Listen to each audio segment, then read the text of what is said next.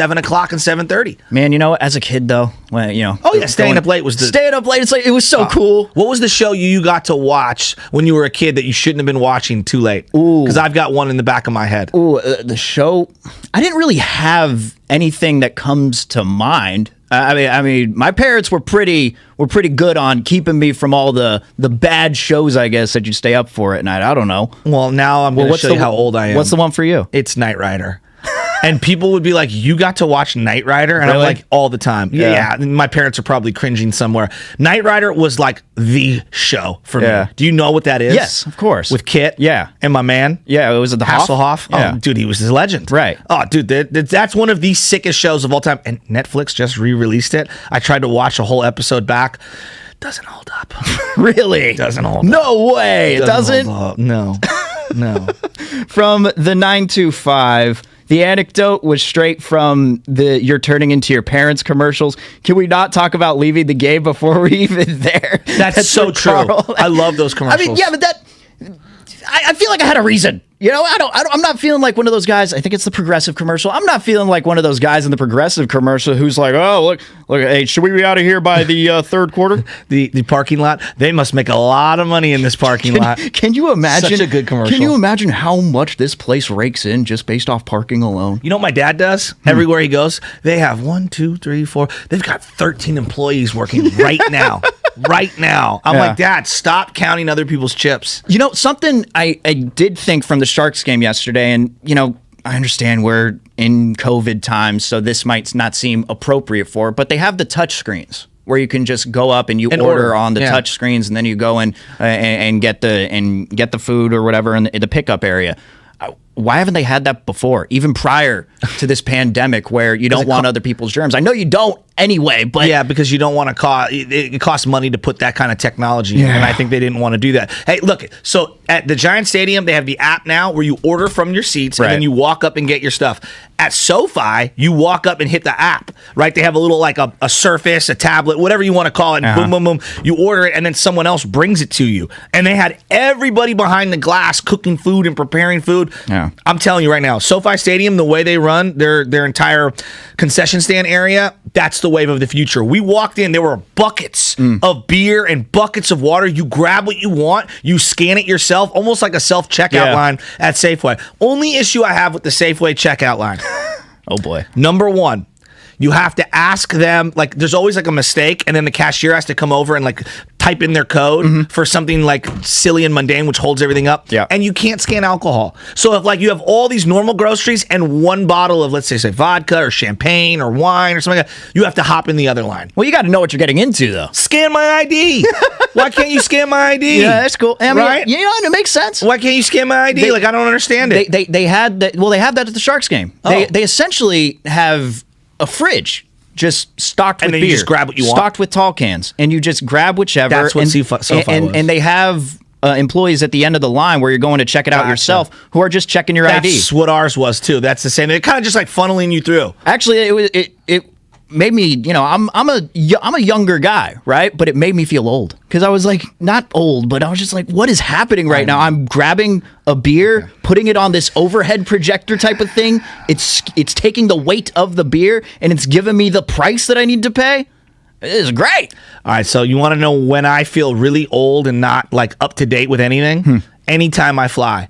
I've only flown so many times in my life, like not a lot. I've said this over and over and over again, and I get really insecure when we fly. Nothing is more, not annoying, but like nothing brings out my insecurity more than me not knowing how to pull up boarding passes, not knowing how, like what gate I'm going to, how to check a bag with the little kiosks that they have going. And then like anybody who's a normal flyer, they like go flying through like an expert, and I feel so insecure anytime I go flying anywhere. Is that just a weird loophole that I have going here? You know those little tags that you put around the handle? Yes. Yeah, the first time I had to put one of those around myself, it was like a math equation. I was trying to solve it, even though all you got to do is just stick the end on the other end and put it around the handle. Yes, that's all you got to do. It seemed like the most complicated thing in the world when whenever you're flying when you're younger. Yeah. Just whenever you first go and you're thinking, what are they talking about? Like, what's all this waiting? What are they typing at the computer? What are all these words? Well, you've seen, what was it? What movie was it where they're just typing? And was it Meet the Parents? Was it Meet the Parents? I thought maybe it was Liar Liar. And he's like, you're not even doing anything. I love Liar Liar. It's a classic. I think we could go with both there. It might be both. I think we could go with both. And I always think of Home Alone when she's standing there and then John Candy is behind her in the line and he's like, oh, you can hop in our van. Right. From the 510. It's a California law that you can't purchase alcohol at self-checkout. So there you go. Yeah, and that needs to be amended. Gavin Newsom amended delivery from restaurants on alcohol during the pandemic. I think they can amend this rule. I'm ready to vote for it. What's coming up on the game is brought to you by Fremont Bank, full service banking, no compromises. We are going to get to the latest on baseball's lockout. Jeff Passan of ESPN was all over it. We'll get to the details next. Stephen Langford in for Bonte Hill, Joe Shasky here. It's the Morning Roast on 95.7 The Game. I'm Trista Crick with BetQL.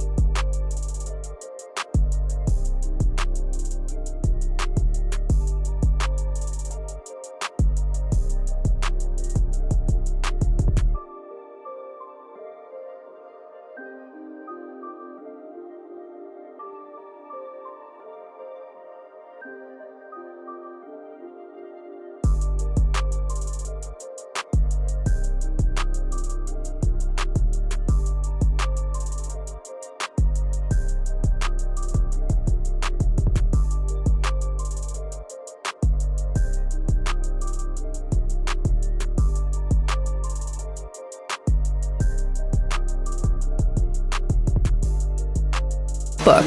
Handling timesheets now.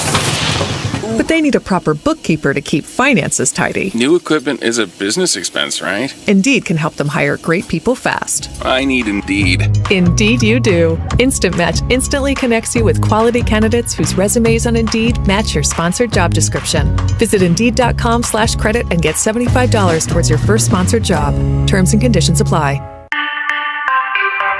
With just one spray of Microban 24, your hard surfaces are sanitized for up to 24 hours. Touch after touch after touch. So 6 hours from now? Still sanitized. 12 hours? Yep. 18 hours. We're really doing this. 24 hours. When used as directed, one spray of Microban keeps killing 99.9% of bacteria touch after touch for, up to 24 hours. Wow. Microban 24. The sanitizer 4 out of 5 doctors would use in their own homes.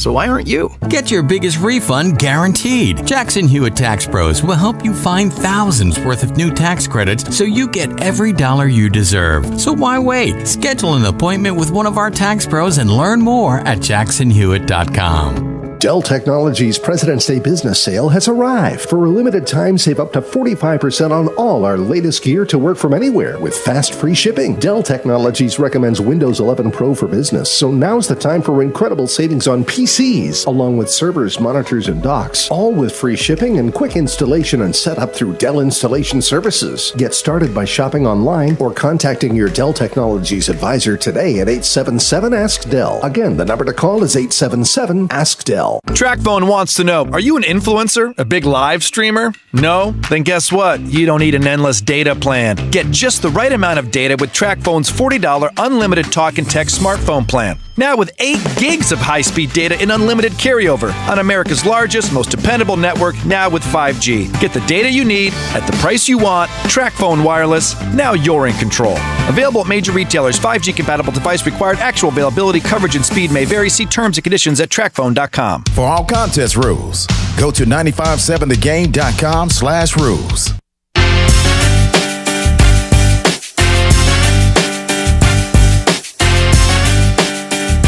Now, back to the Morning Roast, presented by Timeless Coffee with Bonte and Shasky. We got Shasky in. Stephen Langford in for Bonte. It is the Morning Roast. Shout out to Bonte. He gets a very well-deserved vacation. He'll be back next week. Of course, you can tune into the Comcast Business text line at 888-957-9570. But just a reminder, this segment is presented by Golden State, lumber and building materials for professional builders and contractors throughout Northern California. Visit goldenstatelumber.com. All right, Shasky. Baseball, the lockout.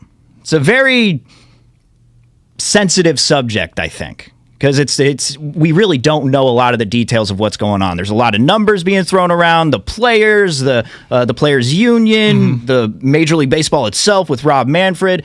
They are in these negotiations that are between them. Doesn't really have a lot to do with us, the fans. But the latest that we got was that yesterday they had the meeting that lasted 15 minutes. 15 minutes. That's not a meeting. Like, does it even count as a meeting? Like, what the hell was that? 15 minutes is what we saw yesterday. That's a rest stop. If you were in, like, okay, you have a 15-minute, like, this is the analogy that I would use here. You and your wife or significant other at any level, husband, whatever it is, you say, we're going to go to marriage counseling. We've got some grievances that we need negotiated, and we need to air these grievances and reconcile our differences. All right. And we're going to have a mediator or a counselor or a therapist try to work on these things. And if you were sincere, both you and your spouse, your partner, whoever it is that's the aggrieved party on the other side, and you stayed for 15 minutes, are you working on your relationship? Nope.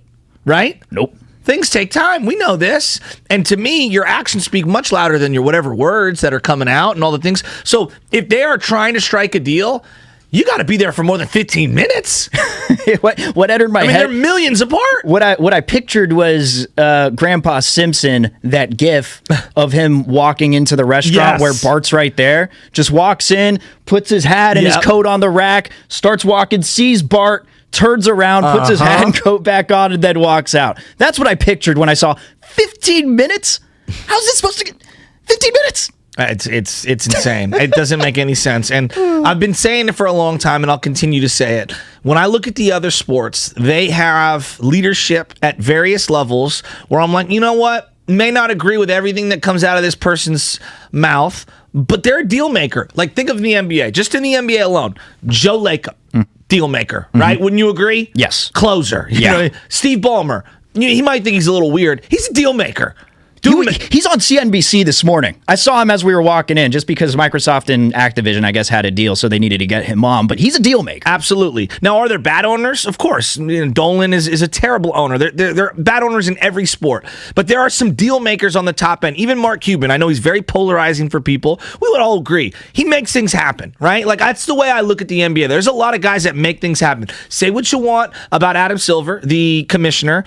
I feel like the commissioner is very flexible and fluid and is willing to compromise on lots of different things. Now, some would say he compromises too much for the players and there's too much player empowerment, and I'll listen to that argument. But for the most part, they strike deals. I look at the NFL. Jerry Jones, is he a deal maker? How about Stan Kroenke? Stan Kroenke making deals?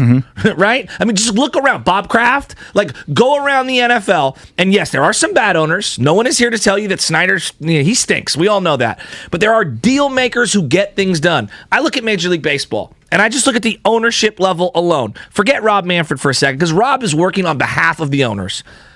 Who is a deal maker? No clue. No clue. Among baseball, no clue. That's the funny part. I mean, and not really funny. I guess I'm just using scary. That word.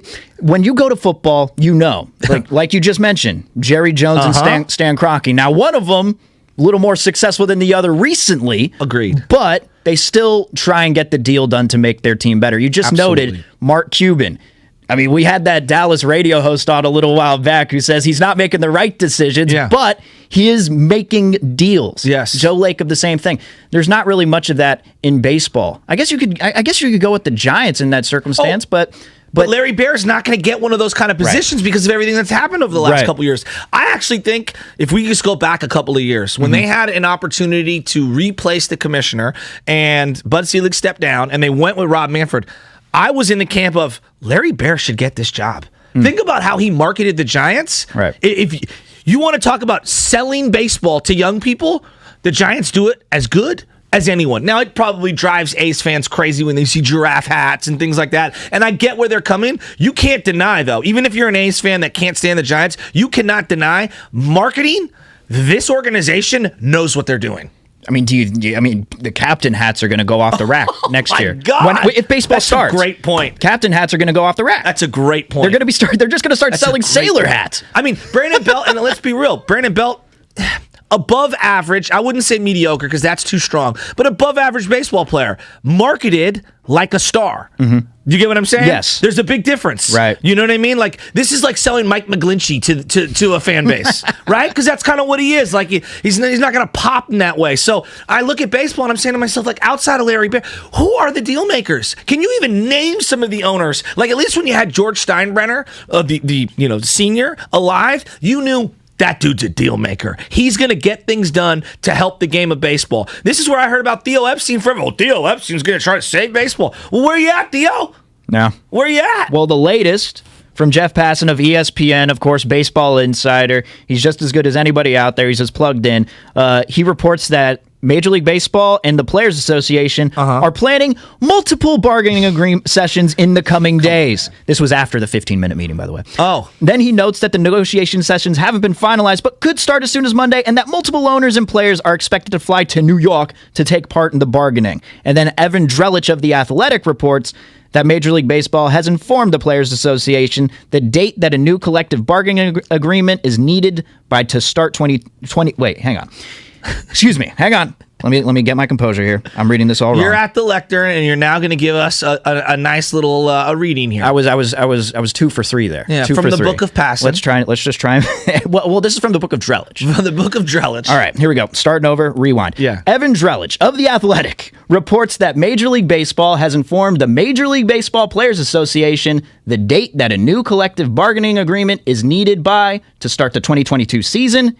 on time is February 28th. So they have to have a deal struck by February 28th. In order for the season to start. Which is about, let's just say, April 1. That's as just to make things simple for everyone. Yeah. Now, it's ironic that that's the date because it's the exact same date both me and Mark Willard had circled a couple of days ago for our burrito bet. How you feeling about it? I'm feeling very good about my bet right now. I mean, look, the reality is this. They're in a relationship. They're in a millennial relationship right now. You know why? They talked on the phone for 15 minutes and then exchanged text messages for the next 3 hours. That's basically what happened with this meeting. Tell me I'm wrong.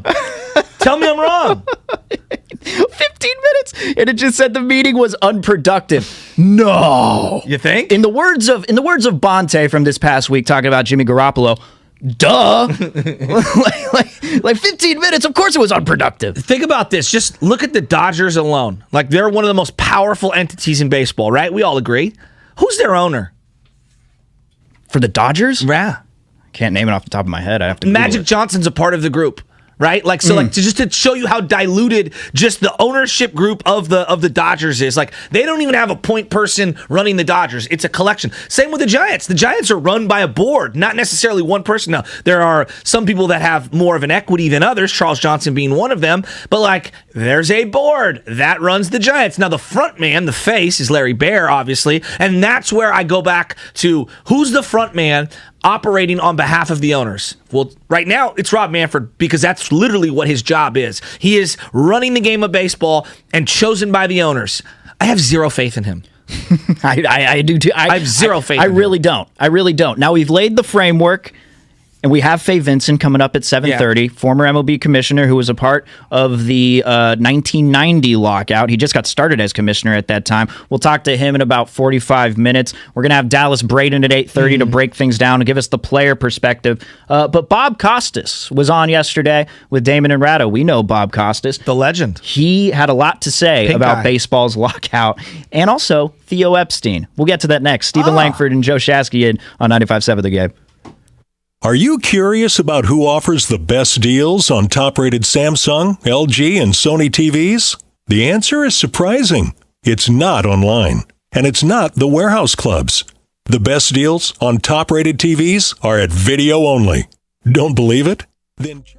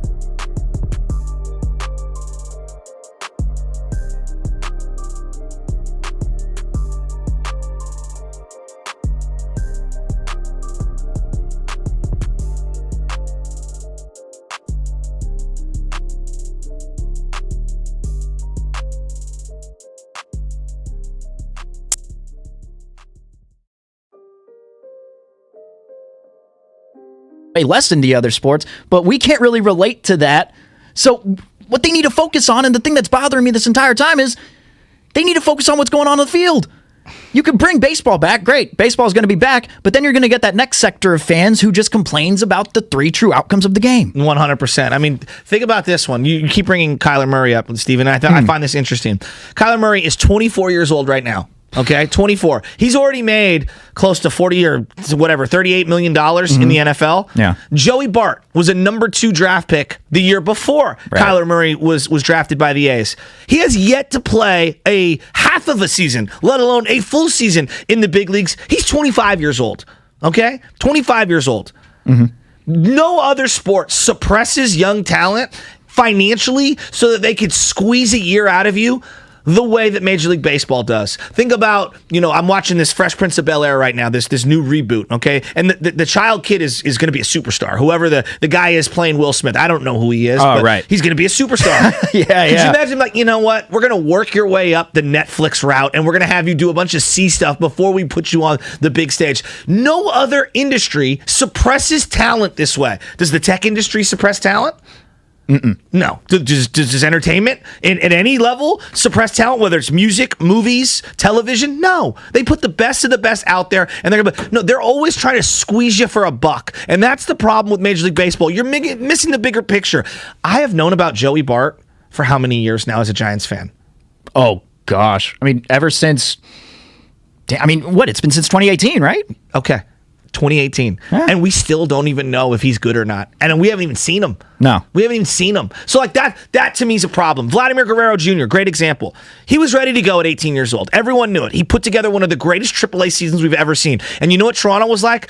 Yeah, let's hold off on Vladimir Guerrero because we don't want him to become a Super 2. So we're just gonna wait a year. Hey, John Morant, we really don't want to start your clock. So instead of playing you your rookie year, we're just going to hold you for a little while. LaMelo, we're going to hold you. No other sport does this. Nothing. It's unbelievable. And Bob Costas on Damon and Ratto, Dan Devone was in for Damon yesterday. He mentioned that there needs to be a change at commissioner. This is not a criticism of Rob Manfred, but if Theo Epstein is interested in someday being the commissioner of baseball, and if Rob Manfred is tired of the slings and arrows that come with it, I can't think of a better candidate if Theo was willing. He's young, he's dynamic, he has a track record within the game in terms of affecting the game on the field and doing it in a very effective way. It's clear that he understands the challenges that the game faces, both as a business and as a sport and entertainment product. He makes a very good public presentation. I can't think of a better candidate if he was interested. You're listening to 95.7 The Game, KGMZ FM in HD1 San Francisco, an Odyssey station brought to you by DuckDuckGo, Privacy Simplified. Now, he throws out Theo Epstein as a name there. I don't know the name, but what I do know that needs to be the new commissioner, I don't know a name. I mean, Theo Epstein is one of them just because he's a popular figure in baseball, but there needs to be a change at the commissioner position. Like you can't, whatever they're going through right now, Rob Manfred, in the way that he's speaking for these owners right now, it's just not going to work when he's still there. Well, and Rob Manfred's job is not to be liked by everyone, but you got to be more charismatic than what you are. Like, as bad as Roger Goodell was for quite some time, wouldn't we all agree he did a heel turn, and now he's almost kind of like, He's like leaned into the fact that he knew everyone didn't like him. And I love Roger Goodell because I know exactly why. Like, I know who he is. He's a complete fraud, but he prints money. He smiles. He leans into being booed. Gives great hugs at the draft. Right? And it's like, again, everybody knows who Roger Goodell is. He is literally a conduit for Jerry Jones to do nefarious things and then use Roger Goodell as a meat shield. And you know what? Roger kind of leans into it. Like, it's not a big deal. Theo Epstein. Do I believe Theo Epstein could save everything? No, actually, I don't. In fact, I actually think Theo Epstein and people like Theo Epstein, Billy Beane being one of them, their philosophy on how to field a competitive team made a ton of sense given their financial constraints. In a way, though, it has ruined baseball because we've overdone it in terms of everyone trying to find value in the margins. Right. You can't platoon every position, but yet a lot of these teams want to, and that goes back to the financial thing, Steven, that I want to get into. Yeah. Like, I know the Astros don't platoon, but you know why? They got 8 studs, right? So they just chalk those guys up. But a lot of teams have said it is cheaper for us to field a team by platooning everyone because we don't have to pay anybody $40 million a year because they'll never put together the amount of at-bats needed to where they can accumulate that either in arbitration or in free agency. And there's a lot of risk involved with it, and it is unfair to the players. But again, they're not changing what's happening on the field, which is the biggest problem. And Bob Costas used an example here showing the pace of play and where it's at now. Here's Bob Costas on with Damon and Ratto yesterday. In 2020, admittedly an odd season to begin with because of COVID, just the 60 games, the Yankees and Cleveland played a 10-9 postseason game. There was a rain delay of about half an hour, but I'm subtracting the rain delay. This 10-9 game took just under 5 hours. Famously, the 7th game of the 1960 World Series between the Yankees and Pirates was also 10-9. It took 2 hours and 36 minutes. Now, again, I'm not saying you should go back to 1960, and even in 1960 it was an oddity that nobody struck out in that game. Nobody on either side struck out. But still, when it takes twice as long to play a game that has the same score, something is out of whack. And it was more out of whack in 2020 than it was in 1960. So going back to the, finding advantages in the margins, one of the things that everyone realized is, if we take a bunch of pitches in the pitch limit era, okay, we'll get the starter out of the game in the 5th inning. So everyone is enticed now to draw walks because it helps your team advantageously to get that number 1 starter out of the game as quick as possible. Right. So back in the day, it used to be put the ball in play. You're going to find a pitch. You're going to try to put the ball in play. Now, every single count, you're trying to work it to 3-2, 3-1, so that you could A, draw a walk, or B, get that pitch count up. Like, how many times have we celebrated a Brandon Belt at bat because he fouled it off 7 times? Yeah. It happens all the time. Yeah. It happens all the time. And so now you also have the sophistication of bullpens. Everyone's coming out throwing 100 miles an hour. Back in the day, 91 was a lot, but they also didn't throw 100% maximum effort every single time. And so the same guy could throw 2 or 3 times in a week and not have that arm strain. Now, if you're not trying to throw 101, they're going to find the next guy who throws 101 with a 95-mile-an-hour slider. Right. And to that, all these guys are practicing their swings at an angle that has them only hitting home runs. They're 100%. Swinging out of their shoes every single time. And I've gotten to this point, Shasky. I never thought I'd be here, right? When the shift happened, when teams started shifting more than ever, I was at the point where it's like, well, that's strategy. The defense figured out a loophole there. They're moving their guys in certain positions, and the hitters haven't been able to combat that yet. I'm still waiting for that one team, by the way, who just has all their players hitting opposite field when they go into a defensive shift. Bro. If that ever happens, I don't know if it will, but I'm at the point where it's like, I don't know if you take the shift away entirely. No. But you got to tweak it some way because it is taking away base hits from the game and just the excitement level just goes way down anytime there's a line drive. There's an atom ball right at a second baseman who's in short right center. When we were growing up, there were power hitters that didn't hit for average, and then there were contact hitters who didn't hit home runs, right? Think of someone like this. If Ichiro came up today, okay? We all agree, Ichiro, one of the greatest players we've all ever seen. 12 consecutive 200 hit seasons. I mean, we broke Pete Rose's record, 10 consecutive 200. We're talking about one of the all-time iconic great players. You know what they would say about Ichiro these days? I mean, he batted like 340, 336. Like, he had ridiculous batters. He doesn't hit for enough power. You know, if maybe he should take a little off his contact swing and try to lean into it more and hit for more power. I would like to see a lineup of a bunch of guys like the shortstop for the Dodgers who they traded for from the Washington Nationals, whose name's evading me now. Come on. What's the guy who plays for the Dodgers? They made the trade with him and Verlander, over him and Scherzer at the deadline. Come on. Trey Turner. Trey Turner hits for average. Right back up the middle, tries to put the ball in play. To me, I would try to field more guys like that. But you don't go through the minor league system fast enough because they're prioritizing home runs, power, and getting on base via the walk. Like, it's what these organizations are primarily focused on. And Ichiro could hit for power. That was the thing about that, is he chose to not hit for power. He could hit home runs if he wanted. Have you ever seen his batting practices? Yeah. Bro, he hit bombs. Yeah. Bombs. He could do it if he's that good of a player. He could have done it if he wanted. So was Tony Gwynn. You just don't see it nowadays. You just don't see that. And then, and that's my biggest issue. Like, one of my favorite players of all time is Tony Gwynn. And I love the way, Tony, you moved 2 steps to the left, he'd hit it like a tennis racket right over the third baseman's head down the line, right over the shortstop's head. Oh, you're going to give me a little gap because you're going to hold somebody on first, even though I'm a left-hander? Let me slap it down the line in between second and first base. The art of hitting, to me, isn't just home runs. It's putting it where they ain't, and that's what made Buster Posey so great. From the 510, my question is, and this is the Comcast business text line at 888-957-9570. You could feel free to phone in, as opposed to someone like the 415, for example, who says they'd rather get a root canal than listening to MLB lockout negotiation talk. I'd like to put that to the test, 415. Let's see you got a root canal instead of listening to this. You know what? On the other side, because we're going to have Faye Vincent in a little bit, let's do a quick Pandora's box so that people can feel happy, and then we'll shift back into the Major League Baseball lockout. Guys, sports, there ain't a lot going on right now. You want to? Let's talk Riviera, the Genesis Open. Wow. I'm good. My question is, if players... Sam, what sport is that? Do you know what sport that is, Sam?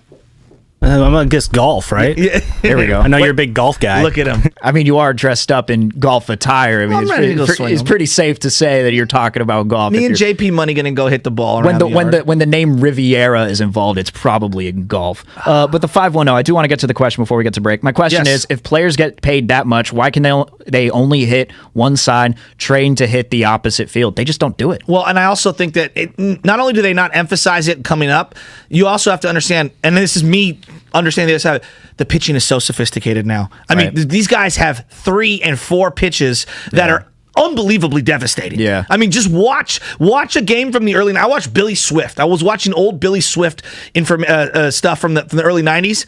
It's like watching a different sport. I mean, he's throwing like 88 here, 92 here, and he was a harder thrower on the Giants staff. Yeah. He would be like Zito, soft tossing it in today's day and age. Yeah, and now you're just getting guys like, oh man, whose name is escaping me, from the Reds, who just throws 100 with zero. Luis, what's his last name? Camilo Duvall was throwing 102 in Game 5 of the Dodgers Giants. Making it 102, making it look effortless. Look, we will get more into baseball. Faye Vincent, former MLB commissioner, he was a part of the 1990 lockout when he took that role. He's going to join us in about 18 minutes at 7:30. He joined us at the beginning of when the lockout started, and he had a lot of good things to say. So very interested to see what he has to say at 7:30. We got Dallas Braden at 8:30, and then we'll have Gary St. Jean right before that at 8 o'clock. That was a little jumbled, and that's what's coming up in the game, and it's brought to you by your Northern California Toyota dealer.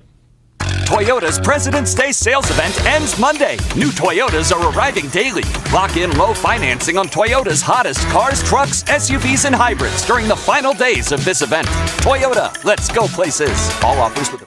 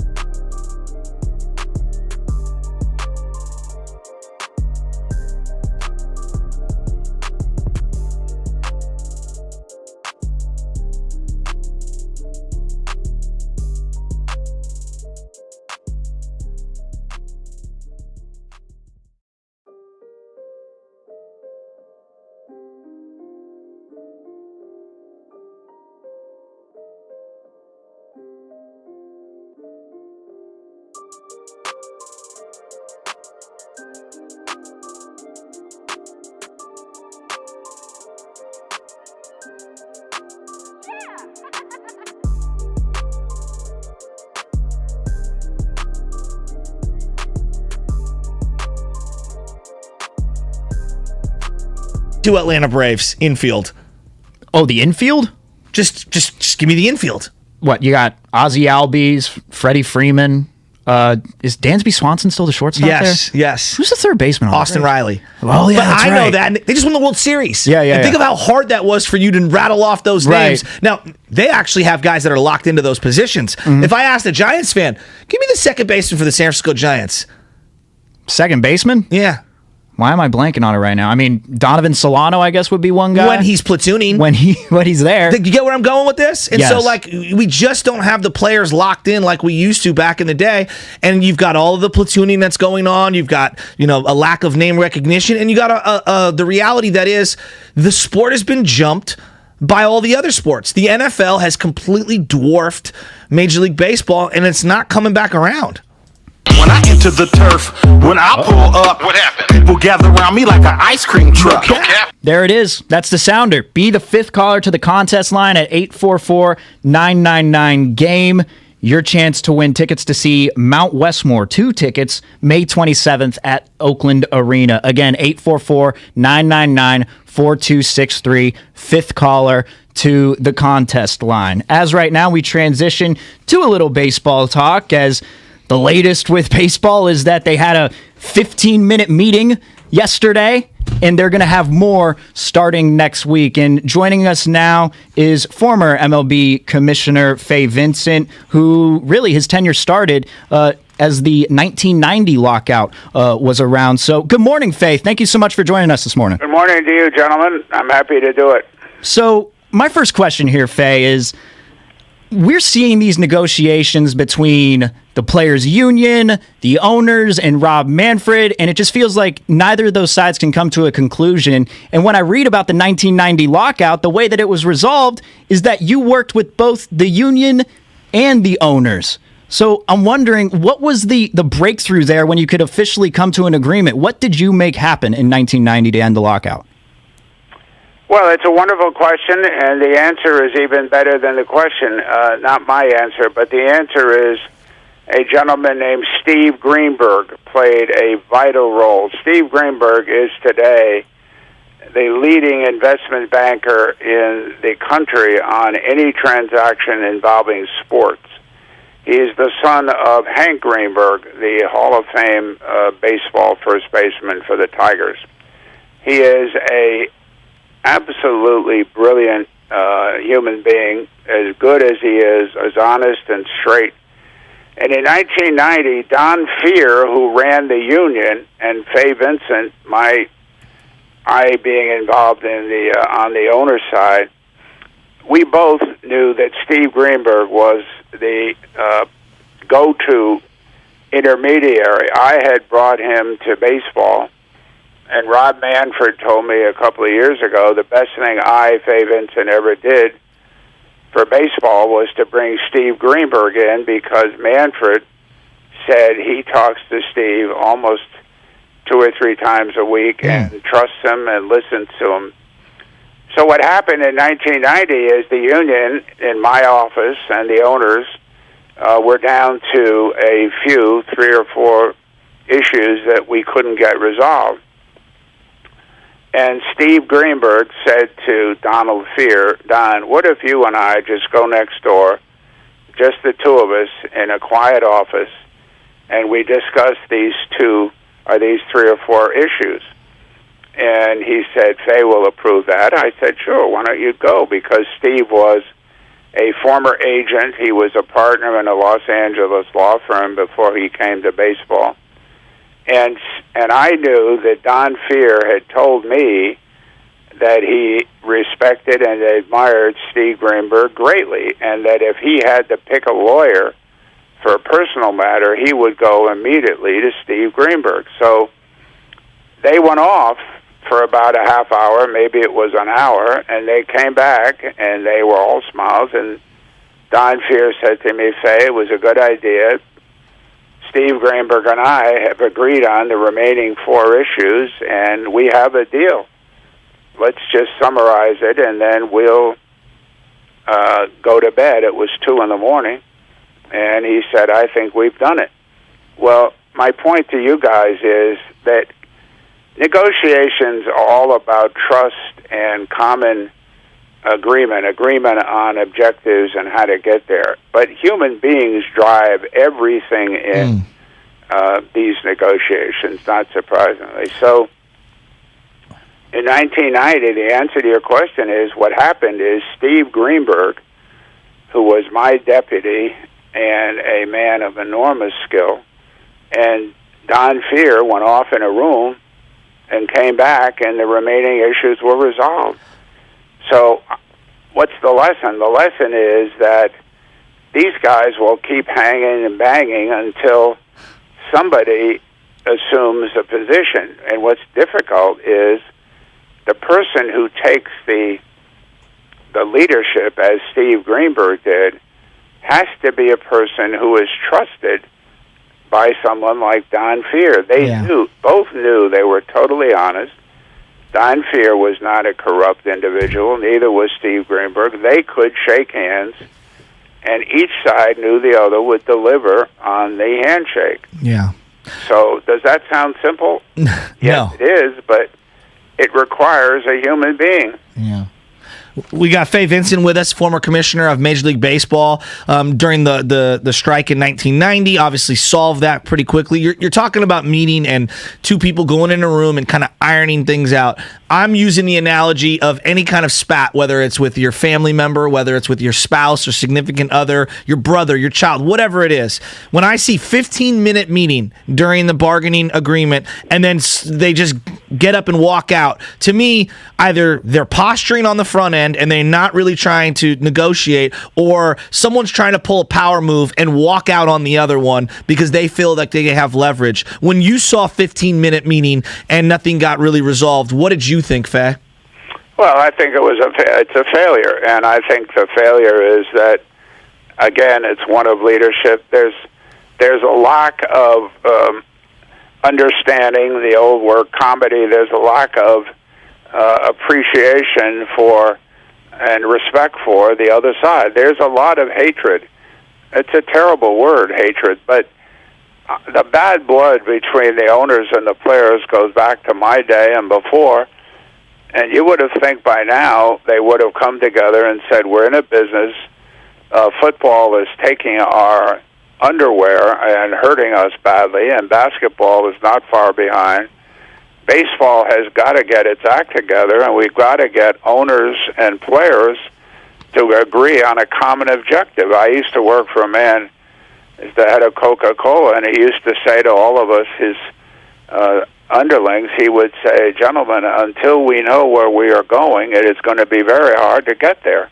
And the problem is, in baseball, there is a lack of willingness to trust the other side. There's a lack of appreciation and respect, and I think there's a failure of belief that the other side is honest or respectable. So there's a mistrust, the hatred, if that's the proper word, and it is a offensive word. The hatred is premised on a lack of respect and belief that the other side can be trusted. Fay Vincent, former MLB commissioner, joining us here on 95.7 The Game. You mentioned the word football, so that spurred on this next question. But we have seen multiple football players who were drafted by baseball teams elect to choose football just because they felt it was a better business decision, just to actually get paid. Within these negotiations between the Players Association and Major League Baseball, is there any chance that they maybe implement some of the elements that the NFL has within their contract negotiations, or are they just going to say, you know what, we're our own entity, we're just going to make our own decisions? You know, I think I would take fault with the premise. The Baseball Players Union has done a much better job than the Football Players Union in representing the players. The contract between the owners in football and the contract between the owners in baseball and the players are very, very different. And the biggest example is the players in football sign a contract, but not every dollar of it is guaranteed to be paid. In baseball, the union will not permit any owner to sign a contract that is not 100% guaranteed. and that means that in football, someone signs $1 million for 2 years, and it says 600,000 of which is guaranteed. Well, that means the rest of it is not at all certain to be paid. That will not happen in baseball. So I would say to you, without any question, the players are better served in baseball by the union, which is a stronger, better run, much more sophisticated. The advantage football has is that the ownership in football and the players in football have had a much closer and somewhat more respectful. Now, part of that problem is the football owners have run rings around the football players' union. That does not happen in baseball. The players' union in baseball is smarter, better run. And if you were to compare the health benefits and the retirement benefits in baseball, they are far superior to the benefits in football. The advantage in football is that the labor tension between owners and players is much more under control in football. And football has done a spectacular job of taking advantage of television. Football is a national game, so there's great interest in Cincinnati, even though it's a small city in Ohio, when Cincinnati plays the Rams. In baseball is regionally televised, and there's so many more games, 162 games against 17 or 18 in football. That makes a huge difference. Yeah. You know, Faye, I'm looking at this as you're comparing, football to baseball. Basketball and football have had subtle and dramatic rule changes over the years. They're arguing about money, and the consumer does not care about how much money is shared between the players and the owners or how quickly a player hits free agency. Most casual fans just want to consume the product, and right now it feels like the product isn't the best presentation for the consumer. You referenced too many games. The games are too long. They're on way too late at night. Why are they not arguing more about the rules and the pace of play to make the product better? Why are we stuck arguing about just the money? Well, one of the problems historically, I can't speak for today, but one of the problems has been that the union tends to believe that the future of baseball is a subject that is not of their concern. Donald Fear and Marvin Miller used to say to me, look, you guys have to worry about the future of baseball. All we want to do is make sure we protect our players. Well, the players are making an average in baseball today of some $4 million average. So the players are very wealthy. The public knows that. They're not at all interested in any of the business part of baseball. And baseball and the players and the owners have got to stop all of this fighting. Now, look, the last 30 years, there hasn't been a major work stoppage since 1994. So baseball and the union have gotten along pretty well. Now they have a major fight, but I think it's pretty important to recognize that one of the reasons they didn't have a fight for 30 years is because in 94 they had a terrible one. And a lot of these guys in baseball weren't even born in 94. They're kids. They were born in the mid-90s, and so they've missed an awful lot of the history of baseball. Former MLB Commissioner Fay Vincent joining us here. And last one for you, Fay. I know you come from the film industry, so my question is, what's the one baseball movie that every fan needs to see? Doesn't have to be the most popular one, just which one do you believe that every baseball fan needs to see? Well, I think that's a very good question. And I used to think that Bang the Drum Slowly was one of the great baseball movies of all time. But I think Field of Dreams has become the great baseball movie of all time. Gotcha. Yeah, I like Sandlot. The Jackie Robinson number 42 movie was fantastic. You can't go wrong. There's been a lot of, and Field of Dreams just tugs at the heart. There's no question about it. Faye, thank you so much for joining us this morning on the Morning Roast. We really appreciate your insight. Well, thank you for calling me. Absolutely. Have a great day. Man, Bang the Drum Slowly. Never heard of that one. You and I both had to go straight to Google in order to hear that one. I didn't know that it was a Robert De Niro vehicle, and came out in 1973. Get Guru on the phone. I'm sure he's seen it. Oh, no doubt. Wow, Robert De Niro plays a catcher. Was this I had no idea. Yeah, no clue. What's your favorite baseball movie? Favorite baseball movie? Well, I go with the nostalgia thing. So Angels in the Outfield and Rookie of the Year are a couple for me, just because I love Angels in the Outfield. That's one where I just grew up Rookie of the Year. loving that one. Yeah. So that'd be mine. What about yours? Sandlot, I think, is a classic. Yeah, you know, my brother was a little younger than me, and he wore that VHS out. Yeah. And then obviously Field of Dreams is a classic as well. I mean, there's no doubt about it. And Major League. Yeah. 1, 2. I'm not really big on 3, Back to the Minors, but 1 and 2 were classics. Yeah. Was Wild Thing. Yeah. I mean, every time I played baseball after watching Major League, I just picture myself running down the first baseline, like in slow-mo, though. Yes. Just sweating, just after a bunt, laying down a bunt, just running in slow-mo. Unreal. Get off the tracks when the train's coming through. The thing with unhook the trailer. One thing that Faye Vincent, though, that he did in the 1990 lockout, and we're seeing all this stuff that, the last meeting, it went 15 minutes. They're still going to be in negotiations. You're hearing all this owners and Rob Manfred versus the players. Well, if you read back at the 1990 lockout, a lot of the owners didn't like Faye Vincent too much, and that was because that's why he had such a short time as commissioner. That's because he was working in favor of the players, and I think that's something that they need right now. Yeah, there's no doubt about it. And when I asked him about why are we worried about the money going, I mean, I know that money's the most important. I don't, me, I'm talking about the money every day in every single sport. But there's another element of hey guys, do we want to make the product better so that we're all making way more money? Isn't this about generating more revenue and having a bigger pie, not just slicing up the pie that you have right now? That's the part where I really struggle, where it feels like to me there's no big vision and we're stuck in our ways. We referenced the NBA and you referenced the NFL. And we're going to do our shout out segment in just a second, where you can shout out anything that you want, a business, you want to give your grandma a shout out. I'm going to shout out a little something specific when it comes to high school sports. But I'm looking at this and I'm saying to myself, the NBA has instituted the removal of hand checking. They have instituted 3 seconds in the key, defensive 3 seconds. They've instituted all kinds of widening the lane, goaltending, things like that. Various rules along the way, the 3-point line being one of them.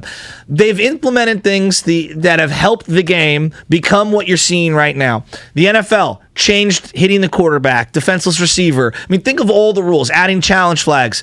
What's the biggest thing that Major League Baseball has changed? You've got a universal DH. Well, they already had the DH back in the 70s, in the American League. And think of how long it took for the other league to adopt that, and how up in arms some people are over that. My problem is they're not flexible enough. They're not willing to amend anything, whether it's the calendar, whether it's how they utilize positions, players. Think of how slowly it was. People were adjusting to having a closer. That was a novel thing 40 years ago. Yeah. Having a closer, So it's just, I struggle with baseball and the unwillingness to try to play around with the rules so that the television product is better. From the Comcast, and I love baseball. From the Comcast business text line at 888-957-9570. Of course, you can feel free to phone in. We got Gary St. Jean coming up at 8:00, and then we got Dallas Braden at 8:30. So glad we got it from the commissioner perspective. Now we're going to get it from a player perspective. But from the 510, the natural, that's always talked about. From the 925, League of Their Own. I'm a big League of Their Own guy. The Peaches? Yeah, the Rockford Peaches and the Racine Bells. It's a great movie. Oh. The opening scene with Tom Hanks using the urinal is maybe an all-time scene. Yeah. Rosie O'Donnell taking a timer. Madonna. So good. And Madonna that was some good peeing. Oh, dude, the whole cast was fantastic. Can't believe I just said that. Quote from the 650. Field of Dreams had Shoeless Joe bat right-handed. What self-respecting ghost does that? I don't know how to respond to that one. From the where was it? From the 925. What? when the kids all take dips and get on the ride at the fair, it just hits so real. Great movie. Whole thing with Wendy Peppercorn, just hilarious. Squints? Still in my 30s, it brings a smile to my Squints. That slow smile. It's the best. When he looks over at the camera. Oh, and then they end up getting married and having like 8 kids. Yeah. It's absolutely fantastic. All right, get in line right now, 888-957-9570. We're going to do our shout-out segment because we got to bang this in. Anything you want to shout out. You want to shout out your CYO team? My team, like I did earlier this day. You want to shout out your painting company. You want to shout out, the guy down the street who's got a sweet Ferrari. Whatever it is in life that you want to shout out, let's shout out. And I will start us off once we hit the open. Gotcha. And we can hit it right now. It's Friday. Yeah, I'm a shameless, horrible human being. Your chance to shamelessly shout out whoever or whatever you want. I need to shout out somebody. I forget their names. They would know who I am if they're listening. It's time for shameless shout outs on the Morning Roast. All right, I'm going to set the tone. I want everyone to get in.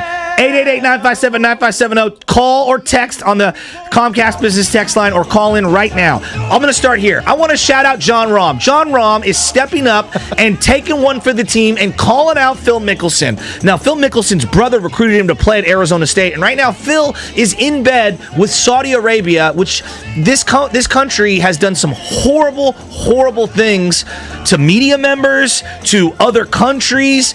And right now, they're trying to legitimize their entire country by buying sports and making them seem less threatening to the rest of the world. If you're not paying attention right now, I've been talking about it at about 6 o'clock in the morning for the last couple of weeks. They're trying to pay Bryson DeChambeau, Phil Mickelson, other golf stars to come to their country to legitimize their country and let the rest of the world know, no.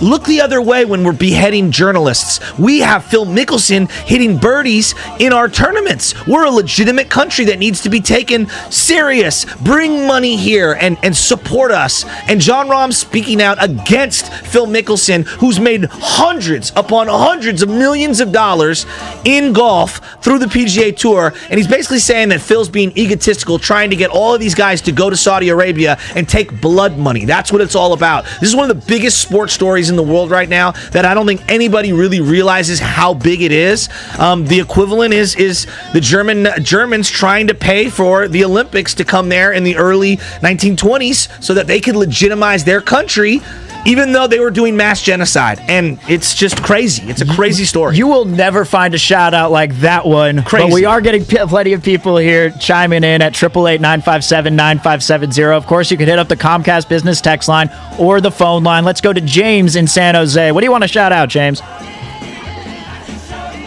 Hey guys, I just want to shout out LGA and my company. We just had a big milestone, and so what was it? Yeah, really proud of the work that we've done, and yeah. What was the milestone? I can't exactly say, but yeah, I just want to shout us out. We had a big milestone, and you guys will find out sooner or later in the I love it. future. All right, I want to give a shout out from the 707 to the 3rd grade CYO St. Francis Sonoma boys basketball undefeated champions. Congratulations. Shout out Dietz Roofing in San Jose. Family-run small business. Rufus, 1850. Mark in San Lorenzo wants to give a shout out. Mark, San Lorenzo, what do you got? Yeah, I wanted to shout out Happy Friday to my daughters and their cousin going to St. Felicitas in San Leandro. Awesome. Nice. That's freaking awesome. I love it. Thanks for the shout out, Mark. Let's go to James in the marina. James, what do you got? Hey, good morning, Butcher. I wanted to do a shout out to my son Hunter at Francisco Middle School. Nice. For participating and enjoying 95.7, the morning roast with me every day. I love it. Shout out Hunter and everybody at Francisco Middle School. Shout out Nice Guy for calling the Liverpool win versus Inter Milan. Go Sports from Drake and Mountain View. Yeah, Drake and Mountain View hit me up on Instagram and he asked me for the Champions League. He's like, what do you think of with Milan and Liverpool, Inter Milan? And I was like, you know what? It's going to be a 2-0 game. Yeah, 2-0. Take the under. And then it ended up being 2-0. Yeah. Can't believe we got it right. All right, Tamir wants to give a shout out to the Tennyson boys basketball team. Shout out to that team. Season didn't end the way they wanted, but huge congrats to you guys. And huge shout out to just Tamir for being a listener. Let's go to Eric in Oakland who wants to give a shout out. What's going on, Eric? Hey guys, on a somber note, I want to shout out my late friend Johnny Duran, passed away too young, Dublin High School, class of 94, had blood cancer. Rest in peace, brother. Biggest Niner fan, Warrior fan, Giants fan up there. I hope he's resting in peace, man. Rest in peace. Johnny. Yeah. Thanks Sorry for to calling hear that, in. Eric. A-Train in San Jose. What up, A-Train? Hey, morning, guys. I want to shout out my wife and her awesome business. She's a professional organizer, Empower Professional Organizing, and she's a business coach as well. So just want to shout her out. She's doing an amazing job. I love her. What's her name? Have a great weekend, guys. Her name is Jessica, Empower Professional Organizing. Find her on Yelp and Google. She's amazing. Love it. All right. Love it. All Love right. it. Let's go to Muna in San Francisco. What do you got, Muna? Hey, good morning, gentlemen. Want to give a shout-out to the Galileo basketball team for winning their varsity playoff game last night against Mission High School. So, proud of the guys. I'm a teacher there, and it was a great game, and hopefully they can win the next round. Galileo got the coolest field, and Washington notwithstanding, in terms of location in the city. Absolutely incredible. And it's a basketball team, obviously. So shout out Galileo. Yeah, there you go. I got to shout out the Sharks last night. Let's go. For making me feel like the worst person in the world because I had to wake up early this morning, and I said, hey, Jesse, do you mind if we possibly leave early from this game? I turned into the parent from the Progressive commercial. It felt like they didn't have a chance when they were up 4-3, when the Canucks were up 4-3 with 2.5 minutes left. We left SAP Center, and then we found out that they scored the game-tying goal with 0.3 seconds left in the game. So shout out to the Sharks for making me look like an idiot. All right, shout out to the pilots from St. Joe's, traveling 300 miles to Arcata to take down the number 2 seed. Good luck at Kezar tomorrow. Shout out all the high school teams that are going to be playing in the playoffs right now that are going on. There's all the brackets were released over the last couple of days. WCL, I think, has 7 teams in the boys bracket, I believe, and I think it was 7 in the girls. WCL dominating the Bay Area when it comes to basketball right now. Remember, 7:45 every Friday. Going to be a fun little shout-out segment. So that does it for this one. And we move on to a little basketball talk. We are going to be joined by the one, the only, Gary St. Jean. And that's what's coming up on the game. It's brought to you by Fremont Bank. Full-service banking. No compromises. Can I tell you something that we're doing next week? Monday, Tuesday, Wednesday? Look. Guys, we have a Klay Thompson.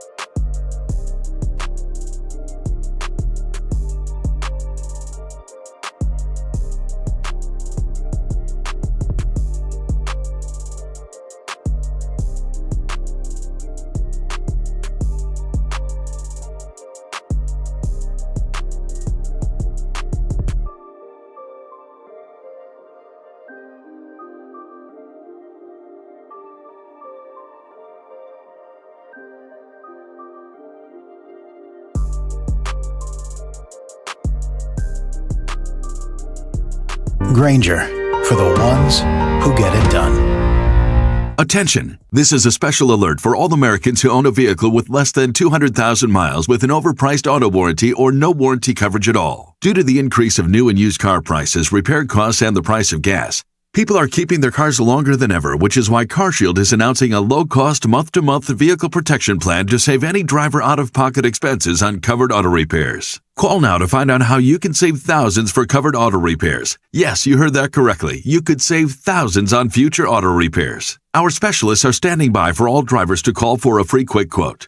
Call 800-784-0105. Vehicle Protection Plan pricing is at an all-time low. Plus, drivers who purchase this coverage today will receive rental car options, free roadside assistance, and free towing.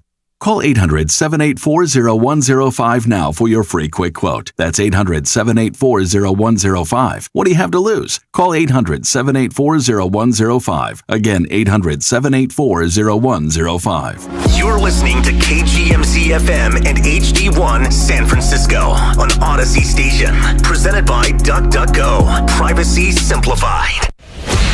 It's time to wake up with a nice cup of morning roast. Featuring Bonte Hill and Joe Shasky. Presented by Timeless Coffee. This is the Morning Roast on 95.7 The Game. It is Joe Shasky. Bonte Hill, though, is out till next week. Stephen Langford in. And don't forget, starting next week on Monday, Tuesday, and Wednesday, we're giving you a chance to win a framed Klay Thompson autographed jersey. It'll be a text-to-win contest, and you will have opportunities to qualify throughout each show, 6 a.m. to 6 p.m., so tune in Monday through Wednesday next week for your chance to win. And Shasky, I think this guy will just make all of our days today. It will make our weekend. We are joined by the one, the only, Gary St. Jean. Good morning, Saint. How you doing this morning? Well, hello, fellas. Happy Friday. Oh, isn't it the best day of the week? Like, if we were power ranking the days of the week, as Willard and Dibs did earlier, is it your number one seed, or is that Saturday? Oh, no. I love Friday. That kicks off the weekend. Get ready. A lot of fun. Good stuff. All-Star weekend. I love it. And we got Jonathan Kuminga tonight in this rookie game, or I guess, what do they call it? The Rising Stars. The Rising Stars Challenge. I mean, Gary, I go back to a time when Friday night was the biggest moment of the weekend for Warrior fans if Jay Rich wasn't in the dunk contest. I wanted to see one of our young promising players, because we never had any All-Stars, ball out in that Friday night game. But how cool is that for some of these young guys to get that center stage moment in All-Star weekend? Well, it's something you never forget as a player, as a coach.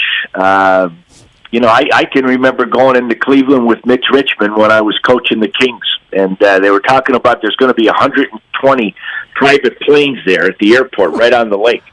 And, he wound up winning MVP, and you think back to the Warriors, and you think of Jay Rich, and, that was our era, and my gosh, he put on a show. He should have won it.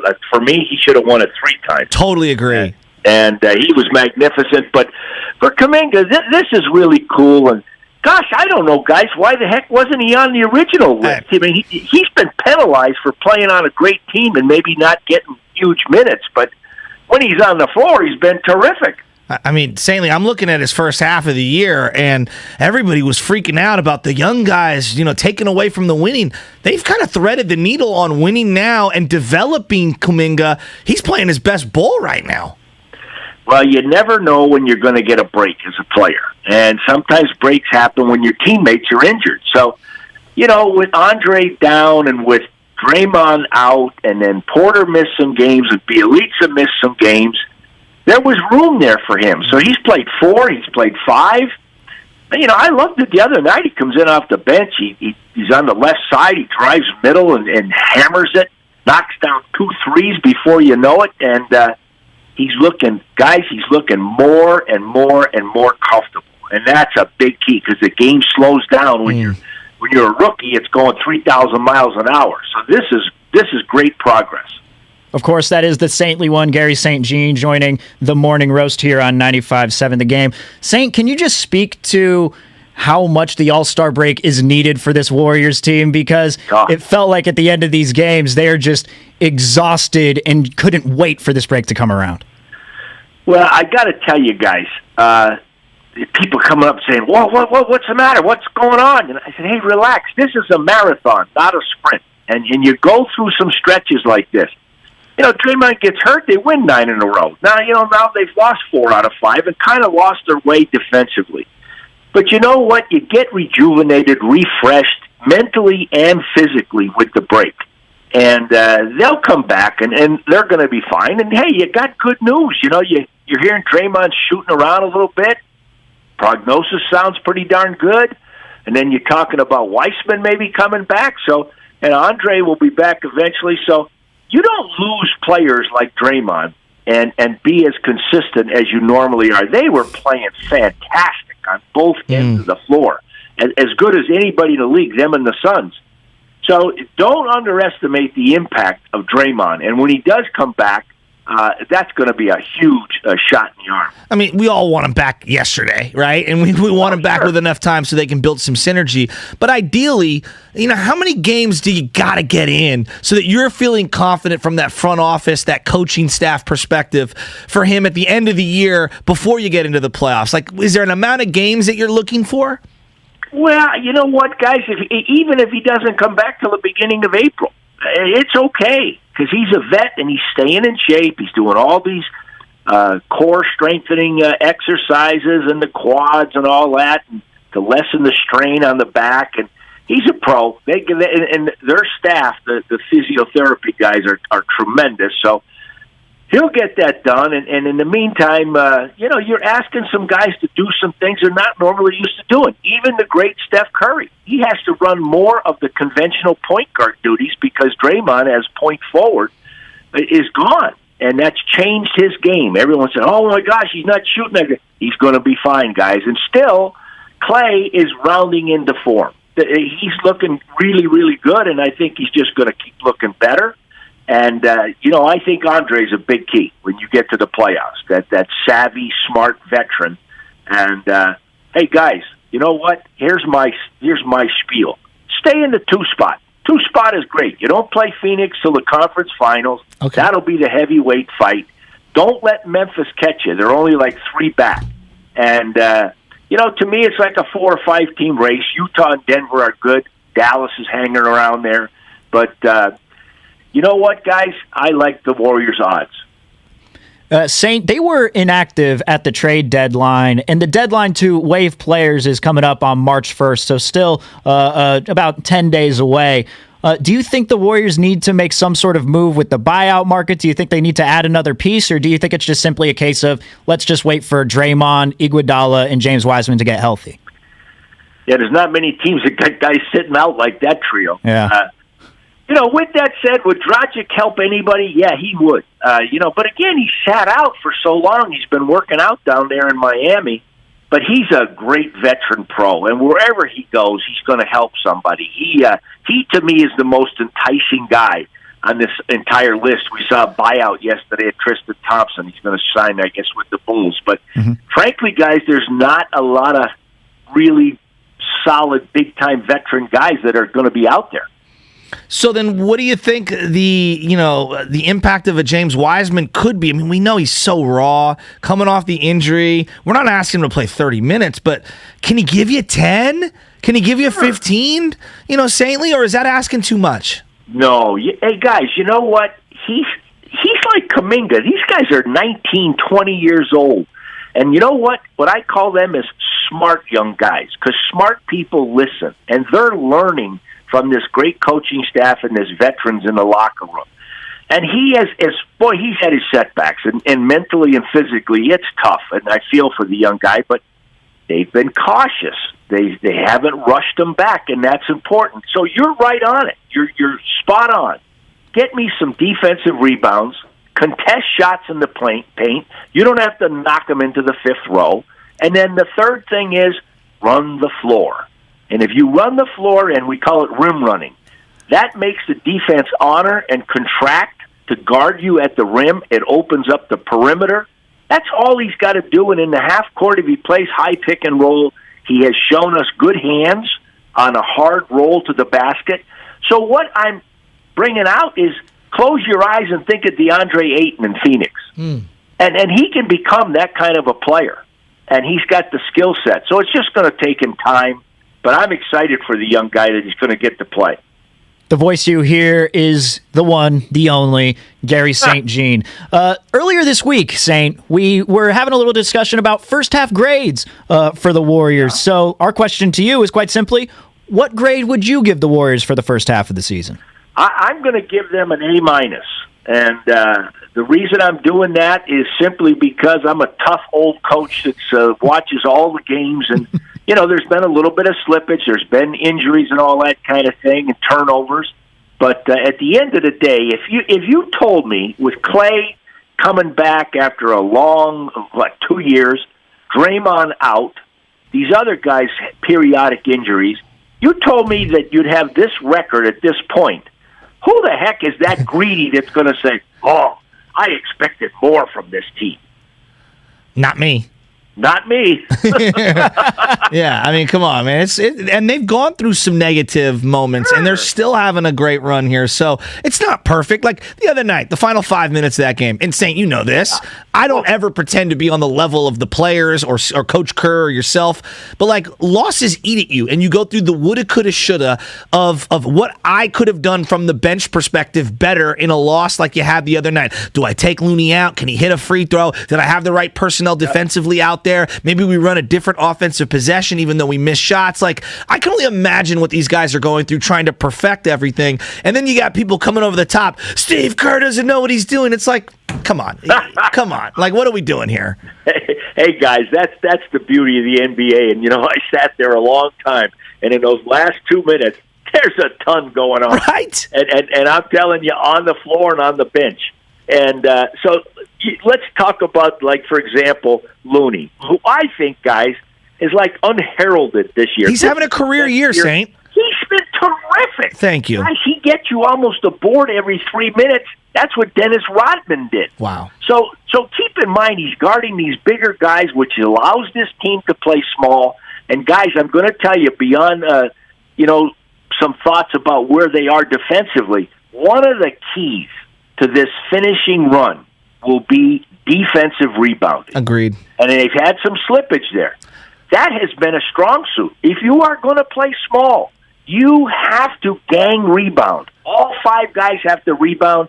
In today's game, long shots, yes, long rebounds. Well, so Steph, Clay, everybody's got to rebound. That's a huge key. So let me touch on Jokic. Yes. And I'm going to talk about the great Steph Curry. Now, did you guys watch the way Morris hit Jokic in the post on the left box? It was a beautiful play. He cut through, and then he spotted up right in front of the bench. Mm-hmm. So now who's guarding Morris? Morris was supposed to be Steph Curry, but he's underneath because he's playing between man, ball, and hoop. There you go. So there you go. You look. You're thinking at the clock. Okay, this is because it was that. What was it? 5 seconds. Yes. It's a maximum 2 pass or 2 dribble play. So he goes 1 dribble to his left shoulder to the middle, and he gets to the second one. And Steph, he's weak side. He's saying, God, he's going to look to score. He's not throwing this pass. So he's ready to ding it there and disrupt and help Looney. All of a sudden, Jokic, the great player, throws this bullet right in front of the bench, right in front of Steve Kerr and Mike Brown. And there's Morris, who drifted into his vision and knocks down the shot. And that's Steph Curry. I mean, we're talking one of the all-time greats. So, those things happen late game, and sometimes you get another game where they're knocking down the shot and winning the game. So you live with it, you move on, and I'm excited about the last, 20-something games of the year. The saintly one, Gary St. Jean, joining the Morning Roast here on 95.7 The Game. Actually, going back to the end of that Nuggets game, Saint, we were thinking that more likely than not, if Draymond were in the game, he would have been the one guarding Jokic on that final possession. Is it wrong to think that the communication would have been there with Draymond and Steph, and he would have told Steph, "Hey, I got Jokic. Yeah.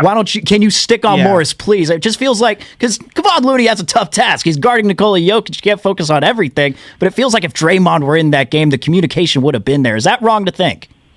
No, you guys are on fire. It's Friday morning. You're on top of it. Mm-hmm. Here's what you do. You got your 3 perimeter guys. You're 1, 2, and 3. If you were to double, you double big to big. Yes. So that would have meant Draymond helping Looney. Yes. So you guys are spot on. And are you going to tell me that Draymond Green would sit there and just watch that whole play progress? No. No way. He would have been right in his lap. So you guys are spot on. And Saint, to echo the Draymond absence, dribble drive penetration is something that they've always kind of been giving up, dribble drive penetration, but there's such a great help defense started by Draymond Green, who I think is the greatest rotation defender I've ever seen. They're just a step slow on their rotations. And then the other area where they really miss Draymond, I think it's the most underrated thing that he does. He boxes out his man so that guy will never get the rebound, but maybe someone else clears the rebound on the Warriors. It's an underrated skill that I don't know that many people pick up on. They really miss his boxing out. And I know that sounds so basic and so third grade basketball, but he's so great at it. You guys, how do you spell that? B-O-X? Who the heck teaches that anymore? Listen, I hope in CYO and the youth leagues and the camps that they're teaching that stuff. But in the NBA, what they do now is if you're the defender, you take a open hand and you try to push the guy in the chest, and then you release and go for the ball. This pivoting 1-8 and getting your arms and elbows up and then sitting right on that guy's thighs and you're riding them out of there. Who the heck? You don't see that anymore. So, that's the beauty of Draymond. And then you get the defensive rebound, as you guys stated, and then you're off and running, and that's when the Warriors are at their best, and you guys touch on something very important besides defensive rebound. You got to limit dribble penetration. You can't let the guys keep getting head and shoulders by you, because then it causes a full rotation. You're helping there, and then you're weak on the glass, or you're open to dunks. So there's a lot of things they'll touch on, and they're going to have a little nice break here, and they can get going at the end of next week. Love talking some basketball with the saintly one, Gary St. Jean. One more, Saint, before we get you out of here, but what's the event you're most looking forward to this weekend? Is it the Rising Stars game? Is it the Skills Challenge? Is it the dunk contest, the three-point contest? Which one is it, Saint? I've grown to love the 3-ball. Me too. I really have. I marvel at that. I can remember the first, I was at the first one, and I'm going back to Larry Bird, and he's looking at the 4 or 5 other guys. He leaves his Celtic warm-up on, and the shooting jersey. He says to the other guys, "Hey, you got no chance. I'm not even taking off my warm-up shirt." Best. That's the good old days. That's what I like. Hey, guys, you know what? I'd like to see them adjust the game itself so it stays a little bit more competitive. Well, I liked Saint. I actually really liked, what was it called, the something finish? The rule at the end of the game. I liked it. Yeah, they got to a certain point, and then it was like bucket for bucket with no clock. I actually really liked that because it showcased the defense. I don't know. I love that they're willing to adjust it. That's a good one. Right? No, you know what? That's good. It looks like we're back at the schoolyard. Exactly. Speaking of CYO and grammar school, say, what kind of wine are you going to be popping open this weekend? You going red, white, Oh yes, I'll have red. MJ likes the white. I'll have my red. You know what? I was doing those commercials last year for Priest Ranch. My God, I still got a little left. I think I'm going to have one of those. Maybe they'll send the old coach a little bit more. I like that. You're like me. Just throw it out there, and maybe someone sends you a case. Well, we know everybody's listening to us. Gary St. Jean, the best. Thank you so much for joining us this morning. Have yourself a terrific weekend. Hey, guys, thanks for calling. Have a great weekend yourself. Thanks, Gary. Oh, man. He's awesome. I don't know how you can... The Elam ending is what it's called. I don't know how you can hear Gary's voice and not smile. Yeah. No, he's the best. I was going to ask him about it, but we were kind of closing out on time here. But the last time I talked to him, he opened it up, and we were just asking, "What you doing? Like, what are you busy doing?" And he's like, "Well, I'm in the transportation industry, fellas." And we're like, "What?" He's like, "I'm running a limo service. I call it Pop's Limo Service, where he's just driving his granddaughter around to school and everything." Awesome. So it makes you happy. That's all right. Awesome. If he was your father-in-law, wouldn't it be great? Oh, just the best, right? Oh, my goodness. Sitting down, having a glass of wine with Gary St. Jean over anything. Oh, my goodness. Wouldn't he be awesome? Oh, it'd be the best. I'm very repetitive there. I sound like a broken record, but yeah. Oh, my goodness, it'd be the best. Who would be the worst to have as a father-in-law? The worst to have as a father-in-law? Oh, man. I've thought about this. Boy. Trent Baalke. Trent Baalke? He'd be the worst. Why is that? Because it's just like it'd be horrible. Hang on, is this what you think about? You just think, yeah, who'd be my worst father-in-law? I just think of like these people that I wouldn't want to spend any time with, and then these people that I would want to spend time with. Like Gary is someone I would want to spend time with. I would not want to spend time with Trent Baalke. Like John Lynch, I think would be fun to hang around. Right. He just seems like he enjoys life. Shanahan. Hit and miss. You know who's one who'd intense? seem intense, but I'd want to hang with him once is Bill Belichick. Oh, Bill! I bet Bill has all the dad jokes. Yes, 100%. I mean, there was when the details were coming out about this book that they were writing about the Patriots. There was one where the writer walked into the room and he's just sitting there listening to Jerky Boys. Boys. Like what? Yes, Bill Belichick. He's very funny, apparently, away from the game of football, and he's obsessed with other sports as well. Not just, I mean, he's obviously a historian of football. I love Belichick. I'm fascinated by him. Yeah. And look, man, it's cool to get that clarification, like with the thing that you see on the court, and he's like, well, of course. Oh yeah. Well, you guys really know your stuff. Exactly. We got Dallas Braden coming up at 8:30. Almost forgot the name there. He's been very outspoken about baseball's lockout. We're going to get a player perspective from him, so can't wait for that coming up next. But this is a game show that I wanted to play with you here for the last couple of minutes of the program, because we do have the Rising Stars game tonight, but we also have the Celebrity All-Star game. So I wanted to play a quick one of called Heard of Them or Haven't Heard of Them. Shasky, let's do it. I'm going to bring in an old school 40 beat here. Ooh, I hope I don't go back. All right. In the parking lot at Kaiser Permanente. This game show is very simple. When I say the name of the celebrity, you say, heard of them? Okay. If you've heard of them. And if you haven't heard of them, you say, haven't heard of them. Haven't heard of them. It's that simple. All right. All right. On Team Walton, you got Bill Walton as the coach. That's going to be great. Indubitably. Is Roxy Bernstein on his staff? Jimmy Allen. I have not heard of him. Brittany Elena. Have not heard of her. Machine Gun Kelly. I've heard of him. He was dating Megan Fox and had a song against Eminem. Dorica Hamby. Have not heard of her or whoever that is. Noah Carlock. Have not heard of them. Nyjah Houston. Have not heard. Matt James. No. I know Matt Jones played for the Arkansas wide receiver. Quavo. I know Quavo because Quavo and Offset are homies with Roger Goodell. So I know them. Have heard of them. Ranveer Singh. Migos. Have not heard of that person. Alex Toussaint. Alex Toussaint. He's on Peloton. He does the hip hop thing. I know who Alex Toussaint is. Yes, I've heard of him. Team. This is for. He's very inspirational. Here's the next team. Anwell AAA. That's what the last name says. Mayor Justin Bibb. Not heard of him. Kane Brown. Have not. I know Kane from WWE, but no, don't know Kane Brown. Myles Garrett. Oh, I know Myles Garrett. Tiffany Haddish. No. Jack Harlow. Oh, I know Jack Harlow. Him and Drewski have that video that everyone says is me and Bonte. Chrissa Jackson. I don't know who that is. Harlem Globetrotters player who also content creator. So what was that, like 3 for 1,000? Yes. And look, man. Am I alone? No, not at all. And the point is, it makes sense. Some of these names are WNBA players, and they're all going to showcase their skills here. Don't know the No. But like when you got all these people and you just haven't heard of them, I don't know. The Celebrity All-Star Game used to be fun to watch. You have Kevin Hart going out there, but now it's the most popular people are Machine Gun Kelly, and Quavo. I think I can get a better roster on the Rock and Jock if they brought that back. I mean, seriously. Oh, man. What's coming up on the game is brought to you by your Northern Where is the All-Star game? When is it? I don't know where.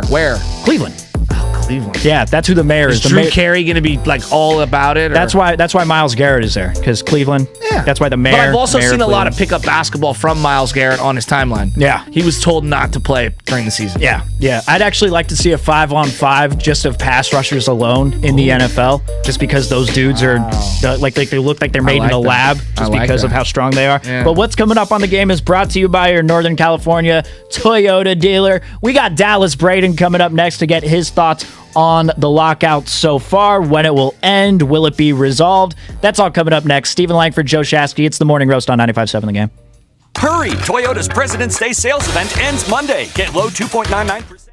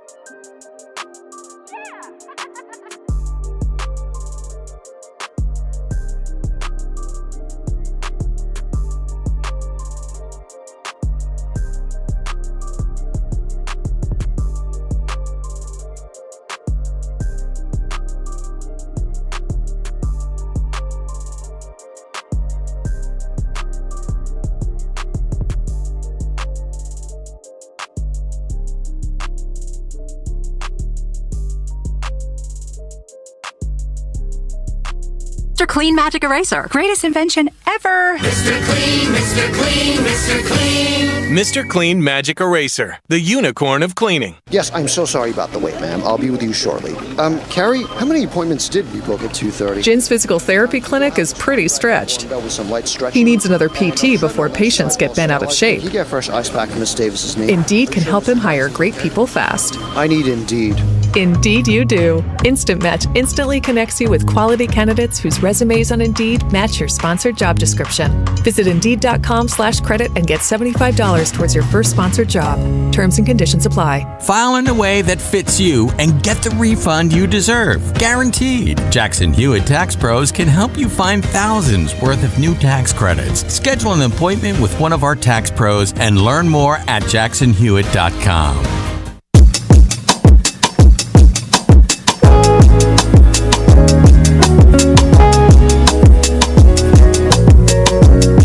Now, back to the Morning Roast, presented by Timeless Coffee with Bonte and Shasky. Bonte out. He's getting a well-deserved vacation. He'll be back next week. Stephen Langford in. But Joe Shasky, as always, is on the program. I think it's been a good show. We got about a half hour left here. We got Dallas Braden on the line. We've had some good baseball conversation, some good basketball conversation. It's been a good mix today. You know what I am here at 95.7 The Game? What's that? I'm the duct tape. Nobody ever goes out of their way to purchase duct tape, but when you don't have it available, you know that you need it. I'm the glue that keeps this bad boy together. Well, there you go. And Dallas Braden is now on the line, of course, starting pitcher with the Oakland A's, currently an analyst. Good morning, Dallas. What did you expect to hear an analogy like that as soon as you called in? You know, you say duct tape, I think bubble gum, right? A burst of flavor early on.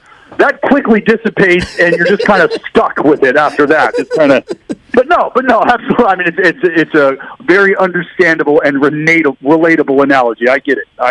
Joe Shasky, the big league chew of 95.7 The Game. Dallas, this Major League Baseball, everything that's going on with the lockout. The latest is that they had a meeting that lasted 15 minutes, and now the negotiations are going to start next week. I mean, just from your perspective as a former player, what has been your view on this and view on everything so far?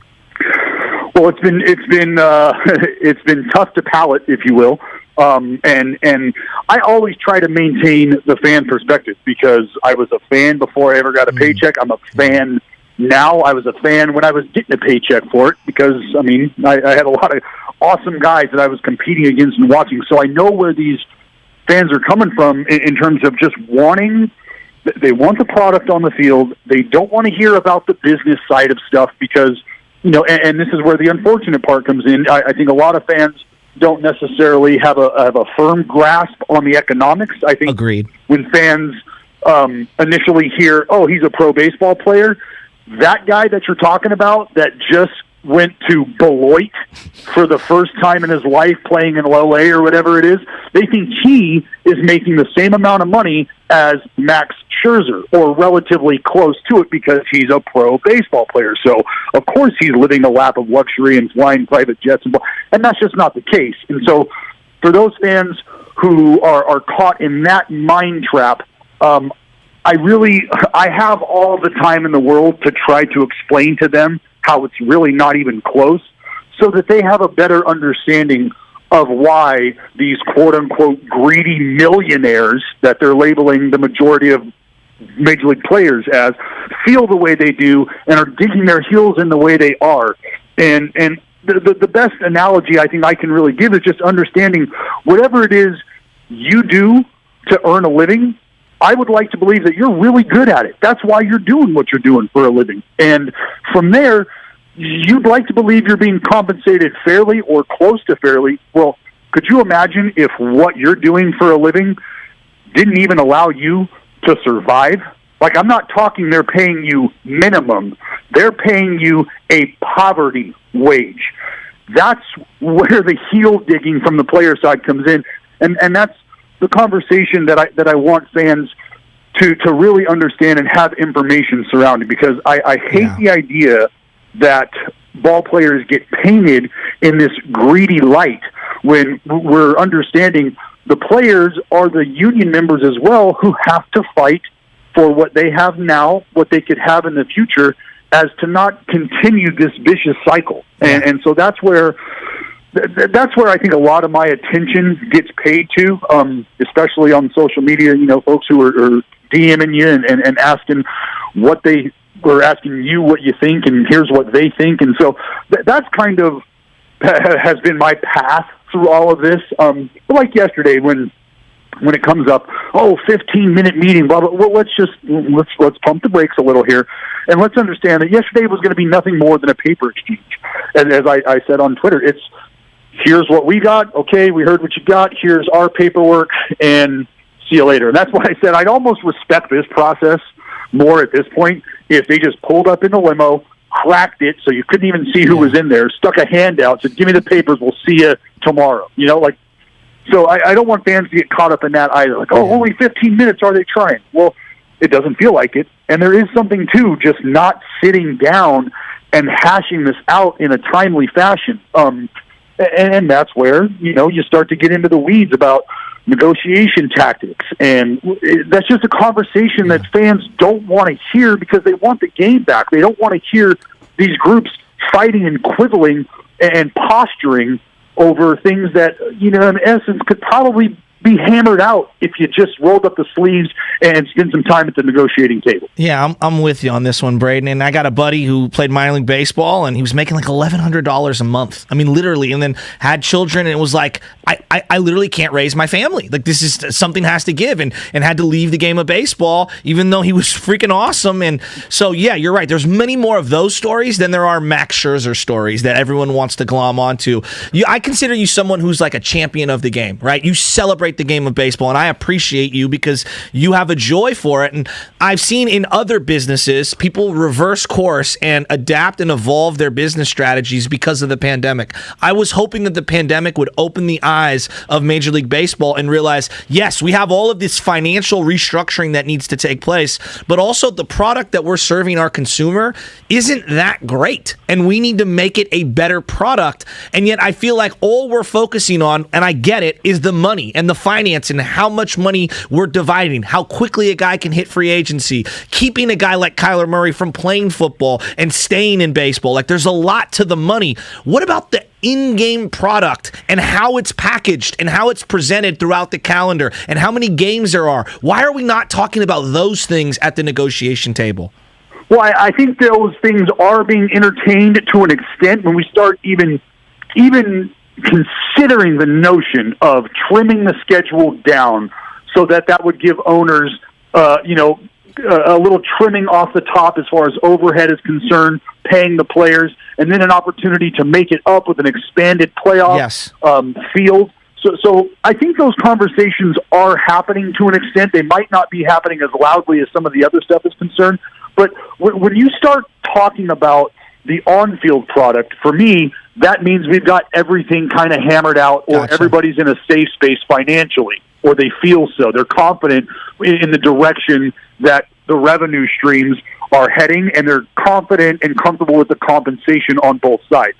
And this is where, whether we like it or not, the game, the GAME, the game like Candyland that I play with my two daughters who are 4 and 2, the game quits being a game and it becomes business. And as much as we might not like that, that's the reality of the situation. So you have folks who are protecting their portfolio, the ownership group. You have somebody who's going to bat for them, Rob Manfred. And you've got other individuals who say, let's understand the cycle of this baseball world here, because 7 years it takes you to grind it out in the minor leagues. It's ridiculous. As a minor league free agent before you could ever entertain the notion of signing with another team in the minor leagues. Okay, in the minor leagues. Then you get to the big leagues, that's going to take you another 6. It's going to take you another 6. You got 3 to grind, 3 through arbitration, and then boom, you hit free agency. So let's say you've got a long road to hoe there, we're talking almost 14 years before you feel like you could ever really, really make some change for yourself. And that's tough. That's a tough way to live. What I get caught up in is these players are sacrificing so much for the opportunity that they have ahead of them. And that is understood. All they want, and frankly what they deserve, is the ability to survive life in the free world while trying to pursue their dream. And this is where it becomes a slippery slope, because I do understand the value of wanting to separate individuals who might just be okay with their lot in where they're at in minor league baseball and are okay with grinding it out, because a lot of people feel like, hey, it's a luxury to be able to play this game. It's a privilege to be able to play this game, and I truly do believe that.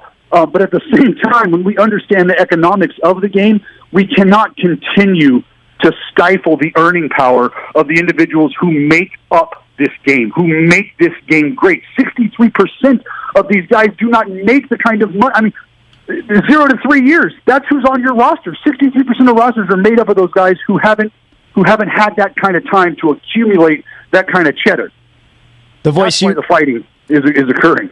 The voice you hear is, of course, former A's starting pitcher, now analyst, and frankly, a great ambassador for the game, Dallas Braden here. And Dallas, I love on Twitter, you put that limo analogy, and someone responded that the limo scenario is just like the Lloyd Christmas scene from Dumb and Dumber with the limo. That's amazing. There's really nothing to worry about, Mary. Now, February 28th, that's the date from the Athletics' Evan Drellich, who reported that if they reach a deal by the 28th, then the season will start on time. Do you expect they can reach a deal by the 28th, or do you think it's going to be prolonged from there? I'd like to believe we could, because the meetings, the face-to-face, aren't occurring with the frequency that we would like to see, with the frequency that would give us confidence that we are moving forward, that doesn't prevent either side from going over all of the scenarios, all the potential So I'd like to believe that they're doing their homework, they're doing their due diligence, and I believe each side has has a goal in mind. They know where they'd be comfortable at, and it's about the pressure of getting the game started that is ultimately going to get us to the point where we're having conversations that are fruitful. So while it's dragged on as long as it has, I still do believe that both sides are competent enough to realize what kind of deadline we're up against, the kind of magnitudinal impact that it would have should we allow this thing to carry on to the point where we're going to be losing baseball games. That's not ideal for anyone, and I got a lot of opinions on why the owners might be okay with that. But that's for another day, maybe. Well, no. Elaborate on that, because I actually agree with you, and I think that they've learned throughout the 60-game schedule, like, at bare minimum, we made a little bit of money during the 60-game season. Like, we know we can get away with that. It's like stripping down the business model to its lowest base. Like, everybody's obsessed with the 162 and the gates. Like, the Marlins ain't selling out Marlins Park for all 81 games. I don't know why we're stuck on 162. I actually think it would behoove them to reset the calendar a little. Like, elaborate on why you think the owners are okay with them missing checks. Well, you hit on it because you understand that in the early part of the baseball season, there's some clubs that aren't reaping the benefit of the gate like some other clubs. You know, folks who are in nice weather stadiums, they're probably doing a little better than our boys up in Minnesota, right? Where they're having snowball fights waiting to get into the ballpark. That's not ideal. And the owners realizing, okay, overhead, April, May, not a ton of revenue there. We can actually be okay with not starting baseball until closer to, a summertime sort of climate. Mid-May. But it has given them the ability, the COVID-stricken season, the truncated season, has given them the ability to assess where the revenue comes in, how it comes in, and it has really given them a great blueprint to trim the fat. And for them, if it's, I believe, for ownership, if it's not going to be about closing games out, eliminating games and restructuring the entire schedule, then they'll say, we will keep this thing delayed as long as possible because we know at the end of it, we are still going to make money. And that's one thing that needs to be remembered is when you hear owners or you hear the commissioner or anybody talk about the owners losing money, I like to rephrase that in reality, which is, no, they're not losing money. they're just not making as much money reducing as revenue. they would have. Those are two very, very, very, very different things. And I really implore people to try to wrap their head around that. Totally agree. Hey, thank you for being a champion of baseball. I mean that, like, I'm a Giants fan, and I sit here and I watch all the things that you do for the game of baseball, and I'm appreciative that there's somebody who campaigns for the sport the way you do. I think we need more people like you in baseball specifically, because you make it fun, and I appreciate you, Dallas. Thank you for coming on here. Well, I thank you, man. Today my Texas Tech Red Raiders get their collegiate season going. Let's go. Michigan. Out in Texas, they got a tournament going on, and I just did an interview with some guys, the Gambling Gauchos, who have a podcast, Texas Tech centered. But I actually was able to call a College World Series game that my Red Raiders were playing, and they hit their first home run in the College World Series, and I silently was losing my mind in the booth.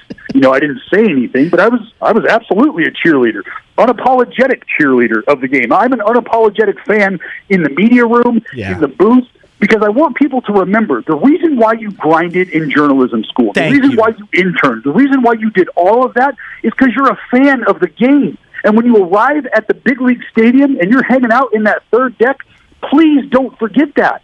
That's why you are here now, is because the effort and the love that you have for the game and the work you put in got you there.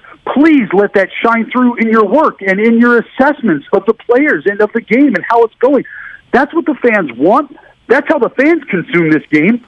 I always say, like, look, the guys in makeup and suits on TV telling you what the business is, that's been the MO and that's been the blueprint for a very, very, very long time. And it's almost timeless, but times change. Yep. And the folks who are in the trenches, I mean, from the video game creators, the platforms, the YouTube, the Twitch, everybody that loves the game of baseball, you can find the passion.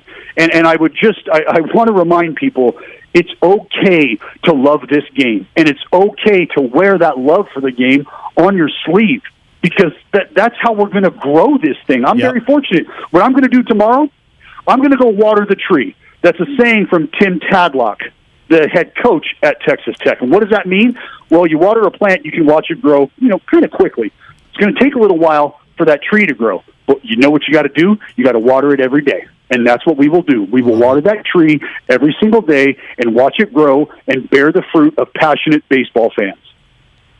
Dallas Braden, the best. Former A's starting pitcher, turned analyst, of course, ambassador for the game. And I just hope the season can get started, because his podcast, the Starting Nine podcast with Jared Carrabis, is fantastic. And hearing that you were on the call for a College World Series game, knowing how much you were pushing college baseball on the pod, that's great to hear, Dallas. Thanks so much for joining us this morning, man.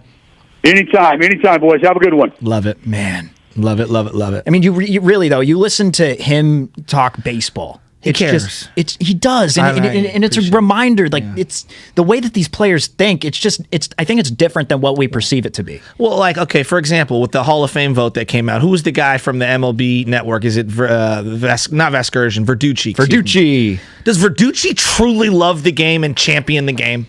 Does he truly? Because when I see him putting out that ridiculous video of a couple years ago where he had the quill pen and he was talking about the sanctity of placing the vote. Does any 10-year-old like watch that and like, now I really want to play baseball? Seeing Tom Verducci cast a Hall of Fame vote, that makes me want to play baseball. No. From the Hall of Fame voters like me. Yeah, it was so pretentious and condescending. It was like insufferable. And then I see someone like Dallas Braden, and look, he's not everyone's cup of tea. I'm sure there are a lot of people that think he does too much. You know what? I'd rather you do that than me have to push you out there to be excited. Like, I don't know. I think he does a lot more good than bad, and I appreciate his perspective. Now, the money thing is, there's no doubt about it. Like, I kind of brought it up very quickly. One of my buddies that I went and worked with in the real world, he had just retired from minor league baseball. And he was in the Washington Nationals organization. And my buddy was a freaking stud, played at Sarah High School, and he was telling me about the financials of minor league baseball. When you're not one of the haves on the fast track to the bigs, or someone who's a top signing where you get a signing bonus at the very beginning, and you're just a regular dude, which is the majority of the people that are in the minors, you're making a damn near unlivable wage. And when I mean unlivable, I mean for the months you're playing baseball, at least as, obviously according to those times, he was making like $1,100 a month. Yeah.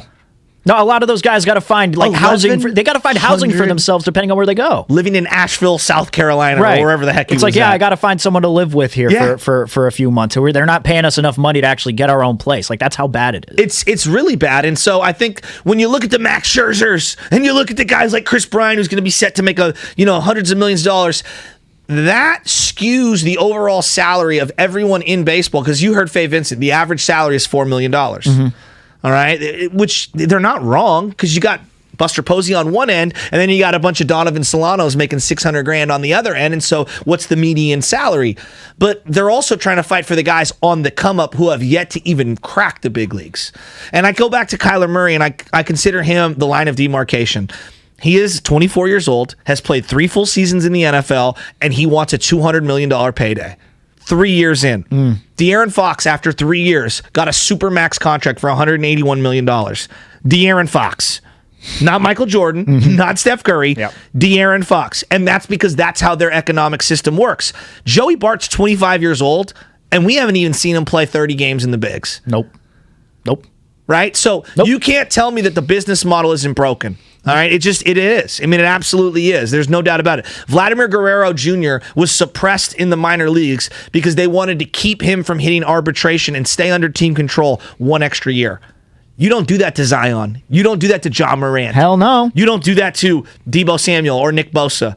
Why do we do it in baseball? It's an accepted practice to suppress the salaries, and it drives me insane. It's crazy. All right, let's actually, you know what? They just pulled up the Verducci sound. Let's hear it. Lubman Verducci. The weight of history in your hands is heavy, even when it is but one sheet of paper. I hate the Baseball Hall of Fame ballot is a triumph of minimalism. One page, no logos, no pictures. Received and returned by mail. Like daytime World Series games. Welcome to the World Series. No batting gloves and a hot dog in the bleachers. There is a timeless beauty in the simplicity. It's been this way since voting began in 1936. It's a pleasure for me to come up here and be picked also in the Hall of Fame. Always in the hands of baseball writers like me. And we could check the Mark Burley box instead of Barry Bonds. Tom Verducci, 61 years old. When do you think the last time he paid for a ticket, sat in the bleachers, and paid for a hot dog? That's a good question. I don't know. I always do this little joke, and I'm not saying that you have to be a great player to be someone who can be a great coach or a great mind of the game. Like John Miller, right? One of the baseball luminaries, right? John Miller, I don't know what level he played baseball at. Clearly knows the game of baseball. Bill Walsh didn't play in the NFL, clearly knew the NFL. Bill Belichick didn't play in the NFL. But my thing is like, Verducci, dude. Tom Verducci. Would I allow Tom Verducci to teach my kid how to play catch? Yeah. No.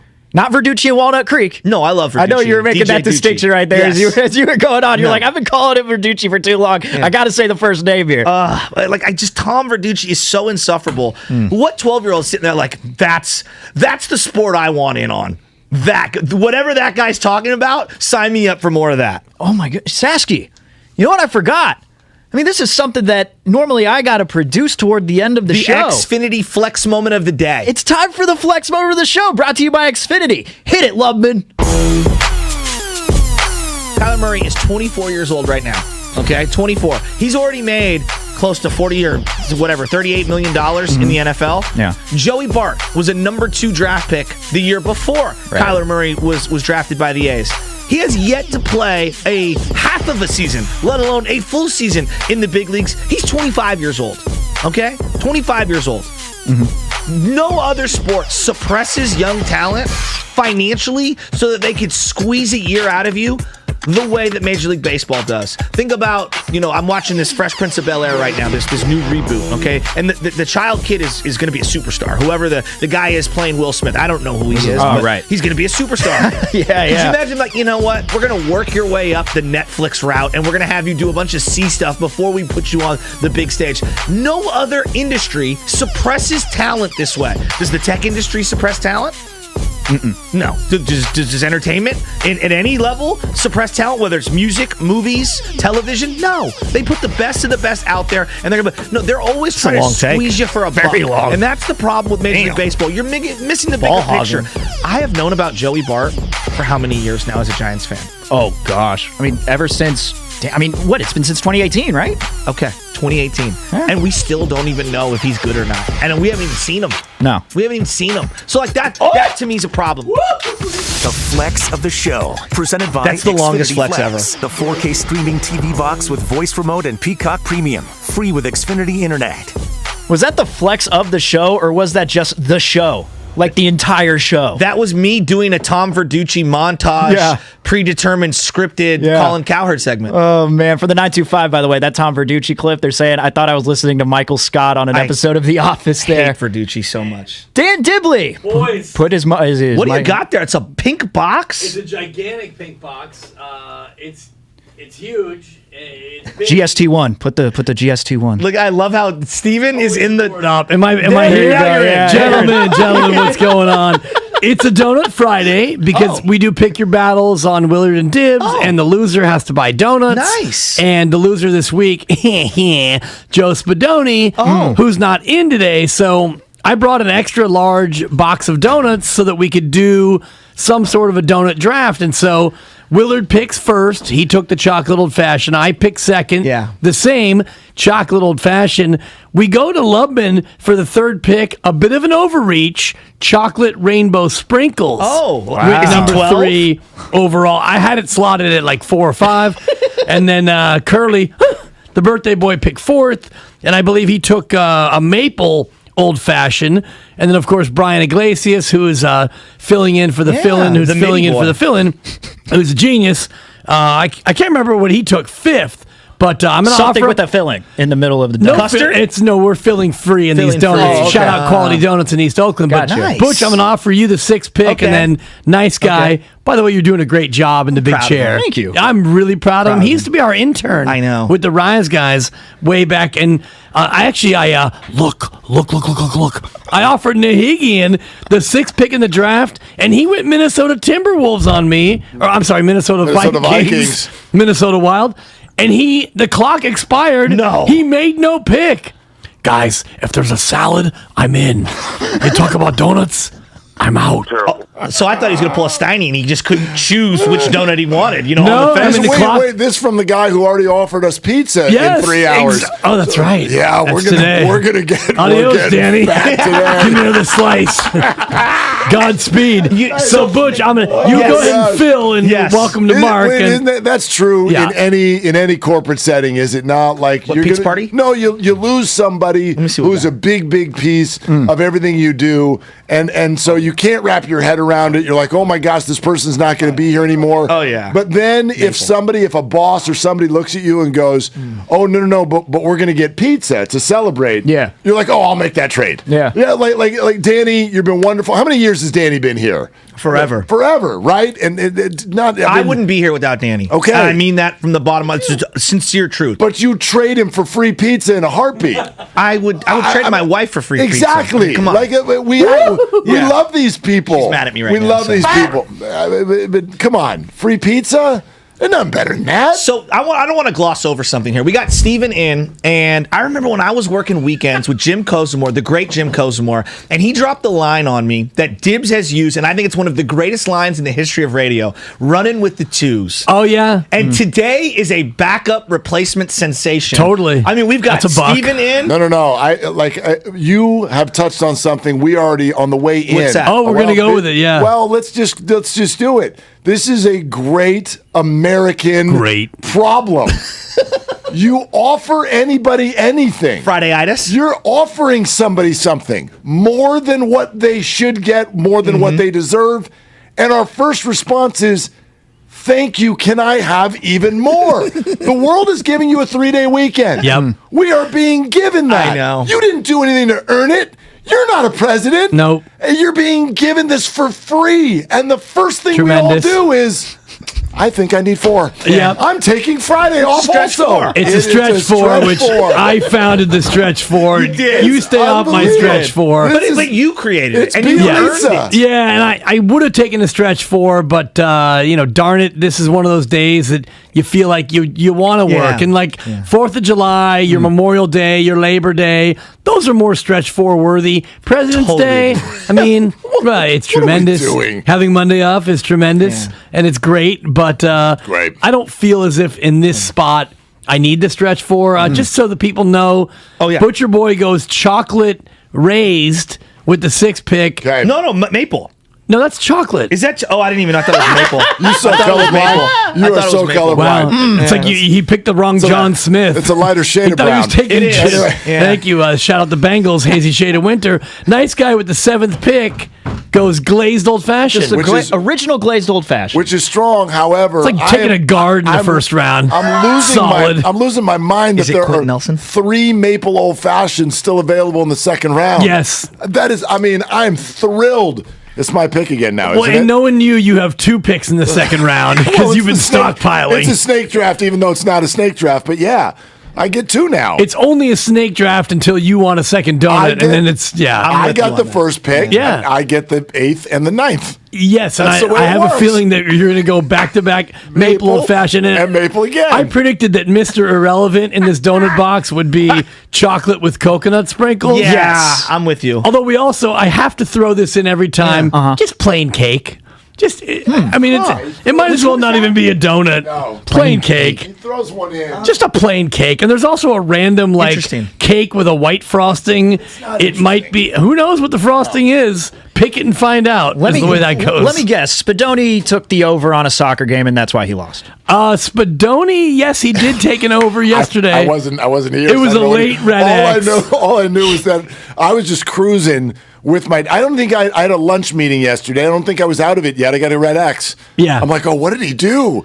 Like, I mean, you throw a red X out at 1:30 in the afternoon. I was thrilled. I knew that. And your story about we'll watching, get to it, and yeah. Steven can speak to it because he's got a pretty fresh relationship. Butcher Boy, not so much. He's been locked in for the better part of a couple of decades. Wife's but mad at him already anyway. Oh my so- God. well, exactly. So it's a lose-lose. But for you, Steven, when you're out with your girl and there's a game that you're either betting on or you're invested in, how do you navigate the combination sensation of enjoying the company you're with and also watching your game? Well, last night, that's what I went through. I was at the Sharks game with Jesse, and I had the over-under on Timo Meyer's shot attempts. This is so good. What a degenerate. Yeah. But here's the worst part. Dibs, I had a little pick at the stick moment. Like you. When you left early. I heard you on the way in. Oh my god! So we said before it's it's a 7:30 start. I said, you know what? Is there a possibility maybe we can leave early? Jesse's not the type to leave early. She likes to get there and it's early. It's a big day for you in the big chair. Stay till the end, and then she's just like, you know what? I'll do this for you. We'll leave early. There was 2.5 minutes left in the game. It's 4-3. We were going back and forth the entire time about whether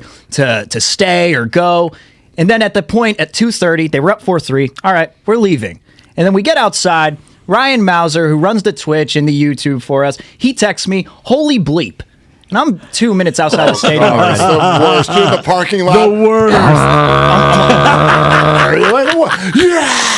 Foghorn City. You'll never see that one again. No, all my bets had hit. I was good there. Fine. So I look at the app, and then I see that there was a goal scored with 0.3 seconds left. 0.3 left. Stop it. Unreal. Yeah. Oh my Derek God. Fisher was 0.3 happy. Yeah, exactly. Not bad. And Jesse's not happy that I'm bringing it up on the air because she says she has a reputation to uphold, and Right. I'm ruining that reputation. You are. But it's kind of too Well, good at to not least share. at least you were doing it at the game. Like I Yeah. think that when you go to a game, you're allowed to watch the game. The situation I had last night, especially, and you're also you're rooting for a Bay Area team. I'm meeting new people at a dinner last night. You're supposed to be eye contact, Faking it, as my wife says, fake it. over this guy, and super good dude, but over his left shoulder, I am grinding on Philadelphia versus Milwaukee plus the 6.5 For donuts. because I got to go run to a donut shop at 6 a.m. the next day if Joel Embiid doesn't do his thing. So I'm trying to get some eye contact here, but over his left shoulder, I mean, Tobias Harris is raining threes, and I'm grinding on a $15 bet, and whether or not I have to go to donuts. So Yeah. like it's challenging because as we said, you run the risk of saying the wrong thing at the wrong time. We're guys, we know how to not listen better than anybody. But if you do that fake sort of, totally. Yeah. But they ask you a question, Dude. They're like, so how old are your kids?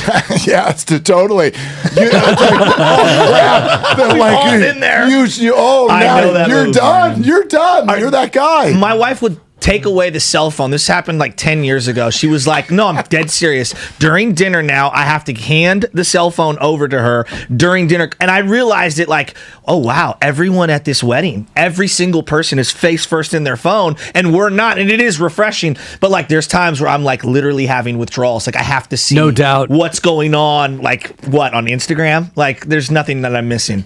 Get off of Twitter. You are listening to 95.7 The Game, KGMZ FM and HD1 San Francisco, an Odyssey station brought to you by DuckDuckGo, privacy simplified. Willard, Dibs, what do you guys coming up? What do you guys got coming up today? What are you doing right now? What are we doing? It's a little bit of a Friday jamboree. We're going to look at the All-Star Weekend a touch. Where are you playing today is the question. Taking a ride up north, me and my cousin, to just go play in the Redwoods. Northwood. Yes. I love it. We need a little like cousin bonding. It's been a rough week, and so yeah. I saw your kid that posted a place. photo yesterday, or maybe it love was that. you posting a photo of your kid playing golf. I love that he's playing. He made the TAM golf team. That's awesome. Made the TAM golf team. Where was that at? Just at Mill Valley Golf Course. Was Do there they still have the mats? on some of the holes? I love that little course. Absolutely. So It's a they great played. course. They played their first 9. That was their opening tournament. Awesome. Absolutely took Branson behind the woodshed. That's a nice win. Took him behind the Yeah, trees Branson. and just a nice smacked him home around. win. And the TAM team, they got a little bit. I got to get him some baggy shorts. Got a little bit of a Fab Five thing going on. They got one junior who's like the best golfer in all of Marin, Okay. and then the rest of the team, all freshmen. Oh. And they're I thought you were good. going to say baggy short thing They're with good. the Fab well, Five. I think black that they socks. should. I think they should do that. Like what? Let's bring it to the golf Have you course. seen the kids now? They wear they roll the pants up in basketball. I don't know if you're seeing this. yeah. Do They whatever. wear them really like Jordan Poole-like, I guess is the way I would describe it. Fashion forward, do you. Whatever they want to do it. But these guys are going to be together for the next 4 That's years. awesome. And they're gonna That's take one of the over, most man. gut-wrenching moments of my parenthood is when my son, Keon, as a freshman, played on the Skyline High golf team, and they were playing at Monarch Bay, playing the front 9 at Monarch, and he's playing the Blues, and Pooks at that time, far, a.k.a. that's a pretty Keon. far, playing the Blues from Monarch, that's a tough course. And the first hole, you got to hit it about $130 just to clear the Barranca. Yep. And at the time, I mean, the kid was about 85 pounds, 5'6", needed to cut 85. off. And I said to him before, I'm like, you may want to look to bail left here. You may want to aim left because even if he nuts one,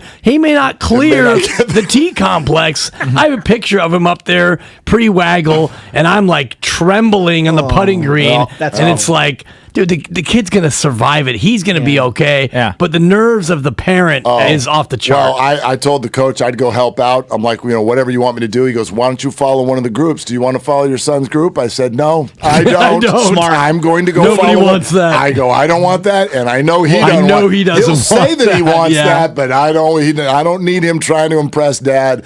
I will be 500 yards away. Good luck to you both. So my nephew's playing. He's like 19 now, 20. He's playing for Reardon, and he goes, "Oh, it's the worst." He goes, "I get crushed every round." I go, "Why is that?" He goes, "No one's looking for my ball. All these other parents show up and they go down 220 yards, and so if you go white left, the parent is standing next to the ball." He's like, "Well, I know that you pulled it out of the bush and moved it into the spot," and so he had no parent with him, and he goes, "It cost me at least 4 or 5 strokes every single night." Yeah. Well, the parents aren't supposed to be out there on the golf course. Oh, is well, the they thing. must have changed this rule. Yeah. Well, they were. I mean, Yeah, that's what I'm saying. So They yeah, were. that's trust were me, I wasn't yesterday. supposed to be out there, but I had my camera, I got binoculars, I got a Were you reading rangefinder. putts? Buck 62, sir. Yeah. Did No, he you point saw to the me. cup like Greller and Speed? Dad, get that out Seriously, of the cup. go get that. Go get that, Dad. Like, if I don't have a cheating dad, I'm way behind in this Seriously. I tournament. swear to God, he said that, and I was like, "Well, I'm not going to be chasing your ball, no, bro." I'm not. Oh, man. All right, boys. All right, guys. Have a great day. Oh, real quick. Maury Brown from Forbes at 11 o'clock on the baseball lockout. Oh, and, nice. the report. Date? The report. He's so happy. The report Yeah. that it is drop dead date that they cannot start the season on time if they do not have an agreement by February 28th. It's so poetic. Burritos. Just in time for a delicious I know. breakfast burrito. Two kinds of protein, please. Eggs and some form of sausage or bacon. I love it. I'm so ready. Will that interview last longer than the last meeting that they just had? More than 15 minutes or under 15 I'm going minutes? to take the under, but it's going to be close. Definitely the under. And by the way, Definitely Faye Vincent, terrific. He's great. Yeah, it was great. He was awesome. Yep. He was awesome. And I had no idea what the baseball movie that he was talking about at the end. Yeah, I didn't know. Did you know that movie? I might have been in the donut shop at that point. Yeah. I asked him what baseball movie does every fan need to see, and then he made some film recommendation from like 1973, and it starred Robert De Niro playing for the Yankees.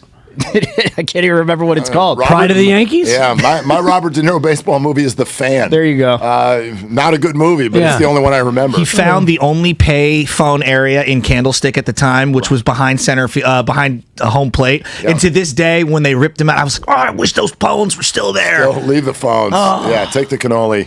We've taken up enough of your time, gentlemen. Willard Dibs coming up next. Thanks so much, everyone. Have a great weekend. They're longtime friends. Let me tell you something real quick about Dibs that I'm sure not everybody knows. And first-time partners. Hang in there, big guy. There'll be brighter days ahead. Now, these two homegrown Bay Area boys finally come together to take over sports talk. Get the hell off of my doorstep. Major League Baseball, you stink. It's Willard and Dibs on 95.7 The Game.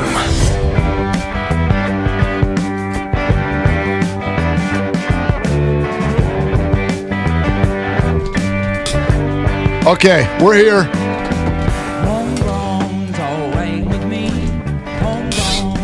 Yeah, it's a classic stretch 4. I'm proud of you, Dibs.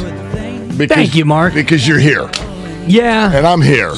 I wasn't here yesterday. Right. But I'm here. Well, actually, I was. Oddly, you were here yesterday. That was crazy. Turn around and here you are.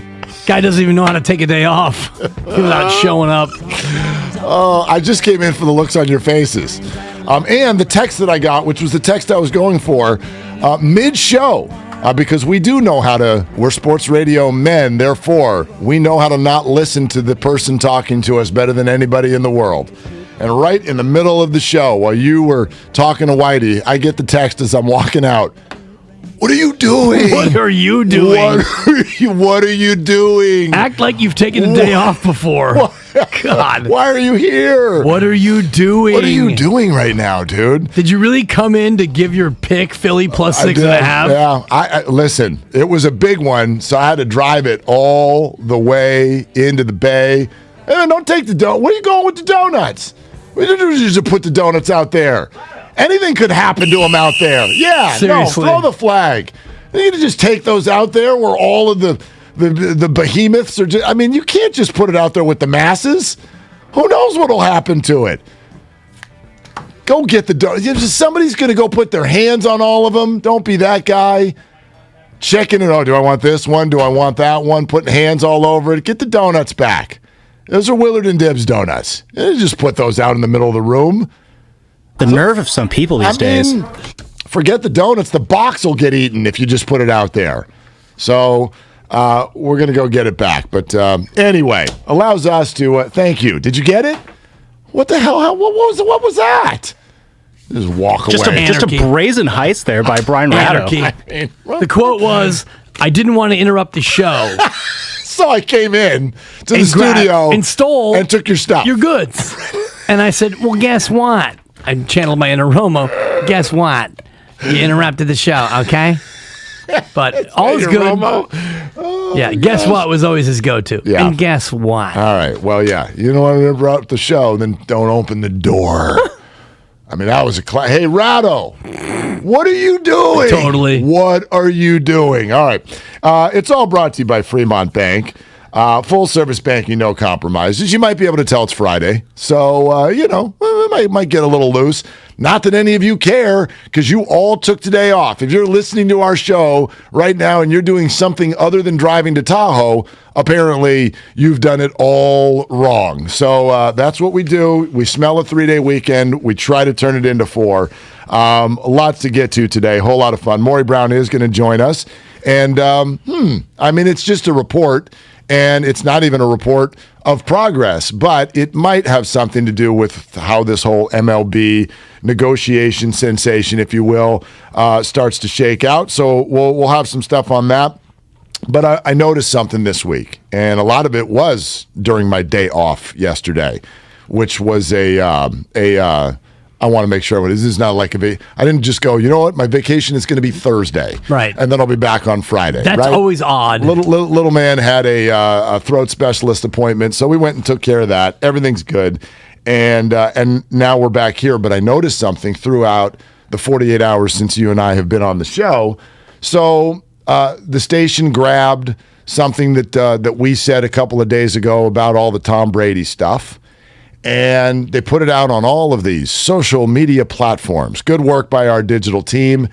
I'm still getting people tweeting at me, people reacting. The engagement on Tom Brady right now here in the Bay is second to none. If there's one name you can throw out at the corner seat at the bar or at your party this weekend, or if you meet your buddies to go play golf, it's Tom Brady. That's what's driving the boat, which is crazy to me because A, Tom Brady does not play here. B, Tom Brady does not play at all. And C, even if neither of those things were true, we have a sum total of zero evidence that the 49ers are even interested. So put all that aside for a second and let me ask you this. Dibs, are you a Christmas morning gift guy or Christmas Eve gift guy? Christmas morning, exclusively. As kids, there was no, let's just open one on Christmas Eve. As a parent, I got cajoled into, at times, opening a Christmas Eve present. For example, my former in-laws were divorced, and so the father-in-law would come over Christmas Eve, the mother-in-law would come over Christmas morning. If the father-in-law comes over Christmas Eve, you get to open their presents because they're there and we're here in that time and in that function. But if it's a non-special circumstance, all presents will be open Christmas morning. I'm totally with you. And in fact, I used to get almost ill at the idea. There are some families that open them all on Christmas Eve. I'm like, what the hell's left for Christmas morning? What breakfast? Like, that's what you wake up? I mean, to me, you got to keep all of them. But I was taught patience on Christmas at a very early age. We had a functional process. Like, this is how tight my folks ran the damn ship on Christmas morning. Because, you know, kids, you wake up and like 4 a.m. for some reason. A kid can wake up at 4 a.m. on Christmas, run into the room, get everybody out of bed, jump on mom and dad's bed, go in there, rip the presents apart as quick as possible. Oh, no. Not in this casa. You wait for everybody to get up and brush their teeth and get themselves put together, and then we're going to go out to the living room and you may open your stockings. Just your stockings. Right. Then we were going to sit around in a circle at a table and have a special breakfast that mom made. Delicious. After stockings. After stockings. Stockings, breakfast, presents. Right. Well, no, you're forgetting one part, which is stockings, breakfast. Then dad has to take the newspaper and go do his thing, which felt like it took 45 minutes. Probably a good 10 to 15. And it might have. Multiple sections in there. And then we go do presents, but presents are done in a very functional way. You open and we all watch, and then you open and we all, right? Exactly. So very, one at a time. Very structured. Yes. So I was taught that patience, but the one thing I always thought of with Christmas Eve opening present people, I'm like, I get it from the standpoint of you're wildly excited about it, so hell, go do it. And that brings me to Trey Lance. I don't understand. I need the Bay to help me understand right now. Trey Lance, 3 first-round draft picks, many of you screaming about his presence for the better part of the last 8 months, many of you wanting Jimmy Garoppolo to be benched, sent to jail, I mean, who knows what, so that Trey could play. And then we get a 49er season, we get all the way to the end, NFC Championship game, disappointment as it ended. And then even the 49ers come out to the forefront themselves to say, we wish Jimmy well, we love this guy, and we're going to find a good spot for him. And so it is time for Trey Area And a week later, all anybody can talk about is Tom freaking Brady. Don't you want to open your present? Don't you want to open your present? Or do you want to do it like Casa Willard? Do you want to wait for Tom to go take the newspaper and head over to the restroom and sit out there twiddling your thumbs for another year before we get to unwrap this package? I don't understand this. The whole thing's crazy to me. It's Trey's time. You opened the package already. You saw the present, and maybe you think that it wasn't as good as you thought it would be, or you're not totally sold on what the present exactly is. To me, this feels a little bit more like Veruca Salt from Willy Wonka and the Chocolate Factory. I want a golden goose now, Daddy. She was never satisfied with what she had, even though she had everything. Now she wants a golden goose because she sees one, and that's what Tom Brady is. And so it's the sense of you want to get the better thing. And maybe if you get Tom Brady, then you're going to want the next thing. Oh, Aaron Rodgers is available. I want Aaron Rodgers now.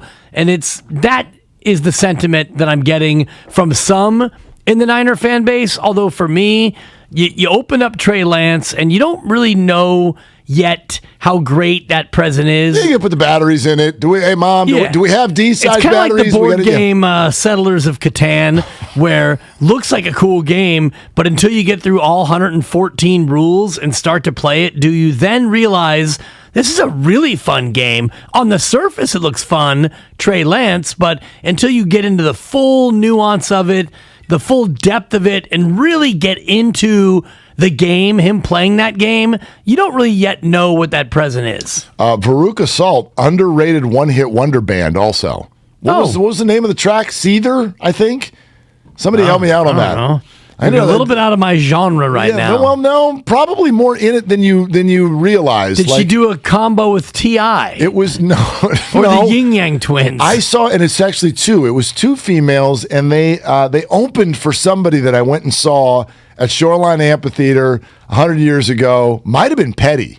It might have been Tom Petty that they opened for. Anyway, while we're on the music tip, sounds like a good time to unveil today's song of the day. Boys, let's do it.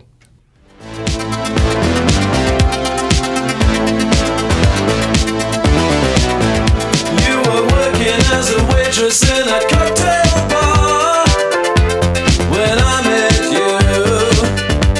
I picked you out, I shook you up and turned you around, turned you into someone new. Now 5 years later on, you've got the world at your feet. Success has been so easy for you. But don't forget it's me who put you where you are now, and I can put you back down too. Don't you want me? You spent $10 million on me. Don't you want me? This is the number one gift under the tree, kids. Don't you want me? Tom Brady, you're going to spend 3 first-round draft picks and all of your vocal cords for 8 months. Don't you want me, baby? You're gonna just make me sit under the tree for another year. Oh my gosh. Put me on suicide watch. You're telling me I came in on a day I could have had a stretch 4 so you could play the Human League? Is that what just happened? Hey, don't tell me that you don't like this. I threw out Human League this morning and you responded with lyrics. Yes! That is, to me, that's an affirmation sensation. It absolutely is, and that's a buck, and we'll get the cash register ringing. There we go. When I met you, you were a waitress at a cocktail lounge. That much is true. It is true. You know, when they met Trey, he was quarterbacking in the FCS. That much is true. When I met you, you were a Bison. Right. But now you're a Niner. Come on, people. Seriously. Someone explain this to me and to us. 888-957-9570. It's also our Comcast business text line, which is always open like Denny's. 888-957-9570. You can get us on Twitch and YouTube and comment there. Always watch the show on twitch.tv/957thegame, youtube.com /957 the game and explain to me, why are y'all so damn excited about Tom Brady? And don't give me the obvious. Well, Mark, he's the gamote. He's the fofo. Whatever he is. Well, I think Brady started out as the lote. The luckiest of all time. And then once He's the gamote. No, then once we should get Rob on and see if Rob, for once in his life, wants to eat crow. No chance. Except for if we get Rob on, I'm going to have to probably pay him because I would have to eat some crow too. Rob should eat crow because he is the one who coined the name Stat Padford. And now Matt Stafford won a Super Bowl, so I think you need to eat crow. The problem is I made a bet with Rob Parker when the 49ers acquired Jimmy Garoppolo, and I said, I will bet you, I think it was $100. I'll bet you $100 that he wins the Super Bowl with the Niners in the next 5 years. Now, I feel validated by the fact that damn close, right? Because this was upon acquisition. It was when he was going through that 5-0 run at the end of that whatever season when they acquired him. You still have one more year before you have to pay it off, just in case. He's not gone yet. It's not gone yet. Maybe one more year or maybe one more week. I mean, we could get that trade any day. Could be, but I think there's a lot of things that still have to play out between now and the start of the league year in about a month. Now, I don't think there's any chance that Jimmy Garoppolo comes back, so you're probably going to lose that bet. But I think when you talk about Tom Brady, Tampa Bay would have to wait until after June 1st to release him. He's still under contract with Tampa Bay. So if you want Tommy before June 1st, you have to trade for him. I don't think that the Niners or any team wants to trade for Tom Brady, but that'll be after the draft. So unless, of course, they trade Jimmy Garoppolo for Tom Brady. Right, to Tampa. I mean... Bellinger is so high. Can you imagine?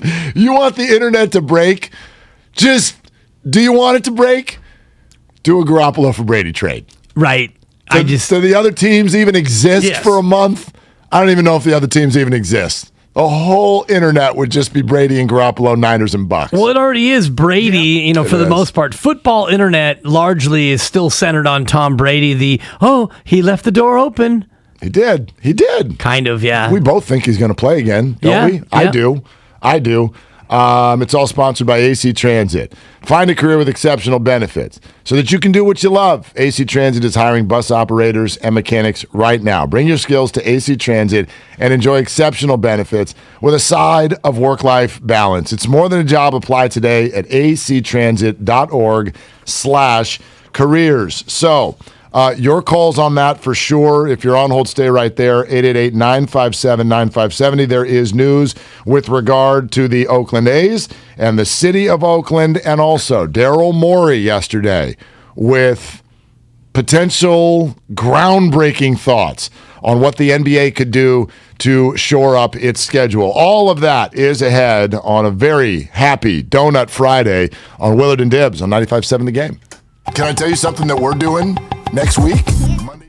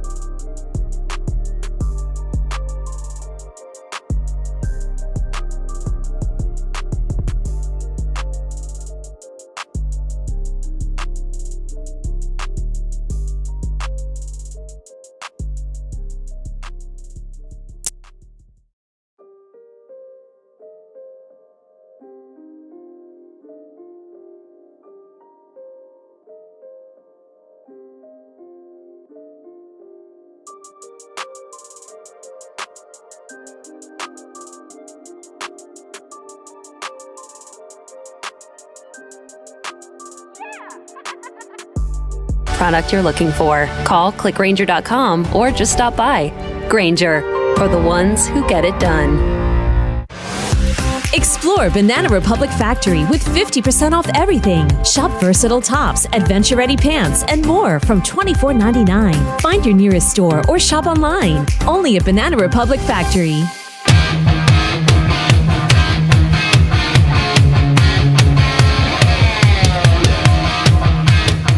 Now, back to Willard and Dibs on 95.7 The Game. You got to give us a little rope today. Little bit. Little slack. Because it's Friday. We're going into a 3-day weekend. I said 3 people, not a 4-day weekend. 3-day weekend. Not 5, not 6, not 7. We are all sugared up. I mean, really sugared up. You just rocked your second, and you're not just eating it. You started popping it like it was, like you're throwing pieces. You know how you throw popcorn in the air and see if you can catch it? You're doing that with like pieces of a maple old-fashioned donut. Like Roger Clemens popping Vioxx like Skittles, as the famous quote goes. Oh my goodness gracious. Roger Clemens is popping donuts in his mouth. Roger Clemens is in the pink box of donuts.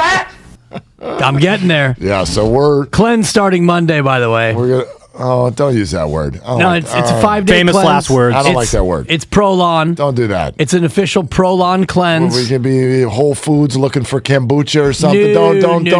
Don't use the word cleanse. I don't. You want to diet? You want to tighten it up? Fine. It's a metabolic reset is what it is. Do not give me a master cleanse. The product is Prolon. I've done it before. It's an incredible metabolic reset.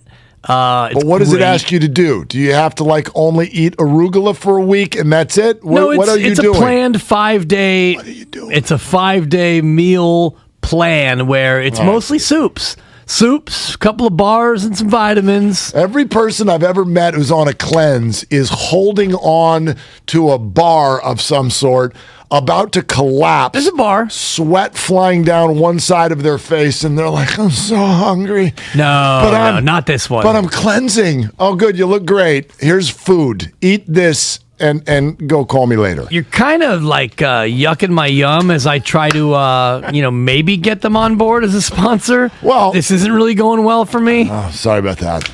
You can call it a metabolization sensation. You could. That's a buck. You could also put $1 in the mythical canister over here. I think that was Lubman. It might have been Iglesias. No, that was Brian. Yeah, B.E. That was Julio. Let's call him Julio since his last name is Iglesias. Might be the first time he heard that. Probably. How many times have you gotten that in your life, Brian?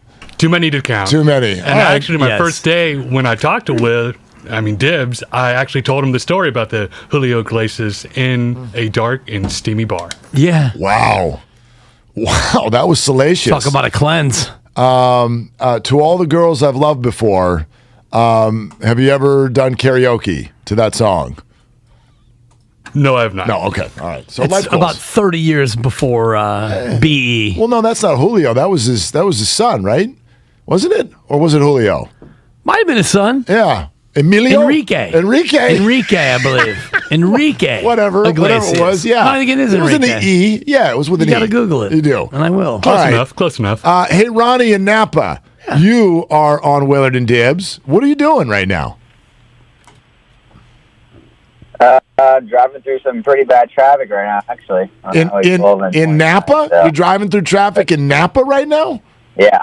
Well, that's because America won't accept a 3-day weekend. They make it a 4, and everybody's wine tasting already by 9:38. Highway 29, as you know, will bog down at the 121 split. We all know that. On that Highway 29. That's not the song. But anyway, go ahead, Ronnie. Yeah.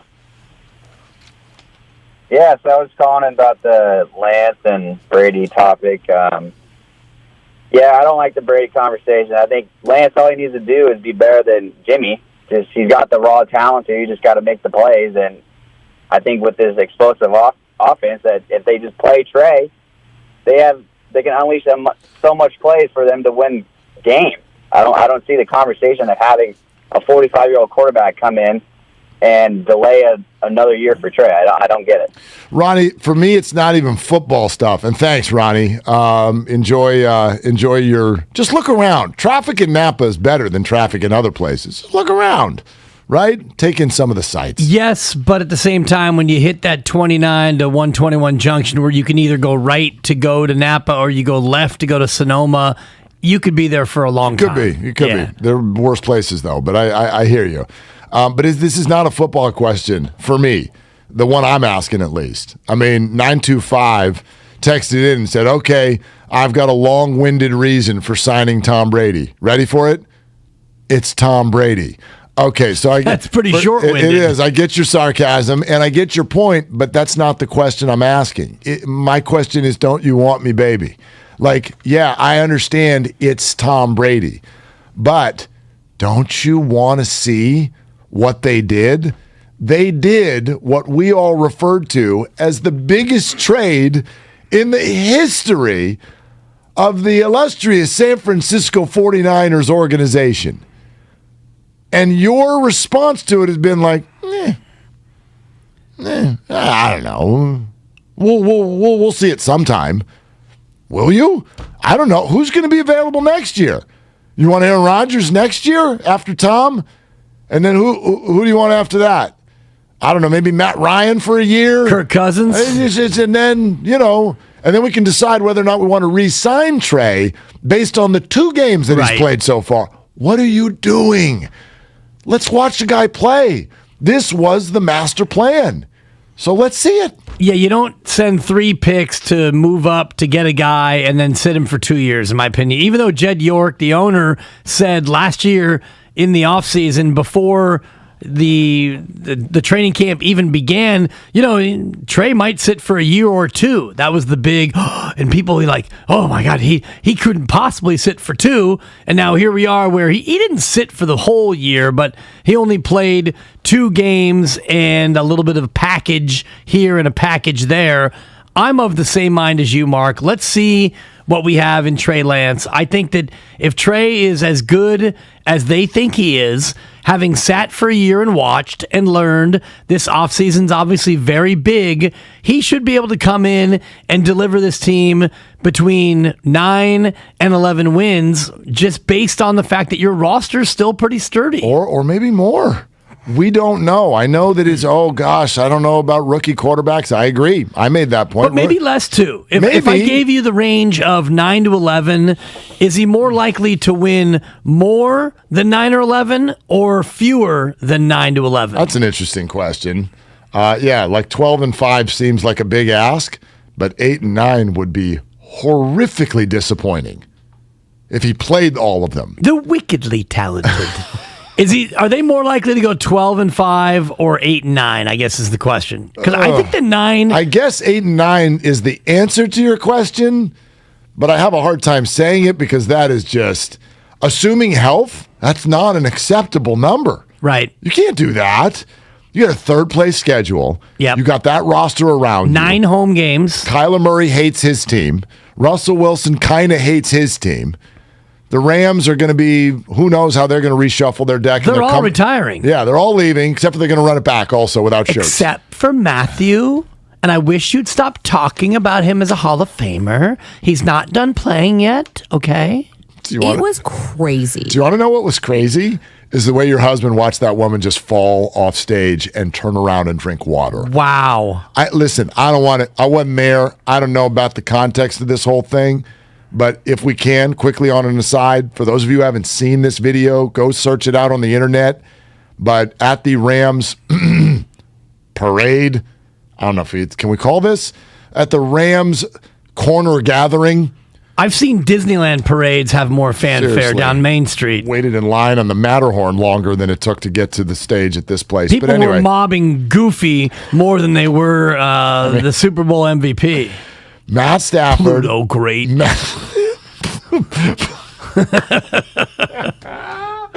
Oh, God. Matt Stafford and his wife are up on the stage, and there are pictures being taken by a photographer.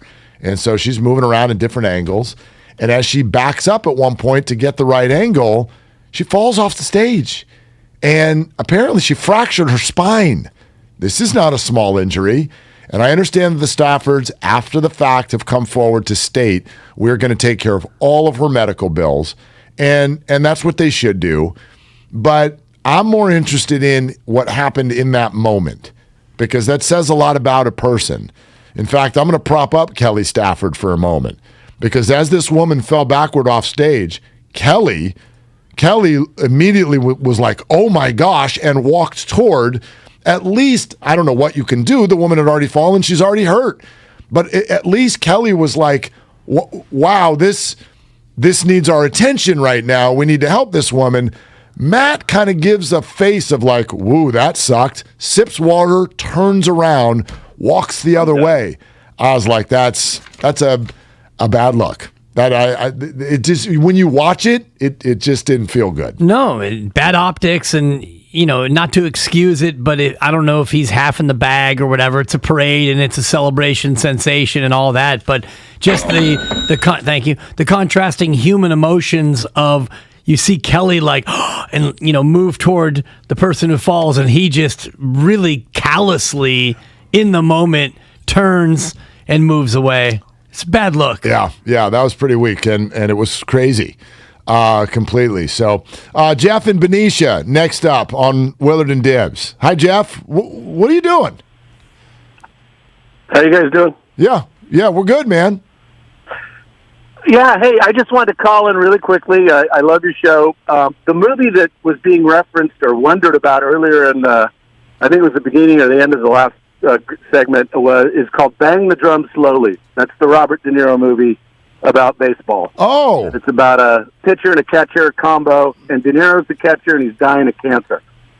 And the movie takes the path through the whole season as he slowly degenerates. Great movie. We're seeing it, early 70s. But anyway, that's the name of it. Bang the Drum Slowly. Just want to let you guys know. Jeff, appreciate Faye it. Vincent with the call out. Thank you, Jeff. So that was his- 1973. I've never heard of it. Yeah, I've heard of it. I've never seen it. And it's about a star pitcher for the New York Mammoths, a fictional baseball team. And it's more about, it's kind of like a baseball version of Brian's Song, which is a true story. Of course, Gale Sayers and, of course, his teammate named Brian Piccolo. Right, yeah, Piccolo. Took me a minute to dig that one out of the old cranium. But this feels to me kind of like a baseball equivalent, like sports adjacent. Yes, it's a sports movie, but it's about more than just sports. Baseball's the backdrop. So Faye rocked that over Field of Dreams, over Bull Durham, over The Natural. What else? What else to would me, even be Bull on the Durham list? is almost sports adjacent as well. It's about baseball, but it's about a love story. Yeah, and the Susan human characters. Sarandon, But I would say Bull Durham is my favorite baseball movie. I put The Natural up there as well. I always liked The Natural with Roy Hobbs and the Bat Boy who brings out the piece of wood. Wonder Boy. Yeah, he shatters the lights with the home run. It's a little bit of a slow build, but I like that one. The music. Totally. I mean, but for me, the best baseball movie of all time is the original Bad News Bears with Mathau and Tatum O'Neal. And just maybe because I was always kind of like a Tanner figure as a kid. And don't leave out Major League. It's a good one. Nice catch, Hayes. Don't ever do it again. Little did we know that Bruce Bochy was in that movie. And we didn't even know who Bruce Bochy was yet. When that, I mean, we knew who he was, but we didn't care about him here in San Francisco. I don't think he had arrived yet when Major League came out. I think Bochy might have still been playing when that came out. When was Major League probably came out in 80. Okay, I was going to say 88, Lubby, but 89 works. And Boch probably hung him up in about 86. Major League. Yeah. Okay, so release date April 7th, 1989. Bruce Bochy playing career. 87, yeah. Okay. So it's close. Yeah, he had just retired. Had not taken over yet as the manager of the San Diego Padres. That came 6 years later in 1995. He had a $160 in his final year in the squat for the Padres. Squat. Catchers in the 80s, man, you didn't even have to hit 200. No, you just had to be able to catch, have a hose down to second base. That's all you needed. Have a hose, don't suck. Is that where you're going with that? Great catcher, Bruce Bochy. It was great. Think about that. Your catcher and your shortstop, we're going to hit you 7th and 8th, and then the pitcher who can't hit either. Right. And the leadoff guy is just a little guy who happens to be fast. The 2-hitter is a slappy. We really have 3 guys who can hit in our entire lineup.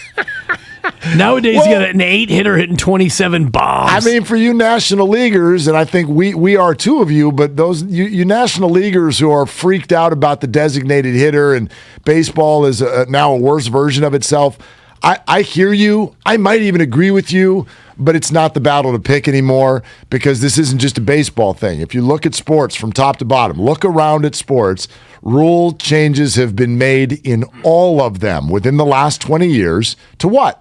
Produce offense. Right. That's it. That's all anybody's trying to do. Produce offense. So if we can turn Johnny Cueto into Chris Bryant in the lineup, yeah, they're going to do that.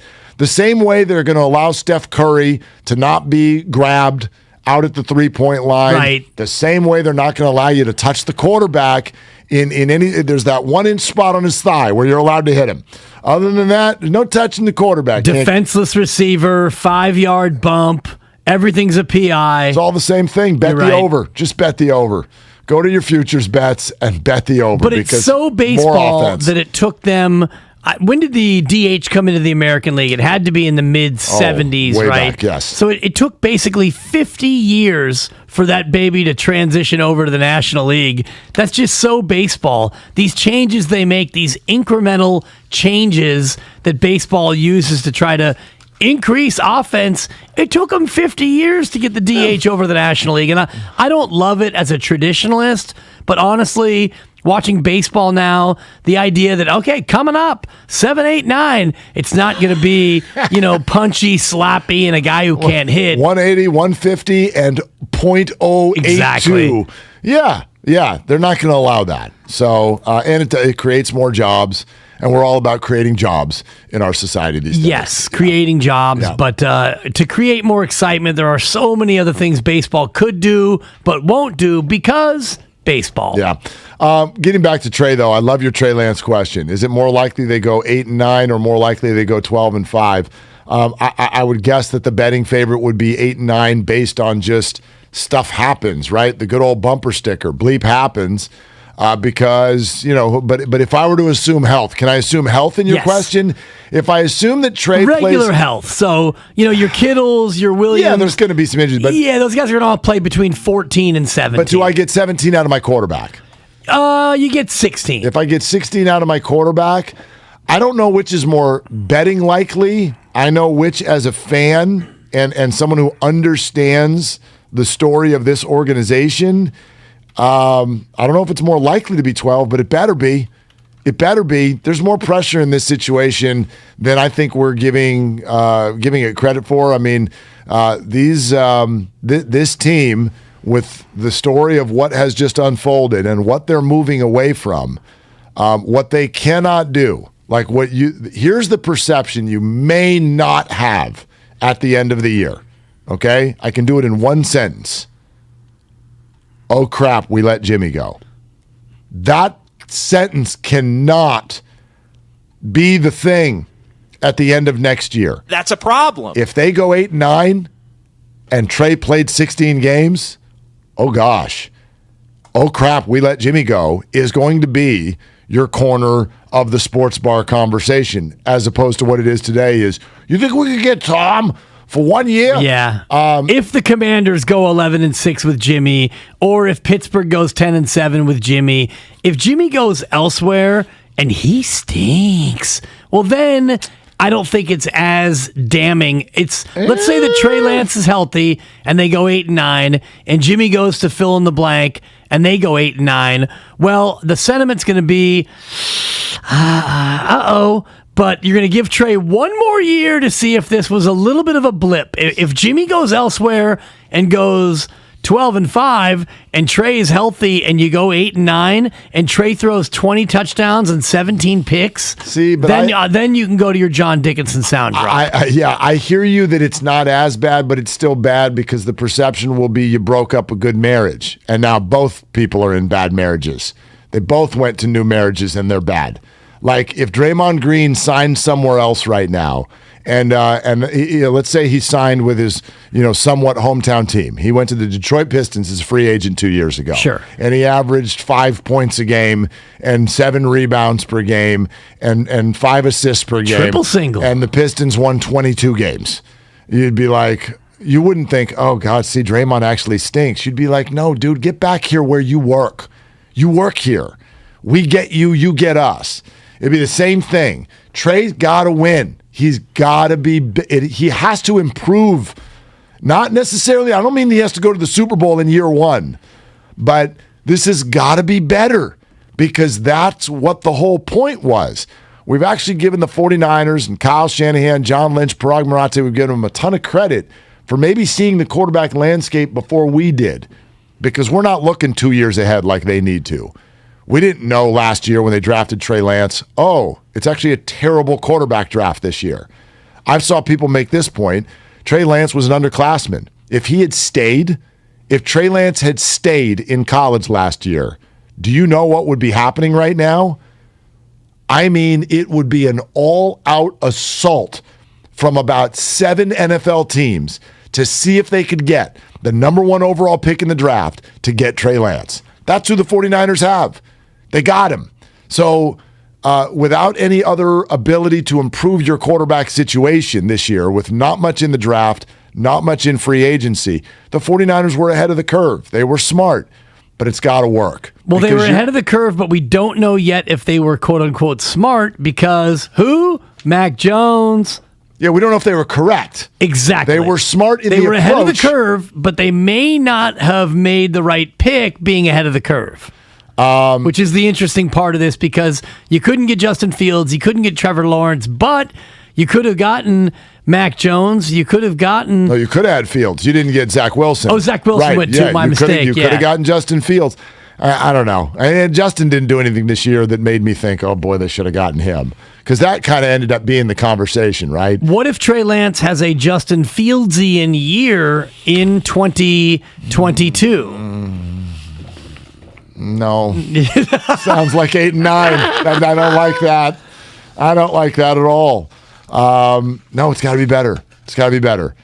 If we get to the end of next year and the statement in fans' minds is, oh, crap, we let go of Jimmy, then the 49ers have a huge, and Kyle has a huge problem on his hands. Follow us on Twitter at Willard and Dibs, 1B. The boys behind the glass we're running with the twos today. They put the poll up. Which record is more likely with Trey Lance, 12-5 or 8-9?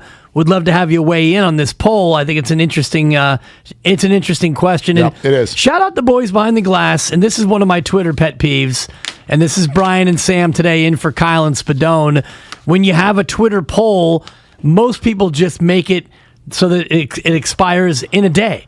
They don't take the time to have it expire in the appropriate amount of time. And these guys have had it expire in 2 hours at the end of our show. Okay. So congrats to Brian and Sam for doing it right. You're not voting on this during Steiny and Goo. No. It's not their poll. No. Get your own poll, Steiny and Goo. All right, coming up at 10:30, it is the final chance for you to win Kevin Hart tickets right here on this show. Your chance to see Kevin Hart at Chase Center, courtesy of Live Nation in October. Just wait until you hear our sounder. Do you have the sounder, Sam? Give me a little sounder. You're going to learn today. Okay, don't call now, but the next time you hear that in the neighborhood at 10:30, that'll be your cue to call and win the Kevin Hart tickets. Daryl Morey says, how about, well, we'll tell you what Daryl Morey said. As far as fixing the NBA playoffs,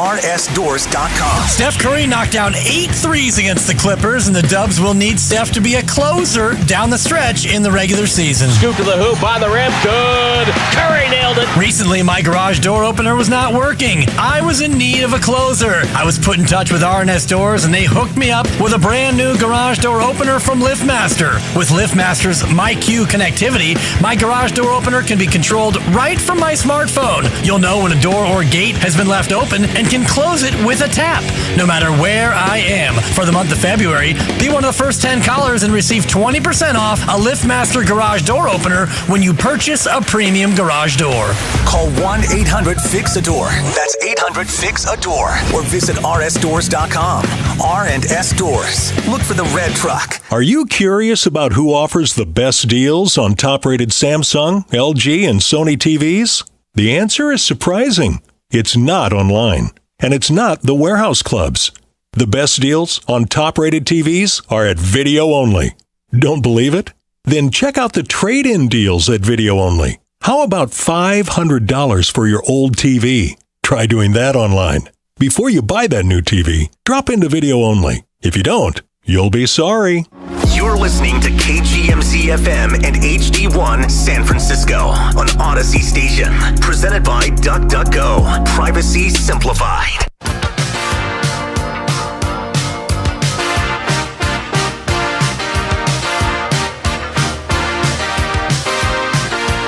Now, back to the Morning Roast. Presented by Timeless Coffee with Bonte and Shasky. Now, back to Willard and Dibs on 95.7 The Game. And you know what, Mark? Hold on. No one's been more supportive of the young staff, your various Lubmans, your Iglesias. See? But that ass ain't going to fly. No, well, I actually think it was artistic and beautiful, Sam. What you were trying to do is you're going to show us what Trey Lance is going to do sometimes next year. There we go. I'll roll with that. You're going to be like, Trey, you're super talented. Dude, you just threw the ball to the completely wrong place. You called the wrong play. You threw it to the wrong guy. You just made a rookie mistake. Hey, Sam's like Jimmy G. After the pick, he goes and he performs perfectly, and he's perfect after the pick. First of all, we're going to need you more on mic, Brian, if you're going to chime in and defend Sam. Secondly, S-O-F-T. Right. You really are that guy. When you get cut off on the streets, you want to just talk to somebody. You want to console them. I do. And you want to help Sam and you want to defend him. Look. I wish that I was a better guy. I'm just not that guy. Look, I'm in my 40s. So I'm about to jump out of my chair 3 donuts deep. I'm going to dress this guy down. How dare you, Loveman? It's because you're 3 donuts deep. Baby. I mean, like I told you, we're not going to be rational today. We're not going to be normal. But it's true. I'm in my 40s, so therefore I don't care what other people think of me. That's the beauty of your 40s. LeBron will get there soon enough. Yeah. You don't have to care what other people think. However, in the same breath, I can say I like to be nice. I like to be nice.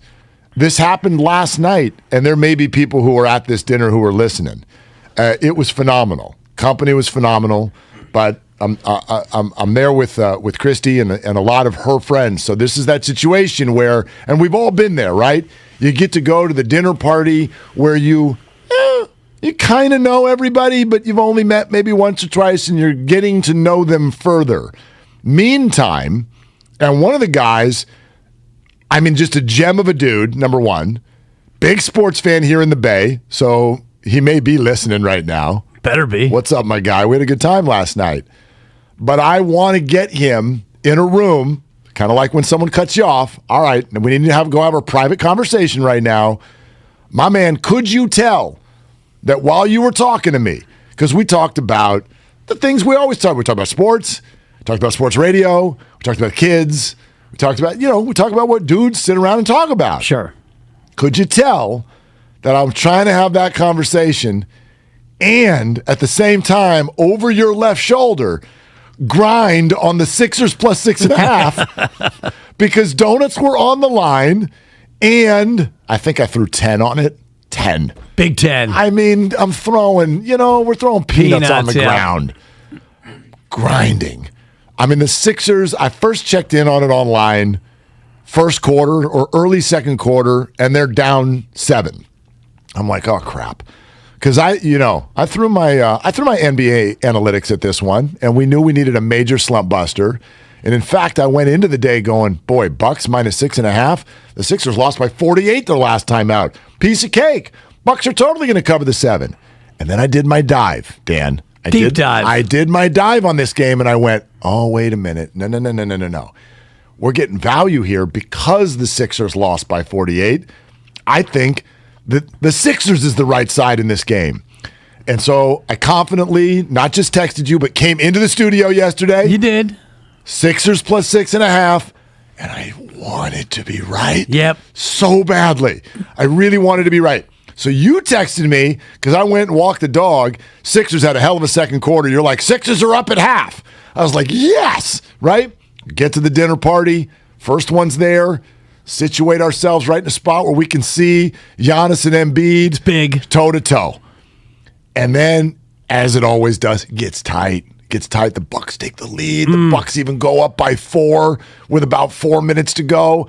I'm grinding. And this guy... It's a good game, back and forth. It was a really good game, and people are like, so, what school do your kids go to? All that. And so, how old? Oh, one of them's birthday is tomorrow. Happy birthday, Jude. Jude's 8 today. Awesome. Happy birthday, Jude. I just wanted, you want to come out of there, you want to be like, I'm a good person. I'm listening to you. I want to know what's going on with you, too. I want to get to know you better. Sure. But could you just hold right there because it's tied with a minute to go. Exactly. And I got a 10 spot and a donut on this. More than just money, it's the embarrassment and the inconvenience of having to be the donut buyer. Now, I got the donuts today because Spadone is off, and Spadone was nice of you, by the way. Thank you for doing no that. problem. Quality Donuts in 73rd in East Oakland. They are terrific. And the ladies there, they upsold me today. They got me a little bit because I went to get a dozen, and I was like, you know what? Let me get 15. I was going to get a couple extra for your Brian Rattos. And, for John Curley, morning producer, his birthday was yesterday. I wanted to make sure that everybody got at least one. And she said, well, this box holds 18.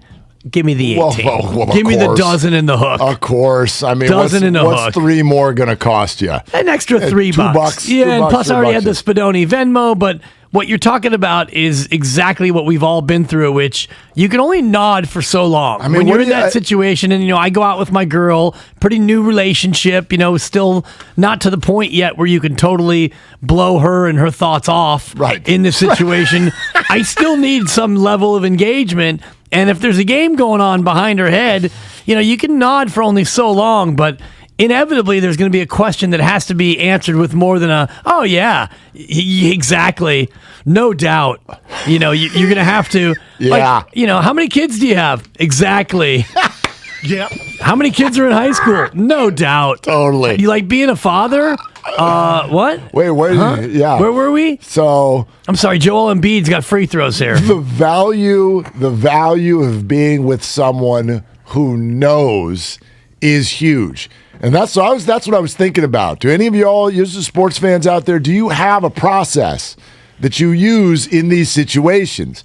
How do you get through them? Do you just say, you know what, I'm going to turn my back on the game and I'll check it later?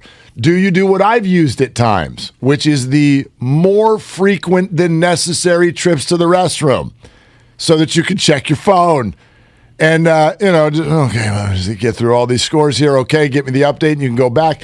But you have to be careful with that one. Because I think you obviously can go to the restroom once.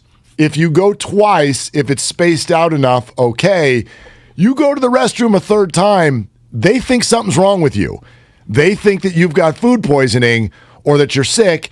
And in the middle of a pandemic, you're not allowed to do that without freaking everybody out. Right. Especially as the indoor mask mandate has gone away. People are starting to move into places now with no mask. You can't even have people think that you might be sick. And you can't really, as a man, it's a stretch to claim bladder infection or, hey, I got a little something to work with the bladder right now. It's somewhat rare as a man. Boy, I got to go to the restroom again. Yeah. It's not something you want to say to people. Didn't have my Flomax with me today. A little bit of a prostate issue. Just throw down a huge plate of fries. You're like, oh my God, I got to go to the bathroom again. Man. It's just not going to go well for you. Those fries just flew right through me. That chili I had for lunch, milk was a bad choice. Little do they know. Like, you just need to say to your people, Sixers plus 6.5. I'm grinding right now. You got to be with somebody who's okay with that. Because if you're with someone who's not okay with it, you end up in these situations. You're stuck. So, I just would love some guidance. I think I pulled it off okay. I think I did. And the game ended, and the Sixers actually won the game outright. And then I had to do this is the other thing. I'm like, okay, I'm in the middle of a conversation, but I got to send my whole show team a green check.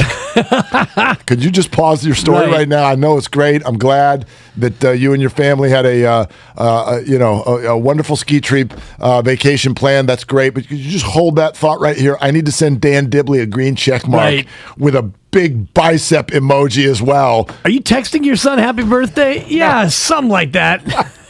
Something like that.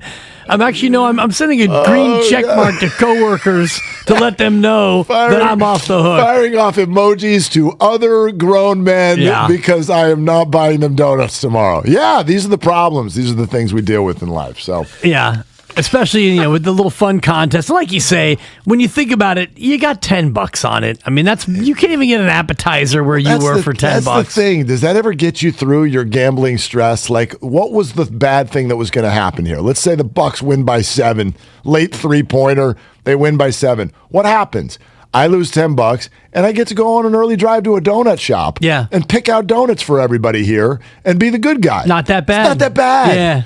But I was grinding. Always grinding. I was grinding last night, man. Yeah, that's, we're getting into Derby season for horse racing, so I'll start to ramp up my TVG account, start getting a little action of the ponies. And to your point, I might bet $2 across, which is a $6 bet, and your horse runs fourth, and it's like, I'm furious. I'm furious at this poor jockey who couldn't get the ride that I needed. And it's like, dude, you lost $6. You can get over it. I ended up with the 2-pick parlay tonight, and it took everything in my body to stay seated and not do a lap around the restaurant.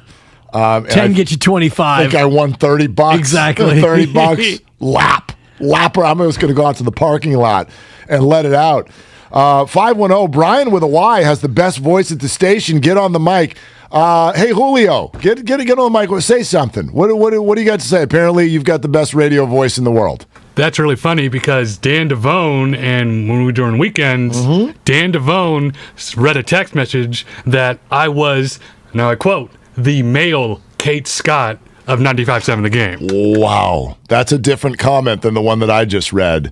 And a more layered one. Yeah. That's a lofty compliment. That is. Yeah, a shout huge out compliment. to the 510 because the Bryant Army is You're big strong. there. Yeah, you're big in the East Bay. All right. You could be so lucky to have a Kate Scottian career arc, quite frankly. Yeah. You're exactly right. Brian, start working on your Bruce Bochy and Gabe Kapler impersonations, and we'll talk next week. We, as a Kate Scott fan-based organization. It's not bad. I give you 3. Gosh, that was funny. This is intimidating. Kobe in Los Angeles is calling. Kobe. That's intimidating. But Kobe, what are you doing right now? Man, I'm chilling, watching ESPN, listening to y'all, getting ready for the day, getting ready to hit the gym a little bit later. Got to stay fit. All right, man. Perfect. I mean, you're doing a 4-pack. You're turning your 3-day weekend into a 4. We appreciate it. Hey, but look, check this out. Hello? Yeah, we're listening, man. Hey, okay. Hey, I got something to say about the Niners. Check this out with the Trey Songz thing. I mean, not Trey Songz, that's the singer. My bad. Trey Lance, but they look kind of similar. Before Shanahan, let's just go with the quarterbacks that Shanahan has kind of drafted since he's been here, right? Nick Mullins, C.J. Beathard. The guys that he kind of drafts be trash, right? We traded 3 first-round picks for North Dakota State, right? At the time, I'm pretty sure NFL 49 insiders knew Aaron Rodgers was on the block, right?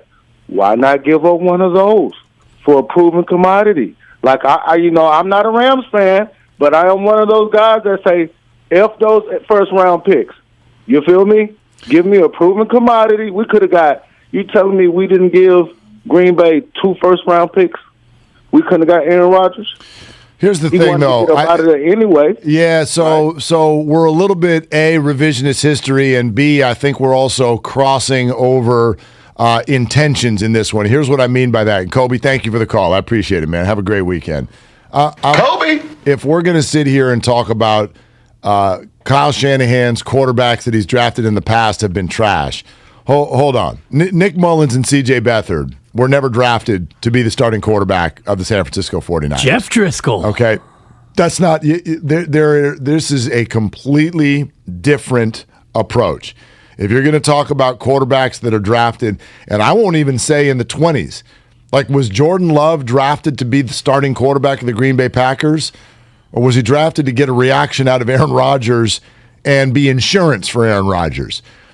He was not drafted to be like, this is our guy, this is our future. Aaron took it that way because he's a first rounder, but what was he, the 26th, 27th pick of the draft? Yeah. If you get someone in the top 12, that's a message. We are moving on, and this is our starting quarterback. They even said it before they made the pick. Shanahan said, we have moved up to get a new starting quarterback for our franchise.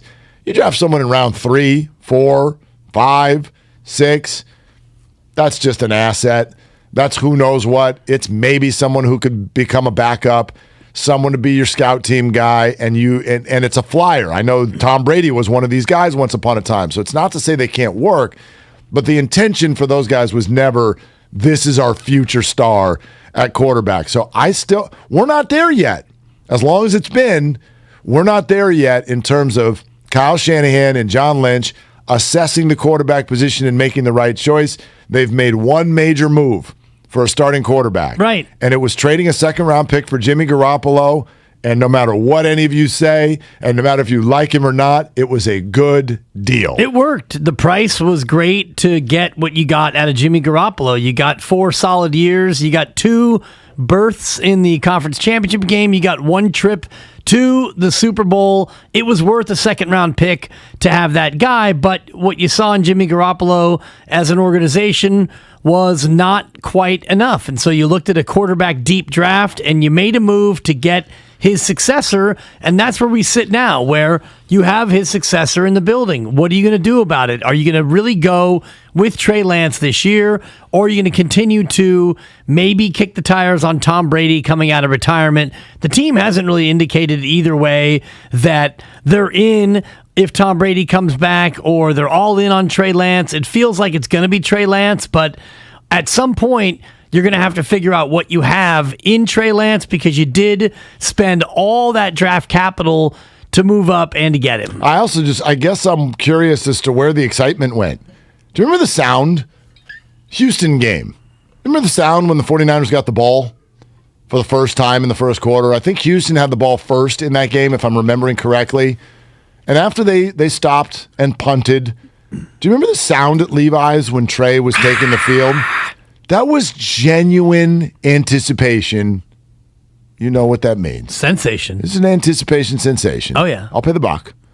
So that sound, where did it go? That sound has turned into, they should probably sign Tom Brady. That's what it turned into. And sure, it's Tom, and the GOAT, all this stuff. But I'm so... and maybe excited isn't the right word. That sounds a little, 10-year-oldish.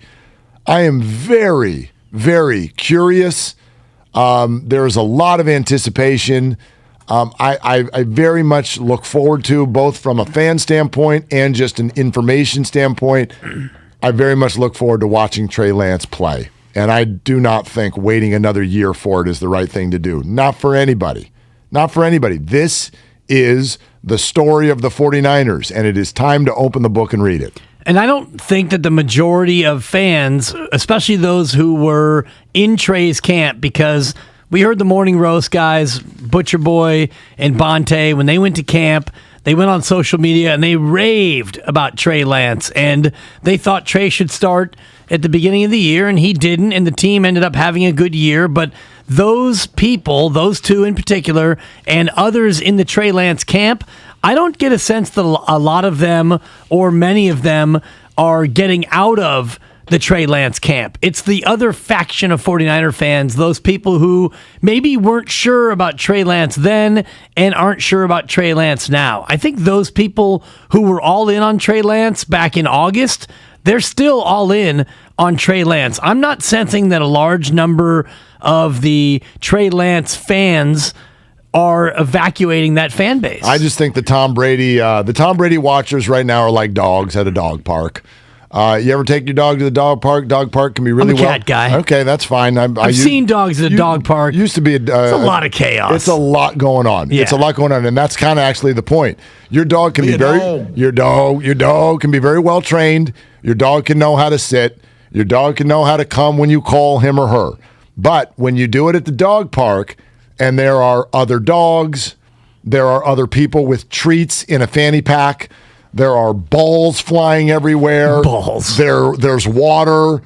If you try to call that dog, they may, in fact, even be on the way. And halfway there, they're going to turn right. And, an orange ball just flew over my head, Dad. I'm going to go the other way now. You're distracted. You're getting distracted by the shiny object. Okay? Shop over Christmas like a man. Go in with one goal and then come out of the mall. Do not get distracted by the shiny object. That's all Tom is. You're getting distracted by a shiny object. And I don't even know how shiny he is, because in the moment, he's telling us he's not playing football. Yet, that's what we want to do. We want to go chase the orange ball. Stick to the plan. I was in a mall yesterday, Westfield, down in San Jose, right across from Santana Row. This place is gigantic. You want to talk about being a dog at a dog park. You're walking down and you're trying to get from point A to point B, and there is so much going on. You got Mrs. Fields to the left of you. You got Annie M's or whatever, pretzels over here. They have 68 different food venues inside this shopping mall, and it's just, I forgot what I was even supposed to be doing. Well, malls went away. Yeah, not this one. Clowns to the left of me, Mrs. Fields to the right. Here I am, stuck in the mall with you. Looking in the directory to try to figure out where the heck blank store is. So I know what you're saying about the dog park, and ultimately the beauty of this is that you don't have to make that decision. They're going to tell you who your quarterback is, so you can pine for Tom Brady. Brady may not want to play again, and if he does, depending on who you ask, if it's Brady's dog groomer or your connections on the peninsula, he may not even want to be a 49er. If, in fact, he returns, the team may not want him. The beauty of this is you as a fan, you've got no say in it.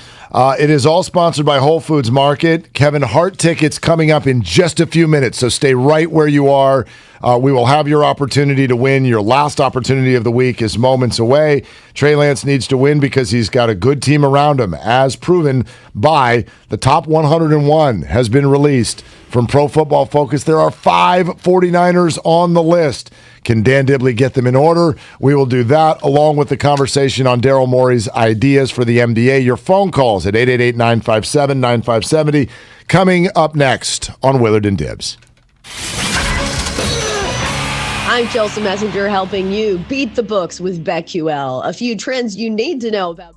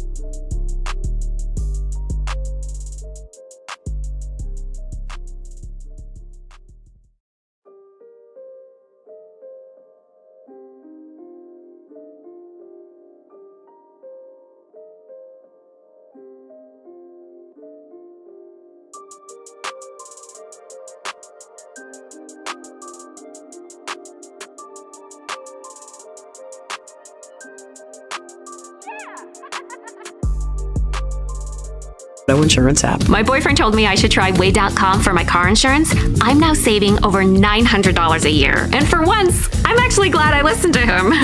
Just don't tell him I said that. Download the Way.com app now to get your free auto insurance quote in under 30 seconds. The team at Way.com works with hundreds of insurance carriers to get you the best rates, so you'll never overpay for insurance again. Way.com, the #1 rated auto insurance app. Start saving with Way today. Hey, Jim!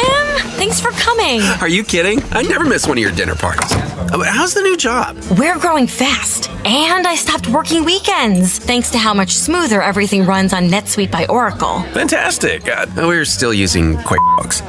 Why haven't you upgraded to NetSuite? We're making QuickBooks work, sort of. Shh, watch your language. The kids are right there. Sorry, Amy. NetSuite gives you visibility and control of your financials, inventory, HR, planning, budgeting, and more. NetSuite is everything you need to grow, all in one place. And 93% of surveyed businesses increase their visibility and control since upgrading from QuickBooks to NetSuite. Yeah, sounds like it's time for me to switch to NetSuite. Over 27,000 businesses already use NetSuite. For the new year, NetSuite has a new financing program for those ready to upgrade at netsuite.com/radar. Head to netsuite.com/radar for this special one-of-a-kind financing offer on the #1 financial system for growing businesses. netsuite.com/radar.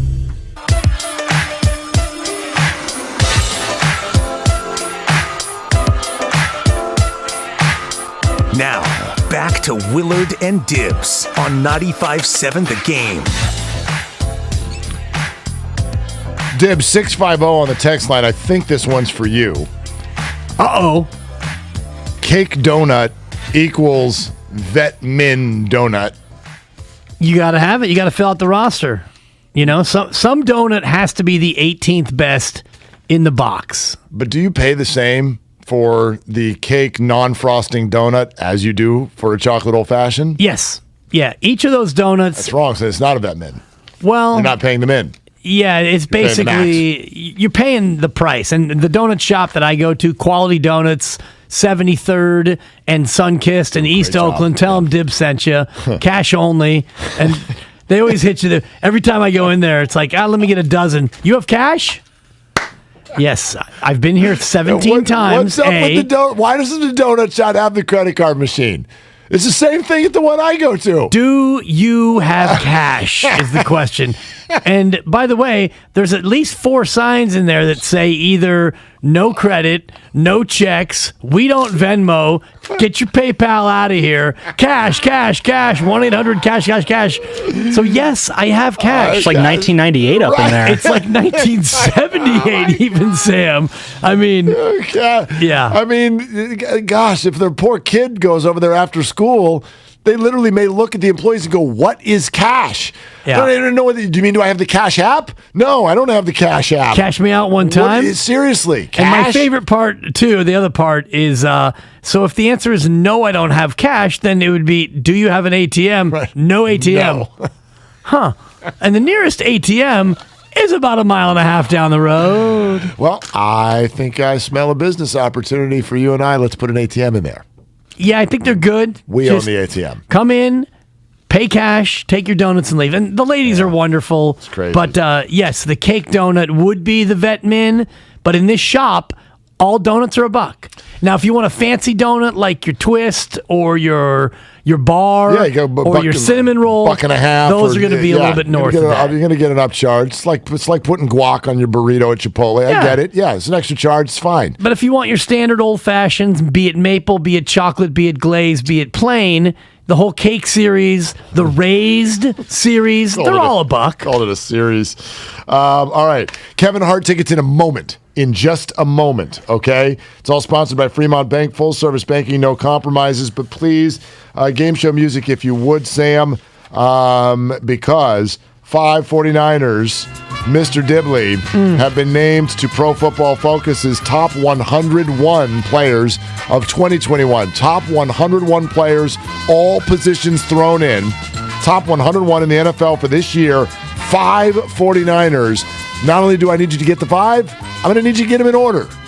Boy, I'm currently experiencing a combination of a tummy ache and a sugar crash. You have no chance in the 11 o'clock hour. I am fading right now. You're out. I'm like a Michael Crabtree pass route in the Super Bowl. I'm running the fade right now.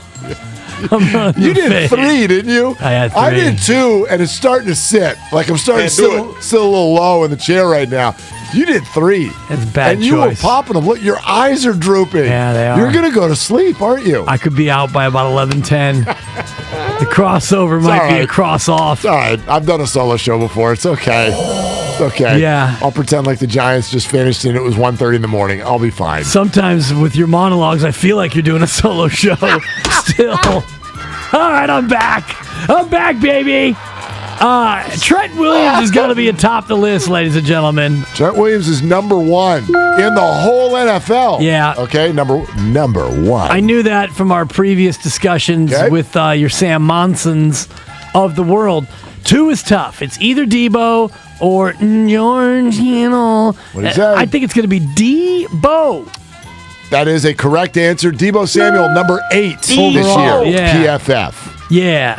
I'm going to run it back with George Kittle then because I think that he is like the 3rd rated tight end. He's got to be top 25 overall. George Kittle is the correct answer. He comes in as the 3rd Niner at number 16 overall. Okay, now is where it gets a little bit tricky, and it's nuanced because it's a good word. I know that Kyle Juszczyk is up there among fullbacks. I don't know how high he ranks overall. Fred Warner had a good year. Nicky Bosa was terrific. I'm going to go with Nick Bosa, Mark, as the 4th highest Niner. That is a correct answer. Oh, that's gutsy. Nick Bosa, 31 overall. Okay. Can we take a moment? 4 of the top 31 players in the whole league are 49ers. PFF, you got to love it. And, unfortunately, you got to play with 11 on the side. And we got 3 on offense, 1 on defense thus far. The final one is tough. It's either Warner or Juszczyk, I believe. Although it could... Oh, yeah, it's right back. I'm going to go with Fred Warner, the 5th highest rated Niner. That is a correct answer. Fred Warner, number 70 overall. Okay. I didn't even Google it. You did it. That's huge. You did it in order. I thought about looking it up before the show and cheating, but I was too busy eating donuts. Yeah, exactly. Juice didn't make it. You ain't trying. No. Juice didn't make it. He didn't make it to our breakfast table, and he didn't make it into the PFF Cup. I know he was highly rated, and I think Laken Tomlinson was as well. But, boy, I haven't checked the PFF list in quite some time. All right. You're going to learn today. Yeah, that's what I thought might come right now. It is time, and the final time this week for Kevin Hart tickets. 5th caller right now to 844-999-GAME. That's 844-999-4263. 2 tickets to see Kevin Hart on October 1st at Chase Center, courtesy of Live Nation. Once again, it's not our caller line. It's a separate line, the contest line. Caller 5 right now to 844-999-4263. Maury Brown coming up in just about 20 minutes or so. He's with Forbes, really good on all things baseball. And there is an interesting development with regard to starting the season on time. We'll get into it a little bit, but there's a report out there from The Athletic that February 28th is the final day for an agreement between the two sides that would still allow the season to start on time. as it is currently set on the calendar. I think that's significant. We'll get to that in a little bit. How does this grab you, though? Daryl Morey, now with the Philadelphia 76ers, Dibs, my that's Philadelphia right. 76ers. I really want to thank him. But he goes on Volume Sports, and they start talking about how they can provide more urgency and, quite frankly, just get more viewership and engagement in the NBA. And Morey says, and he is a forward thinker, he's a little different. He says, forget the 82-game schedule. Give me 58. Every team plays every other team 2 times. That's it. 2 games in season. Yes. That's the English Premier League model, by the way. European football, it's a home and home, and that's it. That's it. No playoffs, though, over there, but I think he's thinking something else. Do you even have conferences and divisions then? If you're playing everybody the exact same number of times, it's like everybody's all in one division. 20 teams in the table, and if you're in the Premier League and you finish in the bottom 3, gone. Oh, you know what they call that, by the way? It's a relegation sensation. It sure is. And I'll take it because it's my league. And then the 3 teams from the league below get promoted. And it's a beautiful system. It wouldn't work for American sports, but I like the way Daryl is thinking on this one. I do. And then they also talked about shortening the playoffs. It was pitched to Daryl. This is from Colin Cowherd's podcast, and he said, why don't you get series back down to best of 5 instead of best of 7, just to create a little bit more angst, a little bit more urgency. Each game means a little bit more. And Morey goes, I agree, shorter's better, but you're not going far enough. You need to go even farther. How about 1 and done? Listen to this quote from Daryl Morey. There's a reason everyone tunes in to every game at huge ratings in the NFL. It is literally 1 and done. And the NCAA tournament in 63 games, I thought this would speak to you, Dibs, because I know how much you love the tourney. NCAA tournament in 63 games gets more money than we do in our entire regular season. And how many games is that? NCAA tournament, according to Murray, 63 games. Morey, not Murray. 63 games. How many games are played in the NBA season? Well, it would be 30 times 82 divided by 2, which would be 2460. That's 1,230 games, Mark, if my math is correct. And Morey says they're might be the donuts talking, but I think I just did that. Yeah. I might have just nailed that. I don't know. Let's go with it. So, yeah, 63 games, and he says they're making more money during that than the NBA does in well over 1,000 games. Well, I think he's wrong. I mean, what does he mean by making more money in television? Quote, and the NCAA tournament in 63 games gets more money than we do in our entire regular season. So, yeah, maybe a TV deal. I think that Joe Lacob would beg to differ if he's talking about 41 home dates with 18,000 butts in seats. I don't think he's talking about popcorn and beer. I think he's talking about the contract, is my guess. Fine. The TV contract continues, quote, any sport should want more games that are close to the Super Bowl. Nothing's going to beat the Super Bowl for a little while. Well, though I think the NBA can pass the NFL in my lifetime for sure for their biggest game being a big deal. Now, no chance. No chance. And all of us think that that's ridiculous. I do like the forward thinking. I like the effort. I like the belief. I don't see how that's even possible in our lifetime and Daryl's lifetime. I think he's a little bit older than us. But yeah. in his lifetime, for an NBA final game, for instance, surpassing the Super Bowl, there's no way. I'll agree with him and disagree with him on one point. Yes, I think less is more. I agree that urgency, this is absolutely a conversation that baseball should read. Urgency is better. I've said to you 100 times, the wild card game in baseball is the only one I can watch if I don't care about either team. If the Rangers and Twins make the wild card game, I'm watching. Any other time those two teams are playing, I'm asleep. So urgency is better. But when you have a game, and Phil Jackson talked about this one time, the percentage of NBA games that come down to the final 2 minutes, and they are within, I think it was 5 or 6 points of one another. Yeah. It's too easy to score. It's too easy to lose. It's too easy to lose when you're not the better team in the sport. This is just the nature of the sport. It's not right and therefore not fair. Maybe the NCAA tournament that way is not fair, but it's different. They're not professionals. It's not right to bring that all down to one game where the Knicks can beat the Warriors, for example. I agree, and I think what he is proposing on the surface is great. We need more urgency. 58-game schedule is never going to happen. I don't think that there's any league ever, and correct me if I'm wrong, where there's been a thought of, we need fewer games from ownership. Owners don't want to give up gate. Baseball and 154 games would be better than 162, but we're not going to see that. We've actually seen an eradication sensation of what I loved as a kid, which is the doubleheader. You had the scheduled single admission doubleheader when we were kids, and I famously was there for the doubleheader when Ed Halicki threw a no-hitter at my brother Mike's birthday party in 1975. Nice. That was game 2 of a doubleheader. My father famously said, Dwayne, rest in peace, we will leave when he gives up a hit. We stayed for the whole game. Ed Halicki didn't give up a hit. Spoiler alert, 1975. That was game 2 of a doubleheader. But we don't see doubleheaders anymore because owners want 81 gates. And even if we have, remember the old day-night doubleheader? Everybody out. Right. Get your tickets for game 2 and come on back in. So Daryl's idea about shortening the regular season, it will never, ever happen. Now, the playoffs. I loved the best of 5 in the first round. That's what gave us such memories as the Denver Nuggets over the Seattle Supersonics in an 8-1 matchup.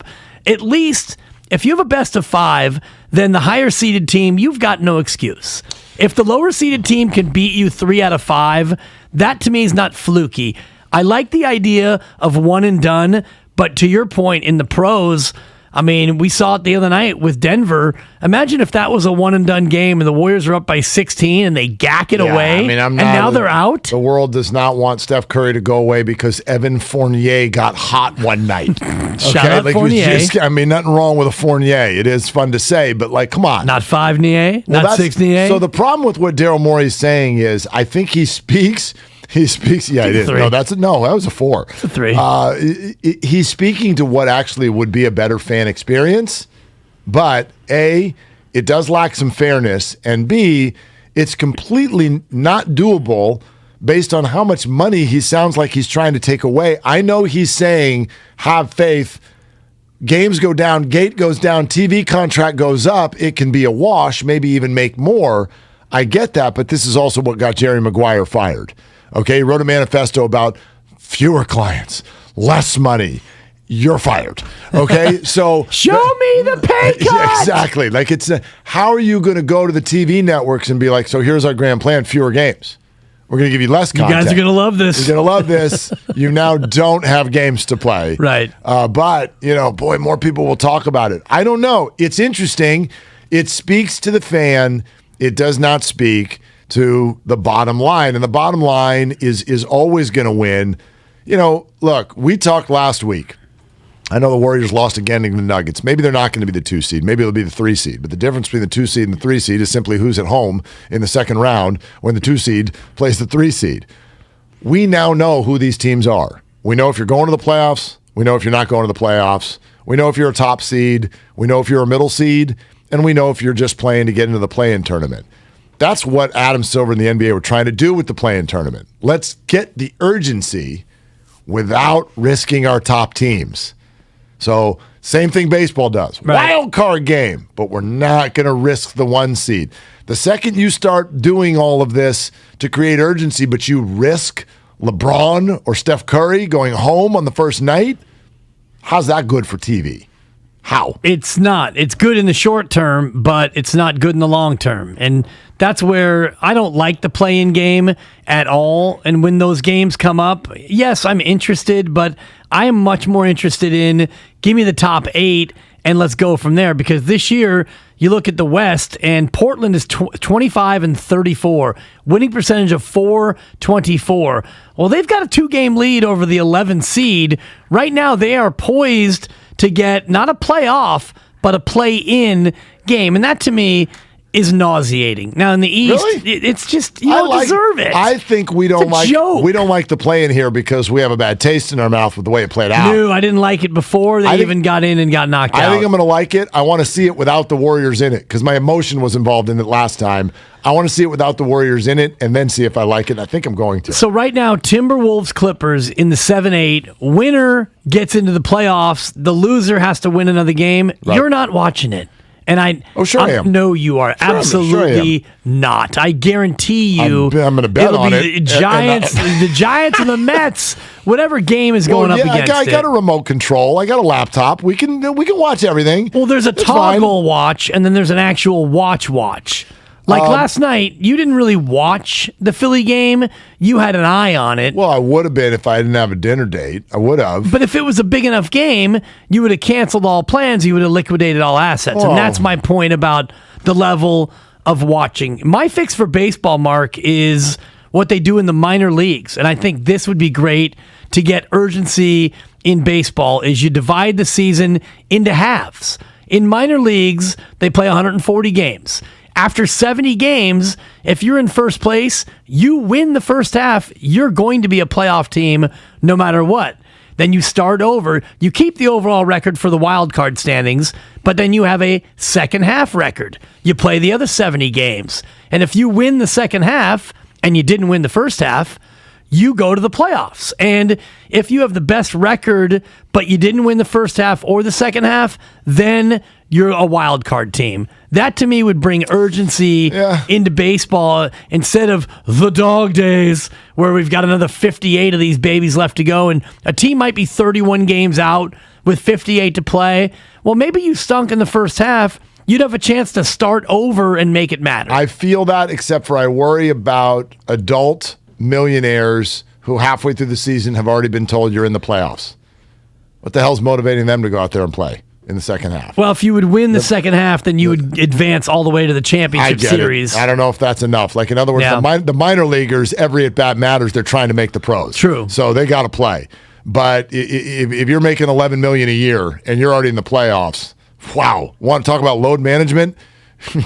You're gonna be bringing that to baseball in a major way. That's I get the idea. But look at baseball right now. You have 30 teams going. If baseball even happens this year, you can take 14 teams in Major League Baseball. You don't have a chance. You Pittsburgh, Baltimore, Kansas City, Florida. You guys have no shot. Your season's over before it even started. Yeah. Arizona, Colorado, but if it was an 81-game season, maybe you could get hot, maybe you could steal a half, and then you could be a playoff team. It's kind of true in all sports, though. There's never a sport where we get to the beginning of it and go, well, that team. I mean, Jacksonville and Houston in the NFL.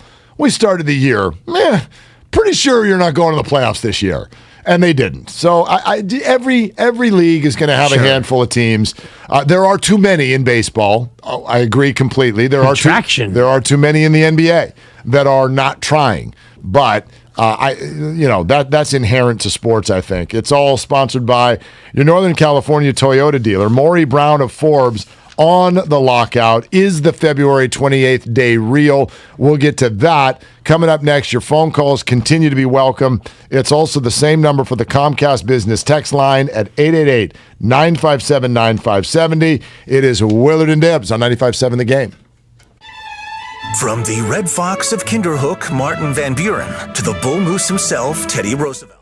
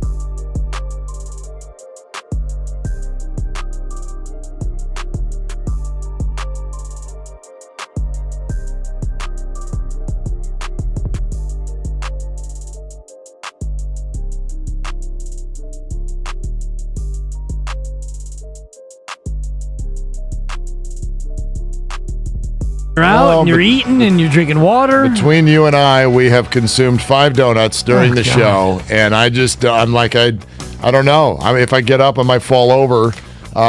You're trying to run your donuts off. I can tell what your approach is. Yeah, I don't know if either of them are working, but we limp into our final hour here this week. And also remind you, as Maury Brown, a good friend from Forbes on baseball, is standing by, I want to remind you that when we get back from our 3-day weekend, well, it's a 3-day weekend for us. The station is only taking, apparently, as I'm told, a 2-day weekend. So there will be shows on Monday. And on Monday, Tuesday, and Wednesday next week, we are giving you a chance to win the framed Klay Thompson autographed jersey, a text-to-win contest, opportunities to qualify throughout the day, every hour, throughout each show from 6 a.m. to 6 p.m. So remember, be here throughout the entire daily experience on 95.7 The Game, Monday, Tuesday, and Wednesday next week for your chance to win this beautiful, beautiful piece of memorabilia. It's super, super nice. I was trying to figure out how I could steal it. But then I realized, well, we got the Twitch and the YouTube audience. I can't really heist. These windows don't open. It's one of those items that would be hard to run down the street with. It's rather large. Yeah. You're going to trip and fall for sure. And there are cameras all over this piece, so I'm going to be seen. It's surveillance. You know, I don't like my chances, so. Yeah, plus you could never have anyone over to your house, ever, from the station, because it's not like you can't hide that. And you're like, oh, that's that thing. Wouldn't want to hide it. That thing would be front and center. It's all sponsored by Fremont Bank. Full-service banking, no compromises. Let's say hello to Maury Brown. It's been a minute. Our man with Forbes on baseball. Maury, it is great to have you. Great to connect again. I made a little breakfast burrito bet with my friends here at the station. I told them March 1st, and I will take the underdog bet with no odds. I'll take the under because I think even baseball should, I don't know if they do, but they should have an idea that about is the drop-dead date to start the season on time. What say you? Good bet or bad bet? Well, that's a good one. I would say right now, given some news later in the day yesterday, that I think that odds have increased that it's going to get done on time. Yeah. Which is, I said, up until that point, I was saying, look, it could be mid-April, May, as late as June. Oof. But the players said, have informed the league that if they do not get 162 games in at full pay, they will drop their concession of expanded playoffs. And that's probably $100 million. You know, that's a lot of money. And that goes to all the clubs. So that's a significant thing. And it's the one hammer that they really yield and now are finally going to use. So we'll see. They start negotiations on Monday. I imagine it'll be every day until the 28th. The league says if they don't get it done by the 28th, then the start of the regular season is in jeopardy.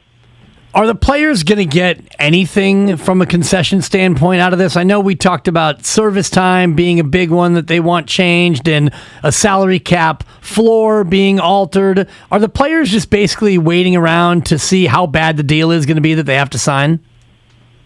Well, look, they have a lot of things that they want to have happen. And I think that they probably have good reasons for it.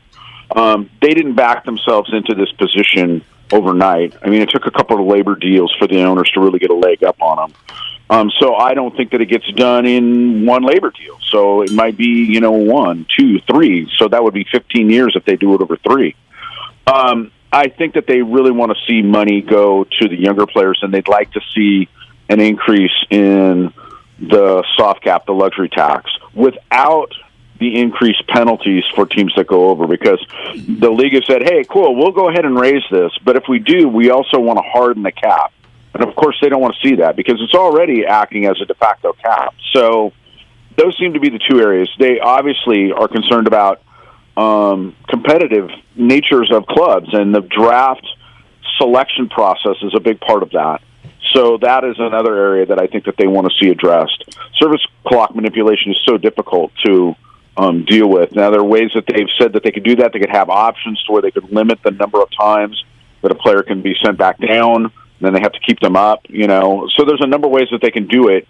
I'm really going to be interested to see when this thing finally, maybe, hopefully, gets moving next week, where things go. And once again, hope here is that things move quickly, and again, that the players don't pull on the expanded playoffs off the table. That's what the owners, of course, are hoping for. Maury Brown with Forbes on baseball. Maury, let me ask you this. In your opinion, is there damage, or how much damage is done, even if they get in a full season, but it does not start on the original plan date? Well, I mean, I would think that it would be damaging the near term. In the long term, I don't. And the reason I bring this up is you guys are in a basketball market. You know this. There was, in 2011, there was a lockout. And the NBA season went from 82 to 66 games. Nobody talks about it anymore. Now, baseball's in a bit of a different situation because they have the history, and they're already on shaky footing. So, look, they need to do whatever they can to try and, right things that were already wrong. I mean, it's not like things were heading in a fantastic direction. It wasn't bad, but it wasn't growth. And so I think in the near term it would be an issue. And again, if the labor deal is only 5 years, I mean, are we going to start seeing this every 5 years? And I think that there really is that capacity to happen, especially if the players don't get everything that they're seeking, and they're not going to. So I think that is one of those things to where we're going to start to see things the way that they were prior to the 26 years of labor peace that we had. When you look at baseball from a long-term standpoint, growing the game and attracting more of a young audience to the game, what are the things in the areas where you look at baseball and think these are changes they need to make in order to get another generation of fans interested and invested? Well, the first thing is that the pace of play has been really bad over the last few seasons. This is largely due to lower revenue teams figuring out that they can use a quote-unquote opener, so you have your starter go maybe 3-4 innings max. And the minute you start to get into your bullpen, right, I mean, you're looking at about 3 or 4 minutes of delay with television and commercials. And that just takes the momentum out of the game. It was bad enough maybe you could say that you would go 6 innings or, go that long before you get into the bullpen. But that and strikeout rates are way up. And hitting, for average is down. The general pace of the game has to be addressed. And then I think, of course, marketing the players just has to happen. This has just been a problem. Part of it is the nature of the game itself. Unlike other sports, your skill players, you are on the field all the time or on the court unless there's timeouts and they're pulled out for whatever reason. But in baseball, you have a rotation. So a key player comes up, they're coming up every, inning and a half or so.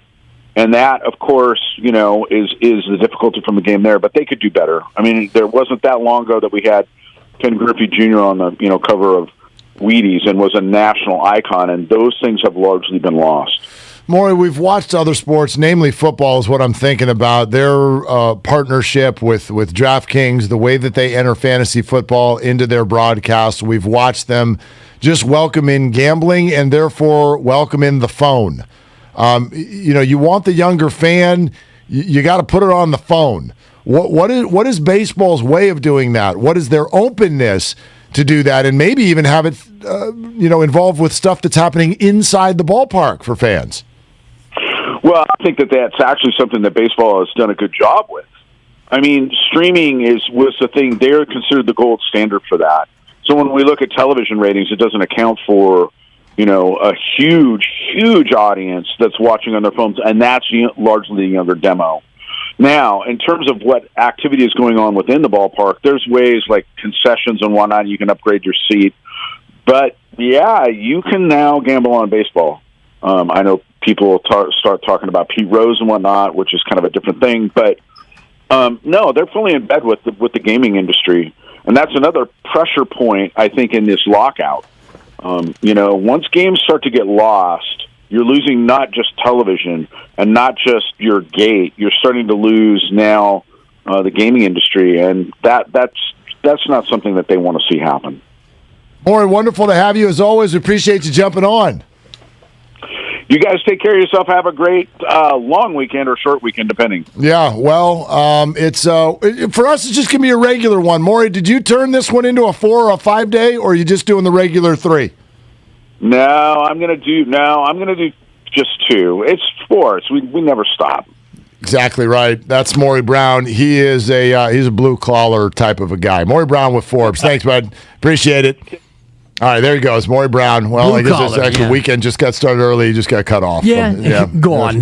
Yeah, that's the way that goes sometimes. Yeah, man. I'm February 28th, though. It's a little bit of good news for you. Monday is when they get back to the table, so it's basically a week from Monday is your deadline. I am less excited about the potential of burritos and just more excited about the idea of being, nicknamed Bet Smarter. I just want to bet smarter. That's all I want. Yeah. Just looking for a little respect around here. To be able to gloat in front of Butcher Boy and Bonte. Well, when you take the underdog with no odds, if you end up right, that's all we're doing here. I took a dog with no odds. Okay, and if I'm right, that's a flex. You're all going to get a flex. And we could have been a show versus show bet, and you left this show and went to the other show. You hated the odds so bad. I'm not buying it. I don't believe in your side. I'm not just going to go on your side because we're boys. That's fine. You're going lone dog. I'm going to have to let you go lone dog. I went wolf. I did. I went wolf on this one. Yeah. So what does that mean, by the way? Like, if you Joe, and Bonte lose, who's the one who has to go make the purchase? Joe. He's the one who made the bet. I just was in the room. You know? Just agreed with him. Yeah. All right. If I was forced into a spot, and I kind of was, I believe that it'll happen after February 28th. I don't have faith in Major League Baseball and the Players Association that they can solve this. And I was listening to Faye Vincent this morning with Nice Guy Steven and Butcher Boy Joe Shasky, and he was terrific. And he talked about how when it comes to a negotiation, and I know you've been in some negotiations. I've had some recent negotiations, and it comes down to the willingness of the two parties to agree to negotiate and find common ground on the issue. Now, I think that these two sides will get to a point where they're going to realize, okay, what do we really have at stake here? And the owners, and Maury made a great point about $100 million for expanded postseason. And the players are saying, if we don't play 162, you could take your expanded postseason and stick it. And so if that's where they're drawing the line, and the owners are saying, okay, $100 million, then I believe that they're going to get to a point where that 162 is not going to get sacrificed. Well, but I don't believe that date is the 28th of February. I get it, though, because you can't just say, well, let's buy 2 weeks and still do 162, and instead of starting on April 1st, we'll start on April 15th, because now that expanded postseason that you were excited about is happening in snow. Yeah. Right? So you don't have what you think you might have in terms of a clock here. So I really do. I buy into it. Because what he just painted and what you just said, it sounds very much like the homeowner who wants the right rental price, and therefore they're going to let it sit on the market with nobody in it for 4 months, waiting to get the right price. So instead of getting $5,000 a month, but you had 4 months with nothing, take $4,500 a month. Get those 4 months of $4,500 a month, and over the full year, you made money. So that's what he's saying there. That $100 million. What do we want to say? We're going to We're going to lose $100 million, but we're going to make $50 in the process. Well, you lost $50 million.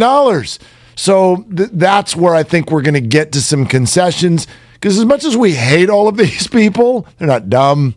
Yeah, they're not dumb. And the players understand that 162 games is 162 game checks, and the owners realize that expanded playoffs and $100 million, you can't recoup that with it's the Twins and the White Sox in August. That's not your moneymaker. Your moneymaker is the playoff games, and so I think that the two sides will come to an agreement, but I still think that you could do it March 7th and have enough of a lead up to where you wouldn't sacrifice the 162, which is why I wasn't on your side with February 28th. Listen, I didn't win anything yet. I mean, these two sides are not close. They do not like each other. Just because someone threw out a date doesn't mean that they're going to fit into it.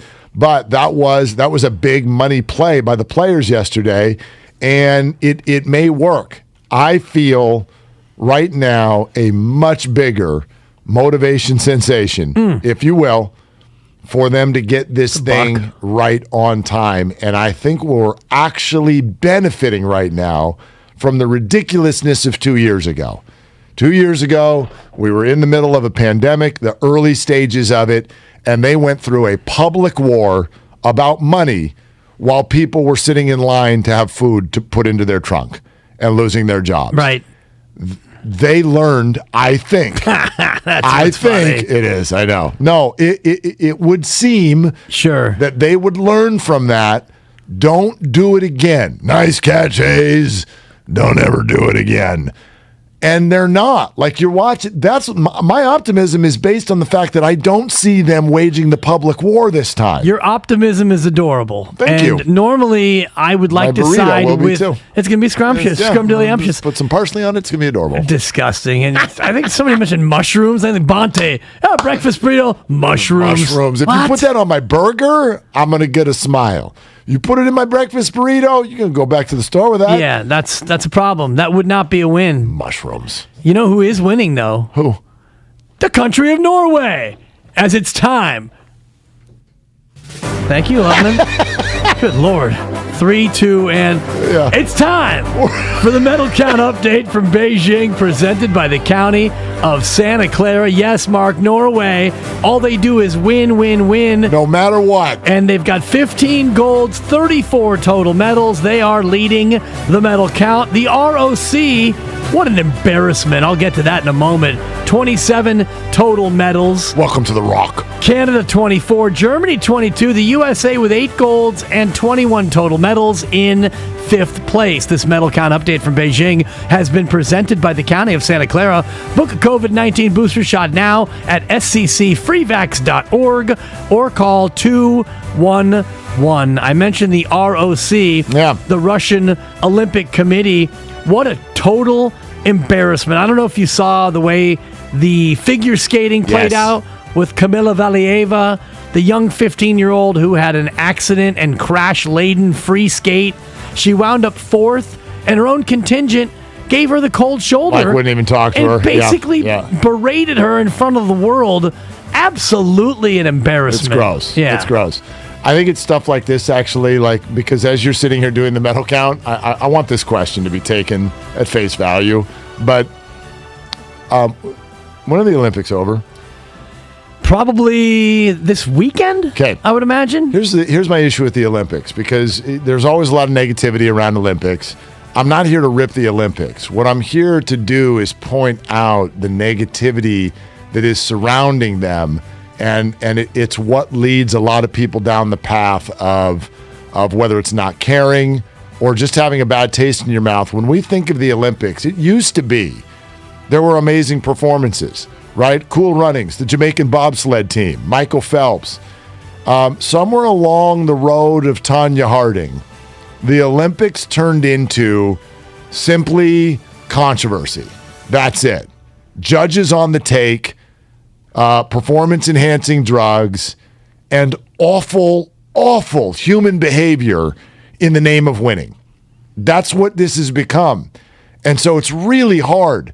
The Olympics used to be, and I used to talk about this a lot, whenever they would come up, it's a very different sporting experience than the rest. Olympics is long-form sports, if you will. Most of us want to sit down, give me the game, and give me some food, and then I'm going to go to bed.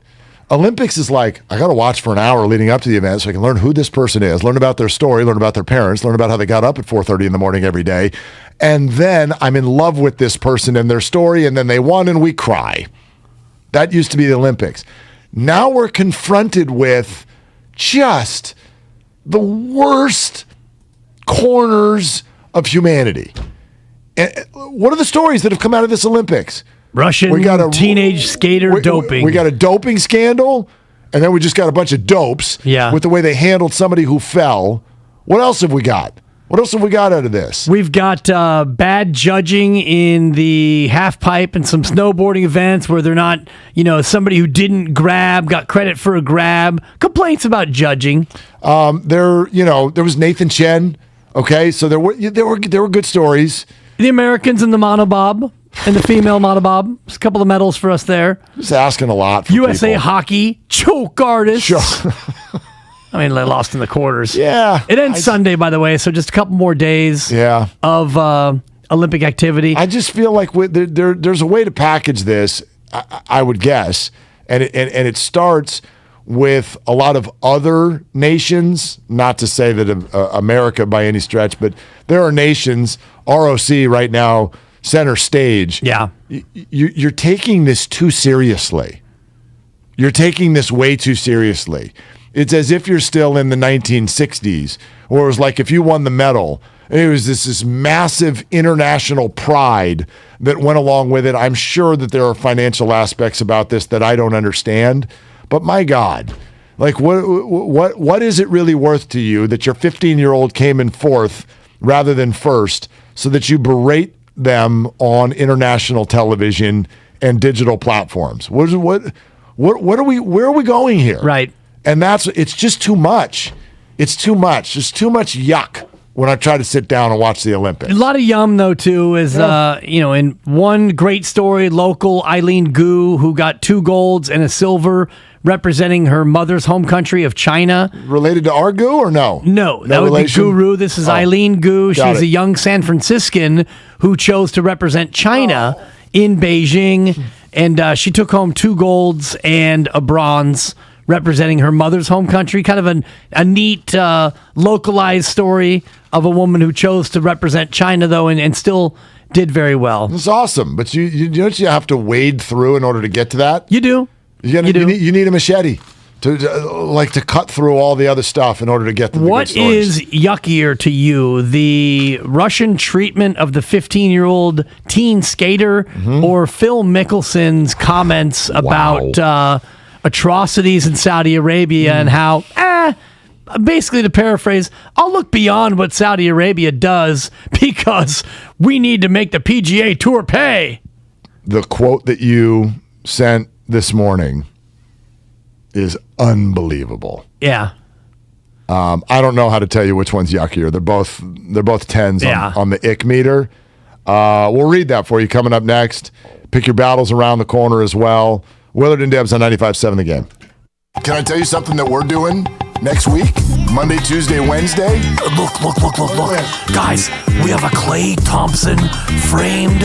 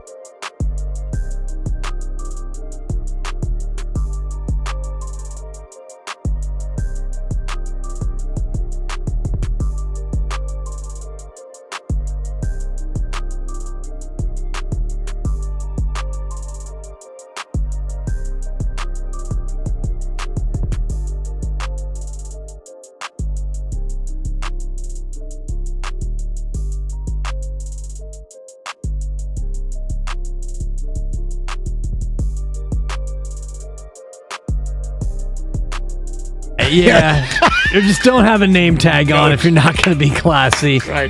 He's down there in the Mission Beach, Mission Bay area.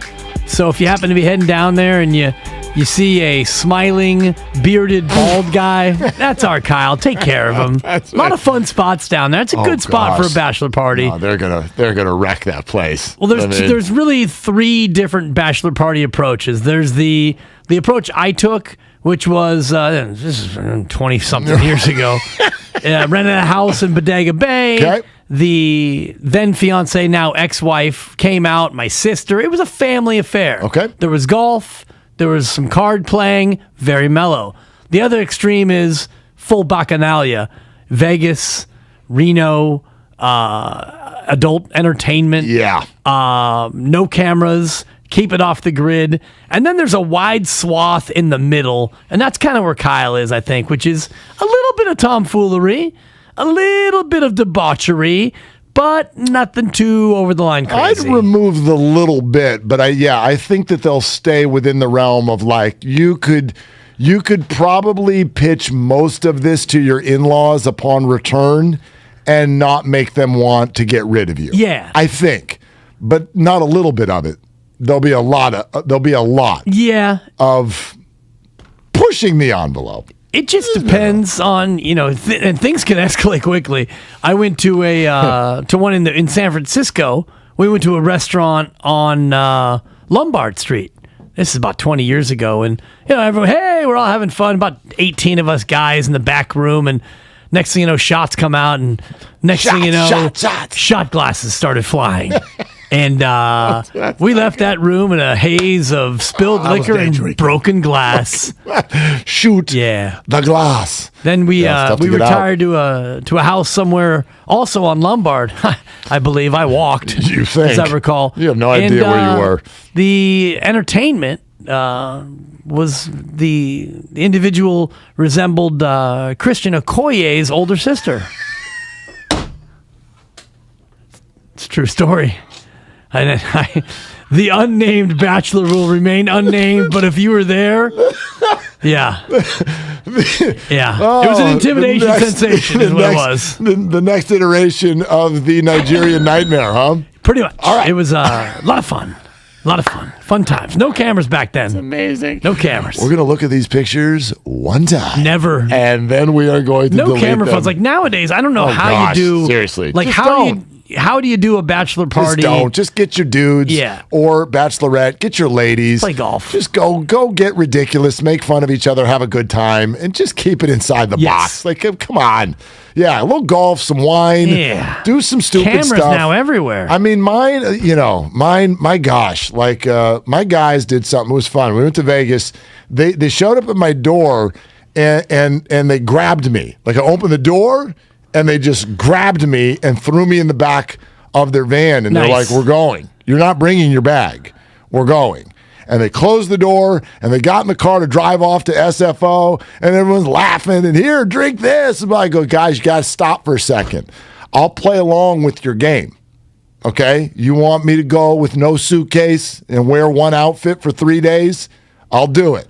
But we have a problem. You just locked my wallet in the house. So, would you like me somehow to get on the plane and then you guys are going to pay for everything I do for the next 3 days?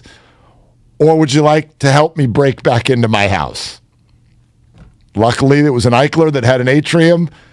Smallest guy, hop up on the roof, go down into the atrium, get the wallet, right back into the car with no bag, Boom, SFO. Great story that included an Eichler Atrium Yes, Flex. it did. The rare Yes. Eichler Atrium Flex combo right there. That was nice. You didn't have that parlay because it pays 1,000 to 1. I mean, wow.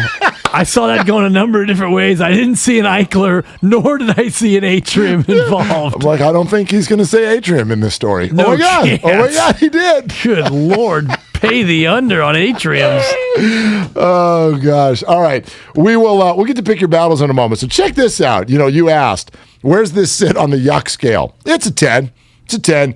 You found this quote earlier from Phil Mickelson. And if you've been following this at all, just to give you the quickest background without going too far into the details, Phil Mickelson's super ticked at the greed of the PGA Tour. There actually are some points that he has there. However, the way he's going about it, this Saudi Arabian-backed alternate tour. The Super Golf League. Super Golf League. Obviously, from a human rights standpoint, things that are happening in Saudi Arabia are not to be removed from this conversation.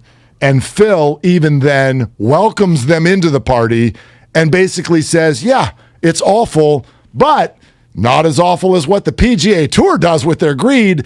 Listen to this quote, and then you get to decide what you think of Phil and his process. And this is from a book that will be released from Alan Shipnuck, great golf writer. The book is called Phil, the Rip-Roaring Biography of Golf's Most Colorful Superstar.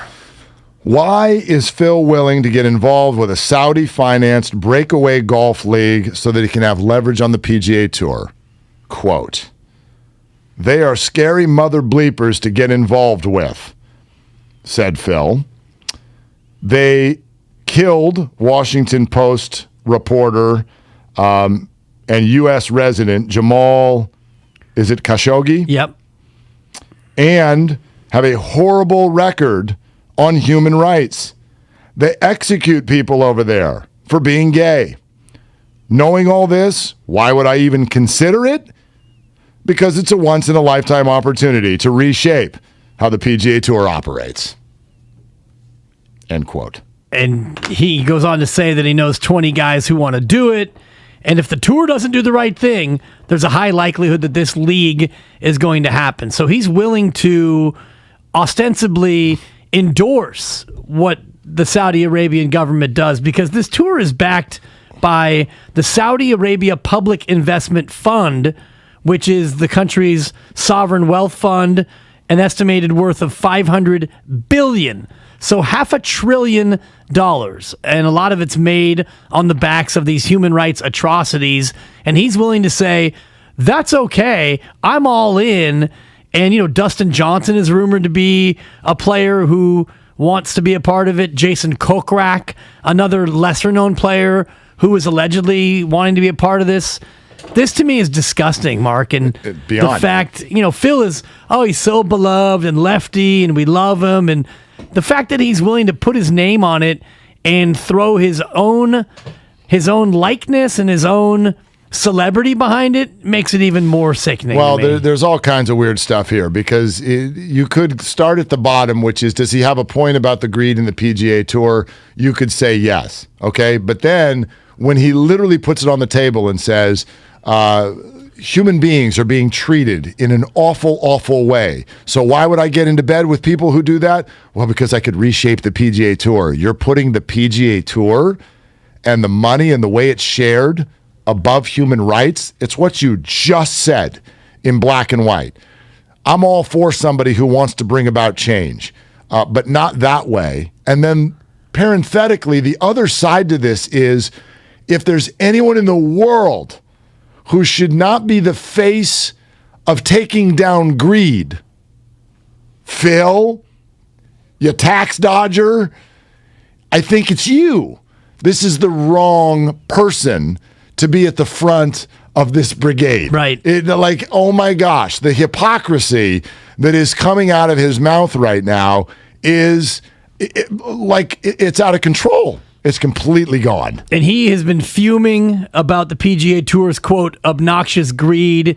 It's supposed to be largely a nonprofit. The PGA Tour, they raise money for charity, and yet he says they're sitting on an $800 million cash stockpile. So are you, Phil. Yeah, and Phil's also mad that So are you. Players are unable to profit from NFTs of their on-course moments. Like, Phil jumping up and celebrating the Masters. He's not able to profit from that because the PGA Tour, and the Masters in this case, owns the rights to those images.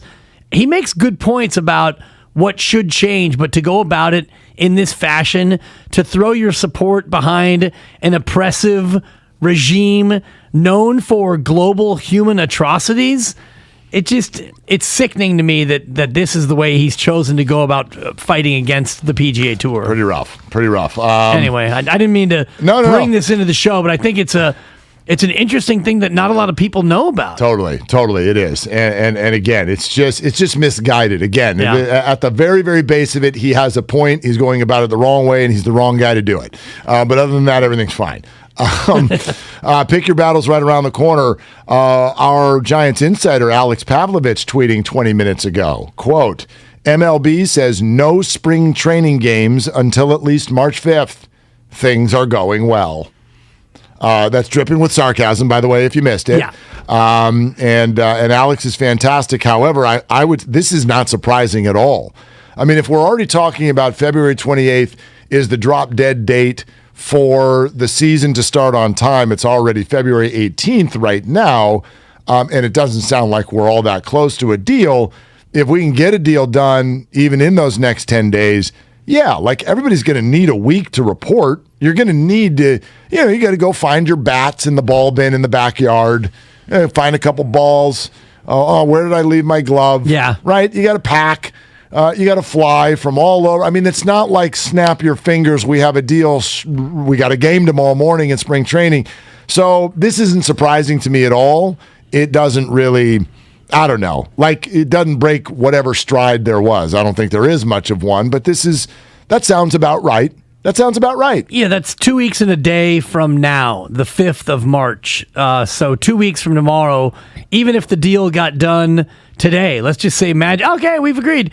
I don't think that you could even get that going in the 2 weeks. So you're hoping that the deal gets done by your date, which is 10 days from now, and then maybe 2 weeks after that, you could get spring training games, at least have a couple weeks of spring training before you start the regular games. Yep, absolutely. All right, Pick Your Battles is coming up next.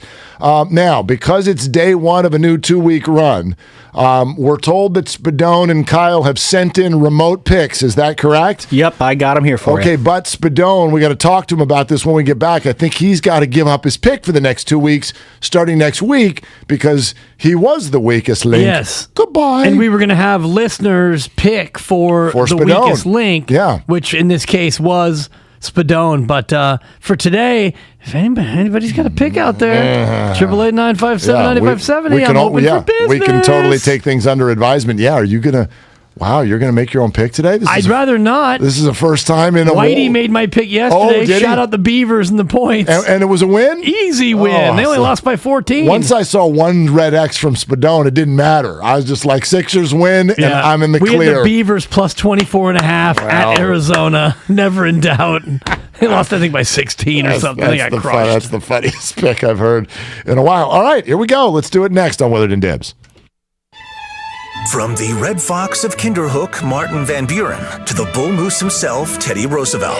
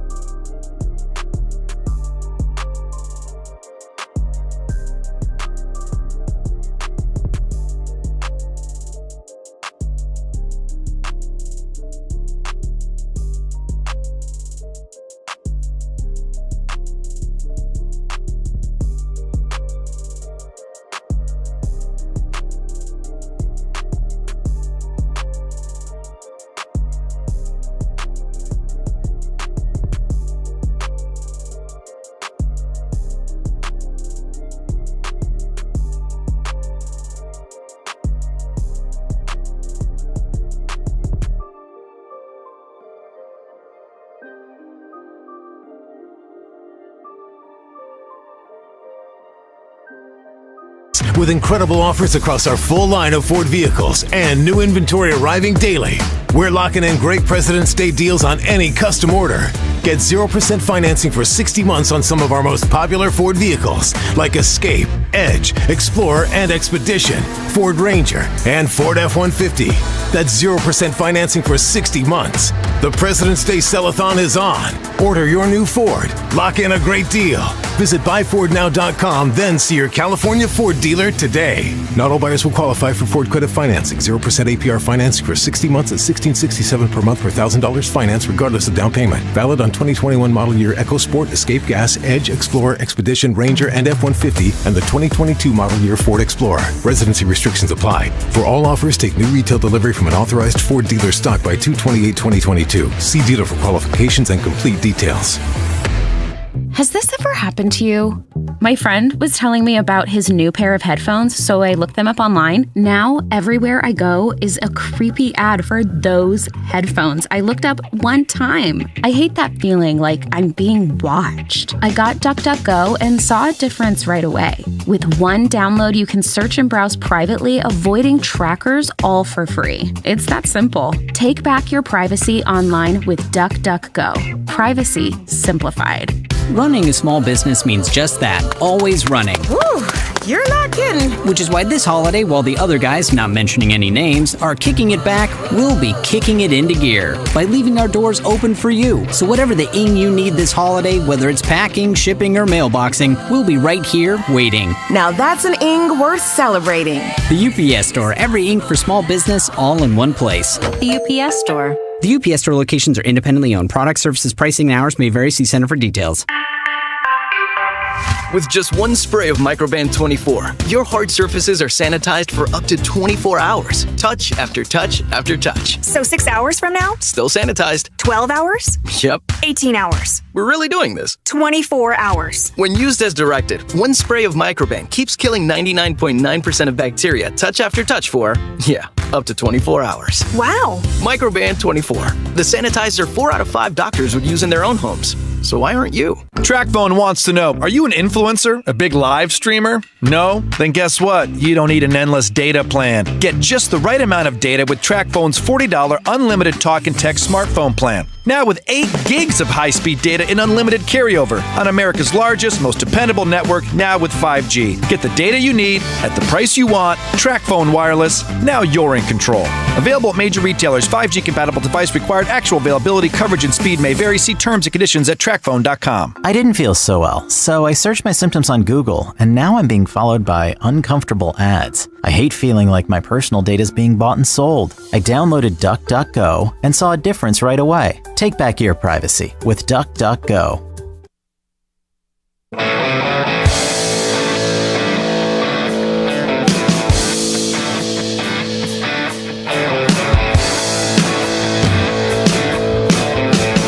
Now, back to Willard and Dibs on 95.7 The Game.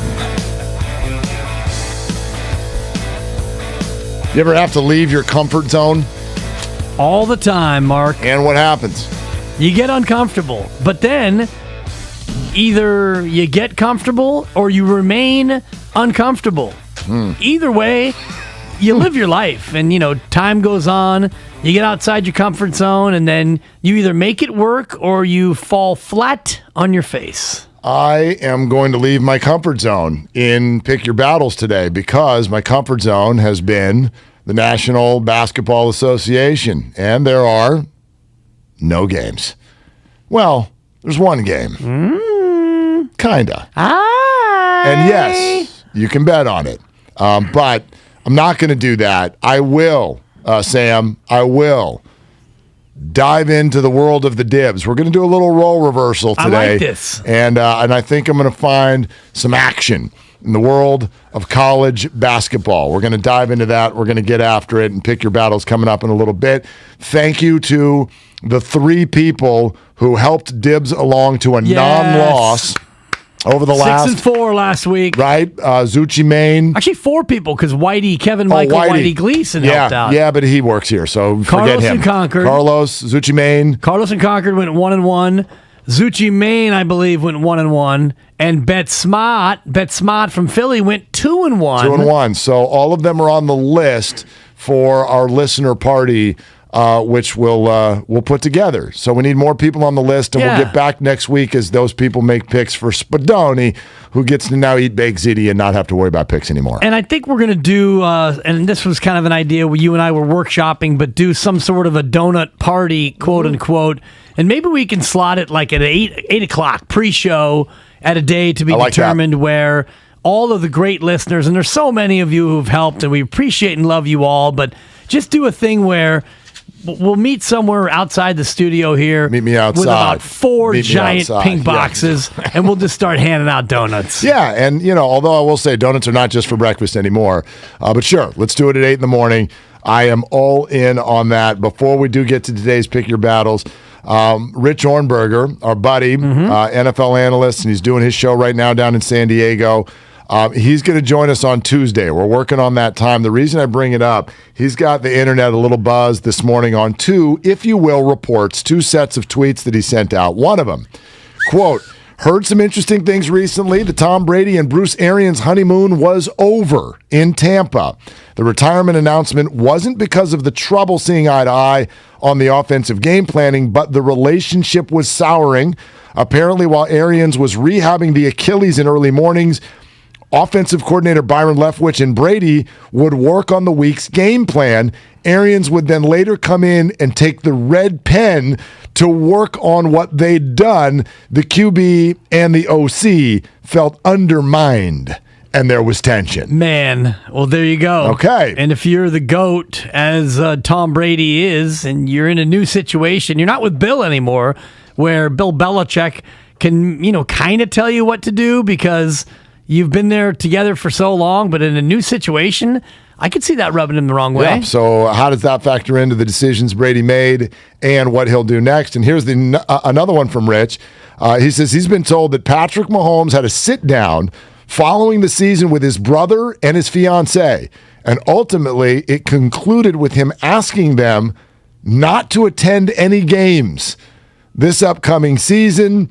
Not surprisingly, Mahomes believes that Jackson and Brittany have become a distraction. Their sideline antics are bad for his brand. For now, that's the story. Okay. And that's, good for him for controlling the brand and making it so that, he can focus on football and he can have the attention in his football career be, wait for it, about him. His own. And, what do we talk about with Matthew Stafford? We talk about his wife leading up to the game. And even after the game, we hear from Kelly Stafford about his Hall of Fame candidacy and the veracity of said candidacy. So obviously he doesn't mind it, but it's become as much about Kelly and Matt in the days after the Super Bowl as it is just about Matt. Although I'm on Team Kelly now because she wanted to help that girl out who flew off the stage. Yeah. Matt was just like, I'm thirsty. Need some water. I'm out of here. But to their credit, they are paying paying for her medical bills, but it's because of the backlash they received. Yeah, I'm not saying that's not still a good thing because it is. All right, it's Pick Your Battles time. Here we go as we get ready for Steiny and Goo to hop on in here. Are Steiny and Goo both here today? Both. I saw Goo. Steiny's here too. Okay, so just regular 3-day weekend for Steiny and Goo.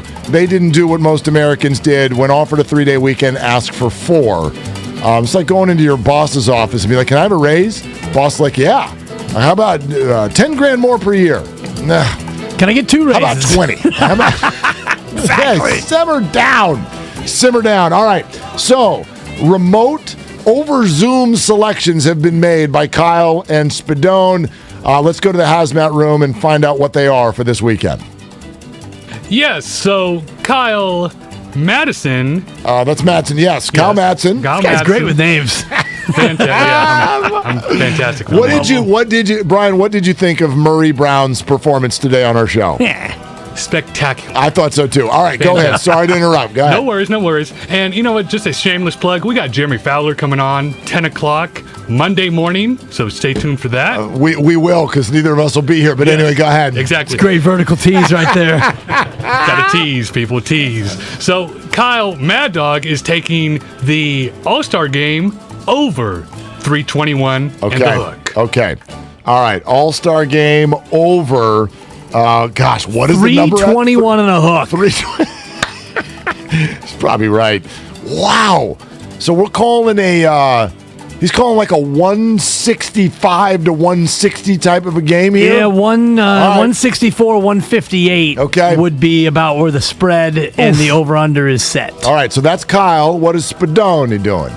Well, Spadone, he's feeling a little bent out of shape because Anthony Davis's ankle, much like the Lakers' season and the Raiders' future, is in complete shambles.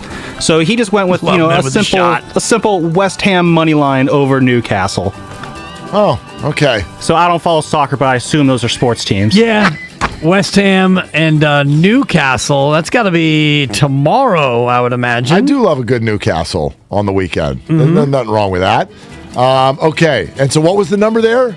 Sam, what was the number? He just took the money line. The money line. Okay, perfect. All right, we're on that. And now, let's see, Dibs, you want to take the baton and run? I'll take it. And, normally I would go college hoop. It's a little bit weird making my own pick.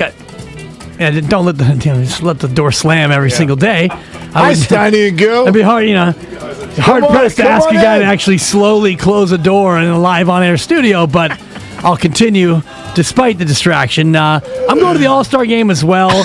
These are the kinds of games that LeBron James does not like to lose. I'm taking Team LeBron -5.5 against Team KD. I cannot go to the All-Star game and create something that makes me care. I want to focus on the children this weekend, not the All-Star game. So, Sam, if you will, allow me to borrow Dibs' music and take you to tonight, one of your favorite teams, and to celebrate the city of Oakland passing the environmental impact report for the A's new stadium. I'll go to the other Oakland, which is taking on Wright State tonight. Oakland University -4. Now, does that make any sense? Oakland's been a little wobbly. They played Wright State a week and a half ago. Wright State took them behind the woodshed. But now Wright State's lost 2 in a row. Oakland's won 2 in a row. And Oakland, after just losing to them, is -4. Why? I don't know. I can't name any players on either of these teams, but I know to lean into a spread that looks funny. So give me Oakland -4 tonight on the College Wood. I love it. Lock that up. And, while we're talking about Oakland's terrible story yesterday, the Oakland Hills golf course in Michigan burned to the ground, the clubhouse with all the memorabilia, Ryder Cups, U.S. Opens have been held there. Brutal. And got a report from one of Steiny, my mutual friends, Derek Petrak, who's a Michigander, and sent that along. Just a terrible story yesterday. Hopefully Mickelson will pay for a little reconstruction there. Yeah, call your Saudi buddies, Phil, and see if they can't break off a couple of billion to build that thing back up. Break you off something. You're Exactly. listening to 95.7 The Game, KGMZ FM and HD1 San Francisco on Odyssey Station, brought to you by DuckDuckGo, Privacy Simplified. Steiny and Goo. What's going on? I'm smiling. Let me tell you why real quick before Steiny gets on. If I could be Payday Friday guru every day, life would just be great. Catch me Monday morning, I'm a different guy. But right now, Willard, your boy's walking tall. when you wake up on payday how long does it take you to go into the app and make sure everything's looking good and it's all there and the numbers are correct? Oh, I'll hear it at 4:49 this morning, 4:49, blue, blue, and then it lets me go in there. I'll get up, I get some cocoa or something, turn on Sports Center, but your boy's giddy. That first refresh where it's like, this morning I went up. I looked yesterday, I was like, I got like $14 a day, on the old checking, and then this morning you hit that refresh, it's like, okay, there we go. I went in the snack room like, I'm ready. What do I want, Steiny? I got it. Sports radio numbers, you're like, I only got $400 left. Oh, it's payday. Now I got $900. Yeah, exactly. All right, we're ready. We're ready for the weekend. Woo! It's big. It is. Yes, happy payday to all those who celebrate on this lovely Friday, February 18th. Also, my son's 8th birthday today. Guys. Oh, nice. Yeah. So mine's tomorrow. Happy birthday, the 19th. Yeah. Okay. So, does that make your son an Aquarian or not? Is that Aquarius? Yes. Aquarius, right? Yeah. Okay. Yeah, that's what he barely, is. right? Yeah. Like tomorrow's the switch day. I thought it was in the early 20s. I think it's either 19 or 20. Okay. Yeah. I'm not into the signs. You're not into I'm not either, but Moonchild. What's that? Here, now I got to get the calendar now. Yeah. Now I got to get the calendar. wait me when we get to Leo season. That's really the only sign that matters. I don't. Leo. I'm not compatible with Leos. Males, yes, we can be friends. Female doesn't work out. We're not doing that. Okay. Yeah, we're not doing that. That's a no. It's a no from me, dog. Yeah, my girl's just outside the Leo window, and I think I would tend to agree with you. She's in that Virgo state of mind. You're talking amongst yourselves. I got to get this calendar because I'm wondering what date. I could have sworn it was February 19th when Aquarians leave the building. Steiny, I should know what you are. What are you? I'm a Taurus. February 18th. Oh, okay. February 18th is the cut, and my son was born at 11:30 at night. Oh, so he was starting to flirt. He was flirting with a Pisces. Wow. And he's like, no, let me get in that. Let me be Aquarius. Let me get in under the gun. So yeah. So no, your son's on the other side. You just made me feel bad. I don't know what time he was born. Oh, Steiny. Damn. I don't know, man. I'm being honest. How you doing, Steiny? Oh, dynamite. Okay. Yeah, I'm doing great. Good. Doing great. Fighting through a spill over there, looks like. Right side spill. We got some pizza out front. A hair of pizza sauce, and then I just go heavy on the water. Good. Suck it up for a couple hours while everybody sees, but it's just water, and I think No, it's good. It's for the Twitch audience. Funny, Oh, yeah. We had a funny exchange today. I parked somebody in today. Somebody who's got a Corolla. Yeah. And I was like, I wonder if it's Willard. And then I was like, of course not. Willard doesn't drive a Corolla. And then why wouldn't I drive a Corolla? Well, and I hit it. But listen, tell him. You're on a nice. You have a nicer car than a Corolla. What do you think I drive? It's an SUV, some kind of SUV. You have Some three kind kids. of SUV. It's like a Mercedes SUV, something like that, or a Mont. Hold on a minute. You hit this Corolla? No. Oh, I think you said you hit it. No, I parked it in. Oh, okay. I thought you said I hit it. Yeah. Like, No. Okay. Although it's tight down there. Parking I can't get in. freaking labyrinth, man. Oh. It's a little snug down there. It is. Makes a geometry teacher swet. Like It you is go not- down there, like how many angles? Don't have You a know what? cocktail. 37-point turn. Can I get out of here? I think it's kind of like hitting a bad golf shot. It's incredible. Right? I mean, you got to accept the challenge. You got to almost like, I just hit it into I'm the jealous. woods. I'm gonna go try to make par out of the woods. Like you got to come down there with the idea in your head. This is not doable, but I'm gonna figure it out. I also think it's a case of even if you're a great driver, and like a real great driver, you still better be on your game down there. I mean, it is. If you do not have a rear camera on your car, don't go in there. What did people do 5 years ago in that lot? I have no clue. I have not go in. Leave a note on the window if nobody's there. Hit your car. Call me. Yeah, pretty much. I like it because, Mark, a lot of times he'll slightly beat me to work. So now I have this power where he leaves when I say he leaves today. Right. That's right. And Mark's a big fan of the adios muchachos, see you on Monday. Well, maybe not today. Not today. I think I may go in and have a slice and talk to the boss. I think you should. Take your time. Take your time. I'm not going anywhere in my Mercedes, mainly because I don't have one. You might be here till about 12:30 today, Mark. Just so you may want to get cozy. I'm all right with that. I like pizza. This is going to be That may not This is last. going to be It's my going first fast. foray into pizza today.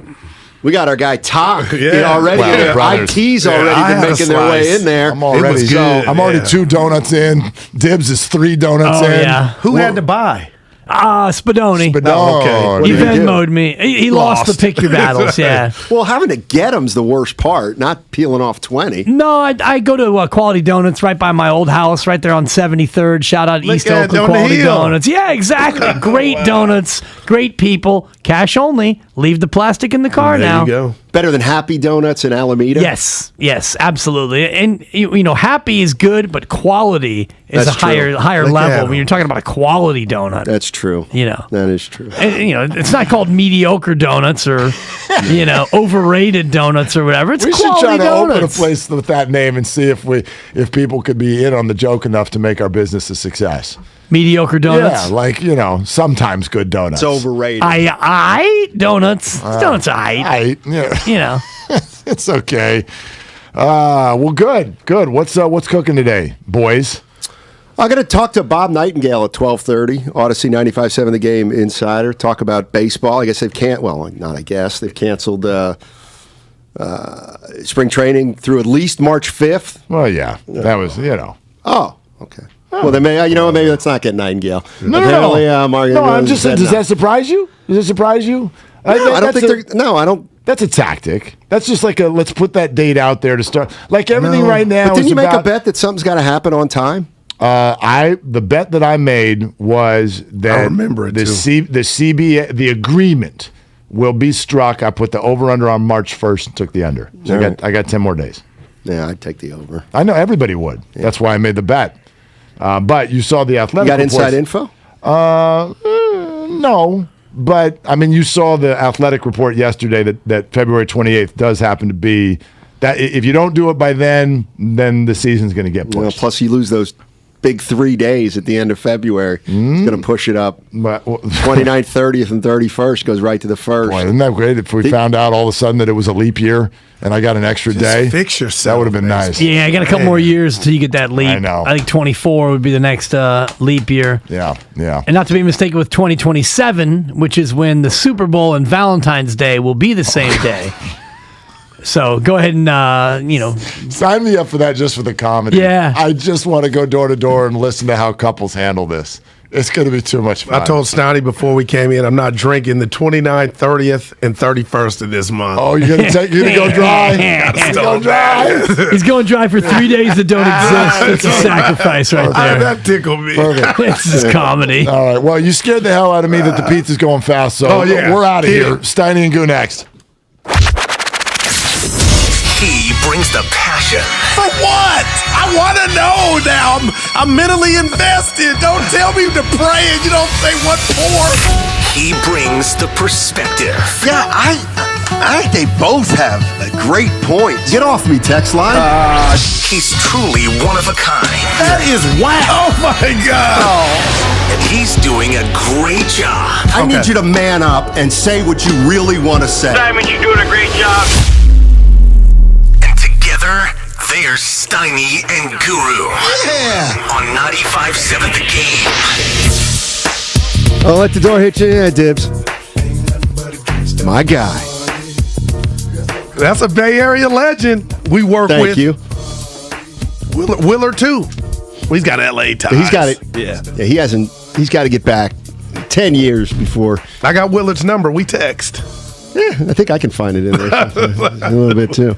I think he's still got that LA number, doesn't he? Yeah, 310. Snitches get stitches. Shh. Your time doesn't start in the Bay until you change your phone to 415 or 510. That's great. And we'll give you 925. Remember, it all used to be 415. Yeah. All right, Mark, have a good weekend, buddy. Yeah. What's up, Steiny? Payday. You know, let me tell you something about Dibs that I've learned from him.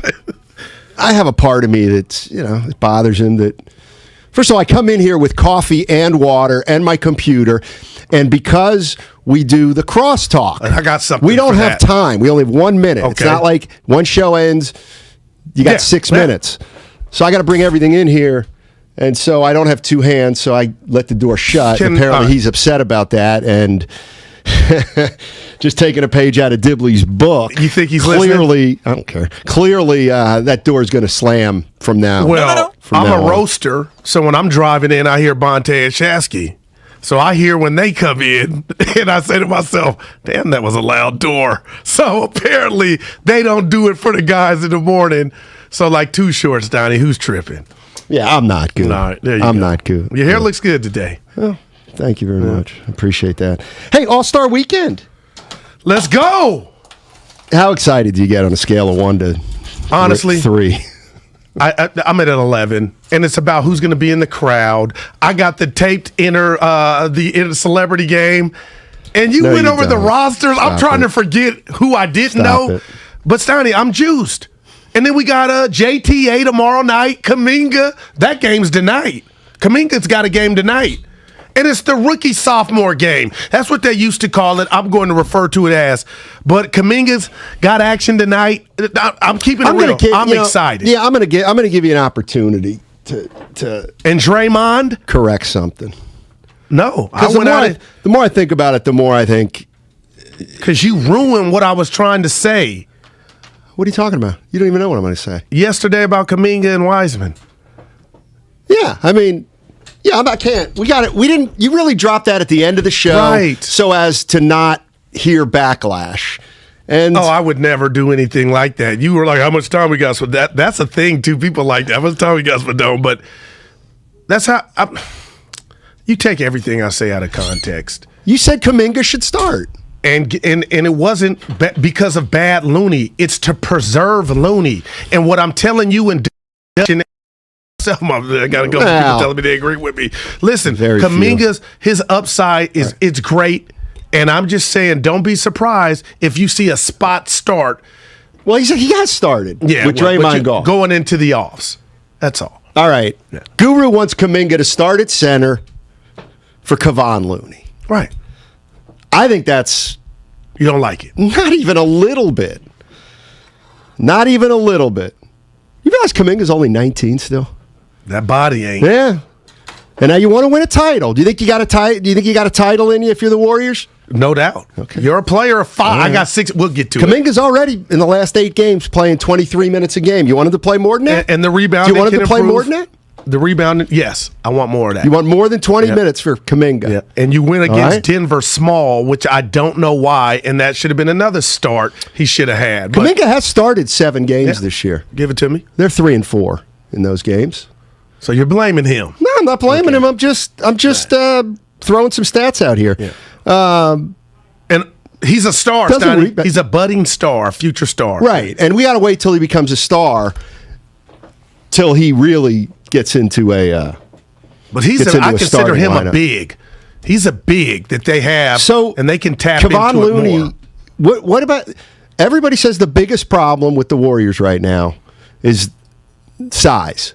So you're going to go smaller. You're going to go smaller / worse rebounding.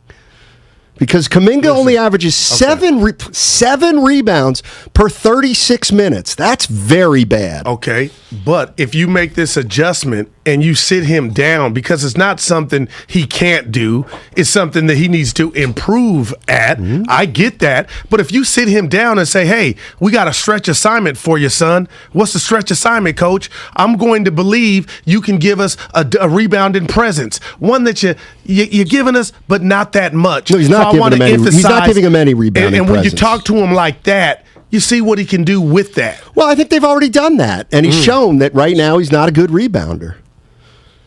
10 rebounds in a game once. And like I said, this is... what about the idea of bringing a more explosive player off the bench?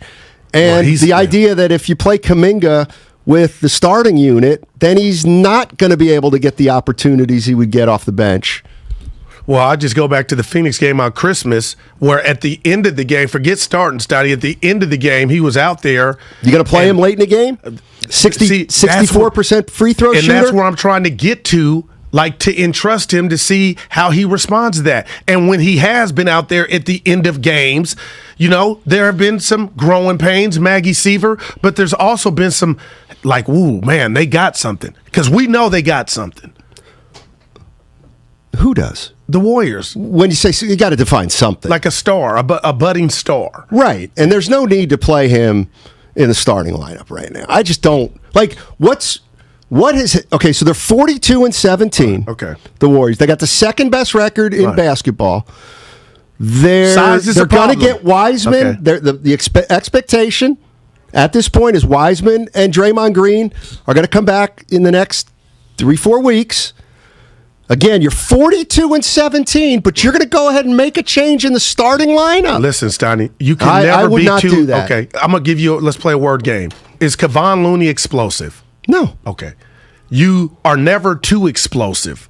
So we're focused, and you're talking about, and I'll give you the point about his lack of rebounding. I get that, but I don't think that's set in stone to where, you know, he's been in the league 8 years and he can't rebound. My thing is, what would he do with the rebounds that he gets that Kevon Looney is looking to pass out? This dude can go up and wreck the rim, and if you entrust him to where he knows he's basically getting a raise, quote unquote, I'll call it a raise, or he's being put in a different position, I would just like to see how the kid responds to that.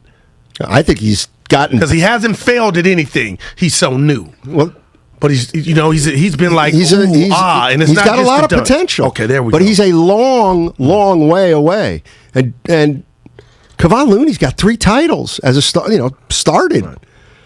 I think and then the idea of what, like, you're going to start Kuminga and then Wiseman's going to come back. Like, well, Wiseman's coming back off the bench anyway, right? Right, okay. But what I'm saying is, now you're starting Kuminga, and here comes Wiseman. You're going to play 2 20-year-olds the last 25 games of the year.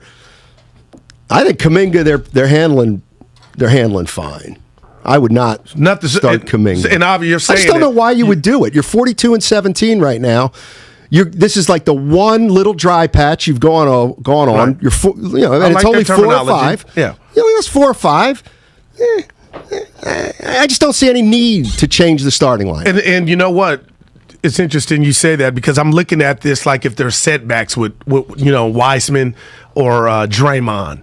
And I'm looking at this like, okay, and I shouldn't have done that, Steiny, but I'm looking at it like if they're not ramping up or coming into becoming whole, what do you got to get more explosive? And the answer to me is Jonathan Kuminga. And we'll see moving forward. I don't think it's crazy. City Boy's in San Francisco. What's up, City? Hey, what up, guys? Happy Friday. Yeah. I just wanted to say I'm so excited for the playoffs, because I really think the Warriors and Steve Kerr, Steve Kerr came from San Antonio, obviously.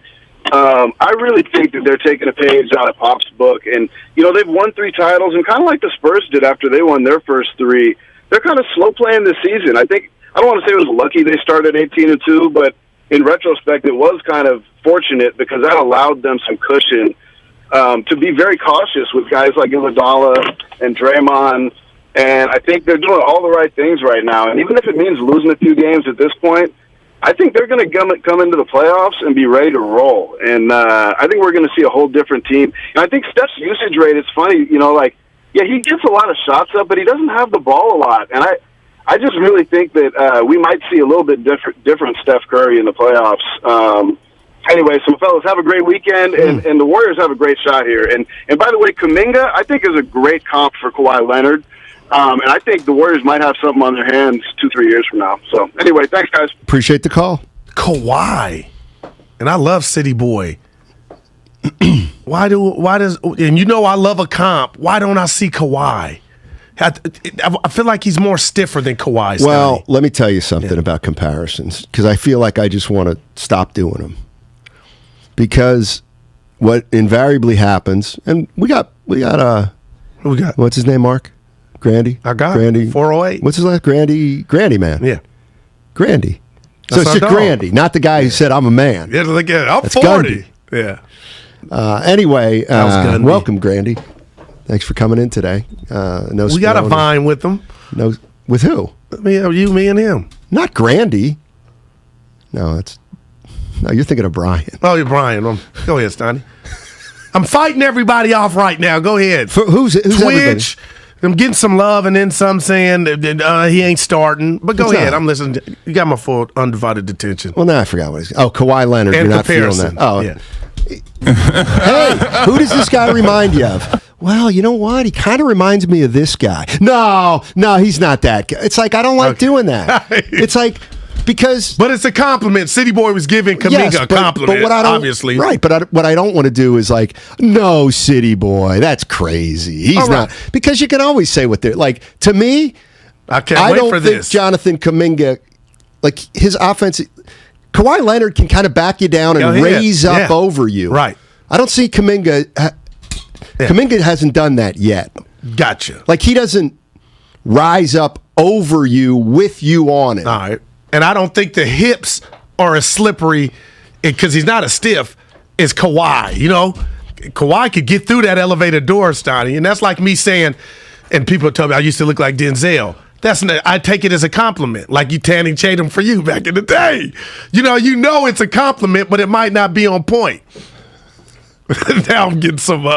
What's the dude from Saturday Night Live? Oh man.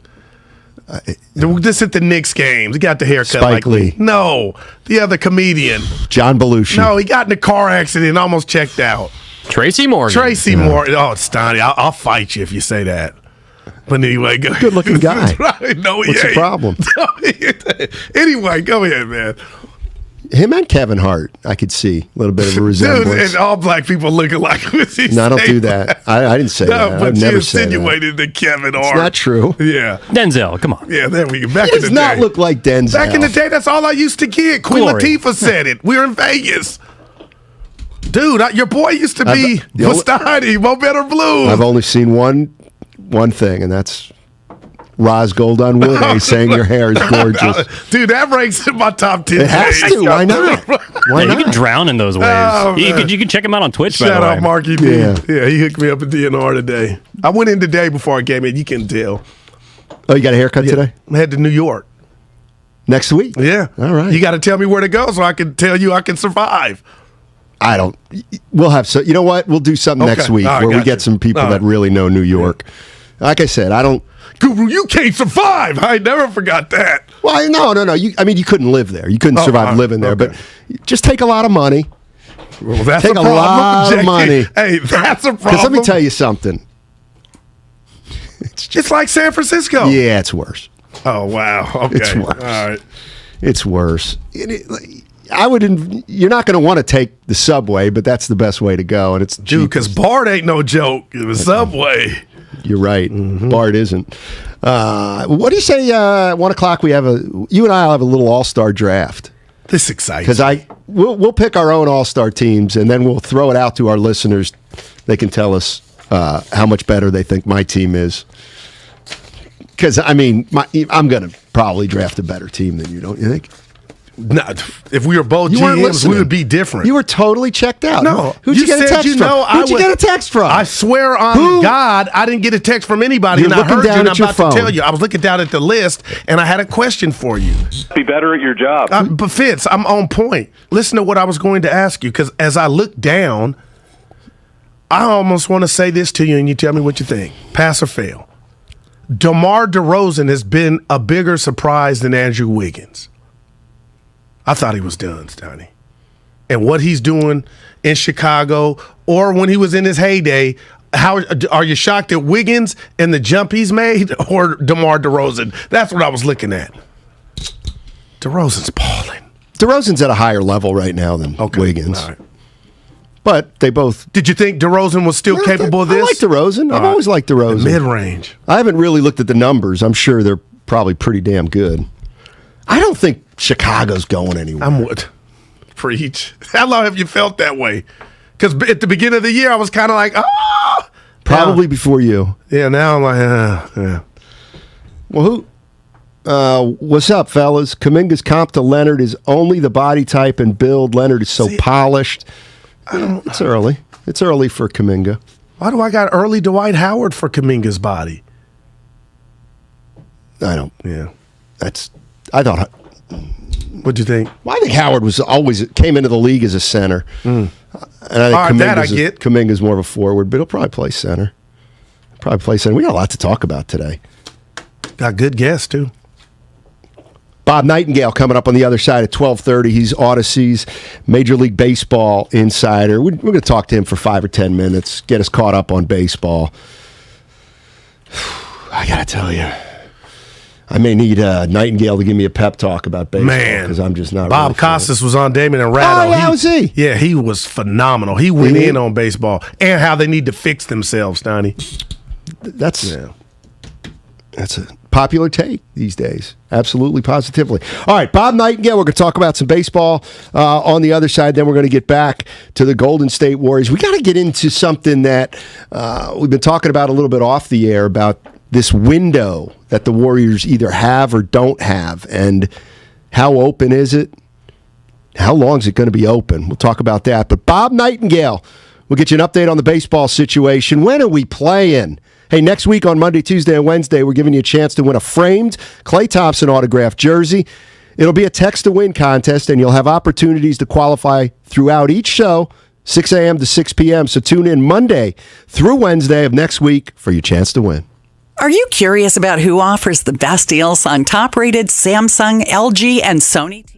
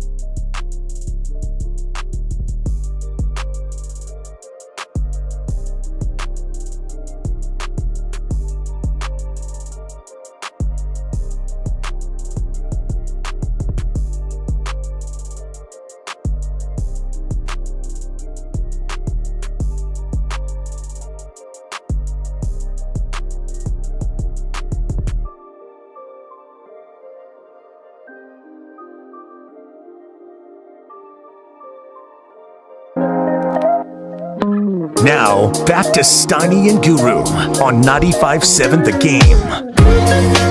Alrighty, let's get right to it. Joining the show, Odyssey MLB insider Bob Nightingale. Insider calls are presented by BetQL. Get access to data and insights the sportsbooks don't want you to see. Bet smarter and beat the books. Download the BetQL app or visit BetQL.com today. Bob, thank you so much for joining us. Appreciate it.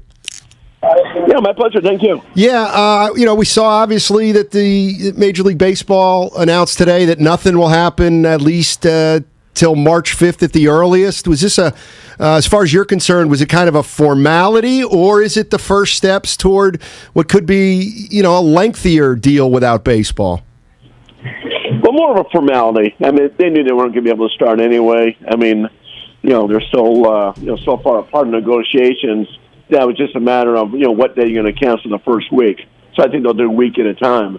There's no, if they can't reach an agreement by next week, then they'll cancel, another week of spring training games. Bob, what do you think this does to the overall popularity to the sport, which I told my partner, baseball is third behind basketball and football. It can't afford this. If this keeps on, where are you at in regard to what it's doing to itself? Well, yeah, to what you're saying is I don't think 90% of the casual sports fans even knew there was a lockout till the Super Bowl was over. Wow. Like, okay, now spring training starts, and what? They have a lockout? Yeah, I agree with you. I mean, NFL is so far ahead of baseball, and I agree NBA is too. I don't think it affects them PR-wise not much, right now because it's just spring training games. But I will say if they have to delay the opening day by, say a week, I think it'll be colossal, failure on baseball. And I think they'll lose a lot of fans because of it. They're already losing fans. Attendance is down 4 straight years. The World Series was the lowest rated World Series of all time. I didn't see the ratings for the Pro Bowl. The Pro Bowl might have had bigger ratings than the World Series. Bob Nightingale joining us on 95.7 The Game. He's the Odyssey MLB insider. What's your gut tell you? Bob, do you think we'll have a full season, no season, or somewhere in the middle?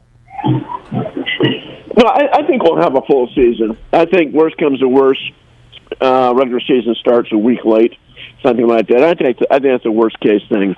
I think they'll have to have a full season. The players are going to demand it. If they don't have a full season, they're going to say, don't have expanded playoffs in, and that's where you really start to make the money. So I do think they'll have a 162-game season. I just don't know whether it's going to start on time or not. Bob, I love the game of baseball. My dad, he passed it down to me. I got 2 teenage boys in high school. I forced them to play, but they don't love the game. And when I hear people say baseball needs this rule change or they need to do this or that, is there one rule that jumps out to you that if you could change it, you would to make the sport more appealing? Well, they got to start to have more action. I mean, the strikeouts, home runs, or walks, it's tough to watch. I mean, you go 6-8 minutes without even a ball put in play. So they got to do something there to shake things up. Maybe a wider strike zone or something. Maybe ban the shift to make sure guys put the ball in play. But it's not the same game as people grew up watching. You have former Major League players come onto a game. I can't even watch this. It's not the same game I grew up playing. Bob, thank you so much for joining us. Really appreciate it, man. Sure, my pleasure. Thank you. All right, that's Bob Nightingale, Odyssey MLB Insider. All Odyssey Insider calls presented by BetQL. BetQL is here to help us all make better bets through real proven analytics. Bet smarter. Beat the books. Download the BetQL app or visit BetQL.com today. You know, he said something that stuck out to me, and I'm interested to know what you think and maybe some of the listeners think. He said, we're not watching the same game as we watched when we were kids. Is football the same? Is basketball the same? Which sport is more different as we look back when we watched it as a kid? Like, why is baseball... Like, to me, in a way, baseball's every bit... Like, it's no more different than basketball or football in terms of...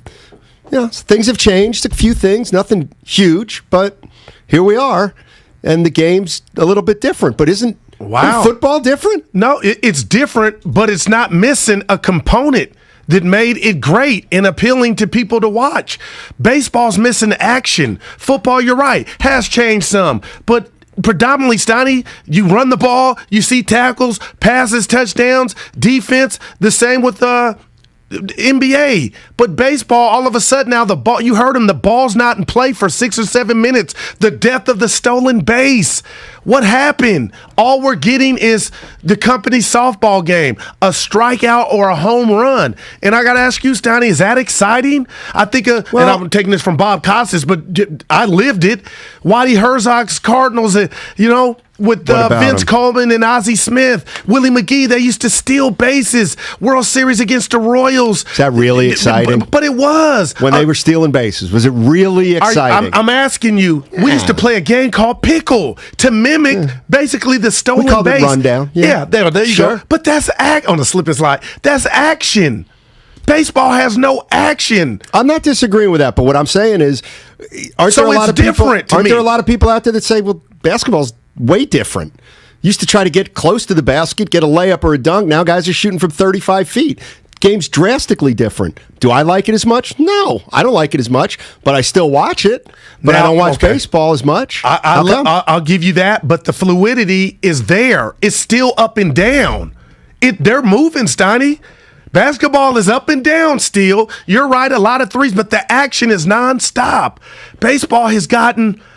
Hey, I can go to the restroom and come back, and Brandon Bell's still at the plate. And I know, every at-bat is different. What did he say that struck me? How many people really even know there's a lockout? Like, people don't care. Yeah, well, it doesn't matter now. They'll and you were like, wake me up when they start playing. Yeah, well, I mean, even if they're in a lockout now, I don't think it matters because they're not playing. Well, and to you and Willard's conversation, they just delayed spring training, so how can opening day not be delayed? No, you can go spring training. Well, they could just push it back. We're talking about, are they going to have a full season or not? And, like, what point do they have to start the season to get it done? I mean, they can certainly wipe away a couple weeks of spring training and still start on time. Is there a rule you would change in baseball? I have not one. It's like golf. Nobody's ever come and said to me or anybody, golf needs to change this. Golf said, you know what? We are who we are. Take it or leave it. Why is baseball trying to go Joan Rivers? Golf hasn't really done that because they've upgraded the equipment to such a point where guys are now hitting 400-yard drives instead of 300-yard drives. A lot of people don't like that. Listen, Nightingale to me had said what I've always said in terms of how you speed the game up. It's the easiest thing, and it's the thing I think they should do. I'm listening. Just widen the strike zone. Right now, the strike zone is as big as a business letter. It's as big as an envelope. It's a joke. So you're saying that they would be in and out. They'd be in and out then. It wouldn't be. Yeah, you could make them give it. You got to swing the bat more. You got to swing the bat more. How about a pitch clock? I heard Costas bring that up with Ray. Baseball's got so much to do. I don't even know. But I don't think you need a pitch. I don't think you need a pitch count if you widen the strike zone. You don't think a bigger strike zone would create more strikeouts? No, I think it would create more people swinging the bat. More people swinging the bat. All right. Tony's in Oakland. What's up, Tony? What's going on? Hey, what's up, fellas? How we doing today? Hey. Hey, what's up, bro? Happy Friday. Yeah. So, actually, I agree with Gruber, man. I think out of all the games that have been changed, I think baseball's losing its action. I think the two things that, in my opinion, that should be changed is the shift. I think the shift should only be allowed in the last 2 innings. So the shift should only be allowed in the 8th and 9th inning. And also, I heard Chris Broussard and Rob Parker talking about this also. And Chris Broussard brought up an interesting point on having a pitcher's limit. So you're only allowed to have, let's say, 4 pitcher changes. And if the game goes into extra innings, then you're allowed 2 more pitchers to be brought in. What your guys' thoughts on that? And then I'll take that off the air. Thanks, All right. Thanks, guys. It's Rob Parker. Him. Yeah, Ed Chris. He's Broussard. the GMO. We got to get him on. Yeah. Oh, he didn't like Matt Padford or Stat Padford winning it. So I'm saying he's MIA. He's the GMO. JP in Berkeley. That's our guy, Steiny. NHL shout out, nonstop action as well. That is true. I don't watch a lot of hockey. Where are you reading that from? Text line. I'm in a good mood. I'm on all of them. So we streaming. We live. How many people we got? Well, 72. That number doesn't move. Other shows get 40. Out of the big 3 sports in the United States, baseball is the least changed. It's basically the same. It's 46. 510 says, I'm 38, and it's the same game I watched growing up at the Coliseum. That he doesn't really mean that. Well, I can only read what he says, the 510. The other sports adjusted to the times. Football applied more protection for quarterbacks. Basketball improved your points by adding the 3. Nerds ruin baseball with analytics. And the... Like I honestly get mad at the shift. That's where it started. Give up a hit, it's a hit. You can't use a computer to go. Let's man up and play, and all that equates to. Shift's been around for over 100 years. Give me this. The shift I'm gonna call your partner on this Good Friday. The shift has been a part of baseball, but not since this extreme. Okay. So what? It Still takes allowed. away from action. Okay, so now you're going to tell defenses how they can play. See, but when it's hurting the game, yes, it's hurting the game. Learn to hit. See. Do you think I'm a firm believer and you were the in guy, that. I didn't tell you this, it was months ago. Brandon Belt, or guys like Brandon Belt, just hit a bunt down the third baseline. He doesn't go up there and play the game for that. He plays the game to be the best hitter he can be and hit that ball to Hayward. The worst thing baseball could do is outlaw the shift. It's on the ground. It's in the gutter now. Good. It should be. Can't tell. I mean, fix yourself. No, there's nothing to fix. More action if you straight up and you have a couple. You it's can up use to the shit. hit. It's up to the hitters. Oh, there's a hit. No, it ain't. But then I got to trick myself because I'm old enough to know when it was a hit. He's only out because the computer. You know, this is the nerds. To me, outlawing the shift is the exact same thing as people in basketball who wanted to outlaw hack-a-shack. Oh, Dwight Howard can't make a foul shot, so let's not allow them to foul Dwight Howard or Shaq. It's like hitters now can't go the opposite way, so let's incentivize them to go the opposite way by, I don't know. I mean, go the opposite way. Learn to hit. They want to play without a third baseman. Hit a ball down the third baseline. How hard is that? Every kid that ever grew up playing baseball knows, okay, what are we doing here? We're going to try to bunt it down the third baseline to sacrifice. We're going to try to bunt it down the first baseline. Hey, where are they playing? But Mickey, guess what? Yeah. The second baseman is playing in the hole between first and second. That gives you a bigger hole up the middle. Maybe try to take the ball up the middle. It's the same thing. But it's the exact same thing. Learn to hit. But Steiny, Will Clark, George Brett, Rod Carew, Paul Molitor, they just went up and they could be the best hitter they could be. They didn't have to go up there with one specific. Better hitters. And I'm letting it all out now. It's like, why does the NBA call illegal defense? For the betterment of the game. It's like baseball, the shift is the NBA's version of illegal defense. You know they're toying with the game and manipulating it, but it's hurting the spectators, viewer, the pleasure. It's not. That's what this is about. That's got nothing to do with my viewing pleasure. Then why are people not watching? It's got to do mostly with the length other conversation about baseball changes. And how do we get more popular? To me, Steiny, that's a big part of it, man. But what? What's the part of it? Like You're get taking the games the are shift, longer. yeah, the shift. There's only home runs and walks. There's no stolen bases. What does a shift have to do It's with taking anything? away action. How? Because you would have a ball in the gap that might be a double. Okay, and you'd but have a now ball. it's a routine out. Okay, then you'd have a routine out that's now a double in the gap. Okay, so let's forget this shift conversation. Baseball's still in trouble. So forget the shift. Well, and your blood pressure can go down. Baseball's still in the gutter. Why? I don't think it's got anything to do with the shift. Okay, we established that. I told you, the game's too long. It's boring. Game's boring. It's been around forever. The game's boring. Not it's to too me. many home. Okay. Well, this version is, because I know it's going to be a home run or strikeout. Run around third, no outs, nobody cares. They don't try to strategically try to get them home or get yourself up. You're just still swinging for the fence. That gets old to me, Steiny. Scott's in Hayward. What's going on, Scott? How you doing, man? What do you got? Guys, I'm doing great. It's a beautiful Friday in the East Bay. Yeah. Gotta say, I'm 1,000% with you, Steiny Guru. I'm sorry, the shift has been around for 100 years. Oh, wow. Baseball is dying because baseball is killing itself. Baseball is the worst sport at marketing. They'll have opening day at like 2:15 p.m. on a Tuesday. They don't have good commercials. They don't attract young people. They tried to attract some young people by doing the make some noise and lights and colors and sounds and blasting music, and all that did was piss off the older fans that like baseball. They're terrible at marketing. They benefited tremendously from the steroid era, and then they wrapped that up, and now they want to put the DH in, so they're going to kill even more strategy because you won't have any double shifts. You won't have any. What they got to do is raise the mound back up, give some pitchers some room to throw strikeouts. A low-scoring game is not a bad thing. Baseball is just terrible at running its own game, and they're going to die a horrible death because baseball is terrible at running baseball. That's what's killing baseball. The double shift has nothing to do with it. Thank you, gentlemen. Scotty. Wow. Slow death. And Scotty. I still watch every night, Steiny. I still watch. Good. That's great. You sucker. Come on now. I mean, believe me, I don't like to be a sports talk show host and say, I got no interest in baseball right now, but I got no interest in baseball. You're not by yourself. Exactly.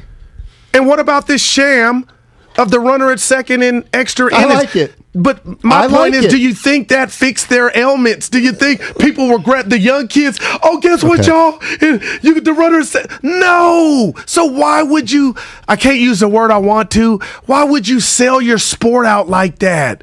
There's nothing more prestigious, and if you know me as your partner, you know I mean this. There's nothing more prestigious in sports than first base in baseball. What the hell Get are you in there. talking about? You got to earn it to get there. You don't just have a why is great that more 0-0 prestigious? game. It goes extra innings, and then you run a runner out there that didn't earn to get to second because somebody's got to go home and watch Desperate I have Housewives no idea or whatever. what you're talking about right now. You know what the extra I got inning no rule. clue. The What extra is inning going rule. on here? It could be 0-0. Right. Oh, we're going to run a runner out there because people Steiny got to get home. First of all, if it's 0-0, nobody's watching the game in the 10th inning anyway. If you like baseball, you are. Right. Congrats, Goo. You're the only guy that likes baseball. I'm not, but I'm just telling you, man.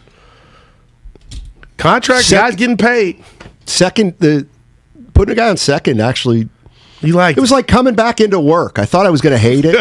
And then I come back into work now in San Francisco. I'm like, it's not too bad. Well, they banned it for That's the way I feel about the second guy, putting a guy at second. It's like, that's kind of stupid. Now I'm like, I kind of like it. We didn't see it. Curling is more exciting than baseball. Well, it certainly has more strategy. I ain't curled in a minute at the gym. Not those kind. What do you mean? It's curling on ice. With the Matt's in Napa. What's going on, Matt? How you doing, man? Hey, I'm doing good, guys. I'm just sort of wondering the way we talk about all these changes to baseball to get more fans. I'm 34 years old, lifelong baseball fan. It's my favorite sport. And I think in a lot of ways the changes are catering to try and get people who aren't baseball fans to pay attention to the game. And I know that both of you grew up as baseball fans. And if we get to a point where you do see 7-inning games and they end in a 5-4 because you've upped the offense, does that make you like baseball more, or does that turn you off to the sport because it's been just changed to cater to somebody that's not the demographic of a baseball fan. Hey, Matt, how old are you? 34. 34? I'm 34 years old. Okay. I remember. Yeah, go ahead. Oh, I would say I remember when the strike happened in 1994. I was young enough to understand it was happening, but I'm old enough to have older friends that were completely turned off by baseball and they never watched it again. Let me ask you this: do you love the game as much as you loved it as a kid? Yes. I will watch the Reds play the Blue Jays on a Tuesday afternoon. I love it. I know I'm not the typical baseball fan, but I do feel like they're moving. They lose fans because they move away from their fan base to attract people that aren't baseball. Yeah, no, okay. Thanks a lot for the call, Matt. I kind of hear what he's saying. He's like, we're looking for who's the biggest? Like, who in our office is the kind of the biggest punk? You know what I mean? You think it's Lucas? Spadoni. All right. But I'm looking for more like one of those 25-year-old punks. Right. How about the tall Brian guy? How is he, about 25? That's our guy. Our guy Brian? Yeah. About 25. He's a punk, right? So So baseball's going out of their way to trying to entice 18 to 26-year-olds, and I just don't think they like the game, nor will they like the game ever. And they're, no pun intended, striking out at that. Like, nothing they're doing is working, Steiny. Nice job, Goo. And I think they're working too hard to appease themselves. I'm going to tell you this. The iPhone or technology ruined baseball. And we were talking about, just follow me. I know we're up against it. We talked about the great Jay-Z and Bob Dylan. Oh, yeah. Those songs would be 4 and 5 minutes long because they were creative. Do you know what these young punks now? They can't even put an album out. It's 2 minutes and 25 seconds. A joke. But I figured it out. It's not because they don't have lyrics. What is it? The attention span of these young punks that's all they can sit through is 2 minutes and 25 seconds. So no Inagata Davida. I forget it. Or Jay-Z. Brownsville Girl. Give me one from Jay-Z. Well, that New York American Gangster. New York song's only about 5 minutes. Yeah, but dude, in New York, what was that? New Alicia York. Keys? Yeah, him and Alicia Woo, Keys. and Run This Town with him. That Ye song's and Rihanna. fire. Yeah, him song's Ye. fire. The New York song, dude. It's a classic. Yeah, that's really. We need good one song. anthem for here for the Bay. Too short or Fabby. Well, I'm not from the Bay. On. Originally, right. I'm from the East Coast. And Shasky gave you the license to be. He wants to golf with you. He might make that. If he pays for the round, he can golf with me. Oh, he'll do. Dude, he's playing. Shasky spins. You know, I don't want to talk about that. golf. That's a good thing. I don't talk about him. golf right now. What happened? I can't play right now. Everybody's like Divley out there. Well, yeah, he got a better time slot. Well, he can get there at 12:30. Well, okay, so what if I want to go out and start at 6 a.m.? I don't know. You can't start at 6. So I could you do a tea time at 4? 4 in the afternoon? Yeah. Try to do the math, Goo. What times it get dark? I could play 9 holes at 4 o'clock. But not 18. I could probably play 18 in the middle of the summer. All right. I was in such a good mood. You're my boy. Hey, coming up on the other side, I see calls. Steiny missed lunch. Dude, sounds like he needs a snack. No, we had pizza in here today. We did. I'm about to get another slot if it's something left. We might. You know what? Let's do this All-Star draft too. We'll take some calls. We got a lot going on here, and it's all sponsored by Exergen Corporations. One of the things that really annoys me. From the Red Fox of Kinderhook, Martin Van Buren.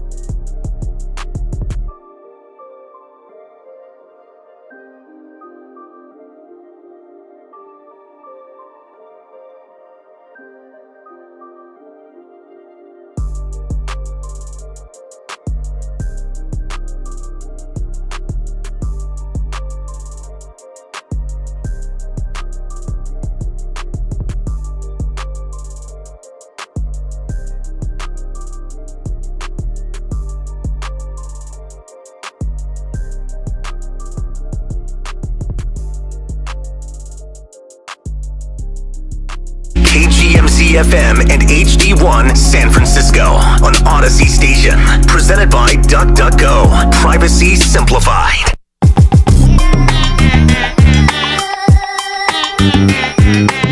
At the beginning of the year, I was kind of like, oh. Now, back to Steiny and Guru on 95.7 The Game. It's Payday Friday.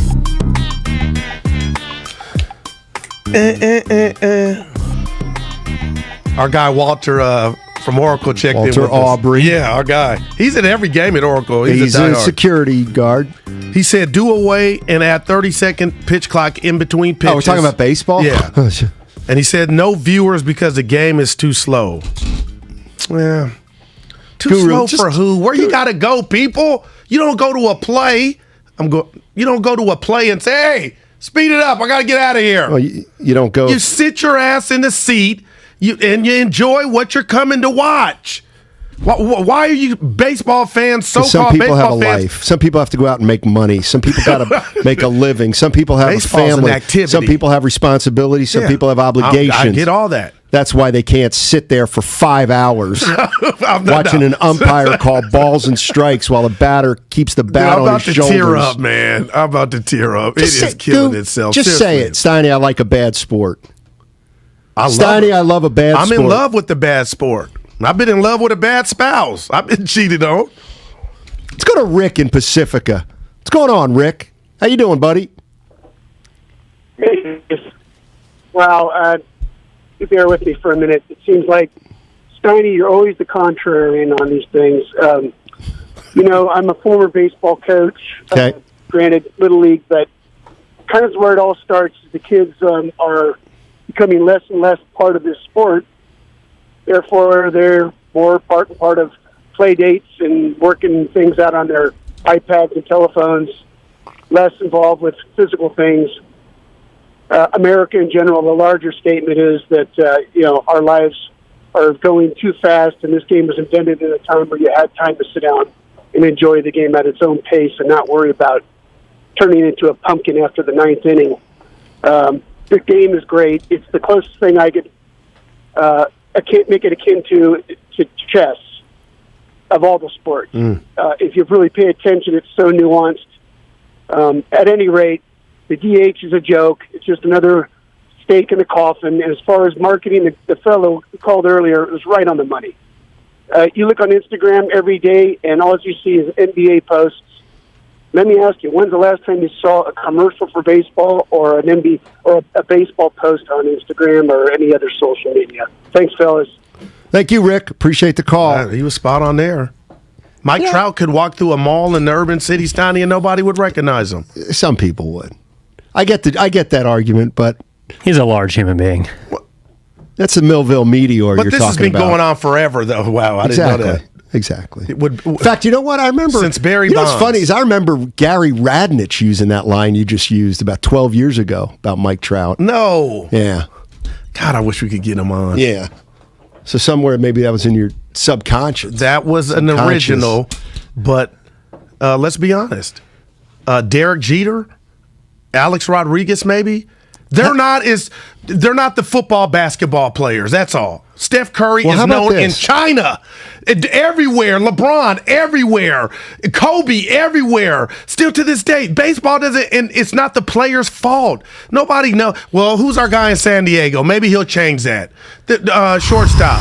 Tatis? Yeah, Tatis. Maybe one guy can't change this. You're right, and it's beyond exactly. Here's my thing: is like I loved baseball when I was a kid, and I don't like it now, and I'm not really even sure I can tell you why. Just old. It's just. Can I ask you the last baseball game you went to with your daughters? It doesn't do it for me anymore. Have they ever said, Dad, I want to go out to the ballpark? Yeah, we went to see a Padres game last summer. I forgot. And that's the funny thing. It's like, yeah, I'll gladly go out to the stadium and watch a game. 6 innings. You're out. 6 or 7. So you're a Dodgers fan. Oh, my God. I've decided, no, I'm a Brewers fan. That was great. Vinny the Brewer? That's the guy that slides down. I just let you know. Dude, I'm irritated, man. Good. Now you know how I feel 24/7. Mm-hmm. Why are you irritated? Because you like a bad sport. I'm in love with the bad sport. I don't know why I don't like baseball anymore. I really don't. And can I say something? I didn't know it was the least rated World Series. That hurt more when Bob said that this last. Wow, Steiny, what are we doing? You know what else is? I think part of it's on balance, baseball players have the worst personalities. I wonder if of the big four for sure. Well, Tatis is okay. You Barry named one. Barry Bonds was hated one outside. Guy. Tony, one guy. Ricky Henderson. Are people talking about Bryce Harper? Nobody likes Bryce Harper, and he was supposed to be the man. He's a horse behind. Come on. Nobody likes Trevor Bauer. Mookie Betts? Yeah, Bauer got off the list. Look, I'm not going to go down the list of players that everybody likes because I'm just saying I think baseball players are the least likable. Well, if the game is too long and too slow, I got bad news for you, Stoney. You're not getting any new fans. Probably hey, not. Let's play 3 innings. Let's go to Mr. P. Mr. P's in Hayward. What's going on, Mr. P? How you doing, buddy? What's up, guys? I kind of got a bone to pick with you with the comment on the attention span. I think that was Goo, right? I was hoping it was that Goo or Steiny? It was me. I think it was Guru. Yeah, it was me. About the music too. Thing. It's 3 hours. I mean, in person baseball games, they're a blast. But you couldn't pay me. You know what? Down to watch a full baseball game. Right. That's exactly what we're talking about, Steiny. Mr. P. Exactly what we're talking about. I will go to a game and I will enjoy it until I don't enjoy it anymore, and then I will leave. Don't make me turn a game on at 7:18 right. And at 9:18 and say, bottom of the 5th. Right. 2-1 ball game. That is wow. Everybody's used 3 pitchers already. Yeah. It's a bad sport right now.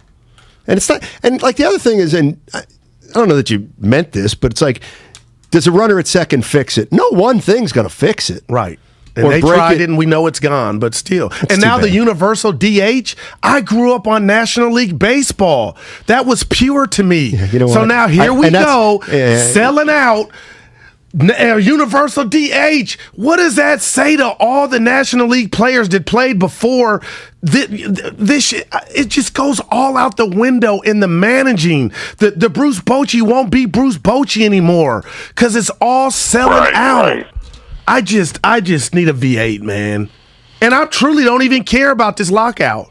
Hey, Steiny, screw Major League Baseball. Go to your local minor league ball game and come out to Golden Gate Park to watch Bay Area vintage baseball every Sunday starting March 20th. Okay, Who knows anything about that? I see clenched fist from our guy. Evan. Is that real? Well, I live across from Golden Gate Park, so I'm very much looking forward to these old-time games. Bad weather over there. Now, what do you mean by old time? So it's Cloudy. older people playing? Yeah, it's some older people, and it's a little more just classic baseball. Like guys could aren't play throwing center. 98 miles an hour, and you put the ball in play. Wow. That's what it's come to. I mean, it isn't Wow, man. professionals, but Can you be a little more specific with older? Are we talking about my age? Or are we talking about octogenarians? I would assume there's somewhere in the middle, like your age down to my age, and then pretty much anyone's. We should get a softball team No. here. We ain't did nothing sport-wise here. I know. I love it. I'd play center. I love it. Bad You know form. why? By not having any We kind got of sports athletes. team in here. Yeah. Then I don't have to listen to you high school Harrys acting like you're better than you are, playing in a city league basketball game against guys with beer bellies who are 62 years old. I don't need it, dude. Matt Simon I don't is need a it. quality basketball No, it would player. be the camaraderie of us playing. Well, then I'm really a out. team. Ratto Dude, at I'm- first. You know what? Ratto at I first. got enough David for- at second. Vontae at third. Shafsky is short. Oh, my God, I can't- Dickinson at left. Who I'm missing? Kolsky and right. You'd be I'd bet fourth. Dude, we might have. That's what we need. Spring is upon us, man. You seem like more of a leadoff guy to me, Goo. Oh, no. I'm Sammy Sosa Right. without the makeup or whatever he's doing. Yeah. You couldn't pay me to play on that team. That's what's wrong with us, man. You could be third base coach, Steiny. Nope. We went bowling as a unit. That went That was a great. mandatory company function. People act And like it they were came going with to 2 the free dentist. drink tickets. Right. Thank God. I had a great night, man. Carlito's in Alameda. What's up, Carlito? How you doing, man? Let me get out to Alameda this weekend. Shake it hello, up gentlemen. a little. Hello, gentlemen. Happy Friday. Mhm. I want to talk about baseball. All right. You know, I think, first of all, this is very difficult to talk about coming off an incredible football season that we just witnessed. But I love baseball. And I think that, you show up to the ballpark, you get a beer, you get a hot dog. And to quote a movie, Moneyball, with Brad Pitt, how could you not be romantic about baseball? Thank you, guys. Yeah. Dude, I want his number. Who said it's Carlito. baseball loves you too, Carlito? That's a real one. Couple things were just, first of all, it's not romantic. I told you that's like my little pet peeve. How can you tell somebody what they By the way, feel? yes, I am trying to Yeah. get on people's nerves today. Shocker. No, I can't stand when people talk about baseball like the crack of the bat, the smell of the grass. It's real. It's The not white real. chalk. It's a bunch of crap, is what it It's so is. fun. Because I get Anthony's- the rip of the net, the sound of the basketball off the concrete of the inner city. Take me out to the ball game. Take me out to the crowd. Buy me some peanuts How long and before he Cracker butchers it? Jacks. You got to build me up, man. Buttercup, baby. You like that? That guy just said something that I thought was interesting, and I wanted to play He off was sharing it, but with you I his forgot. stuff, and then you just slap him. Slap him. What if I told you I'm in love with my spouse? You're the type of guy, I don't want to hear it. That's how you, I don't want to hear you're happy. The guy was calling up. He said it's romantic. Right. And he loves it. And you just, it ain't nothing romantic about baseball. Let him have his time. Well, he did have his time, and then I responded. Yeah. I mean, should we go to Daryl in Mill Valley? He wants to talk about why baseball sucks. I mean, I didn't like. I mean, I get it. People think I'm negative, but I don't have to go down this road. We can just let it go. Yeah. Now let's go to Daryl in Mill Valley. What's going on, Daryl? How you doing, buddy? Hey, pretty good, guys. Yeah, I just got to harp on it too because baseball has had Bud Selig get into the Hall of Fame. You know, they've had multiple drug things going on since the '90s, and so it's like Chinese water torch. It keeps hitting you, and you're like, I don't think you can say that anymore. Getting sick of it. Thanks for the call. That's a red flag for Steiny. People want to know how many pet peeves you actually have. But go ahead. What's the red Lost flag? count. Totally lost count. You can't say that. Did we cut that? Or did we not? Okay. You can't say that. Can't say that. Right, yeah. I didn't think it was possible. Matt's on a path to be more ornery than Ratto. Dude. It's not ornery. It's just. But I get it. You're out on the sport. If you go, you're cool. But Steiner, you work with your job. You can't tell me the electricity for the Dodger Giant playoff series on 3rd and King. There's a bit. Let's make a distinction. Okay. There's a distinction that has to be made. I'll go to a baseball game any day of the week. I'm not going to watch baseball on TV. And that is the big difference. Like, honestly, Goo, remember when we had we were doing 10 to 12? Yeah. Oh boy, we walked down to the stadium, the Giant Stadium, once a month. Caught that Thursday afternoon, 12:35 or 1:05 start. Like, that's different. I'll do that any day of the week. Don't ask me to watch. Don't ask me to watch this paint drying on television. Wow, man. Here's the other thing, and I'm going to be honest. I'll watch it too, Steiny.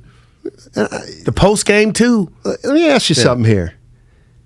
If you had a $5 beer night, I guarantee you would double your attendance.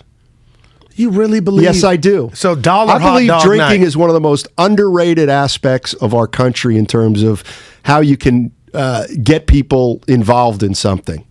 One of the reasons people don't like going to baseball games because they're like, well, okay, you get in, and then how much money do you spend? Once you're in there, can I have a beer? 16 or 20 ounces. Give me the 20 ounces. That's $12.50. $12.50. But isn't that everywhere though? That's movies? Right. Yeah, everywhere. No, I don't think. You can't. I'm talking about the beer. Okay, yeah. I'm talking about beer. I thought you were talking about pricing. Yeah, I kind of am. But this, like, to me, people want to go to the baseball game, have a few beers, have something to eat. They don't want to be dropping $150 for 3 beers. It's too much. Too expensive. Well, it's too expensive. I gotta say, I told you about my buddies back in. This was actually great. When my buddies were about 18 or 19 back in Pennsylvania. No, give it to us. 21 was the drinking age, but they used to. My boy Donnie Fake Reber. ID. My boy Donnie Reber and who's the other? Tom Tex Regan. Used to go to the Reading Phillies games and just. The vendors, they didn't. No vendor in Reading, Pennsylvania ever carded beer here. I got you. Yeah. But I was just going to say this. You went to Milwaukee, okay, and how much was a beer at the Bucks game? It's crazy. That's okay. So, it's just crazy. But the NBA, people are watching. They're flocking to the arenas. It's because there's more action. The game's short. The game's... there's something... Well, let's go to Shardell. Shardell. I've never heard that name. Yeah. Hey, what's up, Shardell? Hey, what's up, Steiny? What's up, Guru? First time caller. Welcome. So for me, I found out that David Ortiz was inducted into the Major League Baseball Hall of Fame. I'm sorry, I missed that. Barry Bonds wasn't. Oh. And I'm pissed off about that because I love Barry Bonds. I mean, he's a legend. I mean, like, why would you not induct him into the Hall of Fame? Seriously. Like, what is wrong with you? Like, there's something seriously wrong with you when you don't induct Barry Bonds into the Hall of Fame, man. He got kicked out. It was a true shame. Like, I just don't agree with that. Like, what are your thoughts about that? Well, that was real. You know what? I did a gripe on it. And I'm not gonna. No, what did he? No, what I'm gonna say is, and this is I don't care that he's not in. Like, that's worse than being mad about it or being glad about it. Is I don't care.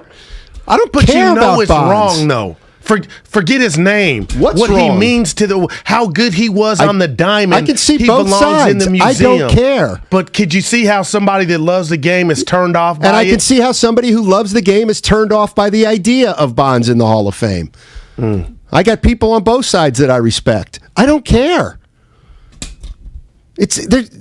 Baseball hasn't made me care. Certainly about Barry Bonds. Not the best to Barry ever do Bonds never spent a second thinking about anybody but himself. Pete Rose not in the Hall of Fame, the most hits? How stupid are you? Well, he bet on baseball. Okay, but that wasn't the player. You're in the Hall of Fame for what you did on the diamond. But he was a manager. And the story should be about Pete Rose, the ball player. See, I'm not going to do I don't care what he did when he was wearing Depends. But I don't care. We want to know who has the most hits in the game. And he didn't cheat when he did that. It's Pete Rose. So he should be in the Hall of Fame. Should not at the Hall of Fame of managers. You're not right because you're saying that. I know. Because 50% of the people think and I'm not saying you're wrong. I'm just saying I don't care. Baseball can't get out. I don't care. And you're not alone. But I do. Brian in Hayward. What's going on, Brian? How you doing, buddy? What's up, fellas? Hey, man. First off, I want to say you guys talking about baseball is way more entertaining than baseball is, though. At least the MLB. That's just Appreciate my that. opinion, okay? Thank you. I don't watch baseball like that, but I listen to you guys all the time, okay? And to touch on the Barry Bonds thing, I know you didn't want to talk about it. I'm sorry, but he was a jerk. That well documented. Not that that matters, but we all know what he was connected to as well. So, I mean, you got to pick your poison. You can't have both of those things behind you and then expect you're going to get in like that. But I agree. It has to be what you did on the diamond, and that's it. And Pete Rose is a little before my time, but I heard about him, and shoot, if he's got the most hits, then yeah, put the man in. Put the man in. Hello. He's got the track record. Put him in. Thanks for the call. But, well, the problem is people don't want him in. Right. But it's not like 99% of the people want him in. Yeah, but the bigger point is the other things, you get mad because somebody didn't qualify, but nobody goes, oh, is he Pope John Paul V? That's what baseball's doing to its own, Steiny.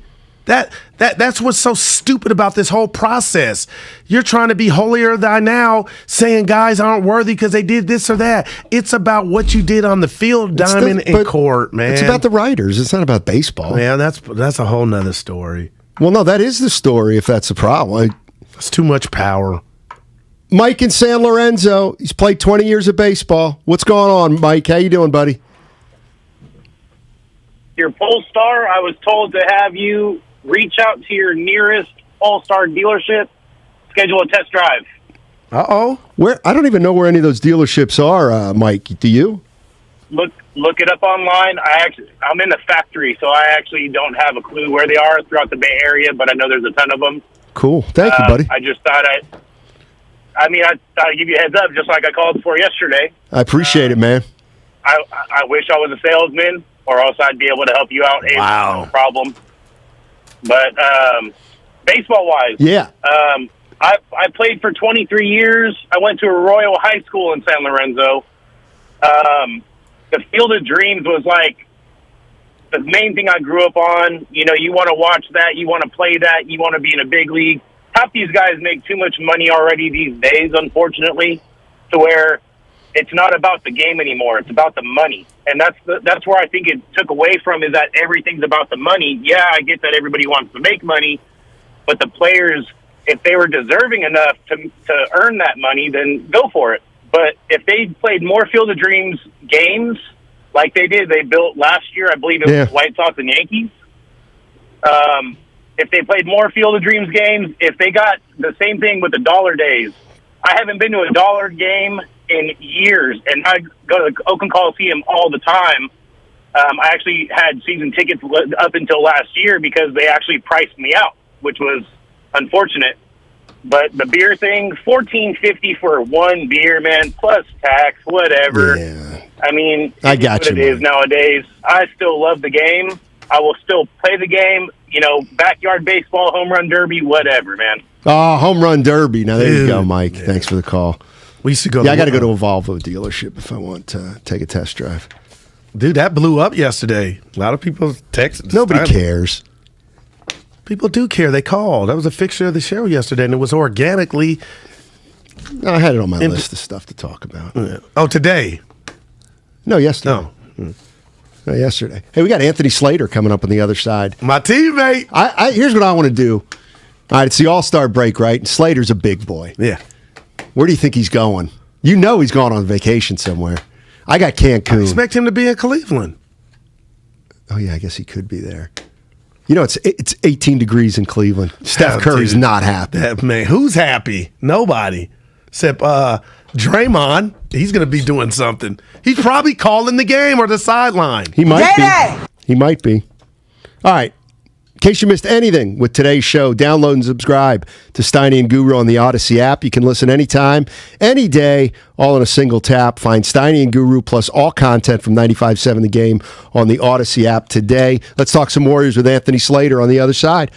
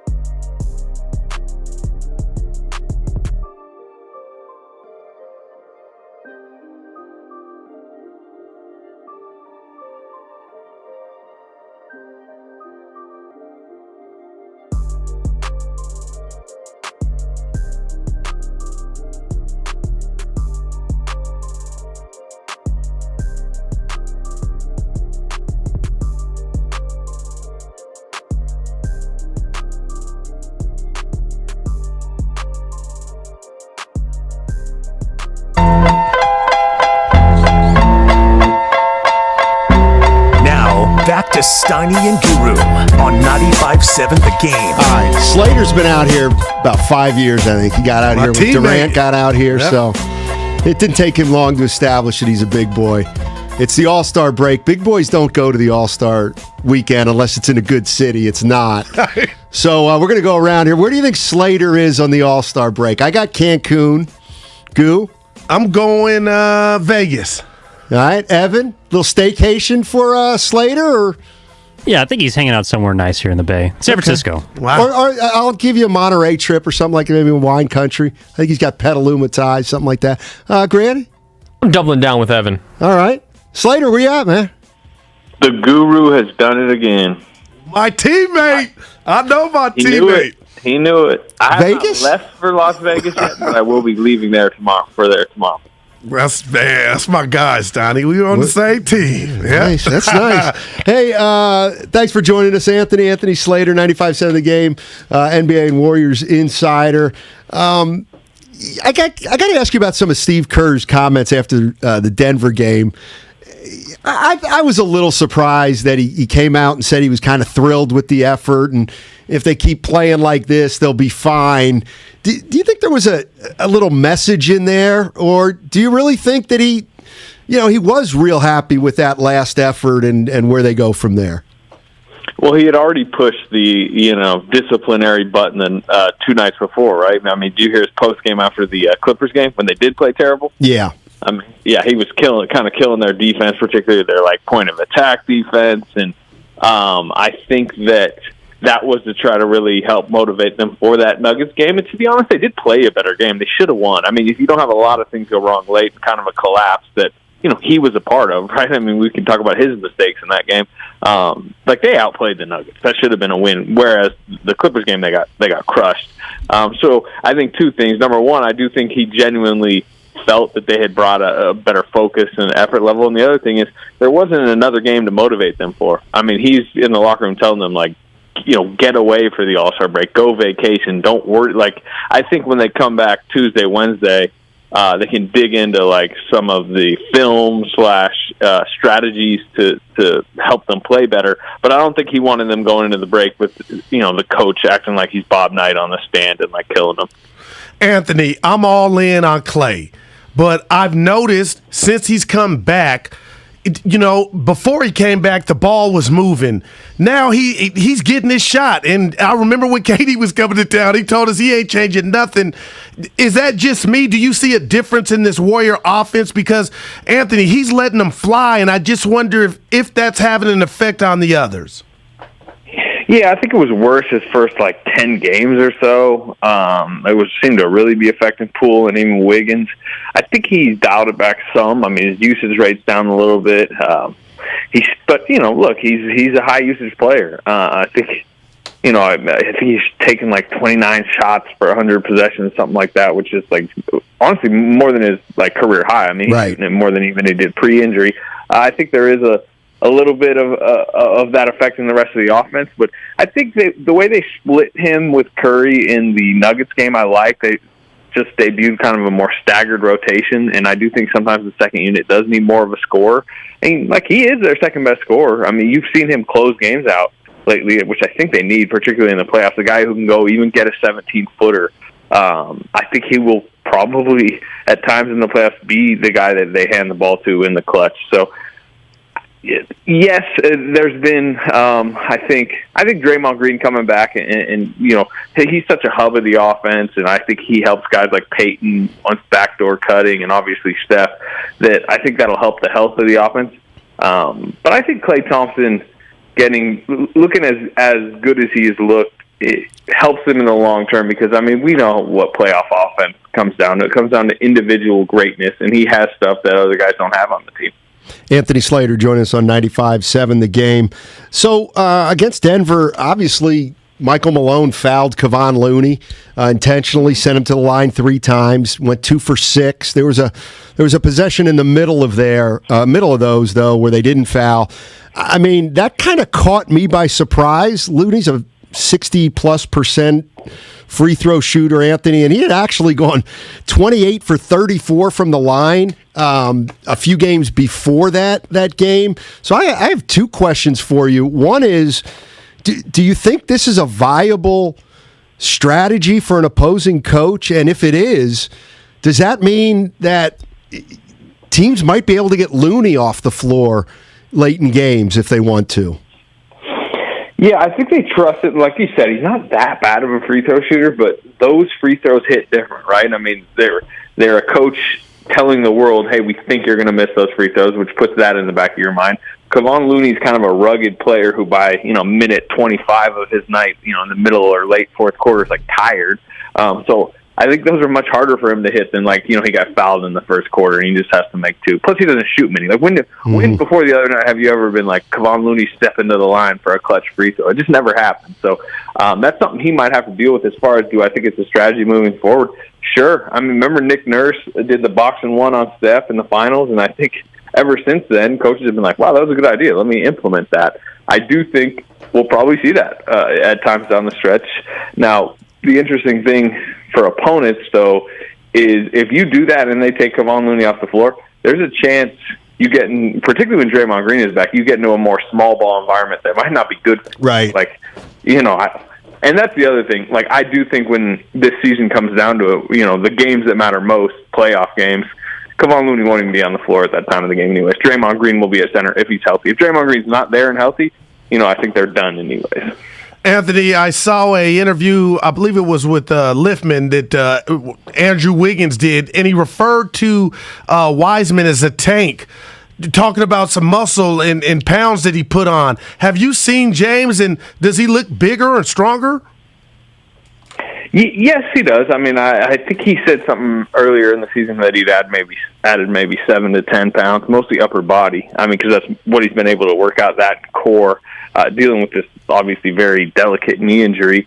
And, I mean, that is good. As you get older, you want to be stronger up top. But I do think, as you saw last season, maybe in his matchups with like a DeAndre Ayton, I think it's more important for him to get some of that leg strength, some of that more grown man, lower body strength to help, hold guys off in the post and different stuff. But look, physically, James Wiseman has all the tools. We all know that. To me, it has always been, can he mentally get there on an NBA level?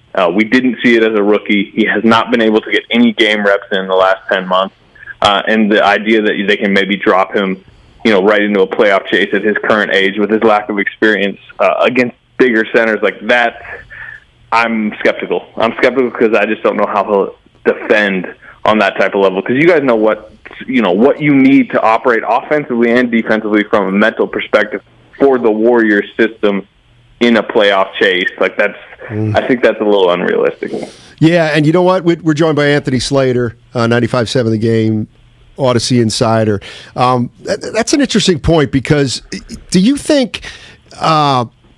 It feels to me like as happy as they are with Kuminga, that it feels like there's still stuff he's doing they're not crazy about, but because he's so young, they're not making a big deal out of it in terms of publicly. But I get the feeling there's just something about Kuminga that they kind of want to just keep him in a little bit of check. Do you think that's fair to say? Oh, they definitely do. And I think they do publicly kind of slap him on the wrist a little bit. For example, they went on that trip. It was a month or so ago. It was the first one Draymond had missed. And they sent Kuminga down to a G League game actually in Mississippi. And he played terribly and didn't barely try and clearly was of the mindset of why am I in a G League game? Right. And they deactivated him for the next NBA game. Kerr was pretty open in press conferences about they don't like how, or they need him to run the floor harder and take everything more serious. And then he came out the rest of the road trip and had his 3 best NBA games. It was kind of his breakout moment. Remember that Chicago game he had. And I think they do a lot of that. And they've gave him a starting spot and said he's going to be a starter. And then he plays 1 or 2 bad games and he's ripped from the starting spot. Now, lately he's had it, although the other night he didn't. It went to Peyton. And I probably would expect Peyton to have that starting spot coming out of the break. But I do think much more than even Wiseman last year. They even try to talk up Wiseman right now as I think to kind of motivate him as he's rehabbing behind the scenes. I think they're a lot more tougher love with Kuminga, and I think they've come to believe that's the approach to get him motivated. And I think it's worked. I actually really think they've handled him well this season. Wow, that's interesting and spot on. Anthony, let me ask you about Draymond, because when Steiny broke the news that he was going to miss the Clay game, I went crazy in regard to fear. And I got to be honest, it's gotten worse in my mind. 23 games left. If I were to ask you, how many do you think of those 23 Dre will be available, how would you answer that? Probably, low double digits, maybe. We'll see. Again, this is another of these like kind of delicate, unknown timeline type injuries. My sense is he's still a couple weeks at least away from getting in full contact practice, scrimmages, and he's talked about like he's not going to just get cleared for contact and boom, he's on the court 2 days later. Like he wants somewhat of a behind the scenes conditioning lead up scrimmage before he gets back in an NBA environment. So I think we're still probably about a month away, maybe a little less than a month from potentially seeing him. So if we're talking mid-March, you only have probably, 12, 14 or so games left. But, that's fine. I think that's plenty of time for him to get geared up for the playoffs. And a first-round matchup that I don't think you need him at full capacity necessarily if you're playing Minnesota in the first round. But by round 2, by probably Memphis in the second round, he better be pretty much at his full self. Yeah, and it's looking like Memphis and the Warriors are almost locked in at this point. Hey, Anthony, thank you so much for joining us, man. Appreciate it. Enjoy the break. Enjoy Vegas. I will. I'm much happier I'm there instead of whatever degrees it's going to be in Cleveland. 18. So. It's 18. 18 degrees in Cleveland. That's deer hunting weather. Yeah. Hey, that's better than I went to All-Star Weekend in Toronto a few years ago. It's minus 14. All right. Good selection this year, too, man. All right, that's Anthony Slater, 95.7 The Game, Odyssey. NBA Insider. Over-under on fur coats, 10. I got it at 10. If it's that cold in Cleveland, guys going to be having the Money Mayweather will be there in a mink. I wouldn't wear one. Yeah, you would. Yes, you would. If it was black, maybe. I can see myself. Of course you would. You're not afraid of wearing ostentatious clothing. No, I'm not. You don't mind drawing attention to yourself. Well, you kind of like it when all eyes are on the goo. There you go. Yeah. Or the yoon, according to his T-shirt today. Oh, yeah. Is this the yoon against everybody in the world again? No, that's at the house. Belligerent SOB. Shout out my boy B. Relaford? No, B. Edie. Hey, did you tell our listeners I met Relaford? No, I wasn't in the next day. JD was in for me. Yeah, I met Relaford, Bay Area. But it didn't go long. It was short. It was like we went. I was kind of one or two and done. Okay, yeah. Anyway, he met you. Yeah. Now you got to meet 49er Frankie, Reg B, Ron I've met T. 49er Frankie. You have out at the. I like 49er Frankie. He's a real one. I'm about ready to make my Mount Guru friend more. No, I got a couple. Reg B, Pete. He's the guy. Ron T. The one guy I got a little issue with is Silk Basie. Oh, Reg B. Is that Reg B? Yeah, his co-workers have been calling. Dude, he was bad. Bad as in good? Bad as in good. At basketball? Yeah. Oh, he's a good hooper? Oh, man. I was just too nervous at that juncture, but I'm still rolling now. You got nervous for high school games, didn't you? Yeah. They used to say, Daryl. And my boy would lead the pavilion. Daryl. And I would just shriek up like, don't do that. Wait, so you were like the 11th man and they did that to make fun of you or what? The 7th or 8th, but yeah. Wait, so I was better than what I produced. Is this a home game? So it's a home game. And my best friend, one of my best friends, Byron Carter, he was president of the school. Yes, so he would lead the chant. He was good in football. Daryl, now tell him don't do that, and it would just make me nervous. So you guys are warming up before the game. And the game's going on, and out of nowhere he would lead. The game's going on. You're on the bench? Yeah, I'm on the bench. And they're going, Daryl. Yeah. Oh, my God. Yeah, I hated it, man. But now I want those times back. Were they back. making fun of you? No, he was telling the Coach Biggs to put me in. I was going to get my run. But, oh, boy. Dude, Mom and Dad would be there. That doesn't bode well. No, but I was popular. Daryl. Are you sure? Nobody laughed. Are you sure they weren't treating you like a pinata? No. Because Steiny, I wore 34. Had my Larry Bird black weapons. We had those were bricks. But see, we had I can't. I was popular. I should like maybe McGee. make up another name. I remember when we had a guy named I think his name was Mike Dubusky. Yeah. Yeah, he was the 12th man. Oh, I wasn't the 12th man. We were up 25, and everyone would be like, "Put in the." Were you that guy? No. It sounds like I was the good-looking athlete. you were Jeremy Lin when he was with the Warriors. Dude, people yell for the popular Daryl. But had I just enhanced that, I probably could have got a scholarship. I doubt it. I mean, you can't be the 8th man on a high school team and get a scholarship unless you go to. It varied 7-6. Unless you go to what's the place called? Pete Lawrence. No, the place down in South Carolina. Dodger Pete, one of my best friends. This boy was Brad Doherty before Brad Doherty. He started before me. But when we played pickup and in practice, what's your high school high? I don't care about Brad Doherty. 11. You had 11? Yep. I can't remember against who, but it was 11. Then you didn't have 11. I told you my 0 for 14, it was 11. Well, no. It was a blowout. I think it was at O'Dow, Summer League. Matt's in San Jose. What's going on, Matt? How you doing, man? Hey, guys. How's it going? I'm a little late to the party here, but I just wanted to comment on what Guru had said about Major League Baseball and the Hall of Fame.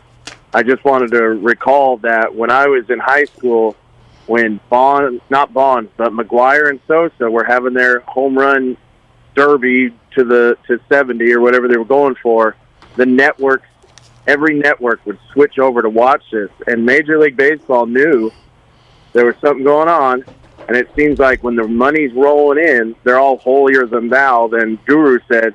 But when it starts to hit the fan, then suddenly, oh, hey, we don't want nothing to do with it. So that was just my comment. Thanks, guys. Appreciate it. Show. I appreciate it, man. Yep. You got me. Thinking about how lousy you were in high school. Your boy wasn't lousy. Franklin and Marshall, 9-15 this year. Do you think they could use a guru? Wow, hey, that guy's going to get fired. Who is that guy? You know what? I've been making some calls behind the scenes. 9-15. You know the story, though. You played there. Right. Under a coach who was there for 48 years. Well, yeah, that's big shoes. So that never works out. The guy the guy. That's right. So our guy, Nick Nishay, I believe his name is. They're nice name. Nice name. Yeah, they're 9-15. And trust me, I got alumni not trust happy. Me, I got some alumni on the text, and they want to know what's going on. Yeah. I left out my boy Kane. This is a. This is a. Do you really have power like that to do? So he's feeling the heat. Put it this way: if if I got like Finch involved, Chris Finch, the coach of Minnesota, dude, I would never do that. Well, you're smiling like you would behind it's funny, closed though. doors. I don't. Why is it funny? A guy we had like job 32 on the line. straight winning seasons. Here comes the new guy, and we're 9-15. No, we're losing to Swarthmore. It's what you said about Curry. They dropped 100 on you guys. I know they did. Golden State after Curry. This is exactly that. That's an example of why. But it's different. Your boy ain't playing. He ain't communicating. Who? Nishay? Yeah. And what offense is he running? My son's hoop team went 0-12 in league. And that's the guy who came in with the coffee 20 minutes before the game? Yeah. Did you tell that story? No, I didn't. I love that story. This guy's got some stones. So you got to be there at 6. He comes in Game's at 7. Yeah, 7:30. Okay. Got to be there at 6. Kids, everybody watching. He comes strolling in with Starbucks at 6:40. Yeah. All eyes on it. Don't tell nobody to be here at 6 if you're not going to be here till 6:40. John Wooden said that your coaching is done at practice. When the games come around, the coaching has already been done. The team is prepared. Your coach had him right where he needed to have him. It's up to them at that point. Oh, yeah. Yeah, that's what John Wooden believed. We need to know what time John Wooden had them meet, show up at the gym. John Wooden let Bill Walton smoke weed before games. He wasn't a big disciplinarian. Is that true? I thought it was a Jamba Juice. Now look at I don't know if it was before games, but that's the lure. Dude, there's some fraudulent coaching going on out there in the high school ranks. I'm thinking about getting back in. Why would you? I coached Eddie House, St. Anne's. I think he'd be a terrible coach. I coached Eddie House, St. Anne's. Look how that worked. People still into you. They give me a lot of. What's he doing now? He was calling the San Jose State game last night, which they are bad. They're one of the worst Division I teams in the country. Well, I believe. Pacific on line one, UOP. The Tigers? Good God, Steiny. I swore I could have got up and gave him 12. Dude, what is going on? Maybe because I'm older. Don't do that, Gil. I'm just telling you. By the way, called the game last night. Did you see the one guy on Twitter? Shout out E-House. He was just some random guy. I guess he was a media guy, and that's everybody. It kind of went viral, and it was about how if he were just running up and down an NBA game, could he have scored like 12 or 20 points in a game? And he was like, serious? "You're an idiot." Was he serious? He was. Oh man, Steiny, what was your career high in college? Oh God, that's what this was really getting to. Hey, don't kid yourself. Matt Simons is a quality basketball player. I wonder if that check cleared. How much did you give Mom to say that? He's specifying here college or high school. Or college. Well, no, high school. Give me high school. That'll let me know if you're a badass. 29. Damn, Steiny. No shot clock, no 3-point line. You should have that game on tape. College was 25. But you know, I was like, high school. I was like, who's I like? Curry. Westbrook? I was like Curry. You Russell, baby when Russell. I scored 29, we lost. And no three? No three. 29. I don't remember many details about that game at Holy Name High School against Reading High. Just that I was 9 for 17. Oh, stop. 11 for 12 from the line. Wow. We lost 68-63. What else you want got to know? yours in. Wow. So you made all league. I didn't. Multiple years. Multiple years. The Steelers, according to the text, he may be dead wrong, but he says the Steelers are in advanced talks with Indianapolis to acquire Wentz. How many lives does this teams is he going to ruin? Who? Carson. He ain't been in Indianapolis but a hot second, and now Pittsburgh's like, come here, let us love you. Why? He's done. He'll never live up to what he was going to be. They almost made the playoffs this year, Indianapolis. When did that become something that was you brag about? They had the best defense in the league. One of them, he ruined it. Dude, how does a quarterback on one team? Watch him play. He's seeing ghost. Jimmy is what I want to know where he ends up. Jimmy's going to be in Pittsburgh. He keeps saying that. Take it to the bank. Oh, they're talking about Winston. Jimmy. I noticed you didn't bring up with Slater your cockamamie idea of starting Kuminga. I notice how when we get credible guests on here, you won't run your idea. You run them by me because you don't have a lot of respect for him, which I get. I'm going to tell you why. Because when he talked about them putting a handcuff on Kuminga, I kind of like that, and I get it because they're feeling like, oh, we got to keep this dude grounded. But how about me predicting where he was at? That's a guru. Oh, yeah, that was good. But did he say he's leaving tomorrow? I think he's in transit now. To I thought he was there. No, to Vegas. He's in Vegas. Is he in Vegas or he's in? He goes, the Guru's done it again. It's about the 20th time in this week. How much time we? Oh, it's only 2 o'clock. Rob, yesterday was bad. About an hour and change. Hour and change? That's it? People came up and hugged me. I couldn't get out the building. When? I said, he's all right. After yesterday, the way you ended it. How did they just hugged me? Like, how did I even remember? I'm fine. We're fine. I don't remember. What are you talking about? He kind of just... when you do the how much time, like, I love you, but sometimes it sounds different. Like you'd rather be somewhere else, which we know is the case. But this guy want to know my career high in college. 25. 25. Against Muskegon. How the hell did Guru think he could score on Bell if he only scored 20 points? That was. I have the body to score on him, and I can go right and drop a show. That was one of the 3 or 4 times when I actually did want to. Okay, we're up against it. You're going to see me play. If I got to drag you in the caddy to 24-hour fitness, I've already seen you play. That wasn't me. Also saw you try to hit a golf ball. Well, I'll give you that. That was unbelievable. You could get lessons from Barkley. That's how bad you are. You do have that hitch. But I like that. As Bob Fitzgerald did, a hitch in your get along. Yeah. All right. We got I wanted to talk All-Star Weekend. I'm ready. Draft. But I also we'll talk about some of the events on the weekend because, you know how usually you think that sometimes people think I hate everything. Yeah. There's actually one thing I hate less than most things. Let's put it that way. I'll tell you what it is on the other side. Don't forget, we're streaming Twitch and YouTube Live. Go to twitch.tv/957thegame and youtube.com/957thegame to subscribe for all the latest content. And remember, the Comcast Business text line is always open, 888-957-9570. How much we got on Twitch right now, Goo? 36. That's it? Yeah. Tell you what, It's we get Friday. up to 100 on Twitch. Wow, look at it. I'm buying at 3 o'clock. You're in the How about that? zone. How about that? All right.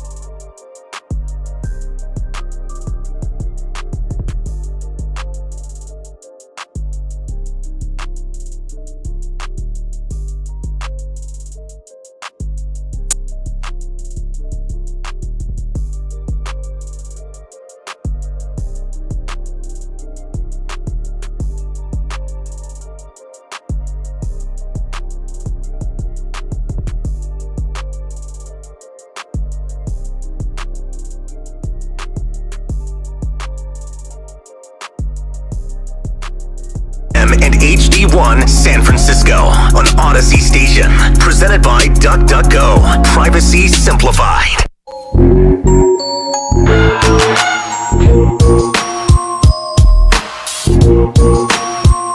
Back to Wiggins. Now, back to Steiny and Guru on 95.7 The Game. Hey, Wiggins better be careful. He got to pick up his play. 9 points last game. Yeah. We expect. I mean, Clay's taking everybody's shots. Did I sound selfish in the break? I got to tell the people what just happened. The boss got pizzas, a bunch, for Danny's last day. Mm-hmm. So I'm thinking to myself, while you were talking, I kind of blocked you out. I was like, oh, I need a piece. Two boxes left, 2 pizzas. 5 total came. I opened them, and there's pizzas galore left of cheese pizza. Okay. Maybe if you'd gotten meat on the Yeah, 2 pizzas, I would have one right now, or just finish got one pepperoni, one sausage, Right, but why couple waste plain? the 2 pizzas with cheese? Who eats cheese pizza? Let me I tell do. you, not a lot. I So do. there's 2 boxes of pie out there that nobody's touching. I'll take it home. Mm-hmm.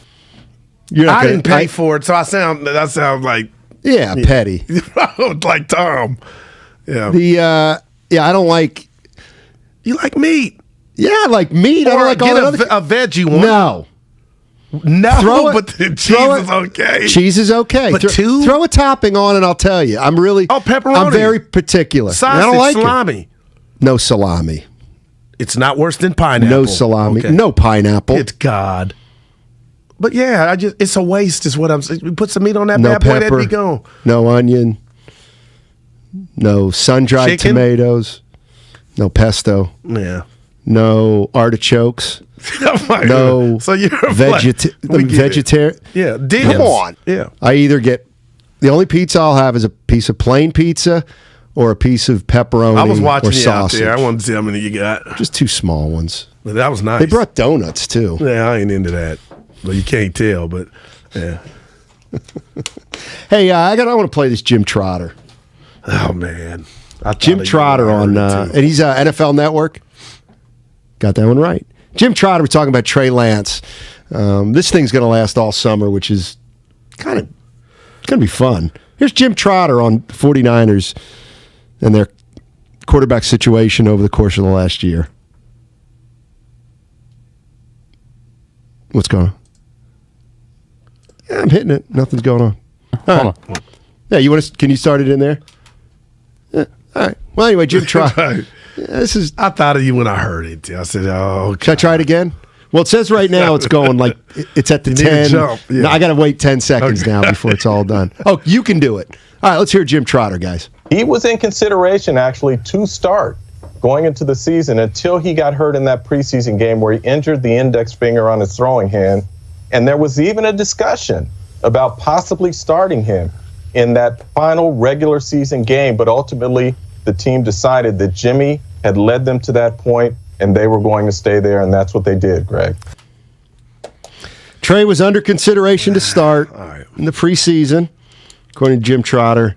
And there was even a discussion about starting him against the Rams week 18. Oh. I got 2 questions. One is, do you believe this? Okay. And then 2 is, and I mean this, does it matter? It doesn't matter. And, I told you I was in sales. I love Trotter, black journalist. That's not why I just love him. I feel like this is you're throwing it against the wall because you can never be proven wrong. But about the second part of what he said, Steiny, that was obvious. Jimmy had the worst second half after he got hurt in Tennessee, didn't play against Houston, and that could have been a 2-week injury. So to say they thought about him playing the last regular season game against the Rams, that was obvious. I want proof about how close he really was to start when you got up to, I'll never forget it, 42%. I'm thinking maybe he'll be the starter in week 1. So Shanahan never, and maybe this is the poker face, he never once said it was that close. Lynch didn't either. So I'm not throwing rocks at Trotter. I like him, Steiny, but how do you prove he's wrong? You can't prove he's wrong. All right. I mean, I want to be in a business like that where you could just say Trey stuff Lance quarterbacked in week 17 against Houston. And he was a B. B minus. Obviously, Jimmy's hurt. It's about Jimmy and his health. So, of course, he was an option of starting. But don't say it like they preferred Lance. That's the insinuation. Here's why I have problems with, not problems, but here's why I don't buy it. So, Trotter's saying that Trey Lance was under consideration to start week 1. All right? That's the heavy But then stuff. he got a finger injury. Yep. So, Trey Lance, though, was healthy for most of the season, 15 weeks-ish. Okay. So there were 14 or 15 weeks where both quarterbacks were healthy. So you're telling me that Trotter's saying that the competition was so close that Trey Lance almost started week 1, but throughout the entire season, they never went to him. Even though he was healthy for most of the season. I'm talking about Trey Lance. No, you said... I'm not buying that. Okay. And I'll say this. But if you buy it, Guru... I'm going to say something. That means you shouldn't be worried about Trey Lance being a bust. If he was that close to playing. You know what I mean? I get that, but only Trey can control what we're going to find out in regard to that. But John Lynch went on a radio station and said the kid was pushing Jimmy. I keep hanging on to that. And... never once, and you pointed this out, Steiny, and we fought, did we hear Kyle say it was close. So if it was that close to competition, I ask you, why did he go away from the dual thing? The thing we saw against the Raiders in the preseason game. Not to that extent. I take him at his word. Oh, and that's what I'm doing. And Kyle said it through his rhythm off calling plays. So I wish these guys had to just sort their sources so we would know who said what. But now, I didn't tell you this. Give it to me. I saw a report. I was going to put it to you on the vine, but you would have felt like you got the win. They were talking about Brady would love to be a Niner. There were reports on Twitter, and I was going to say you got to be more specific. Well, no, it was just I forget the guy's name. He ain't a big boy. Is this the Adam Rank? That might be it. He's got 500,000 followers. Him? No, then maybe not. This dude didn't have 500K. But if you end up being right, and Brady's retired, but like I said, Willard had sources. Paraphrased that Adam Rank, he's mad at the Niners because they didn't get him. Your favorite fantasy analyst, 481,000. That's 500. Followers, and he said, he wrote, Tom Brady's going to play for the Niners, isn't he? Well, yeah, that wasn't it. I mean, if he said it. Yeah. Willard, did you hear a few days ago, earlier in the week, that the Brady family was upset with the Niners and they would not come and play? Steiny, I believe those are axes to grind. Like you say, they didn't pull the trigger. Brady's probably looking like, you don't want me? I'm going to go to Tampa, but you don't want me? And then to come back, Brady, dude, when you're that big and the GOAT, one of the GOATs. You mean one of the GOATs? Well, Joe Montana, Jay-Z. But you don't play that game of getting a second chance. And I like Willard citing those, I believe that, Steiny. If I was Brady, I'd have a bone to pick. Now, Aaron Rodgers, that's a different story, but he ain't going nowhere. I just don't... Well, we'll see. I mean, if Tom Brady doesn't play next year, do you think he's retired? I guess is the question I'll ask. Honestly, Steiny, I think he is. How many times do we see a guy in football take a year off and say it's retire and then come back? Somebody help me out to where they're still ain't skipped a beat. Well, so who's he going to play for? Oh no, he's done. Oh, he's done. Yeah, we've seen it. We've seen the last of them. Here's a question I wanted to get to. I had this on my list. Draft. We'll do that we'll do it after 2:25. That's how we go into the weekend. Yeah, but I got to tell you, I've got a few misgivings about it. Because I think I'm a better GM than you. You know what? So Guru and I were going to have a draft, an NBA All-Star draft, where I was LeBron, and he was. I was Daryl. You were Matt. I was LeBron, and he was. I don't want that hair. Alex Caruso. Yeah. I just wonder if our listeners will be into that. Dude, Dude, to see who you would pick, I think that goes a long way. I'm driving. Oh, Steiny thinks a lot of DeMar DeRozan. Okay, that's what it's about.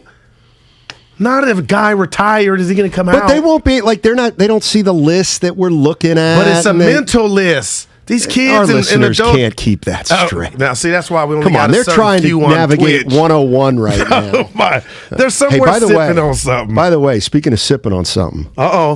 888-957-9570. Actually, it's got nothing to do with sipping on something. I was day drinking. Goo, you'll know this too. Yes or no? Okay. The last 2 or 3 days, traffic has picked up.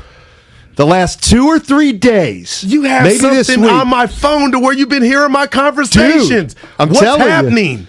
There's something happening here. Buffalo Springfield. Yeah, well, I'm going to give you a 4. Here's the bottom line is last week there was no traffic at the bridge, and now it's like, dude, it's happening. It's coming back. Yeah, it is. And I got a ticket. Another one? No, well, this is a real one. And I didn't even try the radio thing. Is this like a misdemeanor? No, I felony? needed some gas bad. And I knew it said a no U-turn. I did it anyway, listening to Ray and Damon, and bloop. Pulled me over. Did you just tell him you were Guru and you work with me? He said something to me to give me an out. He said, hey, if you fight this, you're not admitting guilt. He said, if you fight this, and normally when they say that, that means they ain't showing up. Right. He was looking like, you got your license and insurance, you're okay. So I'm going to fight it. Can I ask you a question? Yeah. He was humiliating people looking at me like it was a drug bus. Was it a black cop or white cop? Hispanic. All right. Yeah. I didn't even try to trick. I just like it to get me. Yeah. How come you didn't turn the radio up? I did, because that's worked too many times. Sometimes you got to just put it up. President's Day weekend, guys. Oh, we know. What does that mean? It means it's a long weekend. So where you going? Who? Whoever. I mean, it ain't like it's a good question. Let's go to Granny. He just made a statement, the 510. President's Day weekend, guys. Meaning that's traffic. Where are you going? That you wouldn't. No. I'm talking about like the last barbecue for President's Day. I'm asking. You got to. What? Do you do anything different for President's Day to where the I got traffic? my sister in town. Well, that's different. Not because of President's Day. I got my sister in town. Her husband's in town. Oh, good Lord. And my niece is in town. She's getting married out here in the summer. They're scoping out a venue. Does he golf? He does. So but he's going with you. He's not playing with us this weekend, though. He's got to go up to like Sonoma and check out. He hates that. I know, but he. Man up! That's what I do. Man. Dude, the traffic. Did you have to do that? Go scout out sites for your wedding? Yeah, you were just told where to show up? Yeah, I'm different. What time? We got married in the backyard. Oh, that's nice. A shotgun wedding. It happened fast. Hey. And the MC said it was 110 degree heat. He goes, man, you don't look like you're getting married. You got a scowl on your face. I was in the backyard like, yeah, it's happened quick. 18 years later, still rolling. Right. KC is in Pleasanton. What's the talk? What's up, KC? How you doing, my man? How you doing? Doing well, yeah. Guru. Hey. When did you graduate from Logan, and who'd you play for on the basketball team there? Coach Will Biggs. Okay. And you graduate, and when did you graduate? Well, when did you attend? Don't put him in the... No, I don't want to give my age, but... I'm sorry. When did you... I graduated in the 80s. Okay. He's about 88. Yeah. Did you guys win the league title when you played? Yeah. Went to the Coliseum. We did. Oh, yeah. Everything on the up and up, KC? You might have my stats. I coached at American at the same time. So remember. Yeah, we had Chris Scott, Pete Lawrence, Reggie Bassey, Ron Tillman, Donald Blythe. Okay. All right. Daryl Johnson. Did American Canyon have that big gym? No, American back then? Eagles in Fremont. They were in Fremont. Yeah. They were in VAL. We were, American. Not American Canyon. Nah. Okay. Thanks for the call, Casey. I got worried he had my stats. 480 right now is saying on 101, dead stop. See, dead stop. It's on Friday. Friday's different. But it's only 2. That is bad. Are we talking hospital curve 480, or are we talking? I never knew they called it where that. Nobody cares down like near Almaden or. These guys, man, that's wow. Yeah, mask mandates are being lifted, so more people are going. And everywhere I go, you have to have a mask. So what is that? I don't get it. It's up to the locale to determine if they're going to enforce it? I think so, yeah. But we're acting like everybody's lifted it, like you don't need a mask. I went to the basketball game the other night. I needed a mask. To get in? Yeah, what when about got a when you were lineup sitting today, down? I needed a mask. No. And where we're going to go after, we're going to need a mask. To walk in the door, but once we sit down, we can take it off. No, I get that. I'm just saying. Yeah. I can't wait for this draft. You know, Don't overthink it. It's 580's a mess. Going out to Sonora. Well, Sonora's like up in Tahoe. Well, it's Getaway Friday, 3-day weekend. You doing anything special? Dude. No, you're not, my son's birthday. We're going to watch 18? 18. Wow. I got a 19, 18, and a 16. You going to let him have one? I never thought. No, 21 is the legal limit. I know, but. I never thought of that. My daughter's like 19 or 20, and now she's in London. It's like, what are we going to do? Stop her from. You got me. Now what? Now watch me ruin this college. Here. Oh, this is good. And then I turned into Larry. So what do you think he's never had a drink of alcohol? Steiny, I got to tell you, man. You think he's never had it? I know for a fact. How about scissor? Has he had any of that? No. Now my oldest. No. We're talking about Santa Clara. Yeah. No, he ain't had a drink of alcohol. And he's going to graduate from high school in a couple months. Yeah. Oh my God! I got to, dude. You making me feel it's the how wife's freaking fault. Naive can you be? Oh no! I'll tell you, Steiny, I'm telling you the. Oh my God! I'm telling you the truth, little Daryl, man. Little Obama. Well, hey, little Obama Daryl. like to hit me. Congratulations! Snow job of the year. I'll tell Steiny. You got me thinking. You think you're 18? Is he 18? You think you're 18? No, he's going to be 18 tonight. Yeah, or 18 tonight. He's never had a sip of alcohol in his life. Yep. But my oldest, he's run to town. Wait a minute. I thought I got two sets of kids. I got two with the wife, 2 boys and a I girl. got a baby mama. Yeah.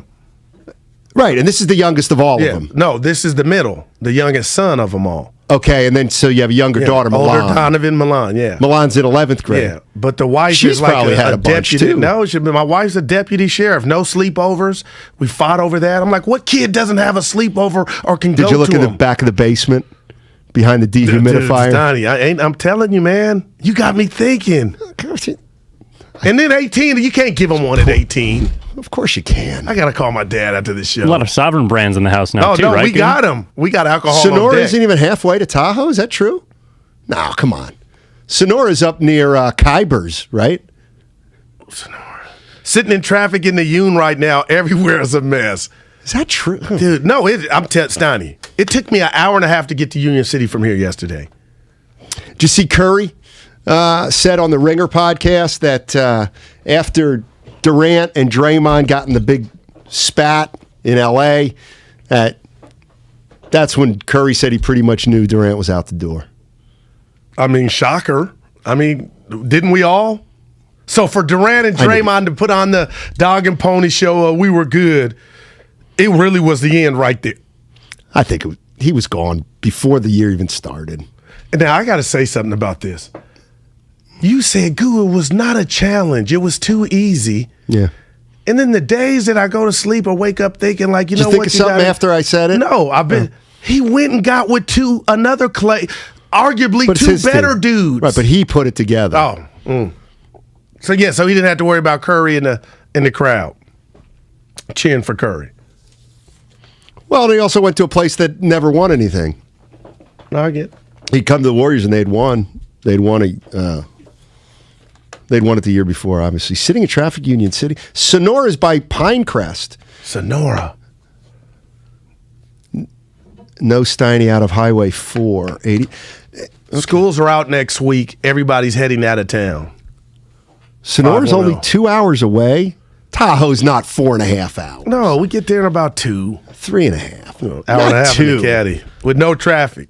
That's never happens. That absolutely never happens. Sonora's 140 miles away from here. I can't imagine. 2 hours. Yeah. We need to do and I mean this. Let me talk to the boss. I've never been up to Tahoe for the golf tournament with Jordan and Barkley. Oh, I've been up there. You don't want to go. Why? That's too much for you. Man, there's no. Stop. It's on my bucket list, and how sad is that? Yeah, but here's the thing. I got court seat off my bucket list. Thank you, Bob. But here's where courtside. It doesn't. This is what I want to be there. I know you want to, but you're just going to be on the outside looking in, and that's going to frustrate. Well, what about the casinos and the bars? Right, they're in the VIPs. I get in. No, you actually can't. 95-7 the game. 12-3. They don't even know who that is up there. Oh my God. They'd be like, "Do you cover skiing?" I know Nahigian, PD extraordinaire, from here to Philly. All right, you ain't going. Are we really doing this draft? Yes, I can't believe you're overthinking. This is what people like. I wonder. I wonder. You want to hear about? Yeah, this is it, Steiny. Michael Jackson. All right. You were excited. We all know. And I'm giving you first pick. We got to have some music. If you think here we go. See, this is kind of Warrior. Here we go, Warrior fans. Here we go. Here you go, Warrior fans. If you think Kyrie and Harden are better than Thompson and Curry, we're revoking your erroneous sports guru moniker immediately. Don't make me call. Crazy. Cray. That's the new Cray. Crazy is Cray. C-R-A-Y. But come on. The Dumbarton is bumper to bumper? Something's going on. It's Friday. 17 people use the Dumbarton usually a day. Worst view of bridges in the area.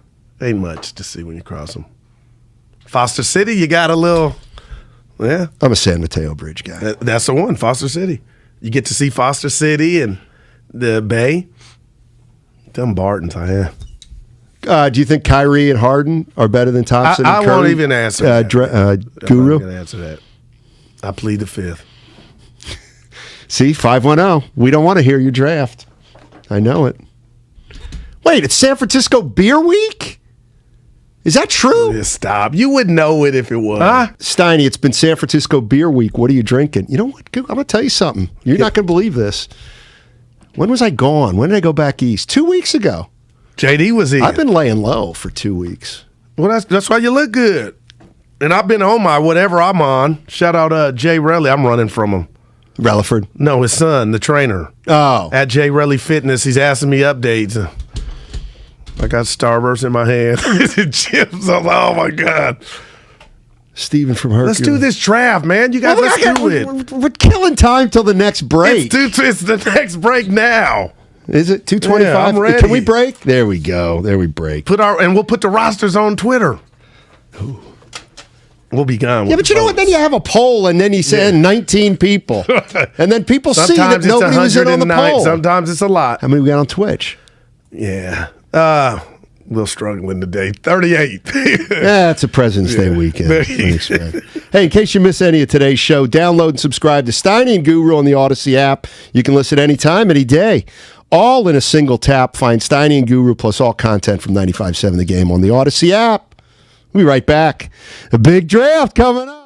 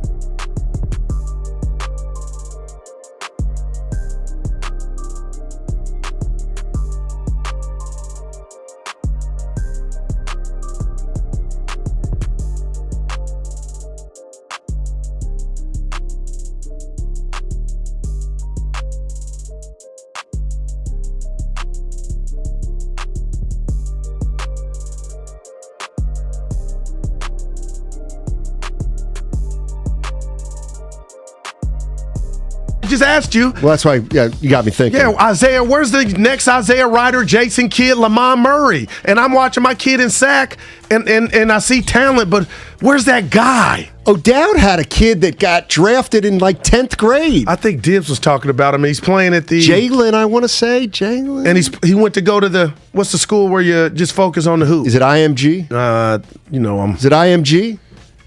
But who is the answer to that? The best high school here to sack San Jose. 88. Yeah, I said Northern California. 888-957-9570 is best high school player in Northern California. And I still got you on a game next week. We'll find out who's playing as it gets better talent. Gotcha. The LA teams. Hey, I think there's a lot of traffic out there right now. The text line is a lot of cops out. They say. Steiny Guru. 3 years ago during President's Weekend, I went to Tahoe during a snowstorm. It took me 3 hours. Well, it's a storm. You're right, going but that's slow. a good. That's. And you probably got chains on 3 the tires. hours in a storm is not bad. No, hello.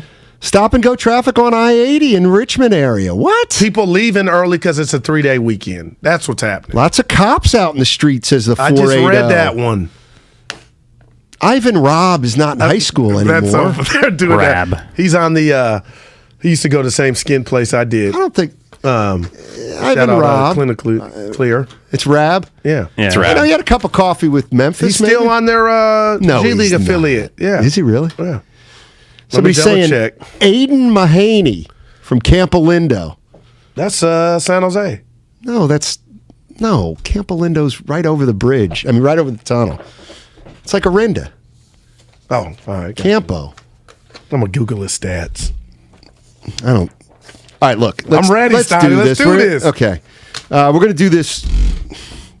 I guess we're going to do a draft, and then people are going to vote that my team's better. You're giving me first pick? Yep. We got to pick the starters. Rab is in the G League. I was right. Go ahead. Starters. Mahaney's going to St. Mary's, apparently. You know what, Aiden?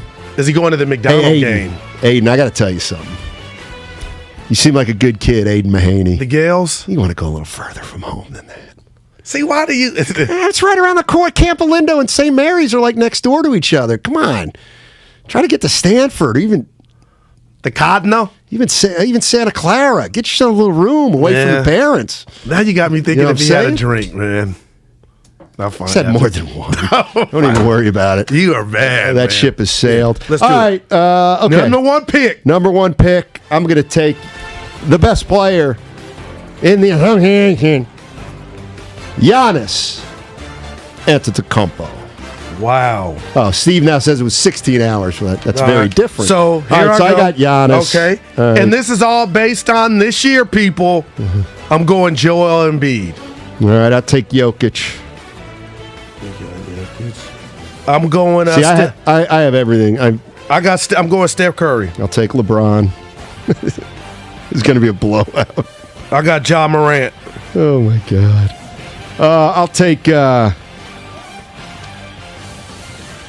I'll take Jason Tatum. And for the people counting out there at home, we're going through the starting lineups first, okay. and then we're getting to the reserves. I got Trae Young. I ain't mad. I got small back. Trae Young, Tatum. I certainly don't want Wiggins. I'll take DeRozan. You got DeMar. I got Bron. I took Bron. Oh, yeah. You're stuck with Wiggins, the worst. I got not only the worst starter, but the worst guy on either roster. Wow. All right, that's it. Let's take keep the going. Scribinis. All right, so but before we get to the reserves, the starting lineups for each side. Steiny's got Giannis, Jokic, LeBron, Tatum, and DeRozan. Damn. Guru's got Embiid, Curry, Ja Morant, Trae Young, and Andrew Wiggins. Hey, Wiggins, I love you, but you got to line it. Bottom line is, you know what? I committed the blunder. You're going to end up having the best roster. Tell me why you said because the Bay Area will try to protect Steph Curry. I think and vote for his team to win. I didn't think of that. They'll take their cues from you. All right. Reserves. I'm going to take. This is real. This one to get real. I'm going to take. See, the problem is Bay Area. I cannot wait fans, for this. Come on. I need to get a sense of. You need to pick. I know I do, but I need to get a. I'll take. This But you got to be so happy. You know what? Like, I take the best guy, and they're going to, yeah, but we don't like him. Why are you worried about the Jackals? Because they're the ones that are going to vote on this fraudulent it's poll. about your team. Well, I want you to pick from your heart.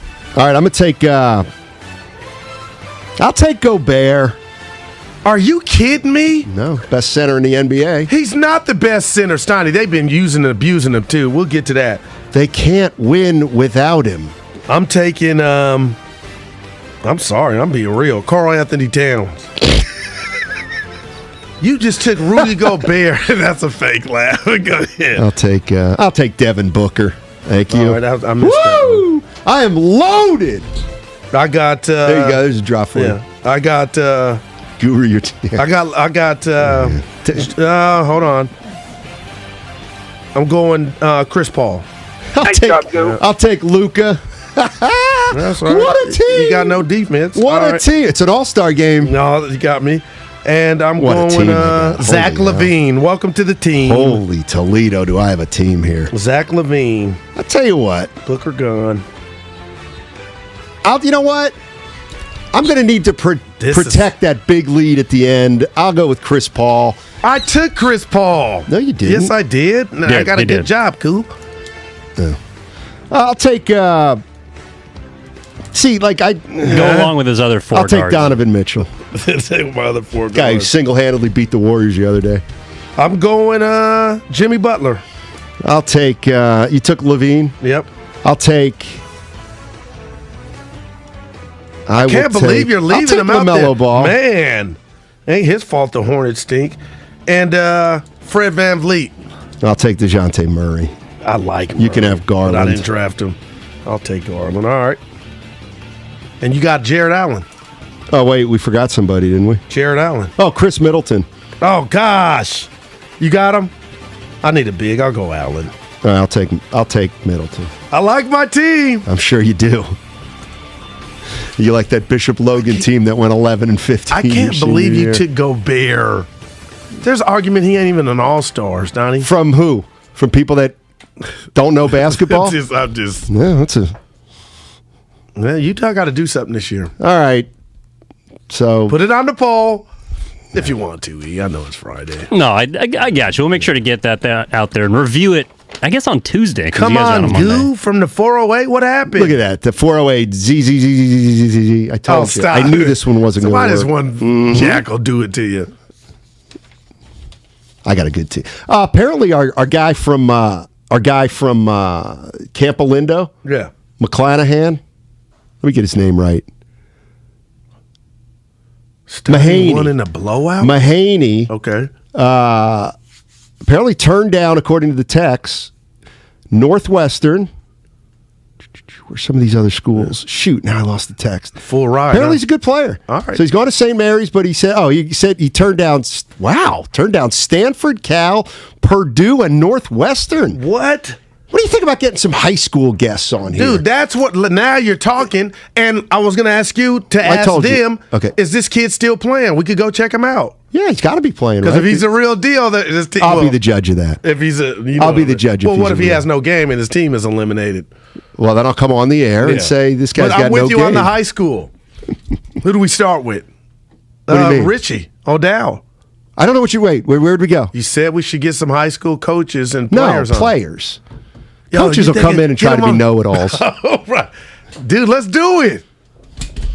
I told you that to Kyle Madsen, our old producer. Yeah.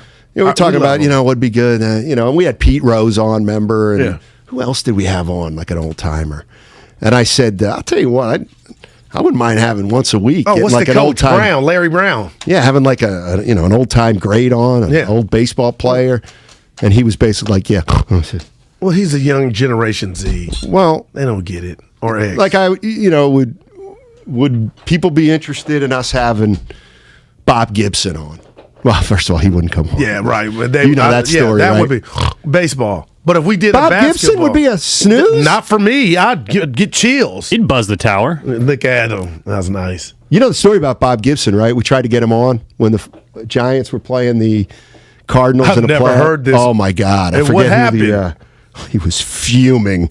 Oh, God, who was the producer? Nash? I can't remember. It was somebody like that. Somebody. What did he say? Somebody who doesn't matter. No, I love Nash. So they call up Bob Gibson, and they get this hello. Oh, I'm disappointed. And our producer said, "Hey, Mr. Gibson, this is Jim from 95.7 The Game in San Francisco. We'd love for you to come on and talk some base." Yeah. How'd you get my number? I am not going on a radio station in San Francisco, and don't you ever call me again. Yeah. That's the fastball high in his side. That's what Bob Gibson said. Relax, Bob. Campolindo's the number 1 seed in the Open division. Mahaney's legit, according to 650. Give us some other names. On the same team as Randy Bennett's son. Go watch them next week in the NCS final. That's where we need to go. That's it. How big's this kid Mahaney? That's good stuff. So and then he got a Scully. Randy Bennett's son apparently also goes to Campolindo. So it's Bennett's son and this guy Mahaney. See, this is the one thing. This is like what nobody realizes, but this kid Mahaney, you realize we're making his weekend. No doubt. Because nobody knows who Mahaney is, but now they do. We got to have him on. So somebody in Campolindo will be like, "Hey, Mahaney, Steiny those Guru, dudes." Yeah. Well, they don't know our names. But, hey, I heard your name on the radio. The name of the what show. Station? I don't know. Some station. I was just flipping through. No.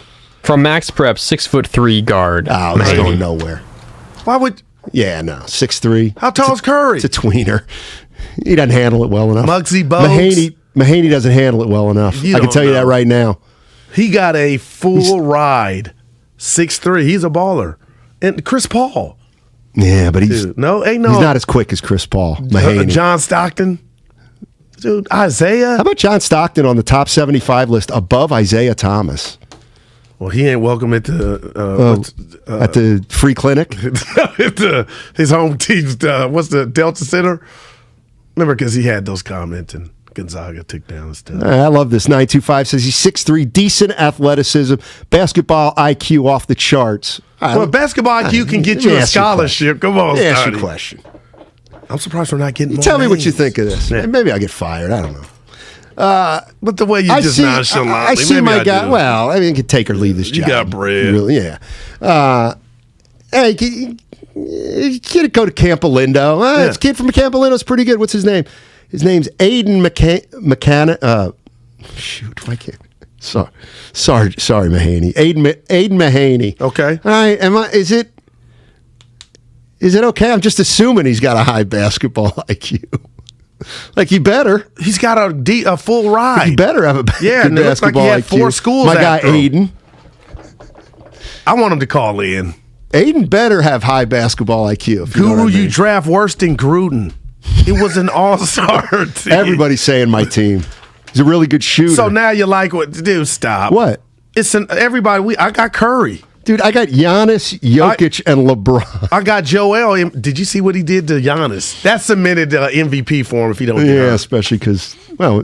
No, seriously. Right, because tomorrow they're giving away the award, right? It's 27 game, 24. So everyone in NorCal knows who he is except you. Hey, 650, let me tell you something. What about the East Bay? How the hell am I supposed to keep up with high school sports? Yeah. I'm all over... I tell you what, People saying Guru killed a Red Bull. I got a Sprite. What? Killed the Red Bull on Twitch. Kind of scared me. And I'm drinking a Sprite. You're reading Twitch. Yeah. Back up to 40. All right, I got a question for you, seriously. Yeah. I do want to kind of get this kid on here. I do too. I want to get more. And here's my question. We keep them 3 minutes. Those are 4 great schools. Because your questions go long. Those are 4 great schools. Yeah. Cal, Stanford, Purdue, 5. Yeah. Purdue, Northwestern, St. Mary's. I'm with you. Why is he going to St. Mary's, I wonder? I like him being an individual and saying I'm going to make my way there. Well, right, but there's got to be a reason. I can't attempt to answer that, but we can get him on. I bet you that's the place. Bet you that's the place that he's most likely to play early in his career. That's how I look at it. Purdue. I got a couple letters. Big Ten. Coach didn't give them to me. No, those are form letters. I'm talking about letters from the colleges. Yeah, no, they're form letters. They send out like 6 to each high school, even to like the 7th and 8th man on the team. Anyway. I'm just saying. Yeah. All right. Hey, see if we can get Will McEnany on. Right. And I'm upset that we are not getting more names. Goo, your team is tiny. Yeah, you're in big trouble. Your team. Oh, so they missed me getting Jared Allen, huh? He's only 6'7" without his afro. Nets wish they had him back. He's all-star. Jamari Phillips, Modesto Christian. I've been hearing about that school. Mahaney's ranked 118th in the nation and number 32 at guard. Where's he? Oh, sophomore.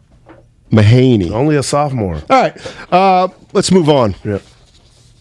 So your team's going to get hammered in your all-star game. What the heck? Dude, I got Embiid. Is that not size for you? I got the chef.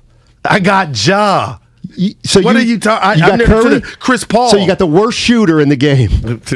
You got the worst shooter. Material. Steiny, what makes you think the kid's done growing or won't get quicker and more skilled? Hit the pike. I like the use of hit the pike. You know what? Can you get quicker after high school? Like Scottie Pippen did, and he grew. He grew in college, 5 inches. I didn't say grow. I said, can you get quicker? Well, you could.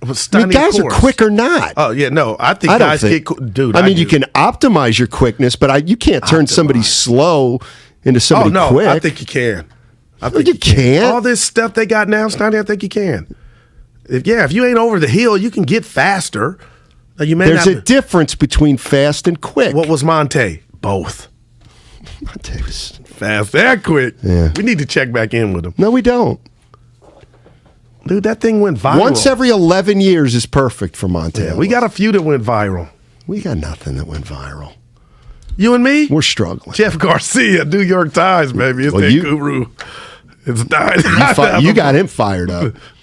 When you said, Jeff, you stepped in it. You told Jeff Garcia, Jeff, you stepped in it. The one question I squeezed in after you fired and threw 3 rocks at him, I just say, hey, Jeff, come on, just apologize. Maybe we should reach back out. No. No.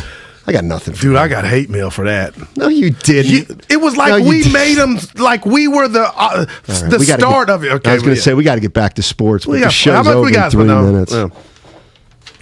I'm ready to. Guru, you selected a celebrity team. Exactly. What part of Joel Embiid and Steph Curry don't people understand? Right there. You don't get basketball. Ja Morant, Chris Paul, you're laughing. I know what this is a bit. I get it. And the people probably know you. I got Giannis, Jokic, and LeBron. Good luck getting a rebound. Good luck getting anything at the rim. And you know what? I got about Jimmy Butler. Do I have DeJounte Murray? Because I'll shut Curry down with him. Murray's beautiful, man. That dude. Do you have him or I have him? You got him. This is going to be the biggest blowout in basketball history. What about Kuminga tonight? You better watch. We can watch where we're going. It starts at 4. No, that's a celebrity game. No, the one thing I did want to get into is good Lord, if you call that celebrity. 3-point contest or dunk? What do you like better? 3-point. The dunk is over, man. They got JTA. What about him? He's in the dunk contest. Bring it home, baby. What unis Where'd he wearing? that come from? He's probably wearing the black. I said, where'd that come from? They saw his hops in the dunk over JaVale. Do you know he signed something from the league? You know what? Does he have? He got boosters. You saw it on that dunk. Don't hate now. See, this hating. Okay. This is that dry capping we call in the union. You're really not saying what you're giving them like. Jay, when go ahead. 3 weeks ago, before any team was ever picked, and you said, Steiny, list the best dunkers on the Golden State Warriors. Okay, I would put Kuminga. Got you. Probably put Peyton as a dunker. Yeah, but let me tell you who else I'd probably put ahead of JTA, or at least Jordan Poole. Jordan Poole's got that sneaky goo. He's got the But see, this is how I thought you were a basketball connoisseur, and I'm gonna school you on this. There's in-game dunking, like dominant, and when you see it in the game, like Jordan Poole, you're like, oh, whoa. And then there's this contest, and JTA's got the boost to do it. Yeah, I think Steiny, don't sleep on him. And I don't even know who else is in it. No, that's some personal information. I'll bring it up. There's only like 3 people in it. Remember, it used to be Nolan Basier, 6'9" power forward out of Montgomery High School, number 1 power forward in NorCal. Of course, Montgomery would be the Redwood Empire up near Santa Rosa. I believe Montgomery is in Santa Rosa, Montgomery High School. 2 best players according to 510. We should do like a high school show. Let's do it. Well, no. 2 best high school. Yeah, that's 2 best high school players in Northern California are Adam Bona, 6'10" center out of MJ Rice. Where's that? I think down south. And then, I'm sorry. I think the guy's name's MJ Rice. And they're both at Small forward. Napa. Oh, both at Prolific Prep in Napa. Damn. Adam Bona, if I'm saying that right, and MJ Rice. We should get him on. I'll check the East Bay. High school sports. Yeah, dude. I've never heard this from you. Steiny, I've been on the scene for the last 4 years. Where are you going? Going to a game. It is just. But you're just going there to talk to your guys. You don't really watch the game. You don't really go to watch games. Fine. Dude, you watch to see people. You said that. I go to watch the kids, and I see the kid. Like, he's going to college. How much we got here, Grandy? Oh, let me give you the names. 2 minutes. Obi Toppin. That much? JTA. Cole Anthony. Oh, my God. And my wife's new favorite. She's in love with this guy. Who? She's a hair guy. Kelly Oubre? Jalen Green.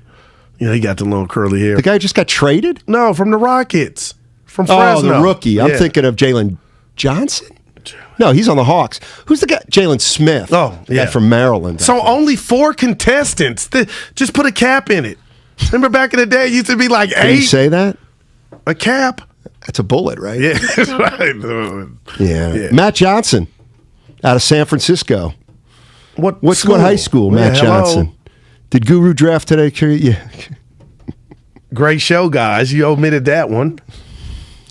Wiggins a better dunker than Jade. Dude, you got when he wins this Tuesday, because we're off Guru, JTA. See, this is what I don't like. And I'm gonna be honest, I don't like him out the rotation. If you think I'm ready, because in your world, everybody gets 30 minutes. No, I'm the exact Kuminga, opposite. get him 30 minutes. I want to see JTA more. I need Gary Payton II more. Hey, where was Looney? And guess who started? Hey, Wiseman's coming back and play 20 minutes a night. And you know what kills me about you? You never give me my propers. I said, hey, I want to see more Gary Payton II. Guru, he played 10 to 15 minutes. Then Slater says, you're going to see him start more. And you don't say, you know what? My partner said that. Well, you didn't even notice he started last game. I did notice. I wanted it to be Kuminga.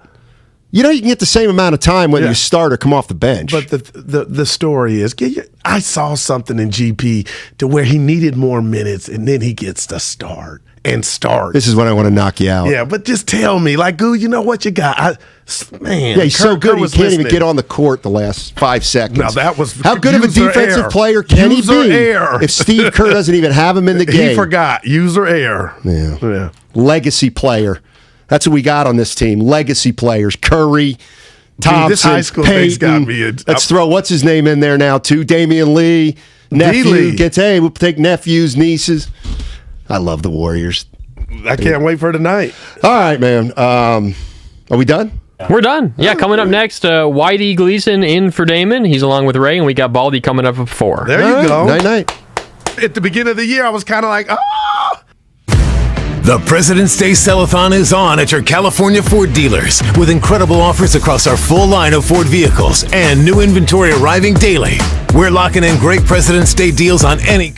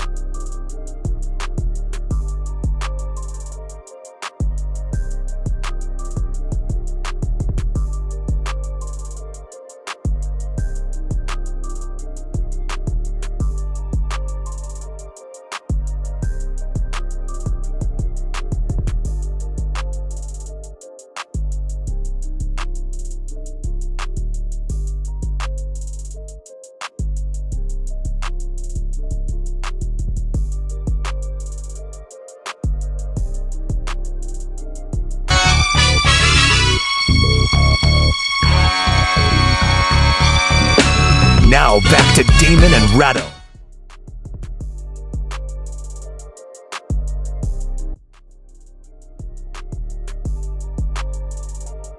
To book your visit.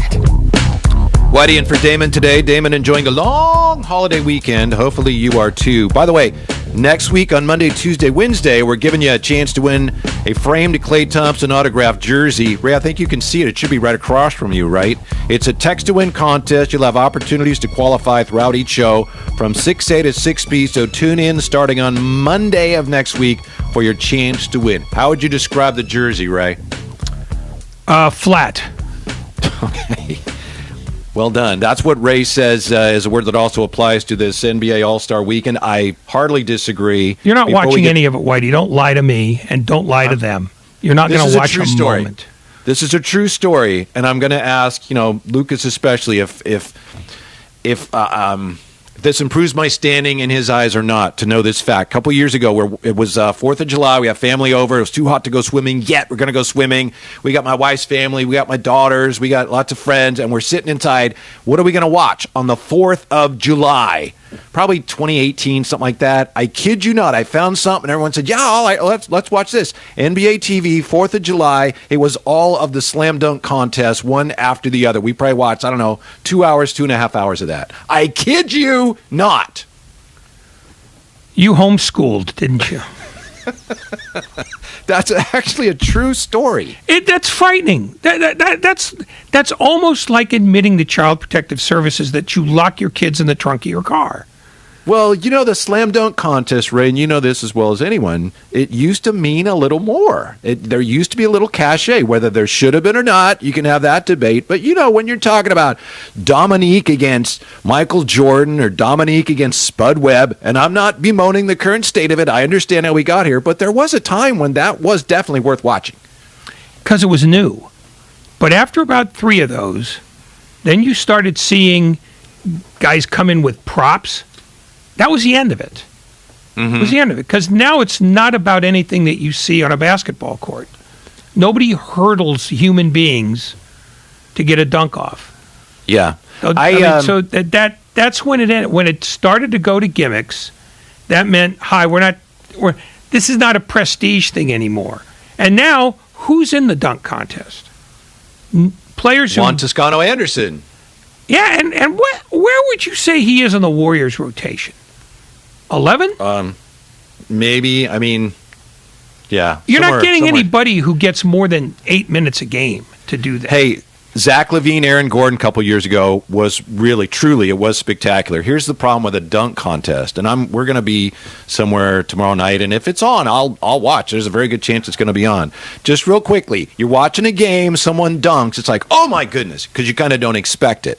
And I think this is to the point you're making. I don't mean to put words in your mouth, but a dunk contest, it's like, all right, go ahead and dunk. Yeah, oh, big deal, you dunked. I knew you were going to dunk. So it's just harder to catch people by surprise and really amaze you because you have this sense of, I know he's going to dunk. No, that's not it. It's a total contrivance. Once the newness is gone and once the impact players aren't bothering with it anymore, then what is it? 1/10th player in the rotation trying to do something a little different, hauling out 3 kids in a human pyramid to jump over. That's a good one. It's bad circus. Huh. It just is. It's, it's Cirque du Soleil if the people putting on Cirque du Soleil were your kids' 4th graders. It's just nothing there. It's just awful. The number 3 overall pick's in it, Ray. Not a Jalen Green guy. Cole Anthony, both those guys are playing 30 minutes a night. Cole Anthony having a nice little season. And I can watch them play real basketball doing absolutely honest things. I don't need to see them do this. I understand where you're coming from completely, Ray. And at Lucas, it sounds like you're more in line with my thinking. But I've got to the point now where it's like, it is a real challenge. That alone right there I'm should proud of that. condemn your argument. I stand by that. It is kind of fun to see, all right, Jalen Green, what are you going to do? What do you got? We've got this backdrop of everything Ray says. So anyway, I think it can be good theater every so often. Like I said, Zach LaVine, Aaron Gordon was like, oh my goodness. So I'll be watching tomorrow night on the text line here. And yeah, the Comcast Business text line always open, 888-957-9570. We've been talking about Daryl Morey's plan to shorten and sweeten the NBA season, and we'll get to the Warriors in just a moment here. But Daryl Morey says, hey, 58 games and then the playoffs one and done, because that's what people want to see on the text line from the 510. March Madness is about the brackets. My sister has never watched a college game but likes picking the brackets. And I think, Ray, in a roundabout way, we're getting back towards that, Adam Silver's pet idea of having an in-season tournament. That's the only time we're going to see anything like a one and done, I think, in the NBA. Yeah, but nobody wants the in-season tournament. The players don't want it. The coaches don't want it. The owners don't care. Not even I want that. What? Yeah, I mean, it's not something that, frankly, has any kind of history in American sports. I mean, they're trying to take ideas that have worked in soccer because they've been doing them for 100 years and say, this will work good in America because fans are stupid. Now, nobody's asked for this, and that's the standard. If you have an idea and you can honestly fail to answer the question, who asked to see this, then it's a bad idea.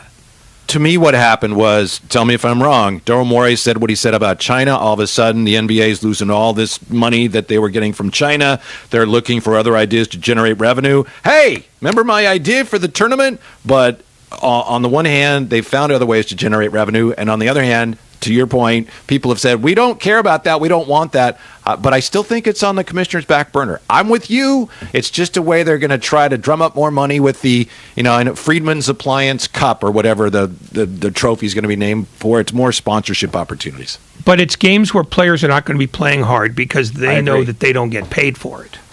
And if players aren't playing hard, people are not going to watch. People don't watch almost all of the Olympic events, except at the Olympics, because at least then you are getting everybody trying their best to achieve a result. Mm-hmm. At no other time is anybody watching curling or, race down the hill as fast as you can. I can't remember what the name of that is. Very few people watch figure skating now. Yeah, it's not the slalom. It's it's like the team racing where they're all going at the same time. Whatever it is, nobody's watching that except with the Olympics as the backdrop. So when you're making up a competition that nobody wants to compete in, you're basically stamping, don't watch this on it. The mid-season tournament is going to die. Even the play-in tournament has at least a link to a possibility of getting into the playoffs. I mean, it's a thin one, but all it does is adding inventory. It adds, 3 more games. That's what Daryl Morey's getting at. If you can create that one game that really matters. And obviously his proposal's like, well, no, that's not how you do it. That will never work. But that's the seed of his argument. The gist of his argument is you need to create more games that people care about, games that matter more. Well, then don't take 24 games off the schedule because owners aren't going to go for that. And don't trim back the playoffs because that's where all of your money comes from. I mean, he wanted Colin Cowherd to get some run today because his name was attached to it. He knows the idea is dead on arrival. He knows it. And if you're trying to drum up interest in an idea that will never be enacted, then what are you doing? You're trying to get people to notice you. Look at Daryl Morey think. Who cares? He's trying to distract everybody from the fact that trade is going to blow up in his face and it's going to be a disaster in Philly. Mark my words, Ray. This whole thing, Embiid and Harden and Daryl Morey with his analytics. Oh, yeah, this pencils out. That is going to be a disaster in Philly, Ray. It might be, but first of all, his name is pronounced Morey. He's not an eel, despite your description of him. My daughter's a marine biologist, and I just kind of lean that way. Okay. And secondly, he doesn't know that trade's going to be a disaster yet. I mean, he may find that out, but he didn't make the trade and decide 5 days later, this is a disaster. I mean, we talked about it yesterday and earlier in the week. This was a trade where 2 general managers had problems that they could not solve internally. So they just traded their problems. He doesn't know it yet, but it is going to blow up in his face. I predict we'll see. Looking ahead to the rest of the NBA season, for all the angst over the Warriors, well, this really isn't worth much, but the odds to win the NBA title have seen a change at the top. The Suns and the Warriors enter the All-Star break as the favorites to win the NBA title at sportsbooks around the nation. Woohoo! It's got the Suns plus 450 odds, Warriors plus 475, then the Nets, the Bucks, the Sixers, Heat, Jazz, Grizzlies, and so on and so on. But here's the thing. The Warriors, as we know, have lost 4 out of 5 games, Ray. They've lost a couple of home games in a row now. They lost just an absolute... What the Nuggets did a couple of nights ago is like they removed the Warriors' kidneys with butter knives. That's how painful that loss was. But after the game, you had Steph saying, tonight was a decent step in the right direction, even though we feel like trash right now. He was talking primarily about the defensive effort. Steve Kerr said, I think we found some things tonight, changed our rotation up a bit. So are you buying what Steve Kerr and Steph Curry are selling here after that terrible loss? Oh, you know what? We found some things. We got things headed in the right direction again. I don't believe it was a terrible loss, but I never sell anything that anybody says after a game because they're saying it for effect, not to express a truth. Whatever things they found, okay, well, let's see it over and over again after the All-Star break. It's a game that they had won, and they didn't win it, but their bigger problem is figuring out how to play consistent defense over a stretch of games, and that they haven't done. And their bigger worry is trying to avoid falling into the 3 spot, because that's where Memphis is. If Memphis becomes the 2, then the Warriors in all likelihood, well, if they're the 3, they will in all likelihood play Denver, which is a bad matchup for them. Because the first round of the playoffs is really about matchups, unless you have a team that is so good that it can't be beaten by anybody. I mean, the ideal place to be is in the 1 seed, because you're going to get the 8 or the play-in winner. Those are relatively easy games. But Phoenix is, as you know, and most 1 seeds, the great majority of 1 seeds, get to the NBA Finals because they are the best teams. Phoenix is 6.5 clear right now. Now, Phoenix does have an issue. I'm sure you saw Chris Paul injured his wrist in the game against the Rockets. And I think initially it was reported as a wrist injury. I believe he went to L.A. to have his thumb examined. Chris Paul, he's an older player, and he tends to get hurt late in the year. Last year, I think if he hadn't hurt his wrist, I think they win the title. But anyway, if he's good to go, I mean, the Suns now, I think they have a 7-game winning streak going, Ray. Every time you look at the Suns, like, they got an 8-game winning streak, 9-game winning streak. So that's, I think, the Warriors' single biggest problem. If this is all about winning a championship, their single biggest problem is the fact that the Phoenix Suns are so good. It could be, but they have to get there first.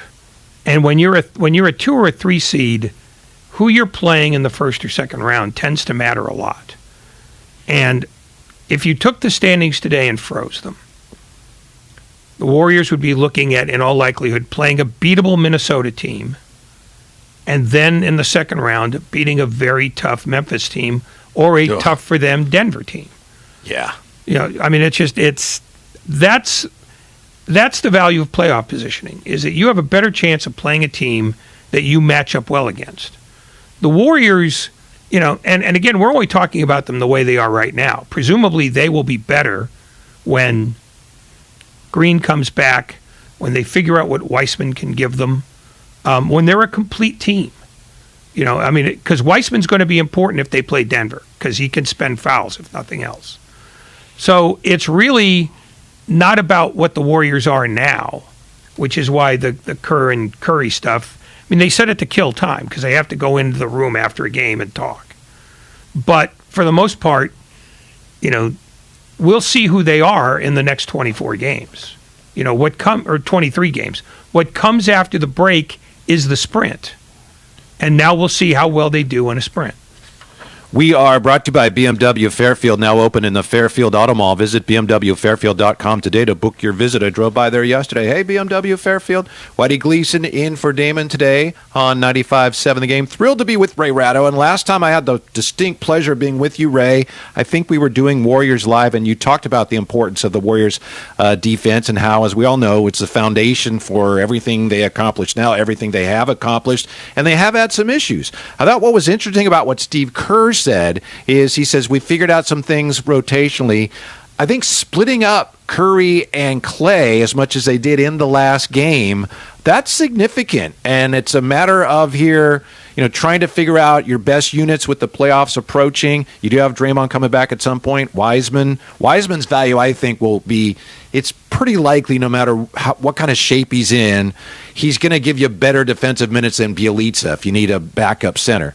But I think it's very interesting the way the lineups and the rotations are being tinkered here with the most important games coming up. And it's a little late in the year to, I know it's been difficult with all the injuries, to make as dramatic a decision as we're going to separate Clay and Curry as much as they did in the last game. That's a big deal.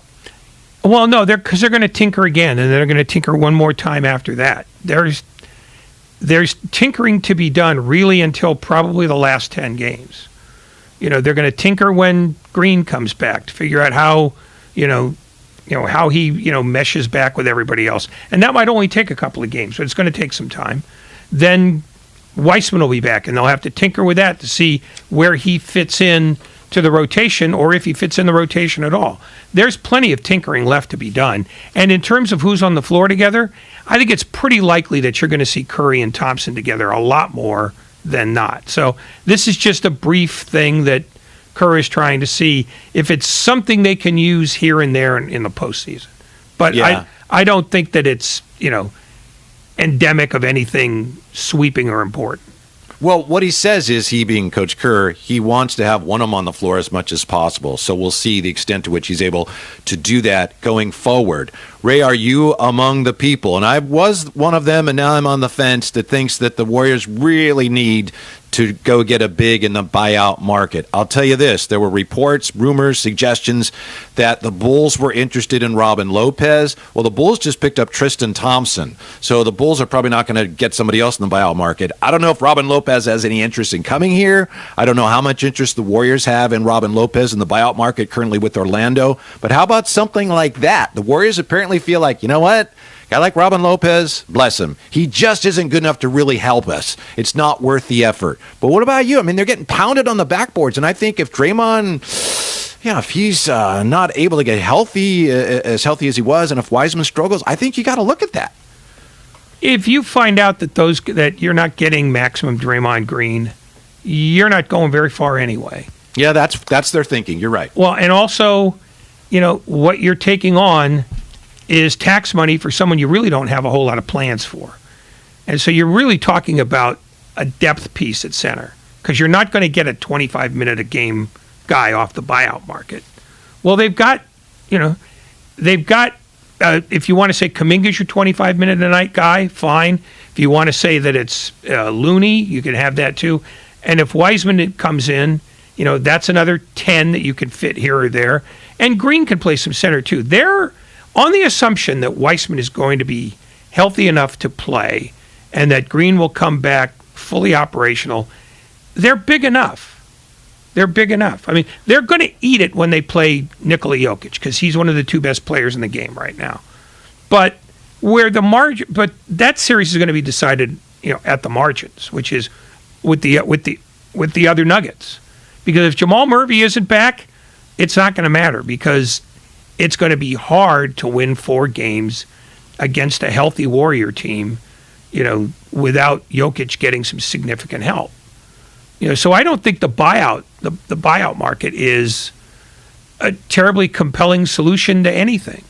It's just fans saying, "Oh, we need something different than what I just saw."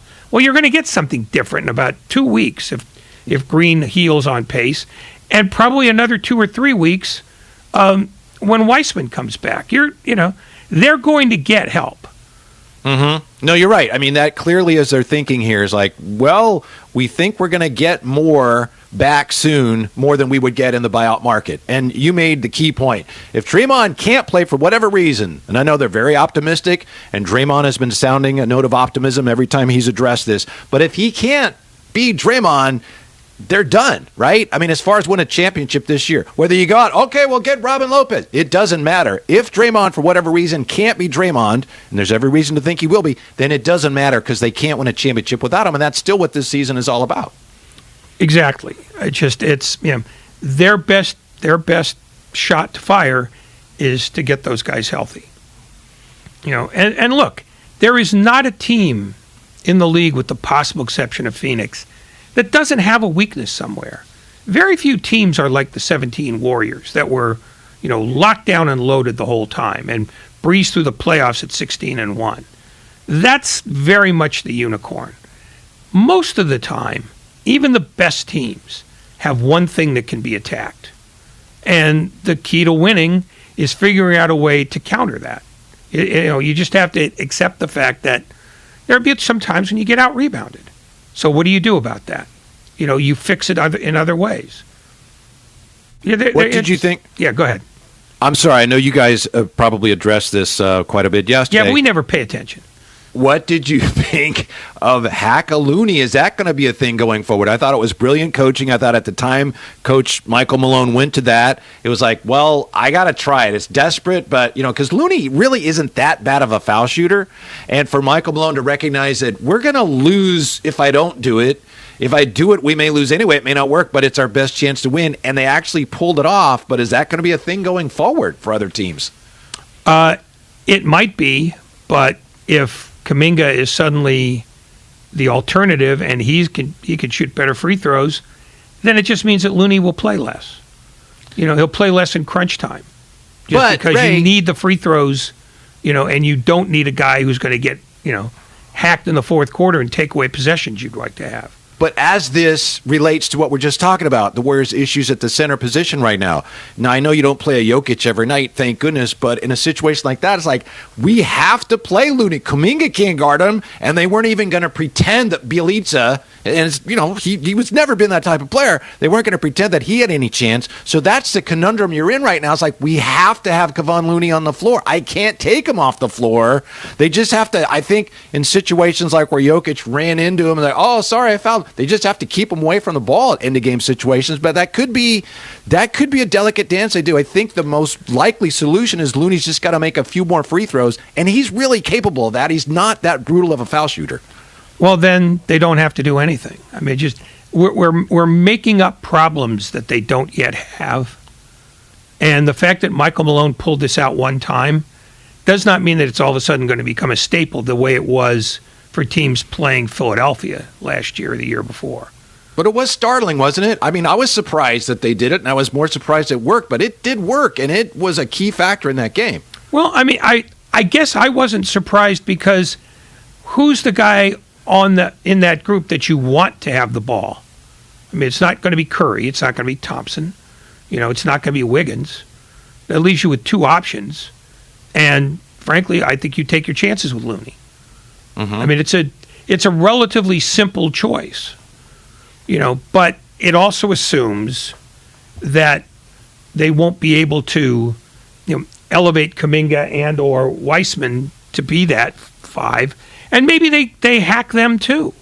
But the fact that it's happened once is not the same as this is what the Warriors are going to be looking at the rest of the way. All right, got to ask you, too, what's up either boy Wiggins? Wiggins looking like he's worn down now, so he could certainly use an all-star break. Here's what's coming up here, NFL Network. Give me something to work with. Going to catch up with Brian Baldinger, too, top of the hour. Brian Baldinger has broken down some film of Trey Lance. So does he think Trey Lance is ready next year? We'll find out next. It's Damon and Ratto. Whitey in for Damon today, and we are presented by Fremont Bank, full-service banking, no compromises. Can I tell you something that we're doing next week? Monday, Tuesday, Wednesday? Look. Guys, we have a Klay Thompson framed, autographed jersey.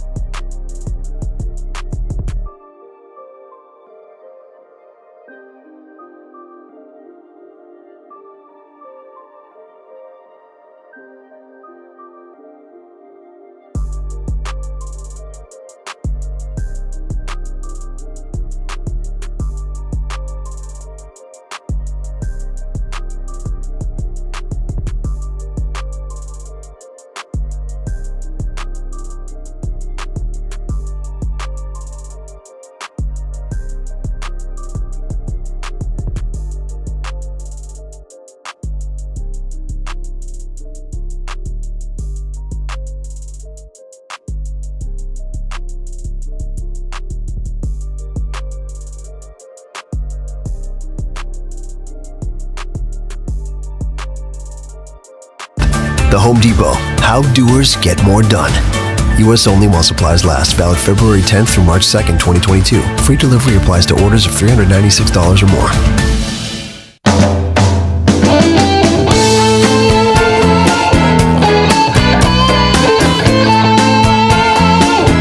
Now back to Damon and Ratto. Brought to you by BMW Fairfield on 95.7 The Game. Damon and Ratto streaming live on Twitch and YouTube. Head to twitch.tv/957 The Game and youtube.com/957 The Game to watch us live, see what's going on inside the studio, and to see what kind of hockey throwback gear Ray is wearing today. Nothing. Whitey in for Damon today. By the way, Ray, I just wanted to show you this. Hold on, Ray's wearing nothing? No, nothing in terms. That's a grisly thought. Nothing in terms of hockey gear. Ray, what do you think of this from my personal collection here? Can you see this? How about this right here, Ray? Yeah, how about that? What do you think of that? YouTube and Twitch viewers. Ray, any thoughts? I know you're a big fan of the legends of basketball. We're honoring the legends of basketball today.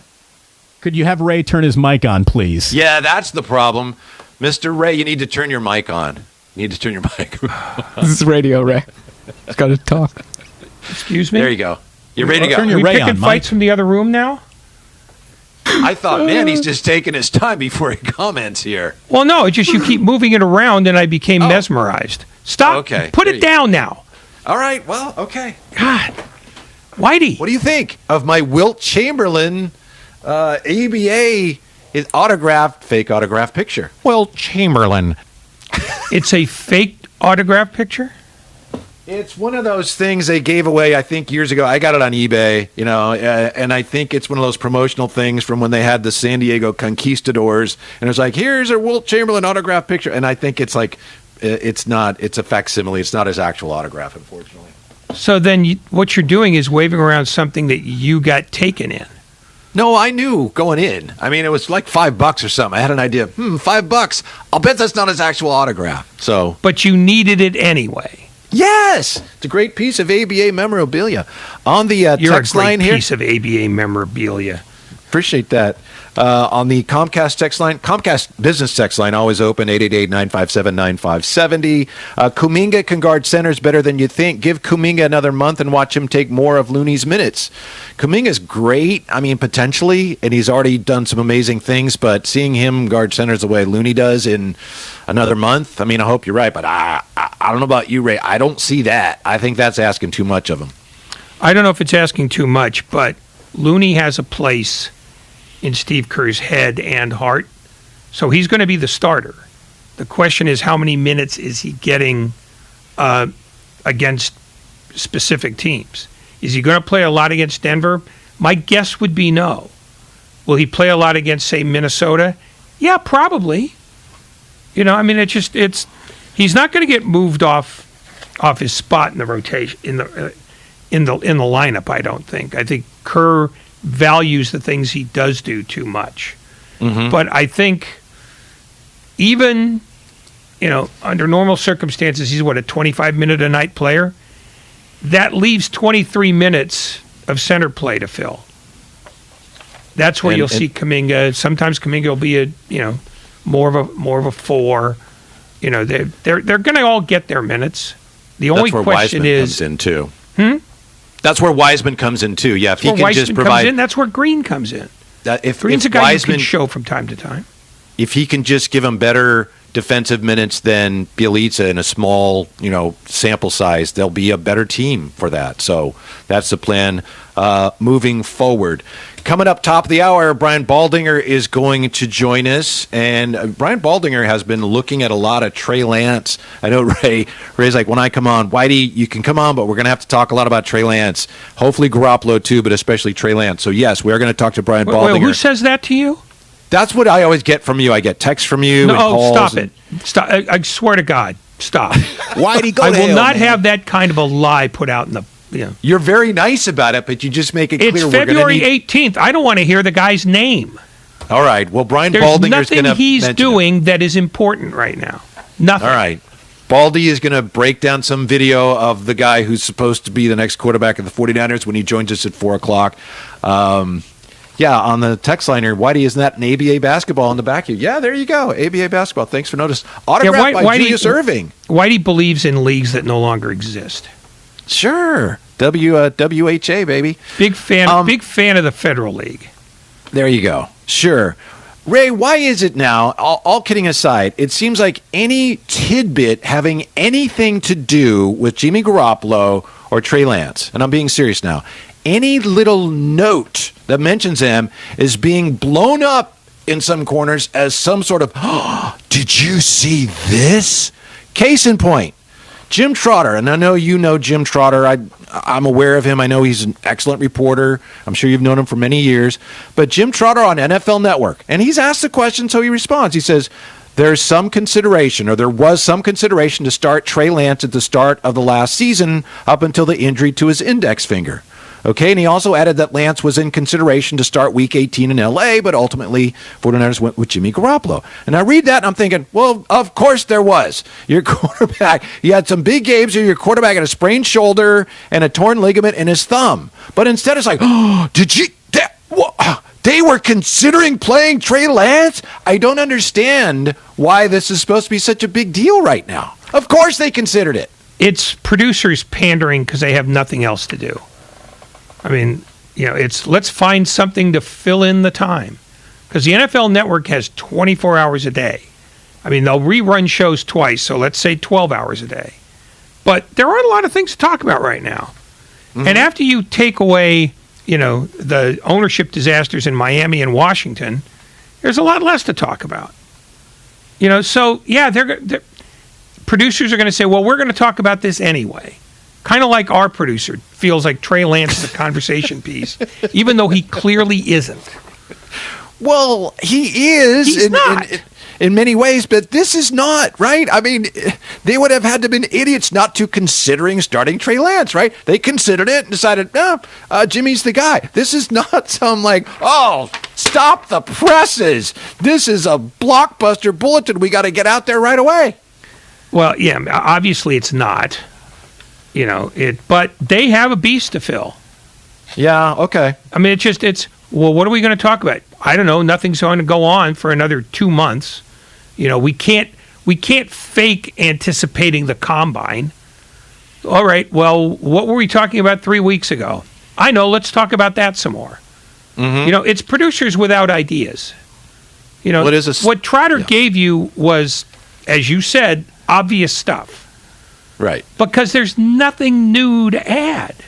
Yeah. I mean, rather than talk about nothing, the guys at the NFL Network and the women there, they have to talk about something. Even if it's the same crap they talked about 3 weeks ago, offering no new information, no new nuance, no new anything. It's a lousy job in February. If I were Trotter, I'd be taking the time off and just drinking on the beach. Mm-hmm. Yeah. Wow, I hear Garoppolo, when he sprained his shoulder, when he threw the football, it kind of hurt. How about that? That's breaking news, right? They weren't sure he could play. Of course they weren't, and they played him anyway. I just think we're going a little too far with this. To me, Ray, what's more interesting than where Garoppolo goes, and I know that's interesting. I'll be interested to talk to Brian Baldinger about that. But to me, it's much more interesting who the 49ers end up with as a backup to Trey Lance. Because that's going to be a very important position potentially with a young guy who is going to run the ball a lot, already has a bit of an injury history. To me, that's way more interesting. Who's going to be Trey Lance's backup with the 49ers than where Jimmy G ends up? I wish the best for Jimmy G, but I'm more interested in who's going to back up Trey Lance. You don't care about Jimmy Garoppolo. Let's be honest. You really don't. He's my guy. When you guy. wake up in the morning, is that a name that goes through your head? The answer is no. I'm going to help you with this, Whitey. At some point. Yeah, at some point. No, that's just not. You don't think about it. Unless you're being asked to come and work here where the official stance is, I don't care that he's doing nothing. We're going to mention him anyway. Well, I'm kind of sticking up for your views on this. I do think it's gotten a little out of hand when we have quote-unquote news stories that the 49ers considered starting Trey Lance. Some consideration. It's like, of course there was. Now it's really gotten ridiculous. But that's the point. It's that the Some NFL Network consideration. has to do this. Uh-huh. I mean, that's why, the offseason terrifies them. That's why they fill it with such nonsense. The combine's important. No, it isn't. It's huge guys running around in their underwear. The pre-draft camps. No, they're not. You just see guys playing catch. OTAs, they don't let cameras in for most of that anyway. And if they did, you wouldn't watch it. The fact is, everybody's waiting for one thing in the offseason, that's the draft. And then after that, they're waiting for the start of the season. Lucas, I don't know about you, but what I hear Ray saying, and I agree with 100%, is that the only thing that matters in football between now and the draft is the start of the USFL season. I'm with you on that, Ray. I'm looking forward to it. I think we're going to see some just a crackerjack of a football league. If you watch a minute, you should be jailed. Indoor football league, too. It's coming. How about that? Bay Area Panthers, Marshawn. Woo. People like football, Ray. You know that. Why? Really? Why? Tell me all the alternate football leagues that have survived since the American Football League died in 1970. Well, the USFL has been around in some form or another, floating in the ether at the very least since 1983. Yeah, four different false starts. It's not like they've been around for 38 years. They haven't. Arena football was around longer than that. Nobody wants to watch anything but the NFL. Don't make me go get my XFL football and show that to you, too. Don't make me do that. I've got a San Francisco Demons helmet back here somewhere. You know what? Your man cave was fashioned in hell. Why? I mean, nice God, seriously, I mean, you're way too lonely. I think maybe you should make up with your wife. She obviously doesn't want you anywhere near her. She set this up for me. I used to have a life-size Darth Vader, and she said, no, you're going to have to change that up. And here we are. See, she's punishing you. With that, I want to welcome you to your 4 o'clock hour. You're listening to 95.7 The Game, KGMZ FM in HD1 San Francisco, an Odyssey station. Brought to you by DuckDuckGo. Privacy simplified. Damon and Ratto today. Hope you're already enjoying your holiday weekend. Whitey in for Damon. We've got Ray. I don't know if you've ever been on the radio station, any radio station, opposite the Super Bowl. I haven't. When the game's on another channel and you're trying to do a show, I don't think I've ever done it. I've heard people trying to do it. It's very difficult. Hey, what's going on? You can't talk about the Super Bowl because the Super Bowl's on. And we're in a very similar predicament today because I think it's tipping off now any moment. The NBA Celebrity All-Star Game. So we're on against the NBA Celebrity All-Star Game today. So, we do what we can, right? You do what you can. If that ends up on either TV in the studio, I'm breaking the set. Nice enough to join us one more time. And I know Ray's been with you all season long. Whitey in for Damon today, our 95.7 The Game NFL analyst, Brian Baldinger. Baldy, thanks for being with us. Damon's not here today, but he wanted me to thank you for all the contributions you made to the show all season long. It's kind of parting is such sweet sorrow. It's kind of sad to say goodbye to you for the rest of the year. Well, I don't know if it's going to be the rest of the year, Whitey. There's a lot of football still to be talked about.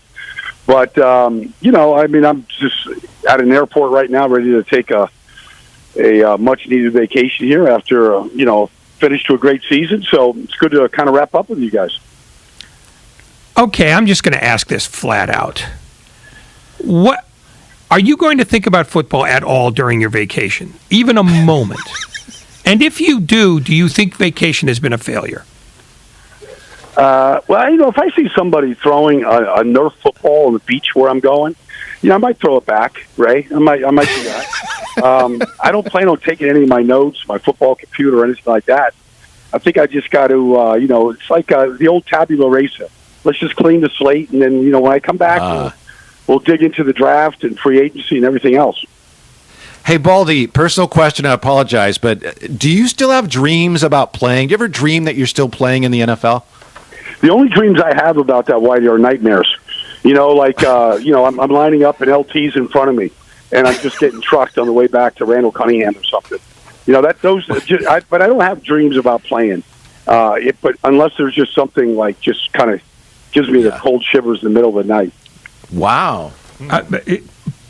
That's the most sensible thing I think he's ever said. And he said many of them. Yes. But I think, and Baldy, you answer this. Am I right in thinking that the worst part of being a football player is playing football. The worst part is playing football? Yeah, because I have a feeling that the pain and the things you have to go through to play football ultimately become way more of a pain in the ass than the actual play is joyful. You know, I remember, Ray, I asking, I played with one of the great players in the NFL history, Mark Bavaro, and he finished his career with the Eagles, and we became really good friends. I remember, he wasn't a man of a lot of words, mumbled a lot. So I remember asking him one day, we're in the weight room, and I said, Mark, what's your favorite part about football? And he goes, when it's over. And that's kind of it. Like right now it's over. It's the best part. You're not really thinking about it right now. And that's kind of like, when you're playing, it's just all consuming, whether it's injuries, dealing with injuries, contracts, good game, bad game. You're like just getting ready for the next opponent. But when it's over, like it is now for Cincinnati and, the Rams, like that's a good feeling. Like you sort of survived. If you want to play the next year and run it back like the Rams might, that's kind of, but you don't start thinking about that right away.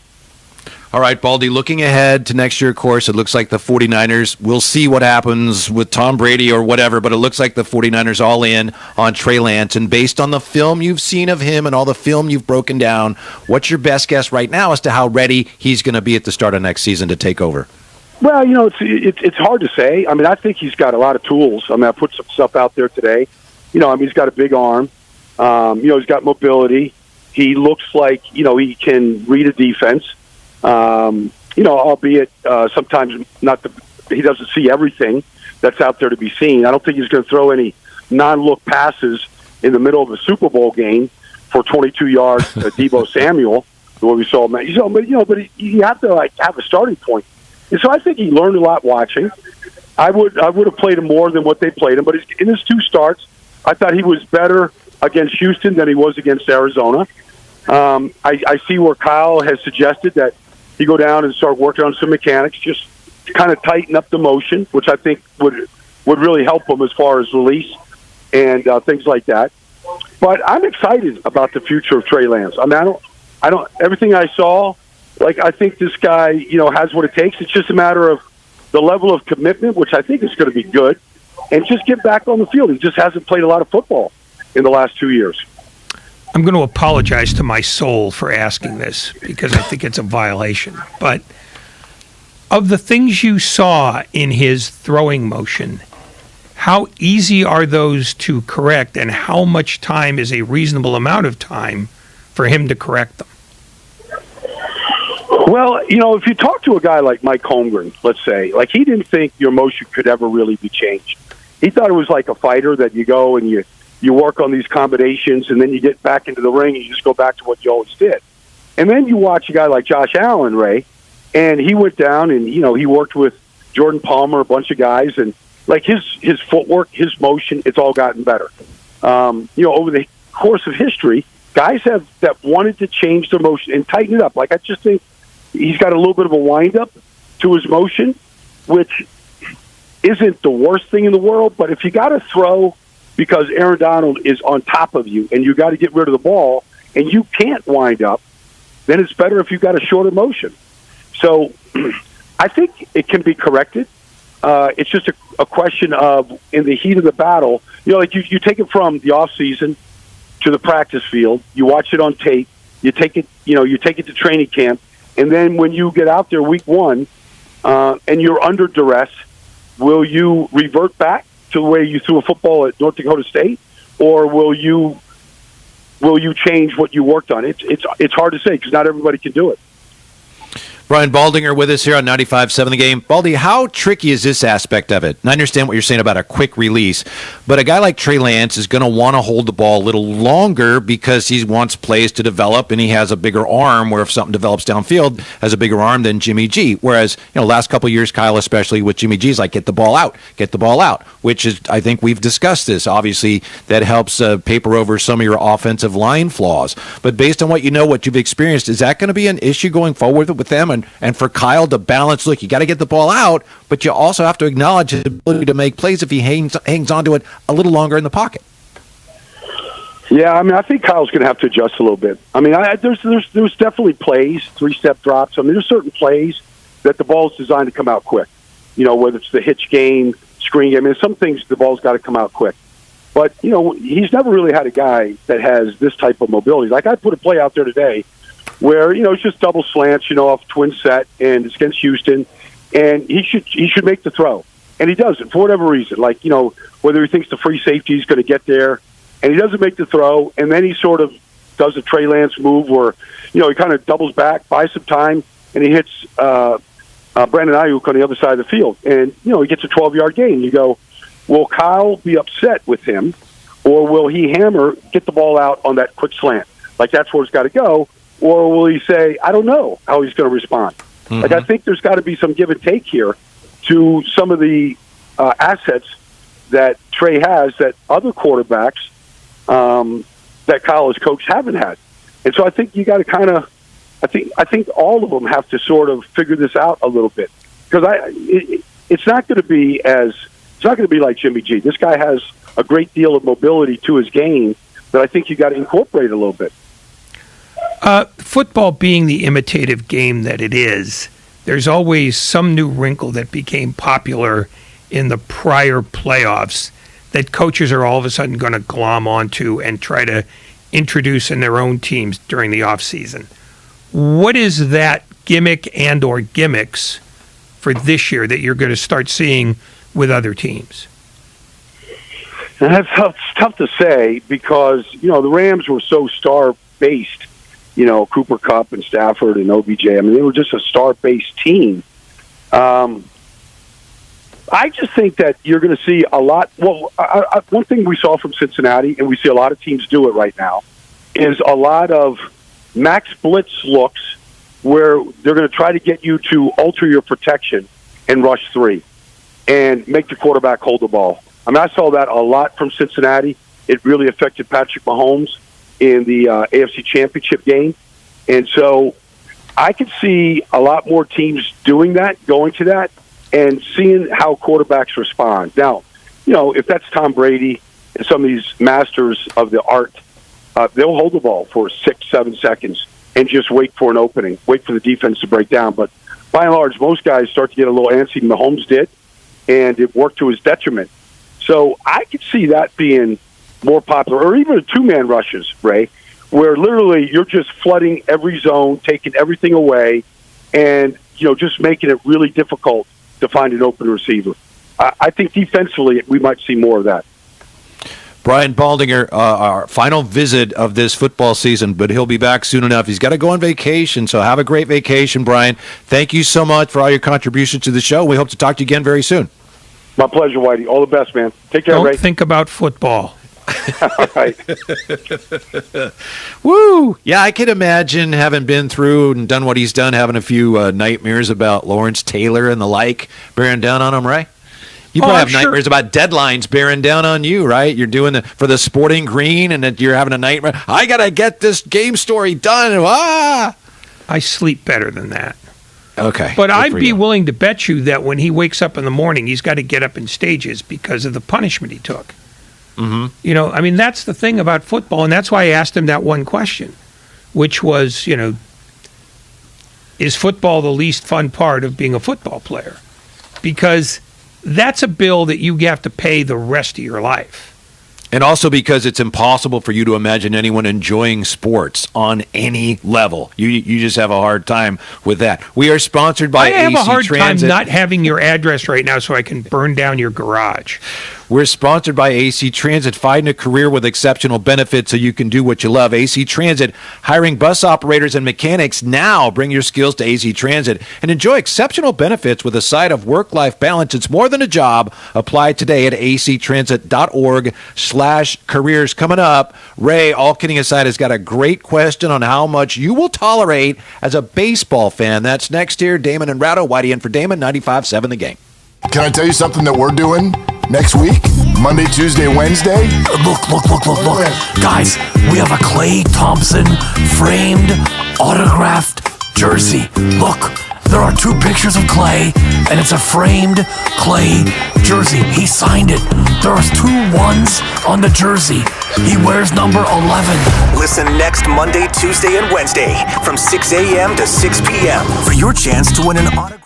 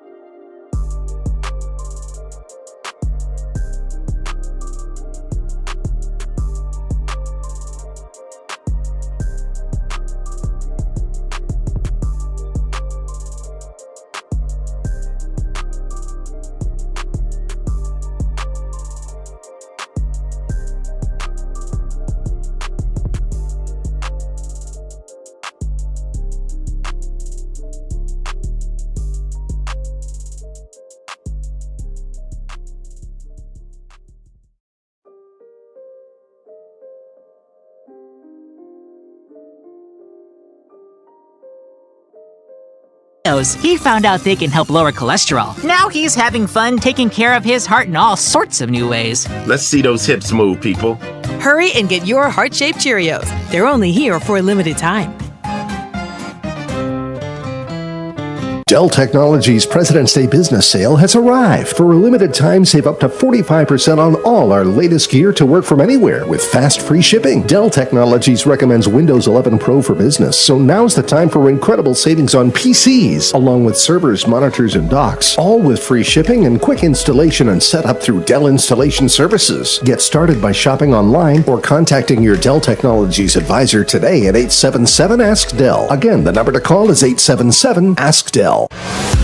Explore Banana Republic Factory with 50% off everything. Shop versatile tops, adventure-ready pants, and more from $24.99. Find your nearest store or shop online. Only at Banana Republic Factory.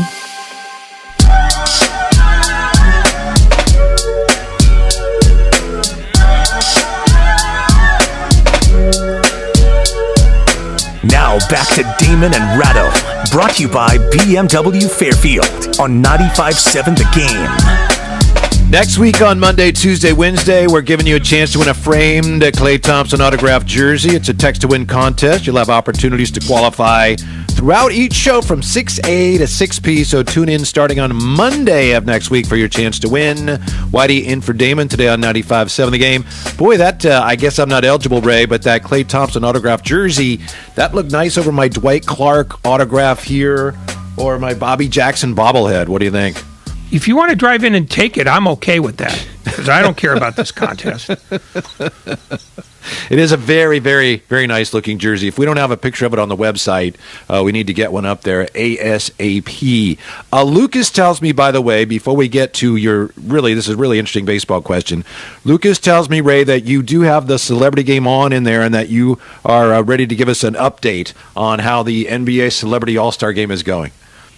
They turned it on. I did not, and it's going to come off now because I will abandon the microphone until they do. Ray, don't act like you know how to work the TVs in there. I'm ordering you now to come in here and change this.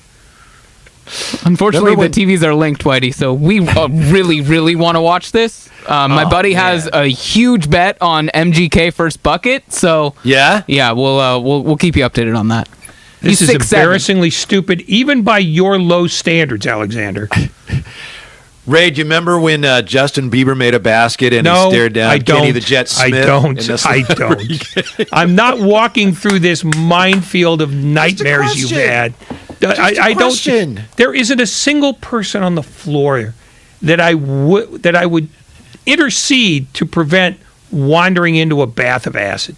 Yeah, Tiffany Haddish. I'd like to see. Tiffany Haddish. Okay, I'll take that. Let me know how the she mayor plays, of Cleveland. Lucas. Didn't know who he was before, don't know who he is now, don't plan to know who he is later. Myles Garrett, Ray? Football? Myles Garrett and Booby? Is he's it a Booby football Gibson player. playing? I don't want to see him here. Okay.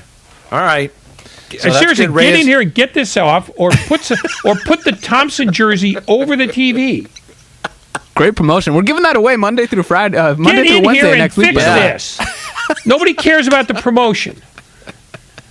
It's probably the biggest story in sport. What do you want to watch? You want to watch golf or something? Anything. Anything. I know what you really like to watch. I want to see people skiing uphill. That's how bad this is. Okay, there you go. And spring training the games wouldn't have started yet anyway, but I'm sure you'd love to watch some baseball. Ray, what do you make of the news, quote unquote news we got today that apparently there's February 28th is the date by which the owners are saying, look, if we're going to start season on time, we got to have an agreement by February 28th. We don't know if there's any wiggle room at all on that, so I don't think we can necessarily say it's a drop-dead date. We don't know how the players feel about that. Spring training games have been moved back. Any significance at all to that, Ray? To me, it just sounds like more saber rattling, and I just don't care at this point. No, nobody cares. The owners are trying to win a PR battle that, frankly, nobody's going to win. People basically have decided the fact that you can't agree on this at a time when baseball has been in decline and already had a dramatically shortened season with no fans 2 years ago, people they're looking at this and they are deciding that these people are too stupid to go on living. they're certainly tone deaf when it comes to what we're looking for as fans, and it seems patently obvious, as you said. The owners think, "Oh, we're going to turn the fans against the players. Watch this," and it's not working. Fans are not listening to either side, but they're continuing to double down on that stupid strategy. In the meantime, they're nickeling and diming the players around the margins. I don't even know what they hope to gain. No, what they hope to gain is the idea that they can wear the union down some more.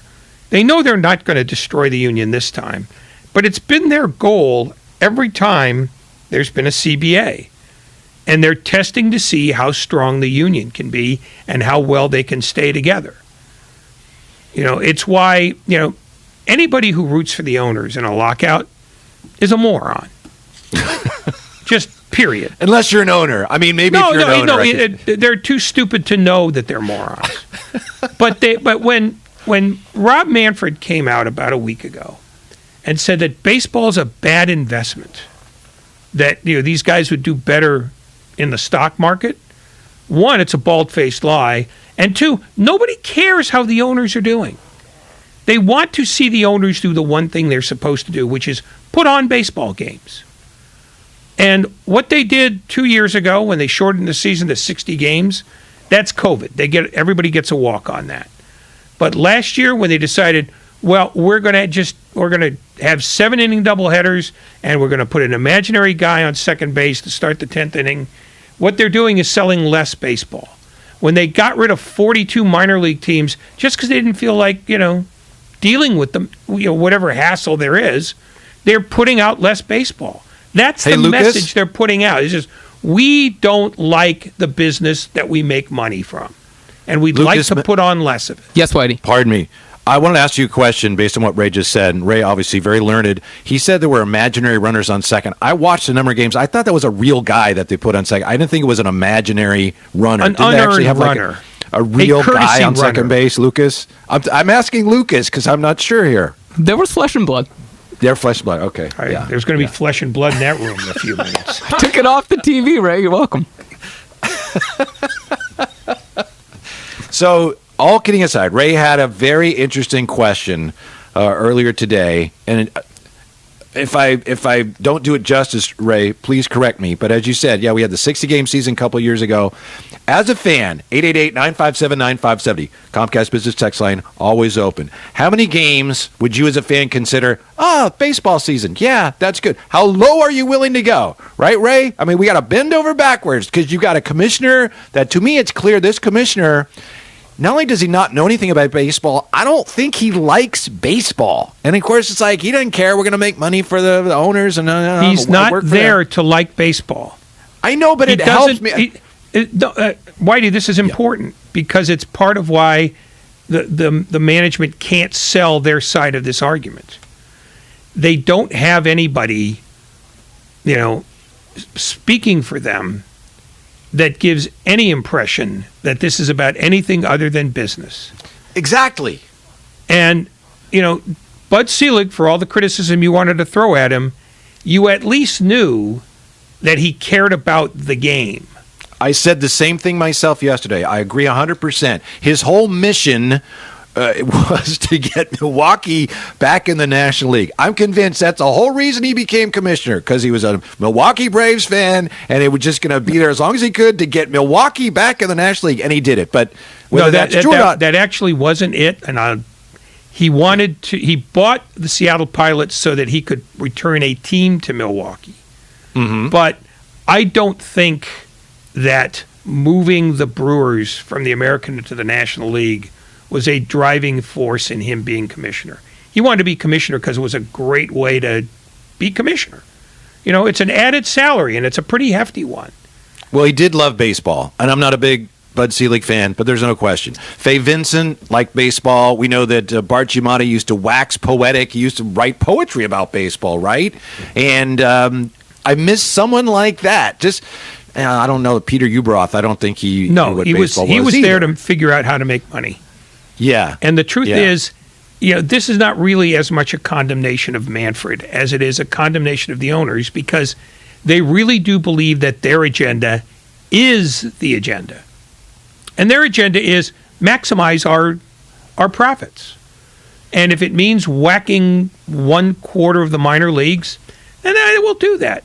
If it means going to court to say, players in spring training are basically interns and should not be paid or afforded any of the rights of an employee, that's what they're telling you.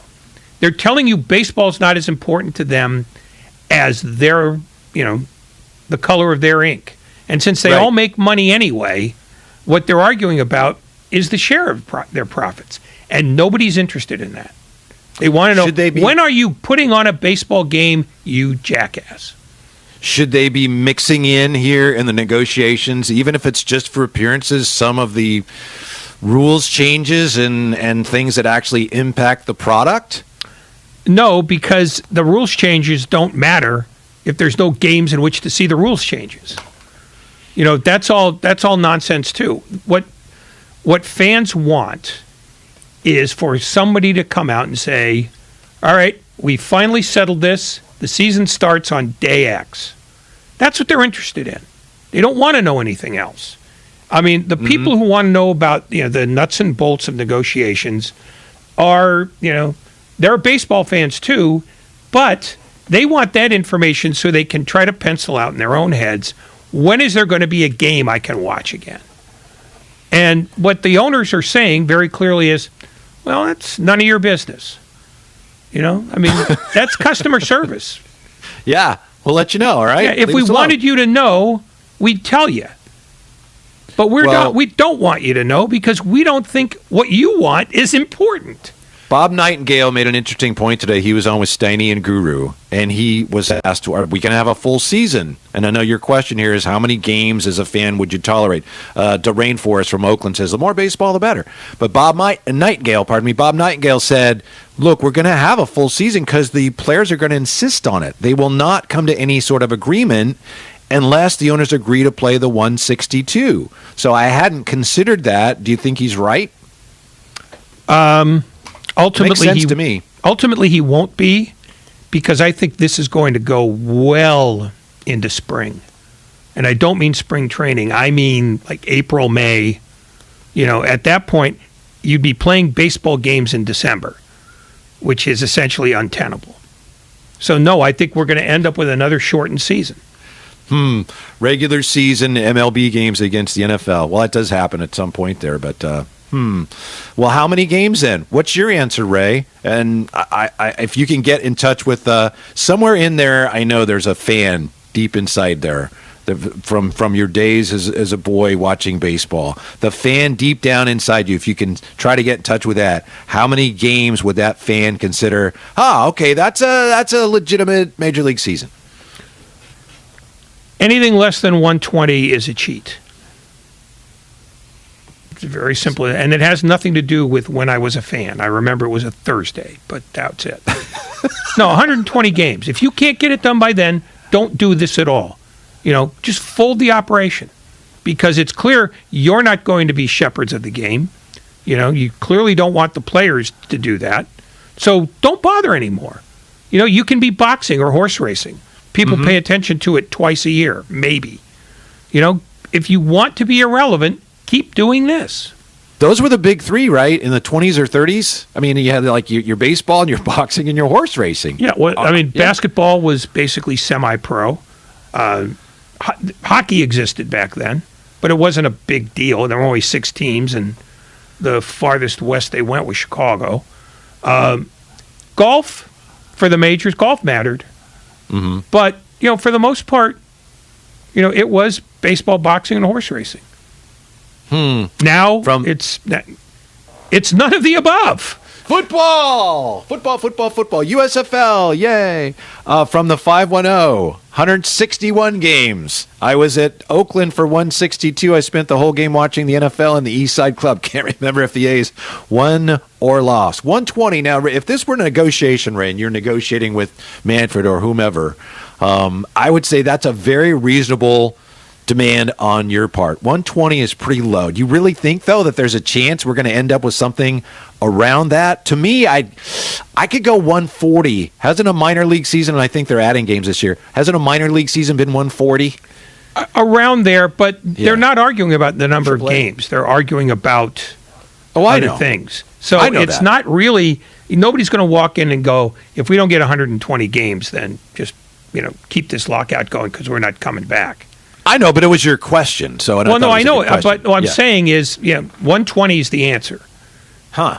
If you don't have 120, you're basically saying, for the second time in 3 years, we want you to have a half a season or less because we don't care about you as customers. MLB is already irrelevant compared to the NFL and NBA currently. That's on the Comcast Business Text line, which is always open, 888-957-9570. But my understanding is, I know the future of baseball is cloudy, if not bleak, but still, they've been making a lot of money, right, Ray? Which is kind of at the heart of this whole thing. It's not like, I know we can look at baseball and say it's boring, no one goes to the games anymore, but baseball has been making money the last few years, hand over fist, despite those problems. But they haven't been doing it at the gate. They've been doing it with their other properties. They've been doing it with real estate. Internet. They've been doing it with MLB Advanced Media. They've basically diversified their portfolio so that baseball is less important to Major League Baseball than it used to be. So, yes, they're making absolutely more money than they've ever made, but they're making less of it at the gate. And they're not going to do as well in their next network negotiations, in part because of the last 3 years. When you continue to denigrate your product, eventually people will figure out that you're denigrating your product and decide, I guess they must be right. The product sucks. Not to wander down this well-worn path, but baseball, the games are too long and there's not enough that happens in them. That's the bottom line. I know you guys had Costas on yesterday, and I don't know if he addressed this, but he has said recently that baseball doesn't need to go back to, say, 1975 or anything, or even 1980. Baseball just needs to get back in terms of competitive balance between offense and defense. Baseball only needs to get back to what it was around, early 2000s, which wasn't that long ago, but it's so far out of whack now. They're going to have to really get under the hood and tinker. But I don't think the people, at least on the management side, who are in there tinkering, I don't think they understand baseball well enough to truly address the issues. They don't care about it enough to address the issues. They've been dancing around at the edges of it when the truth is the biggest problem they have is pace of game. A game that lasts 4 hours can be an absolute sludge, or it can be hilariously fun if there's action in them. That's the thing is they decide that we're going to judge a game's quality by what the clock says. And that's not what baseball is. So they've missed out on that. They've tinkered with every other rule without addressing that. And the truth is they make their money when there's dead air. That's when they can put the ads up. That's when they can, sell the 30-second spot.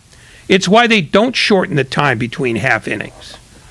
And it's why they don't mind when a player, takes his time walking to home plate because they can drop in a promo.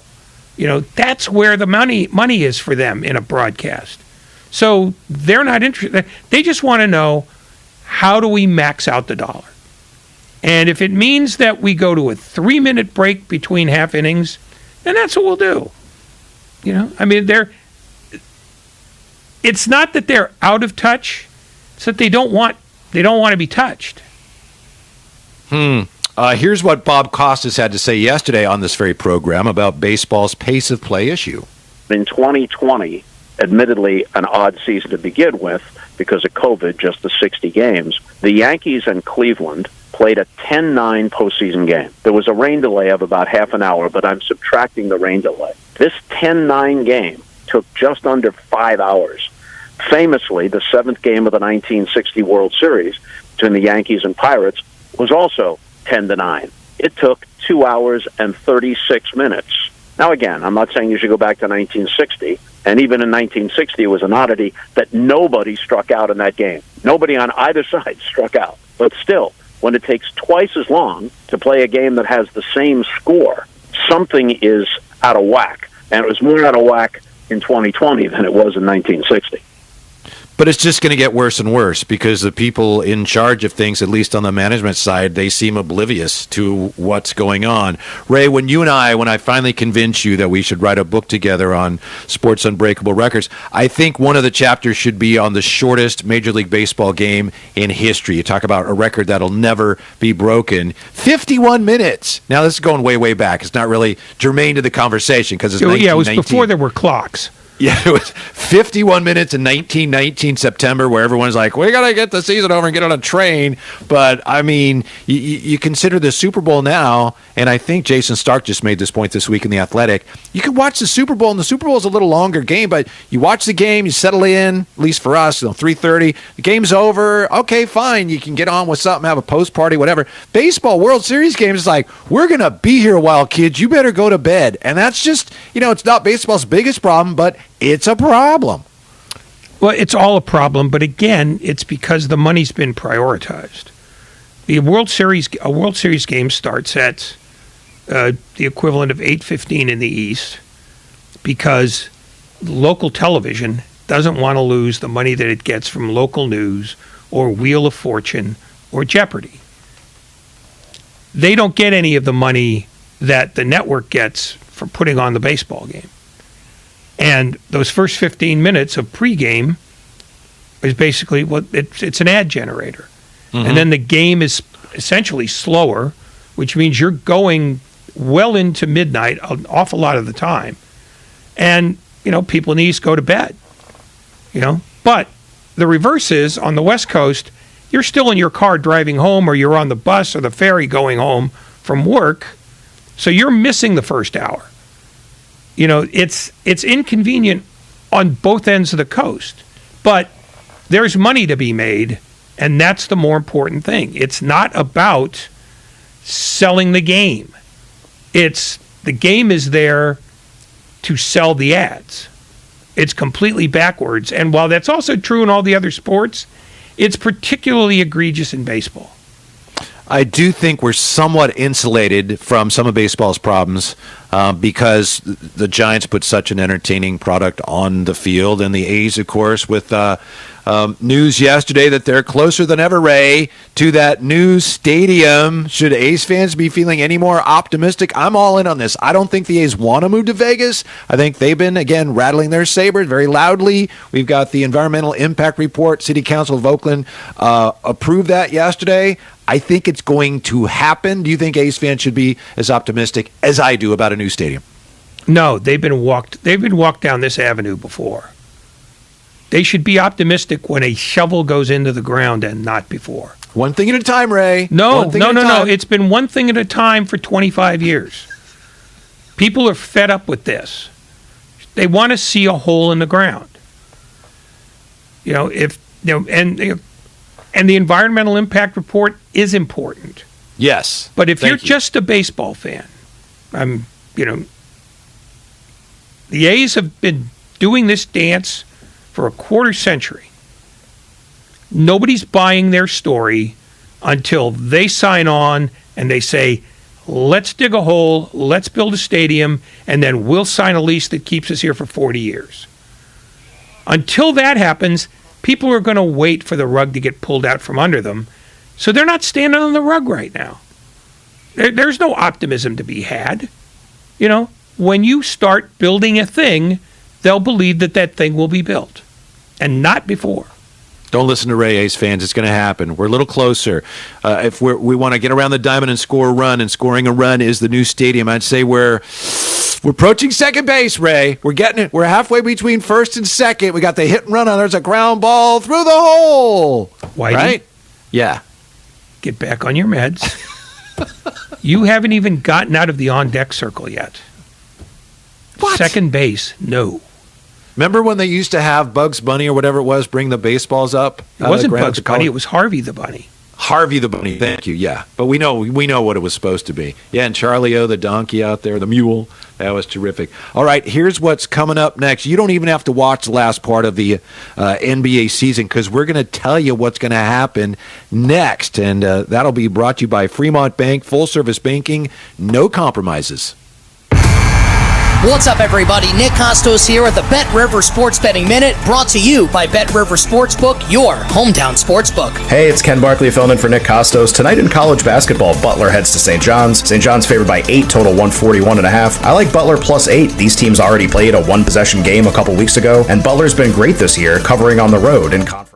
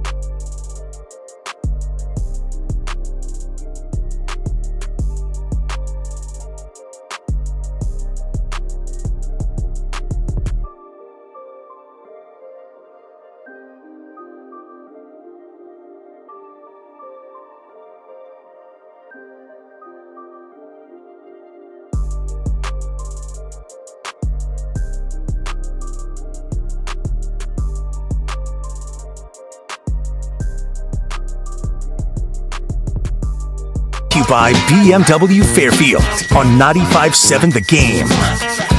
Kevin Michael Whitey Gleason in for Damon today. If you're looking for all the best Warriors content from 95.7 The Game, text Warriors to 20357. That's Warriors to 20357. Make sure to hit the subscribe button in the Odyssey app or wherever you find your favorite podcast. By the way, we have today's new list of Naismith Basketball Hall of Fame finalists. There is a bit of a Bay Area flavor to that list. We'll look at that in just a moment.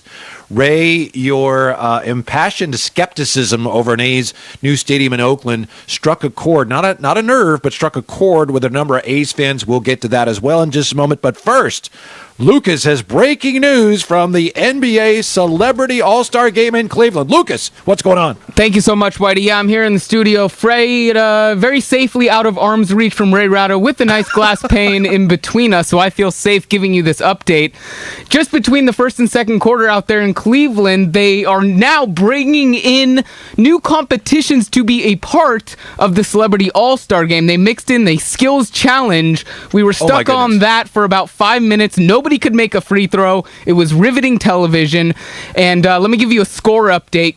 Team Walton up 15-7 over Team Dominique. And on that scoring update for the first score of the game, MGK did not score the first bucket. In fact, the person who did score was Vivek Ranadive's, I believe it is daughter, who is representing the Sacramento Kings out in Cleveland. She scored a layup to score the first bucket. And if you may remember her of the Let's Play 4-on-5 team from Vivek Ranadive. Let's leave one player on the other end of the court. This is Lucas Alexander reporting, 95.7 The Game. Back to you. Thank you, Lucas. That's stunning that they actually had the skills competition as part of the game. I must correct you. I believe the Rana Dive who's playing in the game is I believe he is in India, a singer-songwriter. I don't think he's Vivek Ranadive's daughter, but I appreciate the fact that you tried to make some sense of that. Ray, your thoughts here? They have an NBA Celebrity All-Star Game. So now that we have no more listeners, can I swear on the air? I do want the record to show that as Whitey, as you were tossing to Lucas, Ray tried to exit mid-toss, but his mic wasn't on. Okay, all right. I don't want to participate in this anymore. What's going on now, Ray? We're obligated to tell people, hey, you're not obligated. No, you're not obligated to do this. And you are Lucas, entitled to have your own mind on this. Did a nice job there. Be an adult.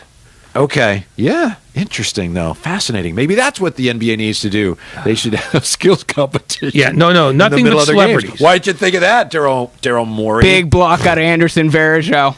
Back to you. Great. Ray, we were just talking about baseball's issues. Don't talk to me. You guys talk about the celebrities. Well, I just want to point out that a lot of people agree with you. A's fans, they're channeling your anger, and they agree with everything you said. From the 510, Ray, 4 exclamation marks, Ray. I'm a season ticket holding, literally 40 to 50 game a year attending green and gold bleeding A's fan. You just took the words out of my mouth. From someone else in the 510, I love the A's, want them to stay, but I've recently been to Howard Terminal. Considering the scope of the project, I am with Ray and would insist on a lease for 100 years. From someone else at 510. Shovel in the dirt, please, and thank you. Otherwise, the Coliseum is just fine until then. We also had from the 650, Ray said that baseball has continuously denigrated the game. I'd like to hear his examples. Thanks for your participation on the Comcast Business Text line, always open, 888-957-9570. How about it, Ray? Your examples of how baseball has continuously denigrated the game. That's a fair question. Well, when we refer to baseball, we're talking about the owners here. Yes. And every bastardization of the rules that wasn't necessary. Every time they've had a CBA to deal with since Bud Selig left, it's been contentious and ugly. They've killed off 1/4 of their minor league systems because they didn't think they were sufficiently profitable. They don't care about baseball. And if you don't care about baseball, you're denigrating the game by definition. This is remarkable. Hashtag Ray area on the text line. Ray Ratto equals living legend. We're not worthy. My goodness, Ray. Champion of frustrated downtrodden A's fans. Here's why. I know you like to paint me as a moronic optimist who doesn't know any better than to say, No, you're not moronic. Yeah. You're dim, but you're not. You're not a fully fledged moron. When I say I think the A's are going to get their new stadium, it's not because I sure hope they do, because I used to go to A's games when I was a kid. I'll never forget one time sitting in the bleachers, and these kids behind us were having some scrap about food, and one of the kids says, I sat on your cookies, and the kid said, "You sit on my cookies, I'll sit on your brain." I'll never forget that. We had fun out at the old ballpark. But I think, Ray, if you follow the money trail, baseball, MLB, they don't care about the game, but they care about money, money, money, right? They would rather the A's not take up an expansion site. I do think that Mr. Fisher would rather stay here.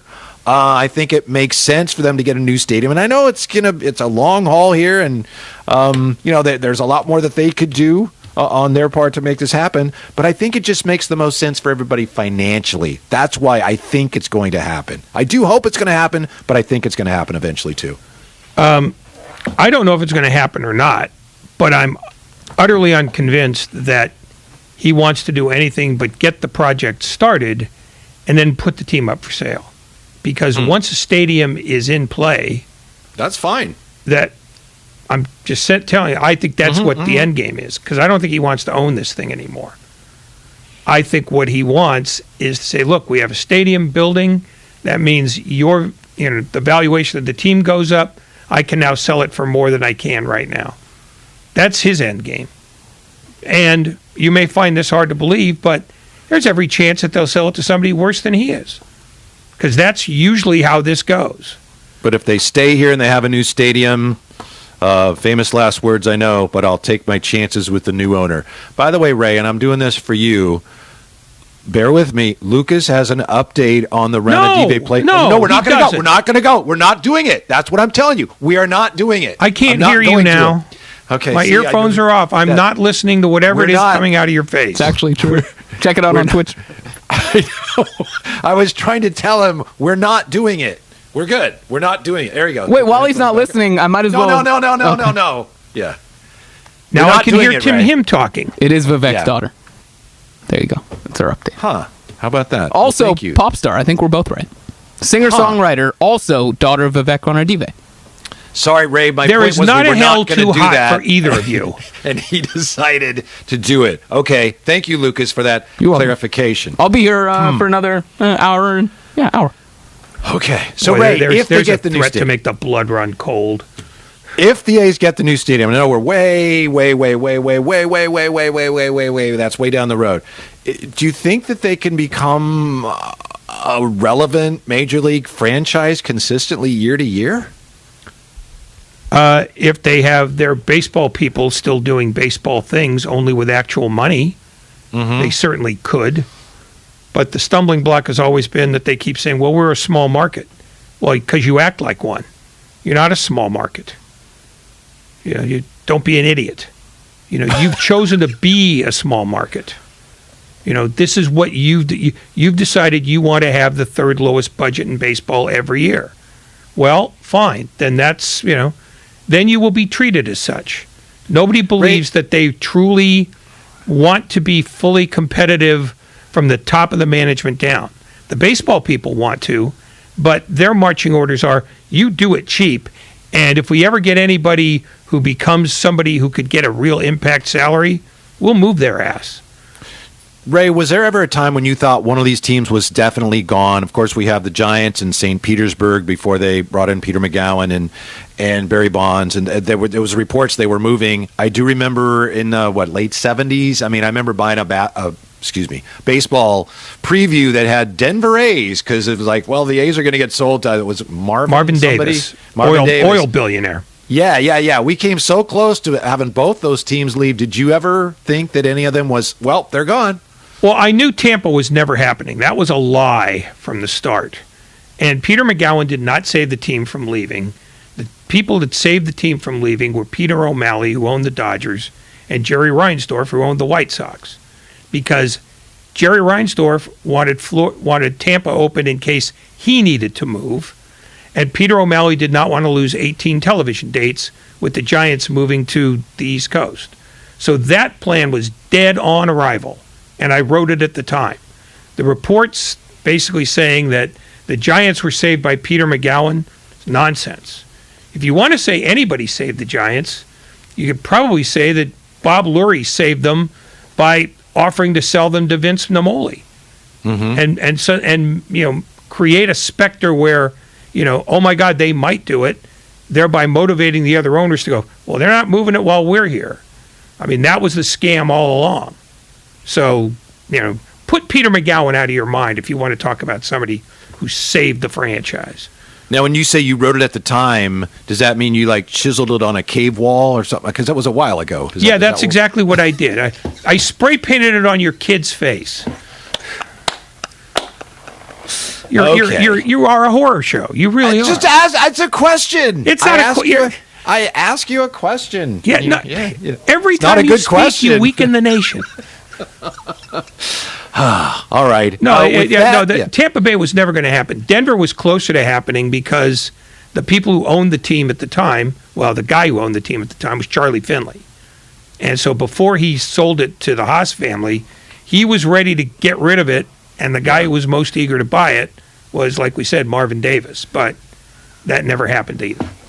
I believe that the A's are going to stay because of some similar machinations. You mentioned Jerry Reinsdorf didn't want to lose a potential expansion site.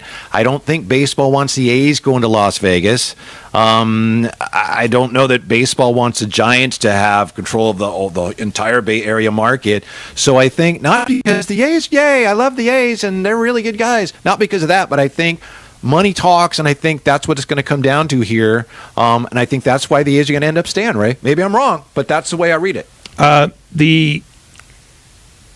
The A's don't have an avenue to get to Las Vegas because Las Vegas is not going to give them the $2 billion to build a ballpark with a dome on it. They can't go back to the state government because the state government is still very irritated about the money they forked over for the Raiders.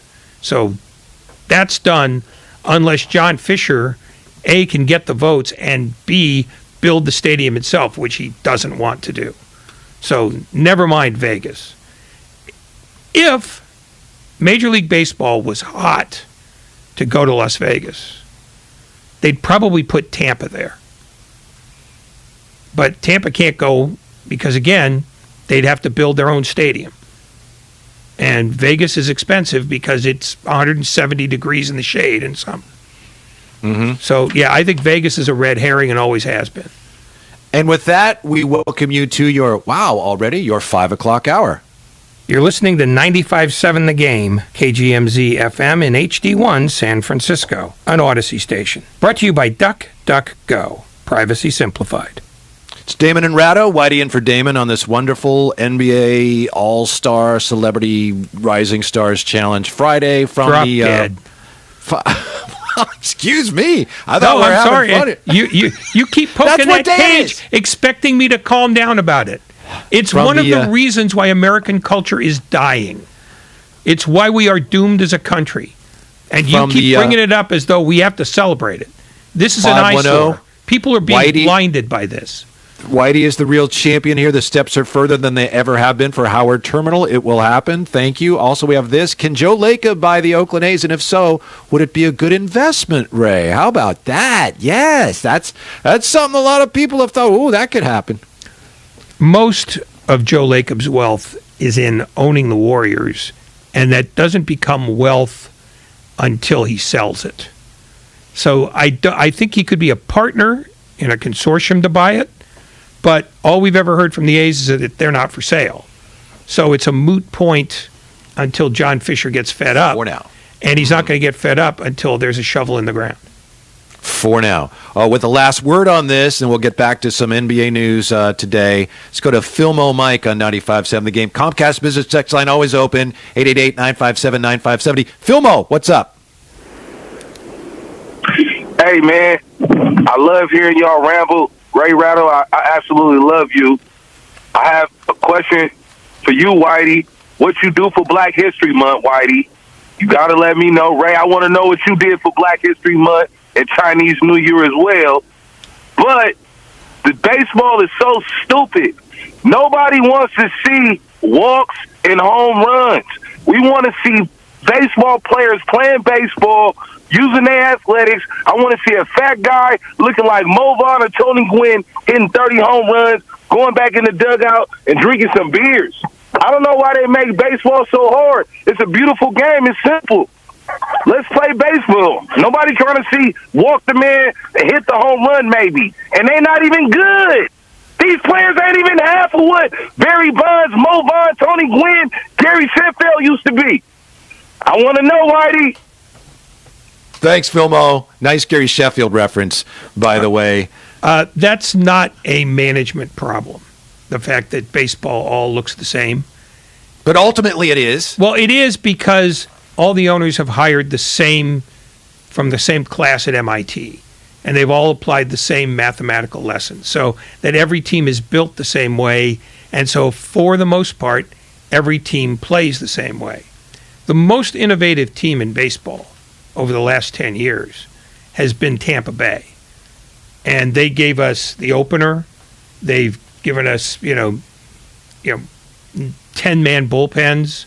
They've done things designed to maximize their low payrolls. And now other teams have larger payrolls, but they're using openers too. And they're using more shifting. More and more teams look the same. And nobody is using speed as an asset anymore because the math says you shouldn't. So if the math is guiding everybody, the answers you're going to get are going to be the same ones that everybody gets. The game is more homogenous than it's ever been. Yes, it is. That's why baseball is going to have to make some rules adjustments. And it's hard for me to say that because I've been a long-time baseball fan. I tend to be more of a traditionalist. Like, no, you can't change this rule, can't change that rule. But they have to because the math is pretty plain. I know a lot of people like to say, the analytics nerds are ruining baseball. But some of this is factual. Like, your best chance to succeed is to do this. For example, you want to steal a base? Unless you're like 80% of the time successful, it's dumb. All right, so we won't do that. Hit and run, that's a great play, right? It doesn't make sense. So that's why baseball is going to have to make some adjustments because these analytics nerds, they actually have figured out a lot of this stuff, and this is the most efficient way to play baseball. But let me ask you this, Ray, and I know I said I'd get to the Warriors, but I wanted to ask you this, and I want to ask everybody who's a baseball fan here. 888-957-9570, Comcast Business Text Line. The game has changed a great deal. All the games have changed. Baseball's changed a great deal. Can you think of any, and I'm not taking shots at anybody from the past, especially the more recent past, who you think, really, really good player, maybe star or better, who would struggle in today's game because of the changes of the game? I'll give you one, and I know I'm not the first person to suggest this, but if we go to robot umpires, Ray, a guy like Tom Glavine, he's just not going to be as successful because he relied so much on umpires stretching the corner. I know that's not all he did, but he wasn't a hard thrower. I think Tom Glavine, especially if we go to robot umpires, I don't think he would be as effective in today's game. Well, they'll go to robot umpires until the day that a hitter gets angry and takes his bat and smashes the robot umpire. The robot umpires will be equipped with lasers so that they will be able to defend themselves. No, they won't, because that means more money. Okay, you're right. Yeah, I mean, again, robot umpires don't help with any of the real problems that baseball has. So whether they put them there or not almost doesn't matter. I mean, in fact, it will probably cut down a lot of borderline strikes, making games longer. Everything that baseball has done to try to make the game faster has turned out to slow it down. So I would not anticipate ultimately robot umpires working the way they mean them to, because ultimately it will make the game longer. People will complain, well, now we can't see arguments. You got to get the call right. I mean, all of it avoids the main issue, which is pace of game is killing it. If you like the old classic arguments with the umpires, it's one thing to have Billy Martin out there throwing his hat and kicking dirt. But if you had a robot umpire with laser beams and he's shooting them at the manager who's arguing, that is a much better argument to watch. And maybe you just give him like a taser-like thing where you can't really hurt anybody. How about this, Ray? I honestly think a guy like, and it's going back a ways, I apologize, Bill Mazeroski, great second baseman, didn't hit that much. I know he had the famous home run in 1960. Second baseman, if you're like, you only play second base now, I'm a good fielding second baseman.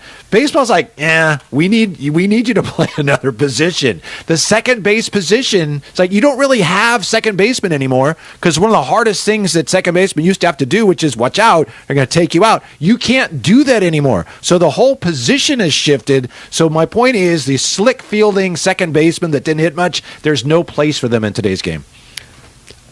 I hate to break it to you, Whitey, but that nobody cares. Nobody's looking for that anymore. But the biggest problem, the first thing you have to address is the fact that the game has too little action, too little athleticism, and too much dead time. The elegant play at second base will take care of itself when it takes care of itself, but you've got to prioritize what you need to do to help the game. And the first thing that has to get done is they've got to cut out a lot of the dead spots. You can have a 4-hour game. There's nothing wrong with that. In fact, I don't know. It can be charming, but if it's a lot of wasted time, people are going to walk on it. I don't think a 4-hour game works. And I know you could have some great games and you could probably go back and find these are one of the greatest games of all time. I get that as an exception, but not the rule. 4-hour games are too long. Baseball needs to get closer to the old, even 2.5 hours, 3 hours, but it's just not going to happen. The game is just not trending in that direction. And I don't think the powers that be have the wherewithal to reverse that trend. They don't understand how to do it. Because you're right. Because the 4-hour game that I'm talking about will still be as rare, but it will have more action in it. And that's where you start. And if nobody is interested in that either, then baseball's out of ideas and it becomes horse racing. And at that point, it's dead, and they did it to themselves. Mm-hmm. I will not mourn baseball's death on the assumption that baseball killed itself. Is mascot racing at the ball game now more interesting than horse racing? You got your... I don't know. It's pretty close. No, it's not. Pretty close. It's Damon and Ratto here. Whitey in for Damon on 95.7 The Game. So, the news, quote-unquote, today was apparently the owners are saying, we need something by February 28th or we're not going to be able to start the season on time. So, we'll see where that goes. I mentioned All-Star Weekend, Ray. I'm not going to mention the celebrity game right now. Lucas probably have an update for us in just a moment. I'm exercising my one right here, and I'm banning that conversation. We have this year's group of finalists for induction into the Naismith Memorial Basketball Hall of Fame. Then we'll get to the Warriors conversation, and there is a kind of a Warrior angle to this. Manu Ginobili, 4-time NBA champion, headlines the group. He's one of 11 finalists. We got, what do you think, Ray? Manu Ginobili, Hall of Fame candidate. These are finalists now. Michael Cooper, Tim Hardaway, Marcus Johnson, who actually, I believe he briefly was a Warrior himself. He's not remembered for that. But Marcus Johnson, Tim Hardaway, of course, great Warrior. Let's see. George Karl and WNBA stars Swin Cash and Lindsay Whalen. West Virginia coach Bob Huggins also up for induction.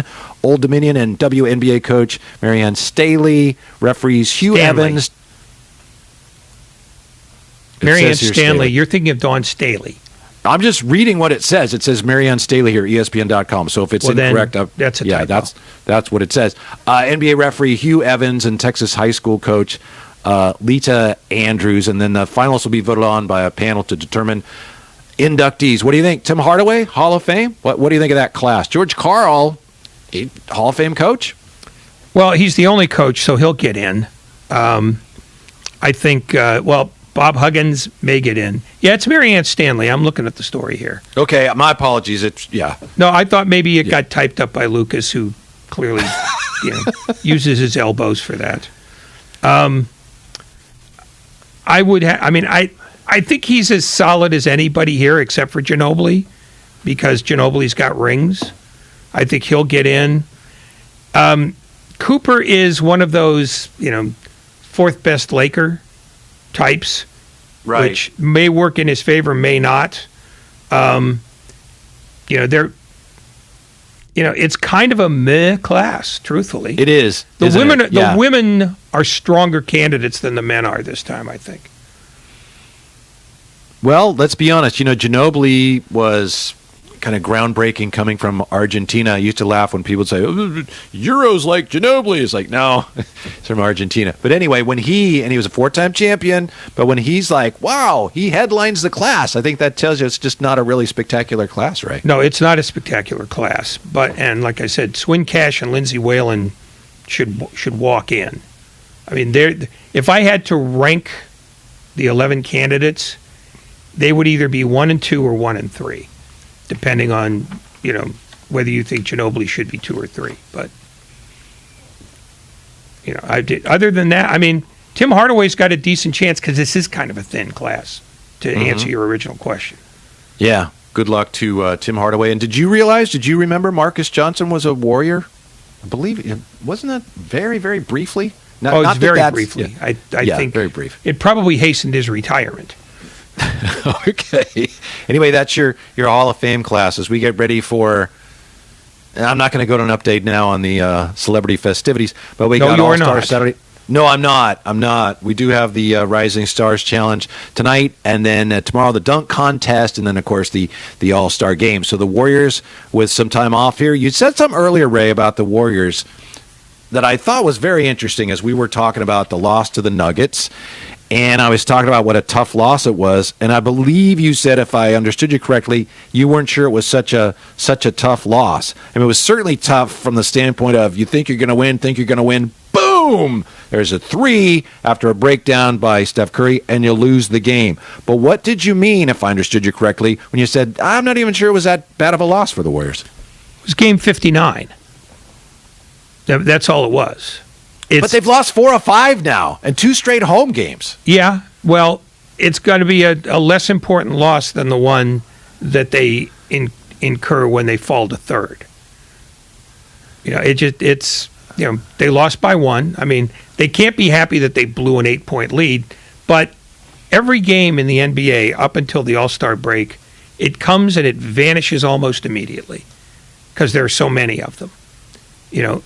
This is when the season genuinely starts, after the All-Star break. And since the All-Star break got moved a week later, there are fewer games after it. Those are the games that matter. This one is just, they're 6.5 back instead of 5.5. They still weren't going to catch Phoenix. Their job right now is to stay ahead of Memphis. Yeah, it wasn't that long ago when they were on the Suns' heels. I mean, they won on Christmas Day in Phoenix, and they won on New Year's Day at Utah. And at that point, they looked like, well, this is the best team in the NBA. And things have gone. They've unraveled a bit since then, and it's understandable with injuries and an older team. 5th oldest roster in the NBA? I have to double-check that. It's a number I've heard thrown around. So it's understandable, but still, going into the All-Star break, having lost 3 of 4, you would have liked to have sealed that deal. You're right. Hey, it's one more loss. Whatever. Here you are. You still are second in the league. But that was a bad loss. Yeah, but I don't think those linger that long because nobody got hurt in it. I mean, again, It's game 59, and that's what you got to remember. Here's the truth: since January 1st, you can focus on the Warriors all you want. Phoenix is 20-2. Yes. That's not good for the Warriors. No, but there's nothing you can do about that except when you play them. Phoenix may simply be the best team. The Warriors at this point have 2 directives. Get their defense straightened out, and that'll happen by getting healthier, and stay ahead of Memphis. Do you think this is the Warriors' best chance to win another championship? Who knows what next year's going to be like, but looking at how Draymond, the miles are showing, Steph, shooting slump, is that because he's played so long? I don't know, but I think it probably is. Their best chance to win another championship is right now this year. Well, it's their best chance till next year because we don't know what they're going to be like next year. Kuminga might be dramatically better. The transition that's leading it inexorably to Jordan Poole might advance some. You can't guess health. I mean, Curry's going to be here no matter what. He's going to be here at age 37 making $59 million a year. That's a given. Everything else is in flux. Right now they look in better position than they might next year, but I'm not really good at judging what Draymond Green's odometer is going to be, or Klay Thompson's. You'll find out the answers to all those questions come the postseason, because that's when the high leverage minutes happen. And that's when you get your best sense of who they are and what they are. I understand that. And that's what Coach Kerr was getting at after the loss to Denver when he said, we figured some things out with our rotation. And that's what Steph Curry was getting at after that game when he said, you know what? We feel terrible right now and it looked bad because we lost at the end, but defensively we started to figure some things out. So that's where they're going with that. But to me, one of the most disturbing things about the Warriors right now, they've lost 4 of 5. There are some things that they thought they could rely upon that all of a sudden you can't rely upon them. Chief among them is the defense, but we know, Steph Curry, greatest shooter of all time, he's been struggling with the three-point shot. The offense for 2 years now, for all, the reputation of the Splash Brothers and changing the way the game is played. Last 2 years, the offense has not been great. And I understand Klay wasn't even there last year. But that at least they knew, all right, that's an issue. And you haven't had Draymond to run the offense. But defensively, sure, Draymond's going to help some. But you go back to that Clipper game last Monday, they were getting beaten off the dribble at the point of attack, which it'd be nice to have Draymond there, but Draymond would have nothing to do with that. So it looks like maybe they're worn out. Is that maybe something that is encouraging? Yeah, they just flat out got worn out, and they've got the break here. There are just too many things that the Warriors thought they could rely on right now, Ray, that to me, all of a sudden right now, you can't rely on those things game to game. I think the thing that is disappointing for them in terms of what they can rely on is the fact that their defense has hit a lull. Mm-hmm. They're allowing teams to shoot 49% in the last 9 games. That's a lot. And that's a team that, by and large, missed Draymond Green a lot more than those last 9 games. So they were getting it done defensively until then. The previous 11 games when they didn't have Green, their defense was fine. I think it's focus. I think there might be some weariness. The NBA season is long, and it wears on you. The one thing you've got an older team, what? Right? You can't gloss over that. Is very germane to this discussion. Long season, you've got an older team. You're relying on a number of older players. That's a concern, in my opinion. They're the players you got. Which old player do you want to get rid of? I don't want to get rid of any of them. I'm not saying get rid of them. It's a rhetorical question. I'm not aiming it at you. I'm saying those are your best players. And it's not like they went out to seek them. They have been in the system for years now. Who's their oldest non-homegrown?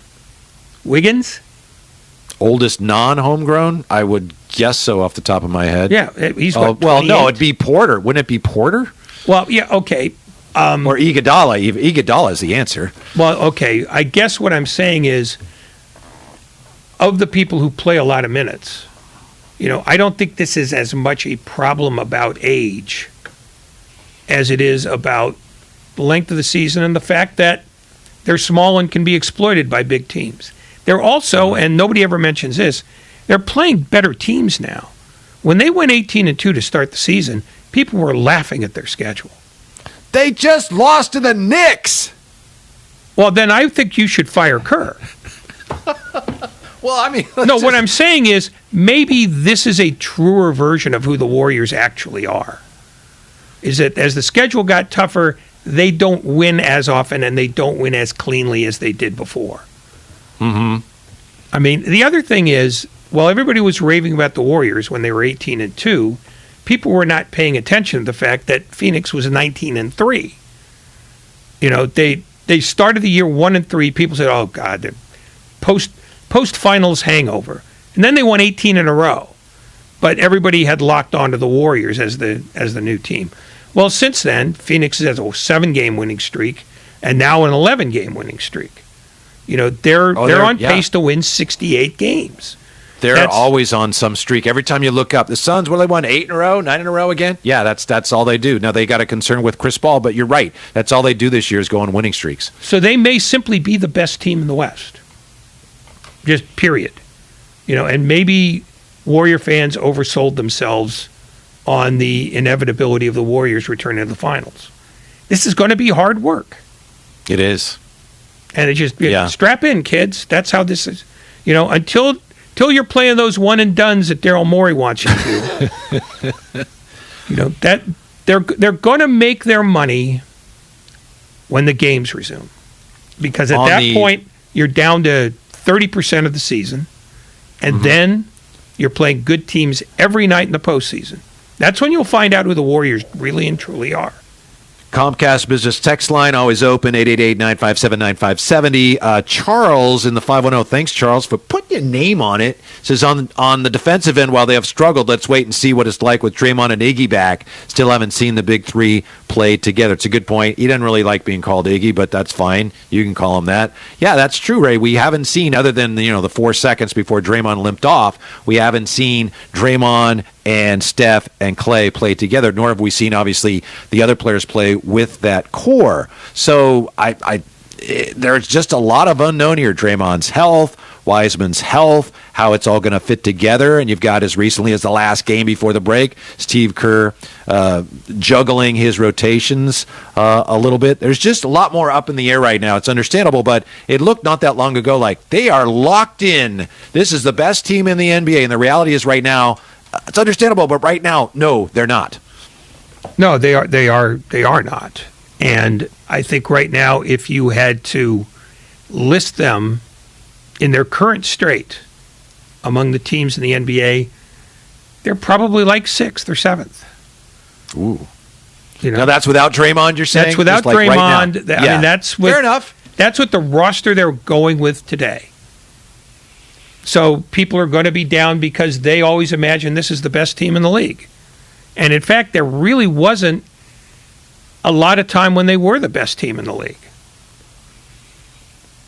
What do you think of their plan now, which I was very skeptical of, but upon a review, it's like, wow, they could pull this off. 2 timelines like a Christopher Nolan movie. You've got your core, your Draymond, your Steph, your Clay. Then you've also got what you hope will be your future core with Kuminga, who's amazing, my wife's favorite player, of course, and Poole, and maybe Moses Moody, and Wiseman. And they were hoping that, they could operate successfully on both timelines. I thought, good luck with that. It looks like maybe the way that Kuminga's playing, especially in Poole and Moody in limited minutes, looks like they might be able to pull that off, right? It's too early to tell, but I think the signs are very encouraging on that front.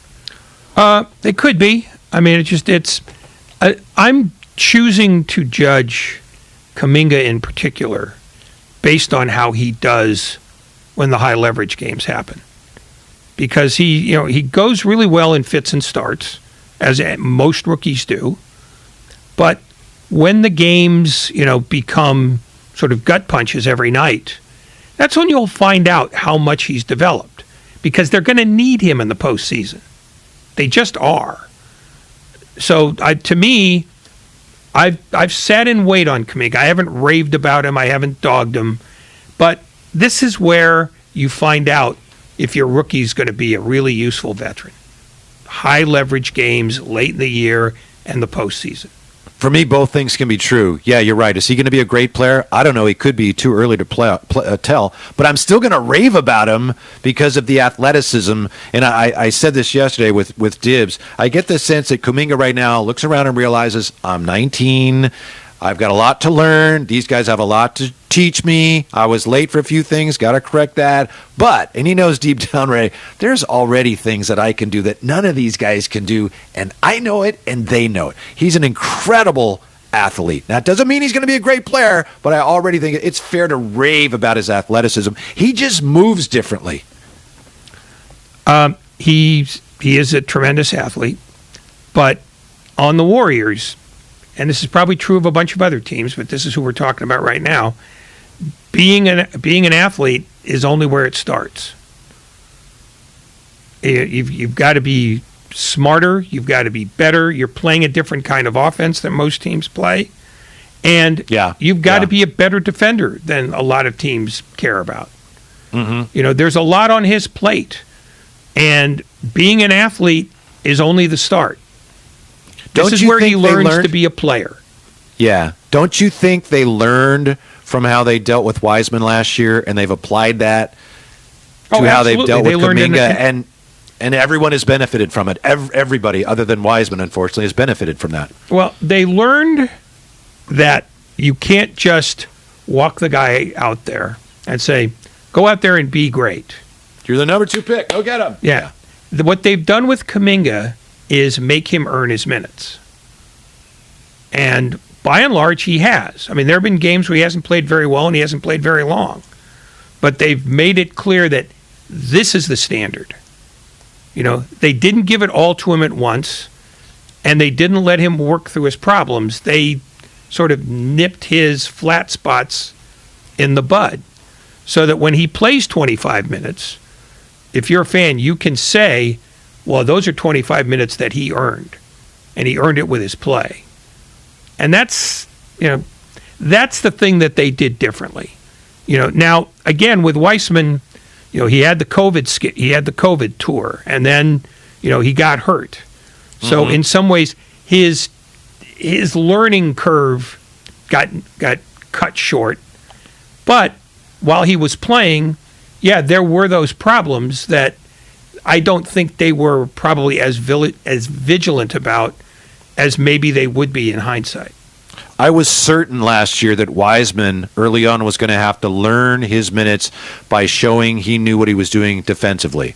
And I don't think they did that. I think they've done that more with Kuminga, and I think in some ways that really hurt Wiseman, who he struggled really defensively. I'm looking forward to seeing him come back, though. I'll just say this on behalf of myself. Before the draft, I said on the air here, Ray, hey, if I'm the Warriors, I really like Franz Wagner, okay?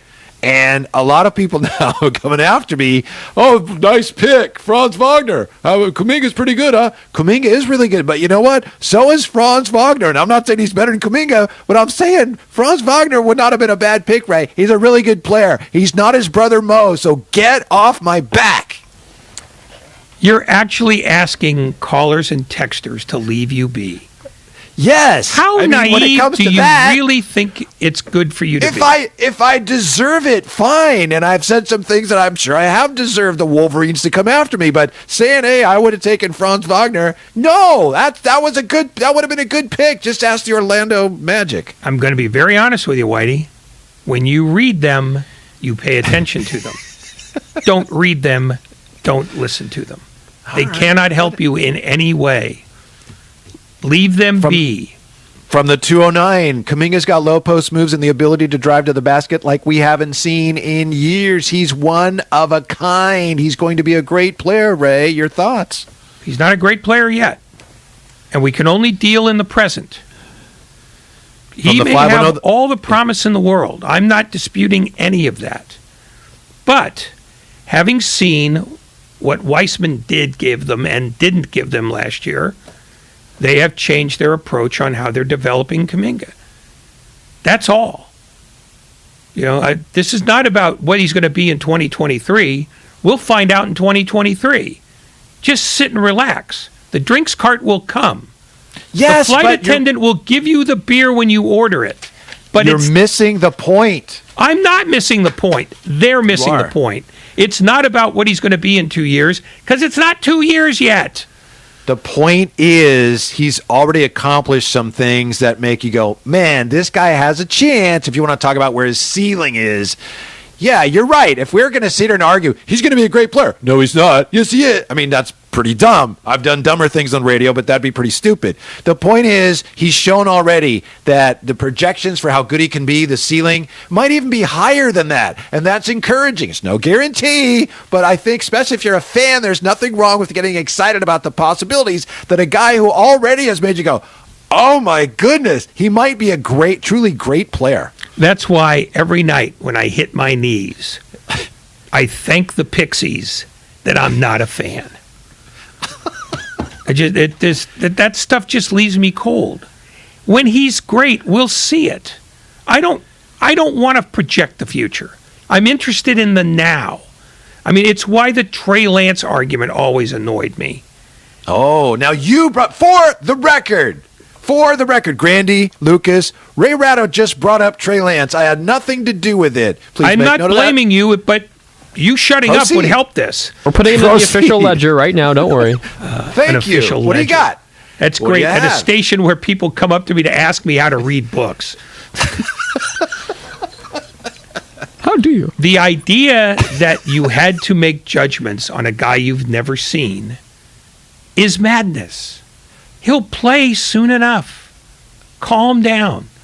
Unless you believe, having seen him do nothing, that Kyle Shanahan is not as smart as you are, your opinion on Trey Lance has no value or merit. So don't spare it. Don't share it with us.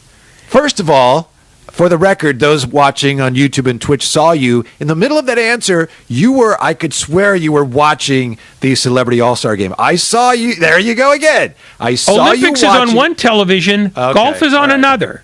All right. Whitey? Okay. I swear to God, I'm getting your address and I'm having your car repoed. Incredible 2 possessions from Myles Garrett, by the way. A dunk on one end and took a charge on the other. That is team basketball, ladies and gentlemen. Thank you. Good update there by Lucas. I just don't Lucas, understand. I urge you to start dating. Why you have a hard time with fans getting excited? I know that I do, some people because I'm not interested in their projections of stuff they don't know. I mean, nobody I'm not knows. preventing them from Nobody saying knows. that stuff. When they say it and I hear it, it annoys me. I mean, the Heaven forbid Warriors someone should have an opinion Warriors on are something. playing this season. Yeah. They're not playing the 2024 season. Right. So, chill. Let's find out what he's doing now. Let's find out what his upside is today. It just 2 years will come in 2 years. But and I'm older than most of you idiots, so I'm closer to death. I know what I'm talking about. He's already. I think he's ahead of schedule, and things could change very quickly. Who made quickly. the schedule? Well, I'm just saying that some of it is compared to what Wiseman did last year, but Kuminga in the last game, I happen to have this in front of me, against the Nuggets, 20 minutes, he took 6 shots and made 5 of them. He took 2 threes and he made them both. Now, he did have 4 fouls. 12 points for a 19-year-old. That before the season started, we thought, you know what, he's probably going to spend a lot of time at the G League because, you got to learn the game. My goodness, he's been impactful already, and I don't blame fans for getting excited about that. I do. How? Why? Because on what basis? telling us what he's going to be in 2 years doesn't mean anything because you don't know. You're just pulling stuff out of your ear. Not Right, you again. I love you, Whitey. You're a lovely I know. man and a Thank disappointing you. woman. But well, the point is, you're watching him now. So watch him now. See what he does now. Telling me, in 2 years he's going to be phenomenal. Well, that's great. In 2 years, I guess we'll find out. But I'm interested in this year and Okay. what they are doing this year. Don't want Plenty to to be know excited about about. next year. Next year hasn't happened yet. plenty to be excited about right now with Jonathan Kuminga, especially today. Because Lucas, which roster is he on? Which roster is Jonathan Kuminga on the Rising Stars? Team Peyton. He's on Team Peyton. And for those who are not watching on Seriously, YouTube, your and wife Twitch, should leave you. You can see Ray taking his headphones off. He is not Right. listening. But Okay, yes, he is he's on listening Team now. Gary Payton, one of 4 Good. teams. Thank you. That's Welcome. great. You're welcome. Yeah. From the 209, you're not older than me, Ray, and Kuminga's already scoring 16 to 18 points when he plays 20 minutes or more. That's incredible. There we are. There we are. You got it. Ray, There I wanted you to are ask what? you. There we are. That's the answer. I hate fans. I just hate them. Here we are at the break, the All-Star break. Oh, we got a quarter of the season to go. Ray, what is going to happen? You just tell me. I don't know what's going to happen. Do you have any predictions just for fun, if you want, on what's going to happen the rest of the way in the NBA season? I will tell you this. I know I mentioned this earlier. My prediction is that this whole situation in Philly, James Harden going to join Joel Embiid, I don't think it's going to work. I don't know how anybody in their right mind hitches their wagon to James Harden after the way he's quit on the last 2 teams. I think it's going to be a disaster in Philadelphia, and I think the whole deal in Brooklyn, if they get Kyrie's vaccination situation worked out, I think Simmons, Durant, Kyrie, I think that's going to work big time in Brooklyn. What if they don't get his vaccination situation straightened out? What if they have to play Toronto in the first round and he can't play home or away? Well, obviously, then that's going to be a huge problem for him. I understand that. See, I wouldn't assume anything is going to change until it changes. And, the rhetorical trick that, let's look at Philadelphia's worst case scenario and Brooklyn's best case scenario, is sort of that's gaming the argument before you start it. I mean, there is every reason to believe, Harden may fall flat in his face, and him quitting on two teams is not a good look. No. But what if Ben Simmons is no more reliable or eager to compete in the fourth quarter than he was in Philadelphia? Well, I have an answer for that. Now, if Kyrie's not there, it changes the equation. But in Philadelphia, it was Embiid and Simmons. And I know they had other guys, Tobias Harris, good player. But Simmons was supposed to be the partner, superstar partner. And here he's not going to be expected to do that with the other scorers they have. And he can focus more on the things he does well, which is distribute, score in transition, play defense. So I think it's a better fit for him. Now, you're right. If Kyrie doesn't play, that changes the equation. But if he does play, Simmons, he will not be required to do as much when it comes to carrying the offensive load at the end of big games. But what if they play Milwaukee in the first round and Mike Budenholzer just says every time they bring the ball down, grab Simmons, make him go to the free throw line? It's a good question. I would hope by now he would have addressed that. And do we have any indication that he has?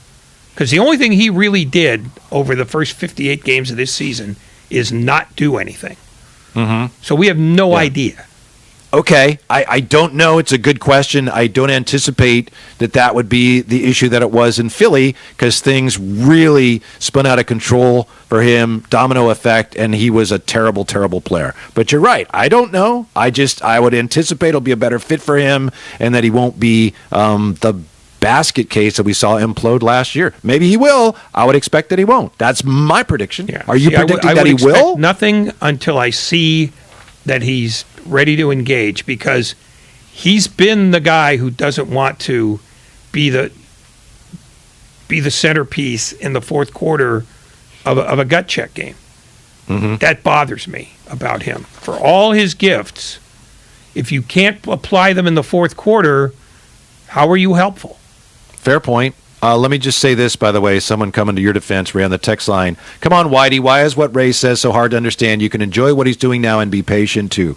Fair enough. We are brought to you by BMW Fairfield, now open in the Fairfield Auto Mall. They provide a luxurious, all-encompassing experience to address all of your BMW needs. Visit BMWFairfield.com today to book your visit. That's BMWFairfield.com. More on what's going to happen the rest of this NBA season when we come back. It's Damon and Ratto. Whitey in for Damon today on 95.7 The Game.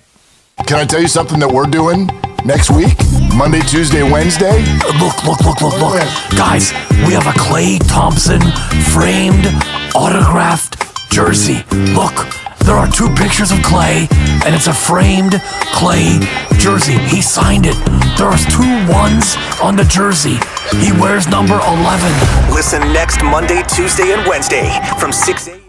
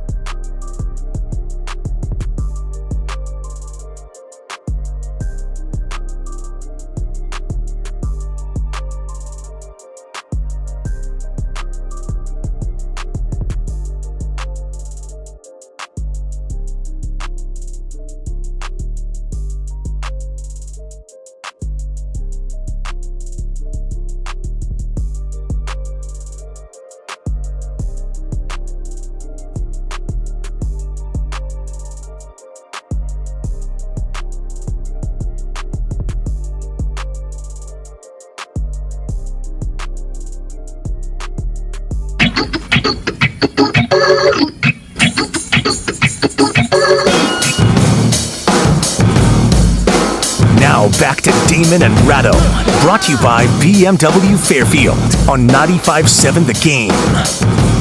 Whitey in for Damon. It's been a lot of fun. I'm back with you next week for a few days, Ray. Oh, Don't God. look so excited.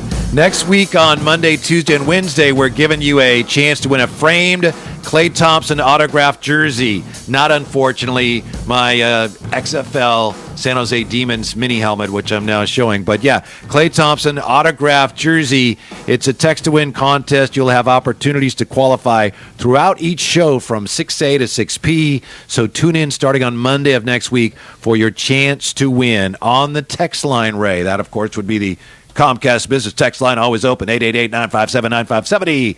Ray, in a cheerful tone, please, if the Warriors are fully healthy, including Wiseman and Green, do they have enough to win it all this year? Gil from the 408, respectfully asking your opinion. If they have everybody, they are as good as anybody. I'm not sure that even at full strength, they're as good as Phoenix. But it's a 7-game series. And I think that's as much as you can reasonably hope for. You know, they could win that 7th game, they could lose it. I mean, Phoenix is going to be a tough out because at some point they're going to have to get past them. But if you told me this is a zero-sum game and I have to pick one or the other, right now I'd pick Phoenix. Sure. Although every year we know that Chris Paul, and he's an all-time great player, he tends to break down. Last year it happened in the finals. I'm not saying it's his fault or anything, but he had that wrist injury, which I think cost them the championship last year, taking nothing away from the Bucks. And right now, apparently he just flew. I don't know if he's going to play in the All-Star game. That'll be interesting to keep an eye on if you're a Warrior fan, because he injured his thumb. Was it Wednesday night? And so they're worried about his wrist and his thumb. And without him, Ray, it's kind of similar to the Warriors without Draymond. Without Chris Paul, and again, he may be fine, but if he's not for any reason, they're not a championship team, in my opinion. Well, but I don't think that thumb injury is going to last 2.5 months. So I think we could, at some point it will heal. And yes, truthfully, if you want to say, well, he gets hurt, well, so do the Warriors, kind of. So, they're not that different in terms of, the things they've got to worry about. They have key guys who, if they go down, they're screwed. Yeah, my point wasn't that Chris Paul's thumb injury is going to keep him out. You're right, but I was, and someone on the text line saying the same thing. He does have a history of getting hurt. I want to address this, Ray, real quick here, looking ahead again to what's going to happen the rest of this NBA season. Charles Barkley last night on Inside the NBA, he said, the Lakers not going to be in the play-in game. They're not even going to make the play-in game. I don't know. But Stephen A. said something about Anthony Davis that I thought was, to me, I know you've covered athletes a long time, to me it's out of bounds. He suggested, and maybe he couched it a little, that he doesn't know if Anthony Davis is committed to staying healthy. I'm not sure exactly what that means. But one thing I've learned, don't know about you, never question a player's health. If a guy says he's hurt, I've been around situations where media members or somebody says, I don't know if he's really that hurt. Never do that. If a guy says he's hurt or a female athlete says they're hurt, in my opinion, you should never question that. It's really, really unfair to question whether a player is actually hurt or whether, in this case, they are committed to staying healthy. I think that's way out of bounds. Well, I don't know if it's out of bounds, but it is stupid. Who would rather be hurt? And the idea that you're not committed to trying to be healthy, what does it mean he's out of shape? In which case, then you'd better make a list of all the injuries that he's had and point out all the ones that were a result of him not working hard enough to get into playing shape. I have a feeling that he's just a guy who gets hurt. He also has a condition I've never heard of. At least they diagnosed it last year, tendinosis, which is where the Achilles tendon, it starts to degenerate. Ray, that doesn't sound like an ideal thing for a basketball player to have, in my layman opinion. Well, yeah, but it's one more thing that he didn't try to achieve. I want my Achilles tendons to fail. That seems like a good thing. I listen to that and I just go, God, thank God that didn't come out of my mouth. It's just, some guys get hurt and some guys can't play through the injuries they have. I don't know if it's fair to question them or not, but anybody who does, the bets are that A, you're not a doctor, and B, if you are a doctor, you haven't examined him. So you're talking out of your ass either way. Yeah. If some guy's out with a knee injury and then you see him, look, he's mountain climbing, that'd be one thing. But just to look at a guy and suggest, he should be back by now. He must not be. He must be lazy. That's just like, it's people deciding that injuries are a matter of character. Yes, thank you. And no, they're not. They're a matter of the fact that your body breaks down when you're doing something that's incredibly strenuous and repetitive. Mm-hmm. Stuff happens. And by the way, you're still, nobody in the media is a doctor unless they're a doctor. And none of the doctors who are on the media have ever dealt with said patient directly. Mm-hmm. So it's all guesswork, and most of the guesswork is stupid. Let's see here from the 650. Is Ray standing because he's ready to bolt? I can't imagine hell that. yes. You're not staying for the first part of Devon and Shamari? You're not helping them out today for first half hour or hour of their show? I can hear my car crying because I haven't started it yet. And it's got nothing to do with Dan and Shamari. My job at 554 is to leave a blue smoke trail as I sprint to the garage and get out of here. Let me, as we wrap things up here, Ray, today I took Moby to the dog park, and he got so excited. We're going to the dog park. Of course, it's early on a Friday. There are no dogs at the dog park. So we got there. He was all excited, huffing and puffing, and there's no dogs there. And that's how I feel as a baseball fan. And I know the season wouldn't have started yet, but Moby's like, let's go to the dog park. Oh, there's no dogs here. I'm starting to feel like that now. Let's go. It should be about time for baseball to start. It's not going to happen. You think I'm going to be waiting till maybe May for them to actually get this thing started, that is the regular season? Oh, yeah. And by the way, blaming your dog for the baseball lockout is really low, even for you. I thought it was right on the money. Thank you, Ray. I appreciate it. Have a great holiday weekend. You're on your way. You want any more updates on the celebrity game? Are we good? I'll kill you where you sleep. All right. Thank you, Grandy. Thank you, Lucas. Thank you very much for listening. Don't go away. Devon and Shamari are next right here on 95.7 The Game. Ladies and gentlemen, the weekend. Now it's time for last week's Closer of the Week. Presented by LiftMaster and R&S Doors. Turn your garage into the envy of the neighborhood. Visit rnsdoors.com. Steph Curry knocked down 8 threes against the Clippers, and the Dubs will need Steph to be a closer down the stretch in the regular season. Scoop to the hoop, by the rim, good. Curry nailed it. Recently, my garage door opener was not working.